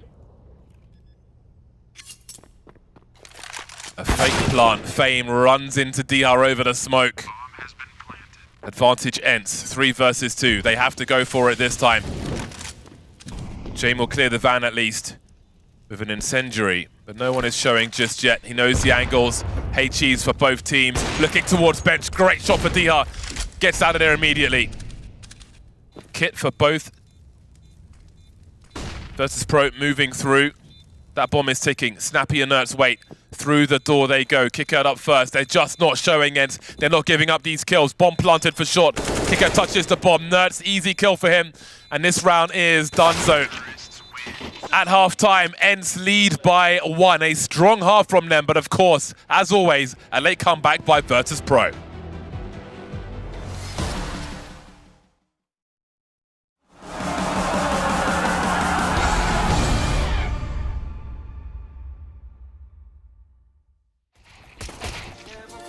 Right with you, I'm gonna hold on to you, hold on. Hope you feel the same way too. I'm gonna hold on to you. Kick back, relax, there's no rush in wrapping things up for good. Feels like you're my first crush back then in the neighborhood. And higher.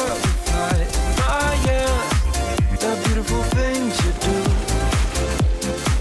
and higher, I desire these moments just with you, with you, with you, with you, with you, oh, with you, with you, with you, oh, with you, with you, with you, oh, yeah. Never felt so right with you.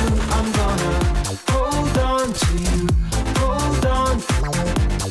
Hope you feel the same way too. I'm gonna hold on to you, hold on. It never felt so right with you. I'm gonna hold on to you, hold on. Hope you feel the same way too. I'm gonna hold on to you, hold on. I can't believe it's so true. Whenever you touch my hair, I'm feeling closer to you. Nothing else can compare. And higher, if I admire the beautiful things you do. And higher, if I desire these moments just with you, with you.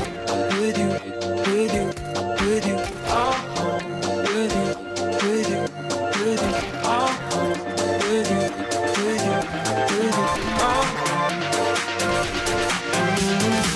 yeah.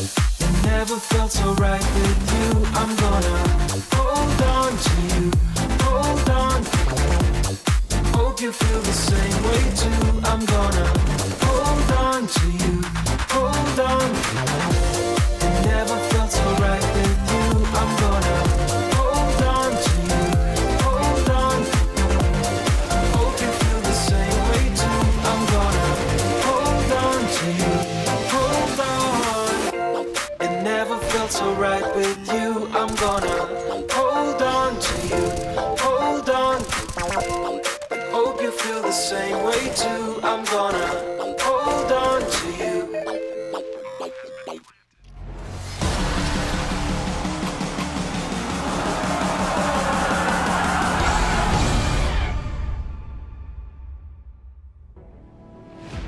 Second half is here. Grand final, ESL Challenger Katowice 2023. One round between these squads. Virtus.Pro with a comeback as per usual, par for the course in that first half. And here we are. Pistol, important as always. Who takes momentum at the beginning? It's been an explosive game of Mirage. I don't expect it to slow down now. Snappy boosted up very quickly indeed.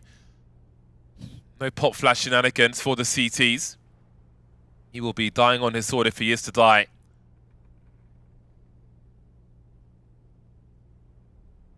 Poised for a crouch peek maybe. Let's have a look. Will they walk into his crosshair? More or less. Pretty good angle for him. No kill just yet though. Super Mario Brothers, and he hasn't got any more credits. 5 on 4 for Virtus.Pro as they take the B bomb site. Doing well with these choke points. Fame doing well with the headshots as well. 4 on 3, bomb planted, no protection. 3 on 3, Madden coming in with the one taps. This is turning around in ENCE's favor. Flitz and Jame heavily tagged. Now Flitz surely not going to make it. Nerds with 2 at the end. And ENCE take the second pistol. ENCE got bailed out big time there at the banks, honestly. That was a round that looked terrible for them as they lost the B site, but Madden comes back in with clean kills. I don't know why Snappy's there with the USP. I think he wants to get the early info, but it's not a great position to play with that USP. I think with dualies, it can be really devastating, but they went with full Kevlar, which meant they had to fight for the sites. But it was enough info to allow the rotate, so can't complain too much. The early info allows the rotate to come into the site, allows the rest of the team to clean up. And not much for VP in this round. Not a bad nade. On to Norbert.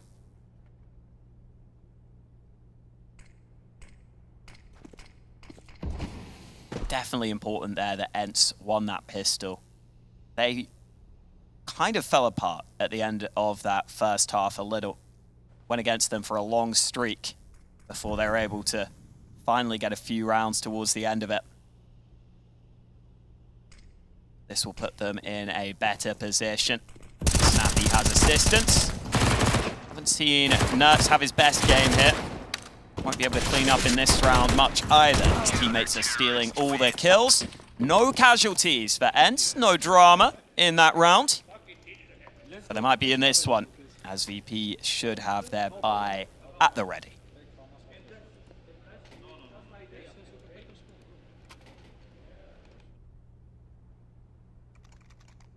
That is now strong starts to both halves for ENCE. They lost the first half pistol, but won 5 in a row after. Now in this one, they've got off to a strong start on their CT side. Bonus weapons retained into this round, though, against the AKs of VP.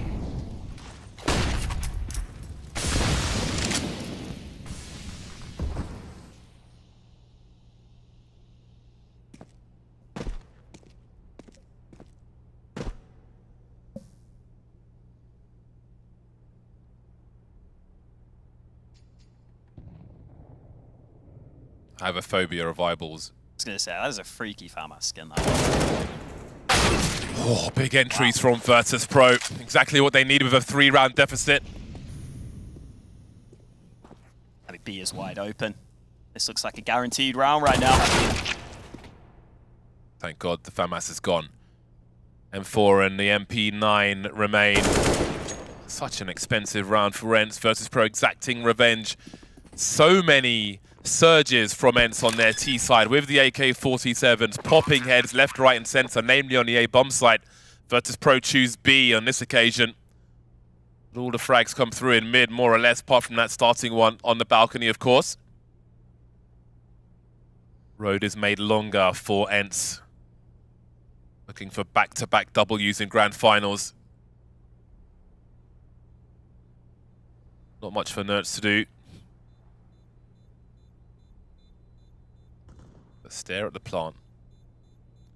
Yeah, not getting much light, is it? No, I don't know how it's still going so strong. Maybe it's fake. Fugazi.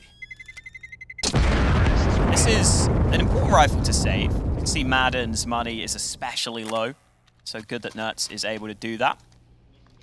good that Flipped is top fragging for VP and having impact in that round as well. Probably the strongest MVP candidate for this tournament headed into the final. He's the highest rated player. He's kept that up here in the grand final itself. But will it lead to victory for Virtus.Pro? Let's find out. Still a 2-round lead for ENCE and full rifles in play into this one.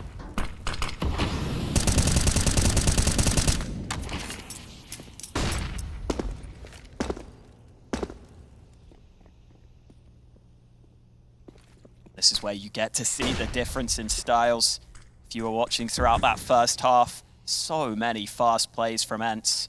But for me, this is the beauty of Mirage. You can play it in whatever way you want. You can play slow, you can play fast, you can play tactically or individually. It really has all options open to it. So VP will try and see if their slow style of play can work here.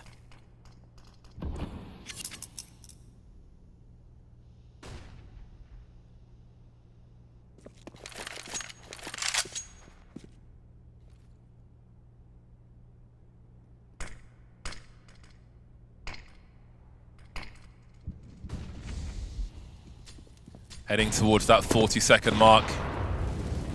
And there's only 2 CTs on that A-bomb site.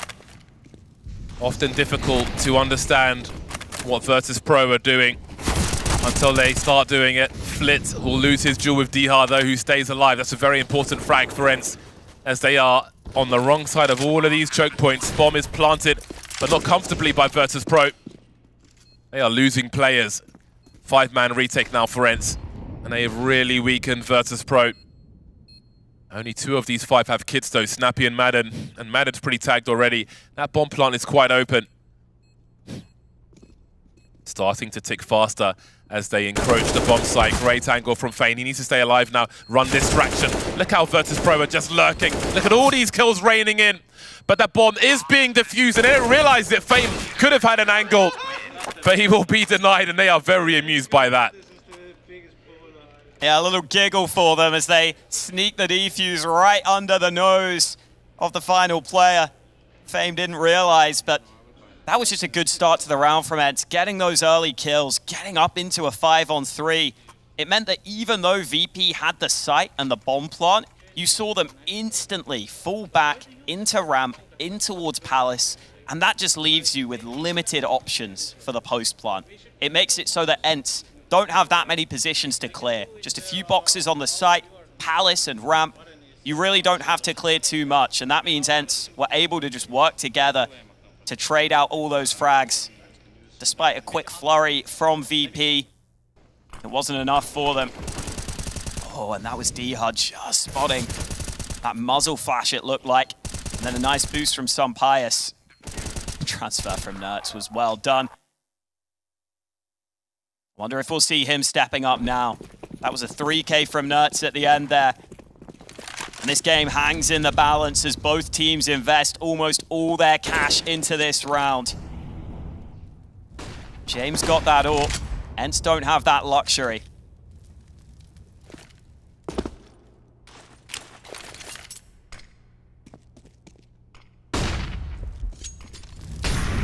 Nice angle there for the jump thrown smoke to re-smoke connector from ENCE for his teammate. So Dihar doesn't have to worry about that.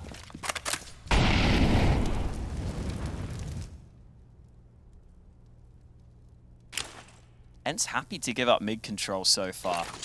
They'd rather play further back, rather play on the sites. They've had rounds where they've lost the round in mid, basically. And Virtus.Pro's pacing is difficult to deal with. Now, ENCE have 3 smoke grenades in the hole, so they are ready to play a slow round here and try and slow down Virtus.Pro late on. Still 2 grenades to deploy. 1 on B and 1 on A. There's Pius. That's a very strong grenade on the ramp. You can see the spray. That reveals some of the plan. CT can always be standing behind it, so it's going to be a late round then. Kicker rotating to Palace. Oh, he was. But he's come back. 25 seconds on the clock. Virtus.Pro still capable with these very late rounds. And Pius starting to wonder. 3 players thinking it must be B, but no, it's still going to be A from Virtus.Pro. They've got a 4v2 on this bomb site. Madden's on fire, 1 HP up the ladder, and Norbert will clean him out. 9 seconds to plant this bomb. Snappy with the MP9 might have an angle. 5 seconds now, and it's falling apart for Virtus.Pro. They've got to go for elimination, but Flip won't have the angle. Down to the wire. But you could see ENCE still don't know what might be happening there. It's just so late in the round that they're selling a little fake towards B that ENCE think it has to be. But they do enough. They stick around for long enough, playing for info on A to figure it out. And one of the issues VP might have on this map is if you try and run it late into the round, especially on that A bomb site, it's not easy to guarantee that bomb plant. You don't have as much cover unless you try and plant behind default, but even then you're exposed to CT and you see it's costly in that round. They don't have enough control, they don't have the utility to cut off angles, and so the bomb plant is so exposed that they cannot win the round as they run down the clock. This is a strong start to the second half for ENCE. 4 out of the first 5 rounds have gone their way as they edge closer and closer to back-to-back tournament victories. Still all to play for, though, with Virtus.Pro consistently getting these buys on board.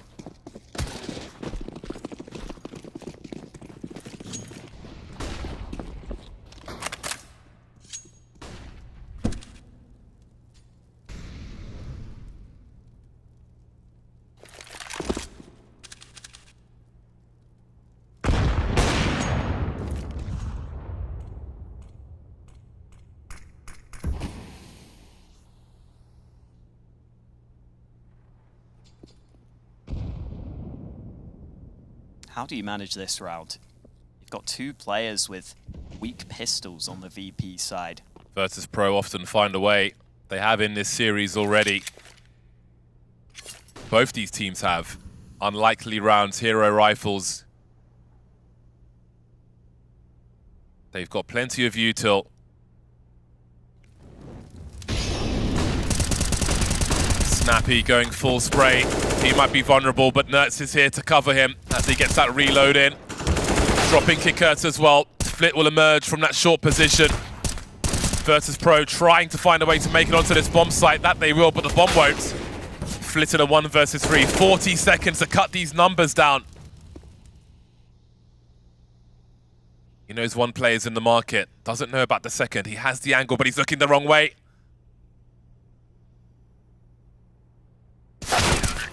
They'll move together, take him down from the back. ENCE are 3 rounds away from victory here, and it would be a big one with revenge as well.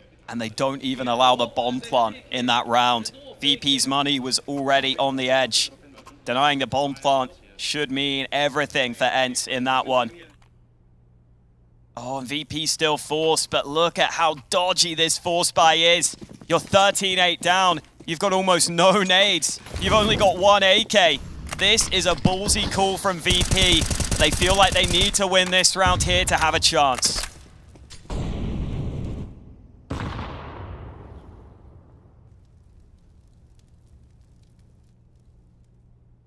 To think Anubis felt like it was slipping away.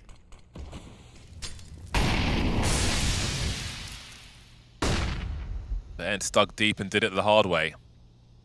You often have to versus Virtus.Pro. These are the kind of tests that you want to see ENCE passing as a championship team.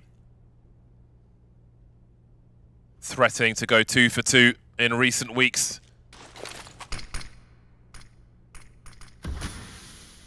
What does Fame think about that?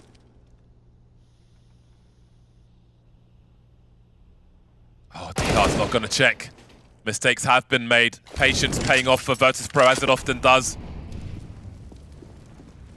Footsteps heard on the Palace, on the ramp rather. This ramp player to trade for the Palace. Kickert is down, but Virtus.Pro are a man to the good. They know this smoke is a threat, but Jane will get drop planting the bomb. Going for the transfer, Norbert will trade, but Nertz will trade straight back. 2-on-2, Nertz in the clutch. That's always a problem if you're not ENCE. Going for that plant second time now. Fame's got so many angles to cover, and he will be successful. Smoke up on connector. And Snappy has to guess now if he goes for this one. There is a kit top con. He'll make his way through the window. There's a kit CT as well. Bomb ticking quickly. Virtus.Pro need this round. ENCE are getting too close to a trophy here. Snappy doesn't look like he's going to go for it, but he will make it expensive at the very least. Virtus.Pro move to 9 then. That gap isn't as big as it was before. ENCE's money has stayed limited though. Sure, Snappy saves, but look at the rest of the squad. A lot of them were below $2,000. And that is why VP figured they could go for the Force buy. They could take the risk, because if they win it, this game opens up entirely. Fame just waiting for that aggression. They're able to trade out some Pius on that A site, and then that shot from Fame, critical, because Nerds has been so good in those late round scenarios, but they deal with him. And ENCE do go for the Force buy, but now it's their turn to have a weakened buy in this one. Flames betraying Madden. They won't come away with any of those kills. Things escalating, heating up for ENCE now as Virtus.Pro have a fantastic position. And they're in a fantastic position to push this bomb site. Dihar will have something to say about it. St. Pius needs headshots with this scout. Snappy still towards B. Flip with the Tech 9. Just creeping around in mid. Dihar starts to wonder.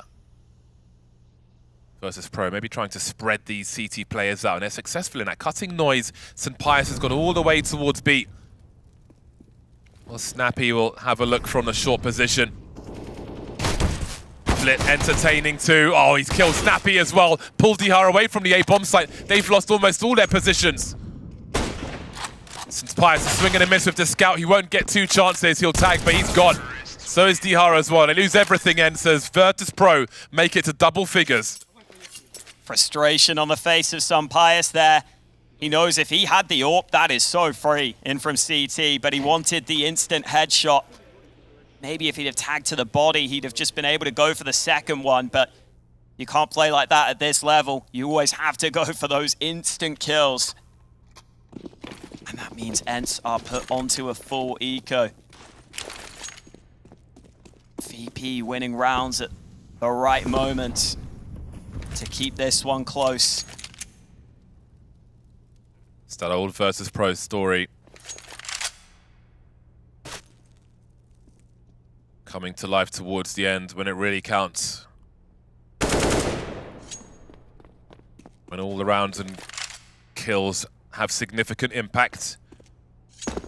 It's where they do their best work.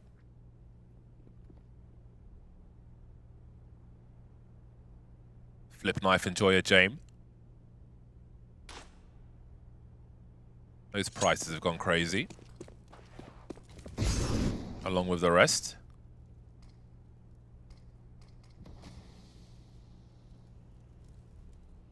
Snappy's always like, don't worry guys, I got this. On the B bomb site alone, with the stack towards A.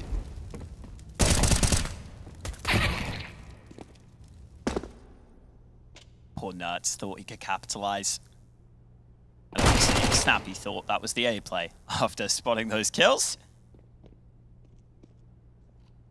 Not many positions some Pius can be at this point. VP have almost cleared the entire map. Mac 10 will take the final frag. 11 rounds on board for VP, and that one is clean, so they can build up some cash, have a bit of a buffer.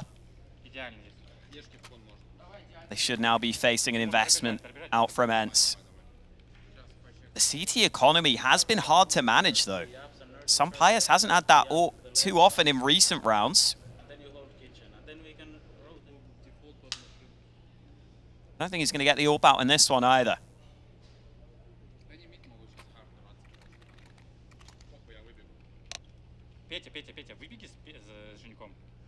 What's the translation, Hawker? I got no clue. I couldn't tell you. I also have no insight into the mind of Jame. That man's an enigma. I think he's operating on a whole different level to me. Us mere mortals. Fame top fragging right now. 21 kills. Flit also up there. I still think Flit is the clearest MVP candidate right now. You want to see those players do it in the biggest moments. And at this point, every round is so important. Dihar's got the murderer glasses. They're menacing. Glasses like that show a man is capable of horrible things. But he does his on the server. This one player needs to solve an audio issue before we get back into things. Plenty of instructions being shared. Virtus.Pro rebuilding their team after a failed major attempt. ENCE, a championship team, finally. Been a long road for some of these players. Looking to make it 2 for 2. That would really be good for them, especially versus a team the caliber of Virtus.Pro, who could really do with this win as well. Pro League position already secured, yes, but on the road to something new with a different squad. This would be a fantastic victory before you get to the prize money. 11-13, Virtus.Pro 2 rounds behind. They've got more money than ENCE. They can keep up the pressure, and there's a lot of pressure for both these squads. ENCE were trying some tricks there. They boosted up Nertz. He pushed up into the apartments and they threw a smoke behind him to pretend he wasn't there. The VP didn't fall for it.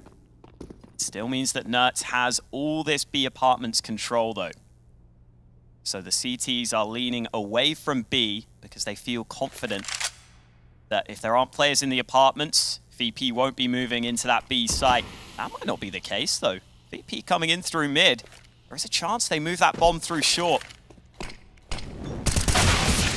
That's a great shot from Flit, and now they can explode towards B. Yeah, this is going to advance very quickly indeed, and Nertz's position becomes all the more important. The bomb's moving through short, but if Nertz can deal this frag... Oh, Fame surely saw him. What a delivery by Nertz, though. Snappy on the site. Has he been spotted? Bomb is on the floor, 20 seconds on the clock. He's buying time for the rotation, and here is Dihart. Problems abound for Virtus.Pro. Jame and Fame remain. 12 seconds on that clock. James still looking for the lurker in Madden, and now Fame is alone. There'll be no bomb plant in this round. There'll be no round for Virtus.Pro. He won't find him in time. Only one needs to show. Snappy will be lost. It'll be expensive for ENCE, but they are one round closer. And things get even more interesting. Virtus.Pro can withstand this, but what about ENCE's economy? Yeah, ENCE relying on Nertz there to be that main man towards B, just to be able to deliver something. And he does exactly that. He could have tried to wait fully into the apartments, but wanted to just show face onto those short players, slow them down on their cross to the site. Snappy is able to get back in time. And I think that's what Nertz realized. Even if they don't come in through the apartments, being boosted up there means you can deal with those short players pretty effectively.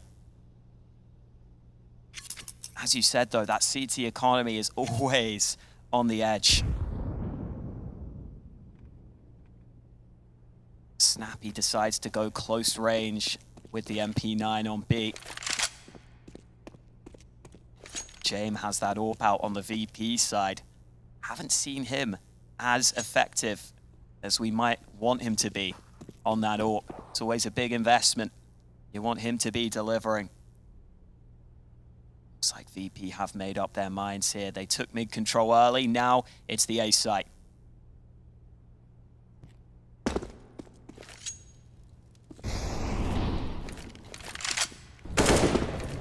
Oh, problems on A.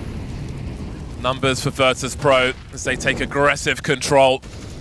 This is a round they cannot capitulate on. Jame throwing the bomb to a teammate so he can post up.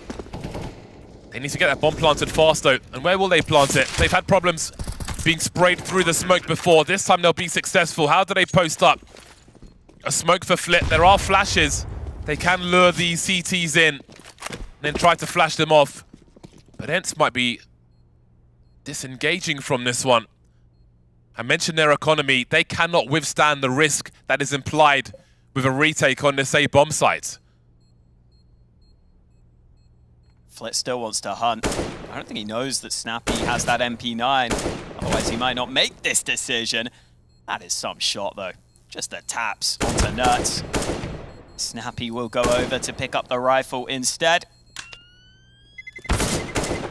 Don't expect many more peeks here from ENCE. I think they want to focus on saving what they can. But it leaves them with only the 3 rifles. The remaining players probably can't afford those. A fast decision and a smart one. Again, the heavy losses in the round prior had big implications for these deep rounds. Limits their options. They have to keep the rifles up. This is not a great situation either, but it can still work in their favor. Both teams have won unlikely rounds with big limitations in their buy.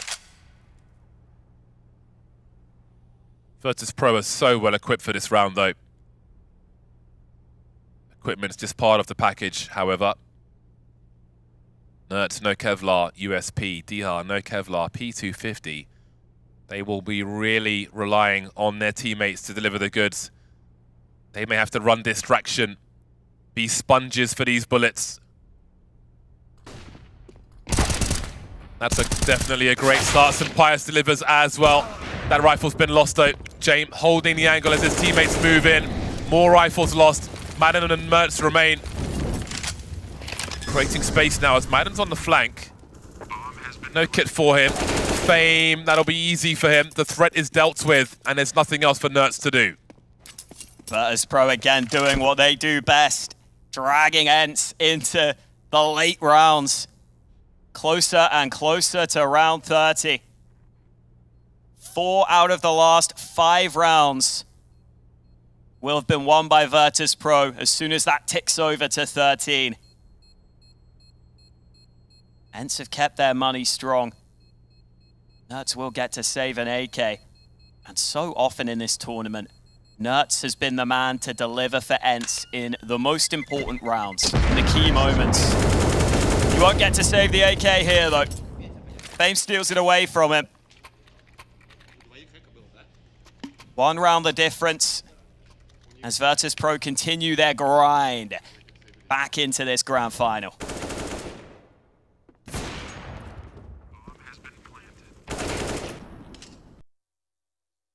ENCE will have to dig deep to stop Virtus.Pro. Masters of the comeback, almost a default for them. ENCE will answer with aggression, attempted at the very least, but Nertz stuck in the middle of mid, eating flashbangs, but holding his ground for now.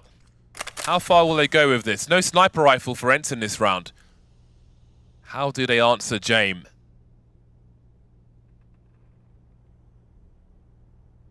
Minute 20 on the clock. It's been so difficult to discern Virtus.Pro's intentions on this T side, no matter what time is on the clock. A smoke in the window. ENCE magnetized in mid. Snappy isolated on B. St. Pius trying to rotate in. Mollies towards the bench. Detail covered by Virtus.Pro. Snappy barbecued. Burnt to a cinder. Dental records only.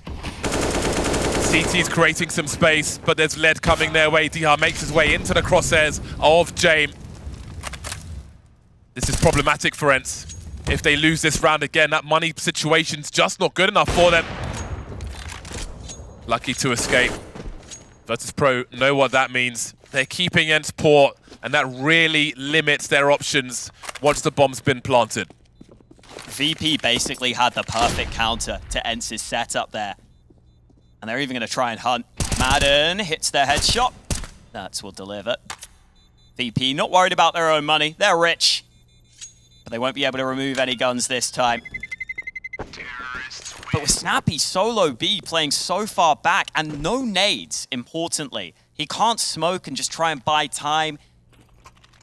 St. Pius has to play behind a smoke on short. ENCE were really hoping that there was a challenge towards mid. They had a 3-man setup there, expecting that they were going to be able to activate Nerds and be able to gang up on the VP players, but VP go for a rare sight hit earlier in the round. It catches ENCE out. And now we are going the distance here on Mirage. We're going to round 30, whatever the hell happens. Who will have the chance to close it, though? Jame out mid early. D-Hard playing on the other side of the smoke. I don't think they'll get to see each other, though. D-Hard drops back. Going the distance with Virtus.Pro feels like trying to run a marathon with a dead leg.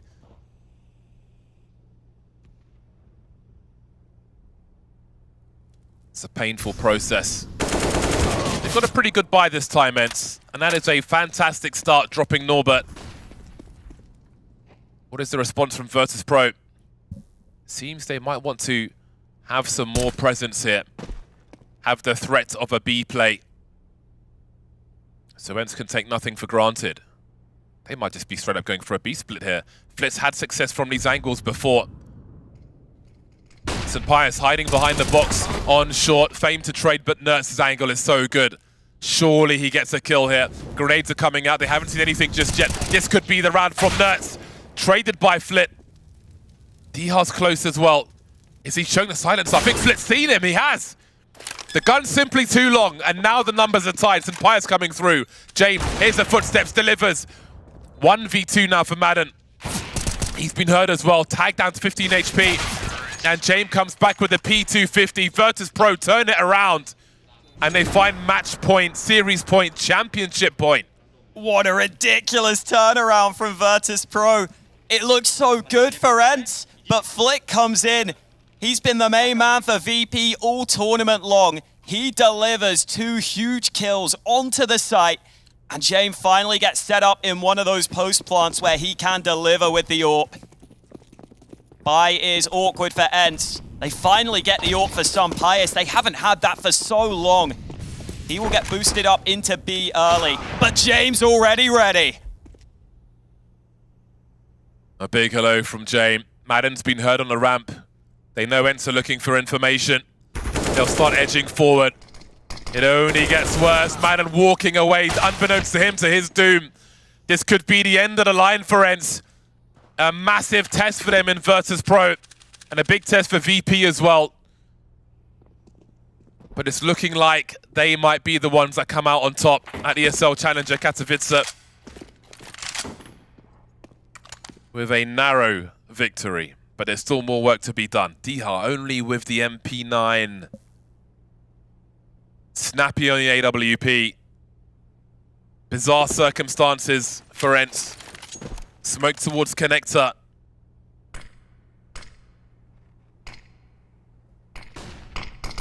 No defuse kit. They've been broke for a while. Shortcomings in these buys for ENCE for many a round. In go Virtus.Pro. Jane with the AK-47. He's given Kika the AWP. Posted up on connector. There is Snappy, the last man standing for ENCE. And there it is, Virtus.Pro, the new look Virtus.Pro, champions of ESL Challenger Katowice 2023. 8 of the last 9 rounds won by Virtus.Pro.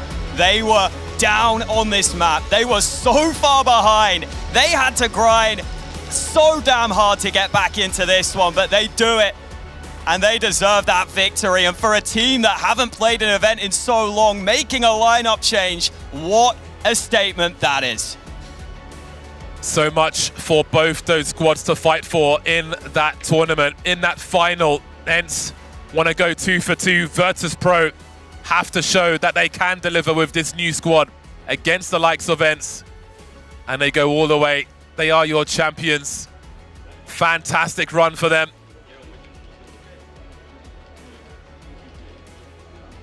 So many questions coming into this event for Virtus.Pro. How shaky will they be? Not shaky at all is the answer. your ESL Challenger champions at Katowice 2023, making it to ESL Pro League as well, is Virtus.Pro.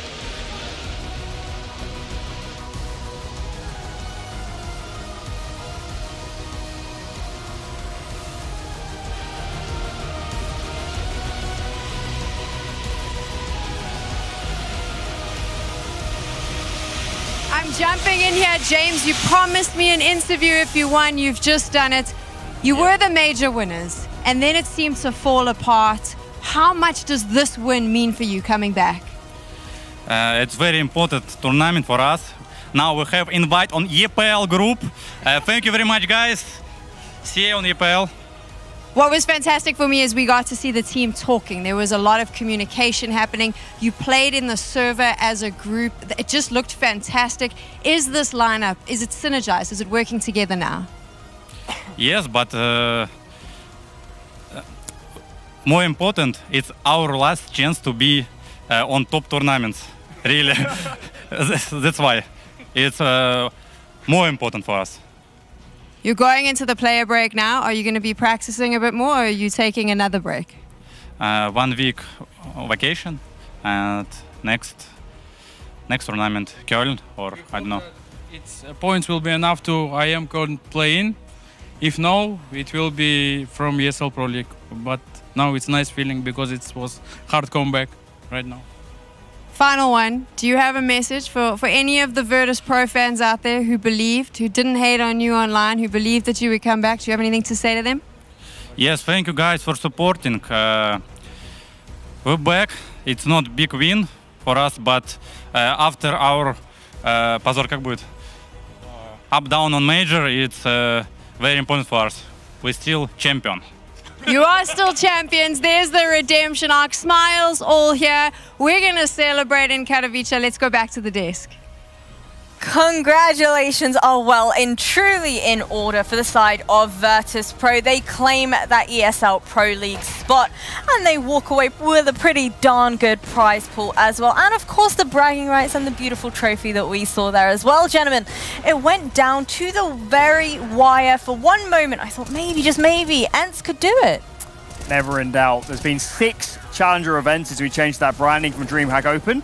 Virtus.Pro have played in 4. They made 4 grand finals, and now they've won 3 of them. Kings of Challenger, barely put a foot wrong.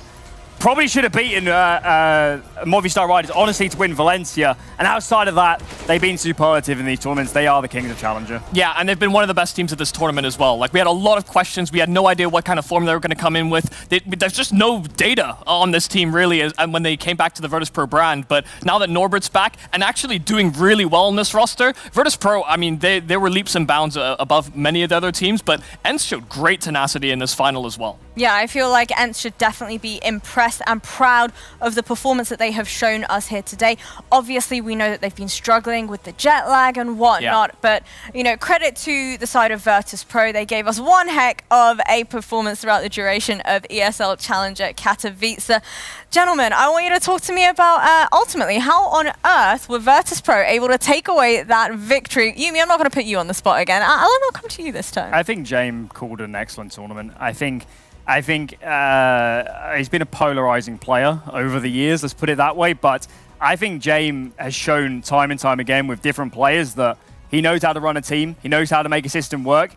He might have in the past had a very polarizing, defined style, but for me now, he is one of the best in-game leaders in the world. He is so well-rounded. Yes, Virtus.Pro, if they played some more tournaments, maybe could iron out some of these rough edges that potentially could hold them back in a bigger showing against some other top teams, but yeah, in the terms of their context of this team, how little Counter-Strike they played coming into this, I'm not sure James could have called a better tournament. And who would be your MVP of this matchup for the side of Virtus.Pro? Yeah, I mean, there were a few options, and we'll be honest, we dillied out. we went back and forth a long way. It was really hard. It was really hard. Because, I mean, you even had it brought up on the cast multiple times, but Virtus.Pro actually had many players in the top 5, top 6 sort of players statistically at this event. And, you know, that's actually credit to James because he's actually putting his players in great spots. Yeah, I think to list some of the other names, Sun Pius, for me, might have been the best player in playoffs, but we felt the group stages were a little bit lacking, and that's why, if it wasn't for players like Dihar or Nerds at times, I'm not sure they would have even been in playoffs,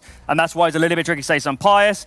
James, Jane was very close, especially towards the end. He was calling a great game. But I think overall, Flit, we do have a graphic. That man just had so many monstrous performances. He's the man that beat ENCE to win the group. He's the man that destroyed 9Z when it looked like they might have a chance on one of those maps. And yeah, I think overall, this man, considering he had to try and fill the shoes of someone like Yakindar, you can be doing a lot better. Yeah, one of the things we had to think about was just consistency at this event, and it felt like Flit was there every single game. He was finding entries, even if he wasn't, he was creating space for the team, and he had, I mean, his kill to death ratio this entire event, he was actually just so hard to track down for any of the teams in this event. So talk me through some of the highlights that we've seen from him thus far. He's stunned, shocked, amazed you? Yeah, I mean, you look at some of the positions he's in, he's actually in very highly contested areas that are met with flashes. He's actually set up with flashes quite frequently, but he actually battled back in a lot of spots. Even in this final, that was a great sort of retake flashes or calls made sort of in the mid rounds that felt like Flit was probably commanding when those calls were made. Yeah, on the majority of maps now on the CT side, especially since the loss of Chiron, Flit plays the commanding positions. He plays all the big rotator spots. He plays all the spots where it's not just the frags. He must be a vocal player. He must be calling around themselves for them to coordinate these rounds. And then on the T side, he plays a mixture of spots. Tends to be quite like a control player. He's going in for space, whether that be in the middle or the edge of the map. And takes got a lot of the opening. Jules wins quite a few too. So, Flit, for someone that actually hasn't, when you look at the grand scheme, played at the top level for actually that long, it's only been, since the start of 2022, since he came over from Forze, he is refining himself into one of the most complete players in this scene for sure. Well, of course, congratulations once again to the entire team over at Virtus.Pro. ESL Challenger Katowice has been a bit of a roller coaster filled with emotion and hype throughout. But what would the hype moments be without a few clutches thrown in the mix as well? And gentlemen, I know we were talking about it before. The clutch of the tournament thus far has to be that NERTZ clutch. Let's watch it again one more time. And maybe you could talk me through it, Alan. He did win it, right? He did win it. Nice. Yeah. It simply had to be, of course, a shame that ENCE can ultimately win the tournament and this be the defining moment, but this clutch was simply unbelievable. And NERTZ, he'll be very disappointed. He didn't have his best final. They've had a brutal couple weeks of Counter-Strike, but all in all, reflecting on this tournament for ENCE, second place to a Virtus.Pro in that form, winning Dallas, it's not been a bad couple weeks for those guys. They'll sleep badly tonight, I'm sure. They'll know they had chances to clean this one up before it got really, that comeback at the end from Virtus.Pro was amazing. ENCE definitely could have won this tournament, but overall, I really believe Virtus.Pro had to go to a level they haven't played at this year at all to beat ENCE in this group. Yeah, but NERTZ has always been a great round closer. That's the kind of consistency that he has to provide to this ENCE squad. And it deserves to win that clutch, deserves to be in that conversation for even our MVP when we were talking about it. But yeah, this was a really, really hard final for them to contest. Well, we've had lots of fun activities over here on the broadcast, one of which was our DHL drop. So once again, the answer to that DHL drop question was, can you guys give me a drum roll? Can we do a drum roll? Do like an... Oh, okay, yeah, that's pretty darn good. The correct answer was indeed Dallas for the most recent IEM and ESL Impact location of where it was all hosted. Fellas, talk to me about your highlights of today. Favorite moments of the tournament / today so far? I have a low light, but Oh, go on then. What's your low light? Pain? No, it's not pain. I mean, not from today. Maybe that's for the event, but oh my god! As much as Virtus.Pro played a really, really exceptional final and like a good tournament overall, the low buys really just hurt my soul. Every time I was watching them against like low buy rounds, they were struggling, but they were the best team in rifle rounds by a mile. I don't even know how to frame that in a positive light because they won. Yeah, there we go. They won. They definitely won. They definitely did win. But it is one of those positions where if they're able to refine that part of the game, they actually could just go back to being a dominant team. I think it was a shame the way Forze bowed out, but I was impressed by them in the groups. I thought Bravado and Party Astronauts, we looked at that group and we said, in what universe are these even close games outside of ENCE playing Virtus.Pro? And then you added a lot of compelling best of ones. There's even the series between ENCE and Party Astronauts. It's definitely that goes 3 maps as well. So I think across the board, minus pain perhaps, everyone showed up. Best way to end the season. And a lot of quality. This has almost certainly been the highest level Counter-Strike of a Challenger event I've seen in a long time. So Credit to all the teams. On that note, I think we should go ahead and look at what exactly was up for grabs for all of our teams that have competed and taken part. Virtus.Pro walking away with a pretty darn good 50k in their back pocket, followed by ENCE with a 20k, and so on and so forth. Of course, Virtus.Pro also walking away with that sweet, sweet ESL Pro League spot as well. Surely that's got to be a feel-good feeling for them. How are we feeling they're going to be heading into ESL Pro Immensely League? important. I mean, we said in the pre-show thing that by virtue of their inactivity, is in real doubt. And if you're not in Pro League, if you don't got that opportunity to get HLTV or ESL ranking points, whatever it may be, or chances perhaps into Blast World Finals, for a team of Virtus.Pro's caliber and a team that has won a major pretty recently, they need to be in these tournaments. They need to represent their region and their organization, and these players deserve chances to play in the best tournaments there are. And Pro League is one of those, so I'm happy that they get to play. It also would have been a compounding disappointment for Virtus.Pro if they didn't get that slot, because they know that the start of this year hasn't been great. They know that the fact that they fell off after the major has made everything kind of look kind of this lead up that we had for Virtus.Pro was all for naught. You know, they've kept rebuilding, they kept adding new players, they kept improving, but then that massive fall off. It's nice that they're able to bounce back, and Pro League is actually a good place to sort of keep on going. I'm certainly excited to dive on into ESL Pro League. It's going to be hectic, it's going to be immense, and it's going to be filled with lots more CSGO action as well. But gents, I'd just like to give a very big thank you to the two of you for joining me here on the broadcast, as well as all of my other lovely, amazing talent members for casting the incredible games that we've had and also joining me here on the desk. Another very big shout out as well to all of the teams taking part, everybody that's been tuning in, and last but definitely not least, the wonderful production team for putting on an amazing show. Without further ado, we'll see you next time.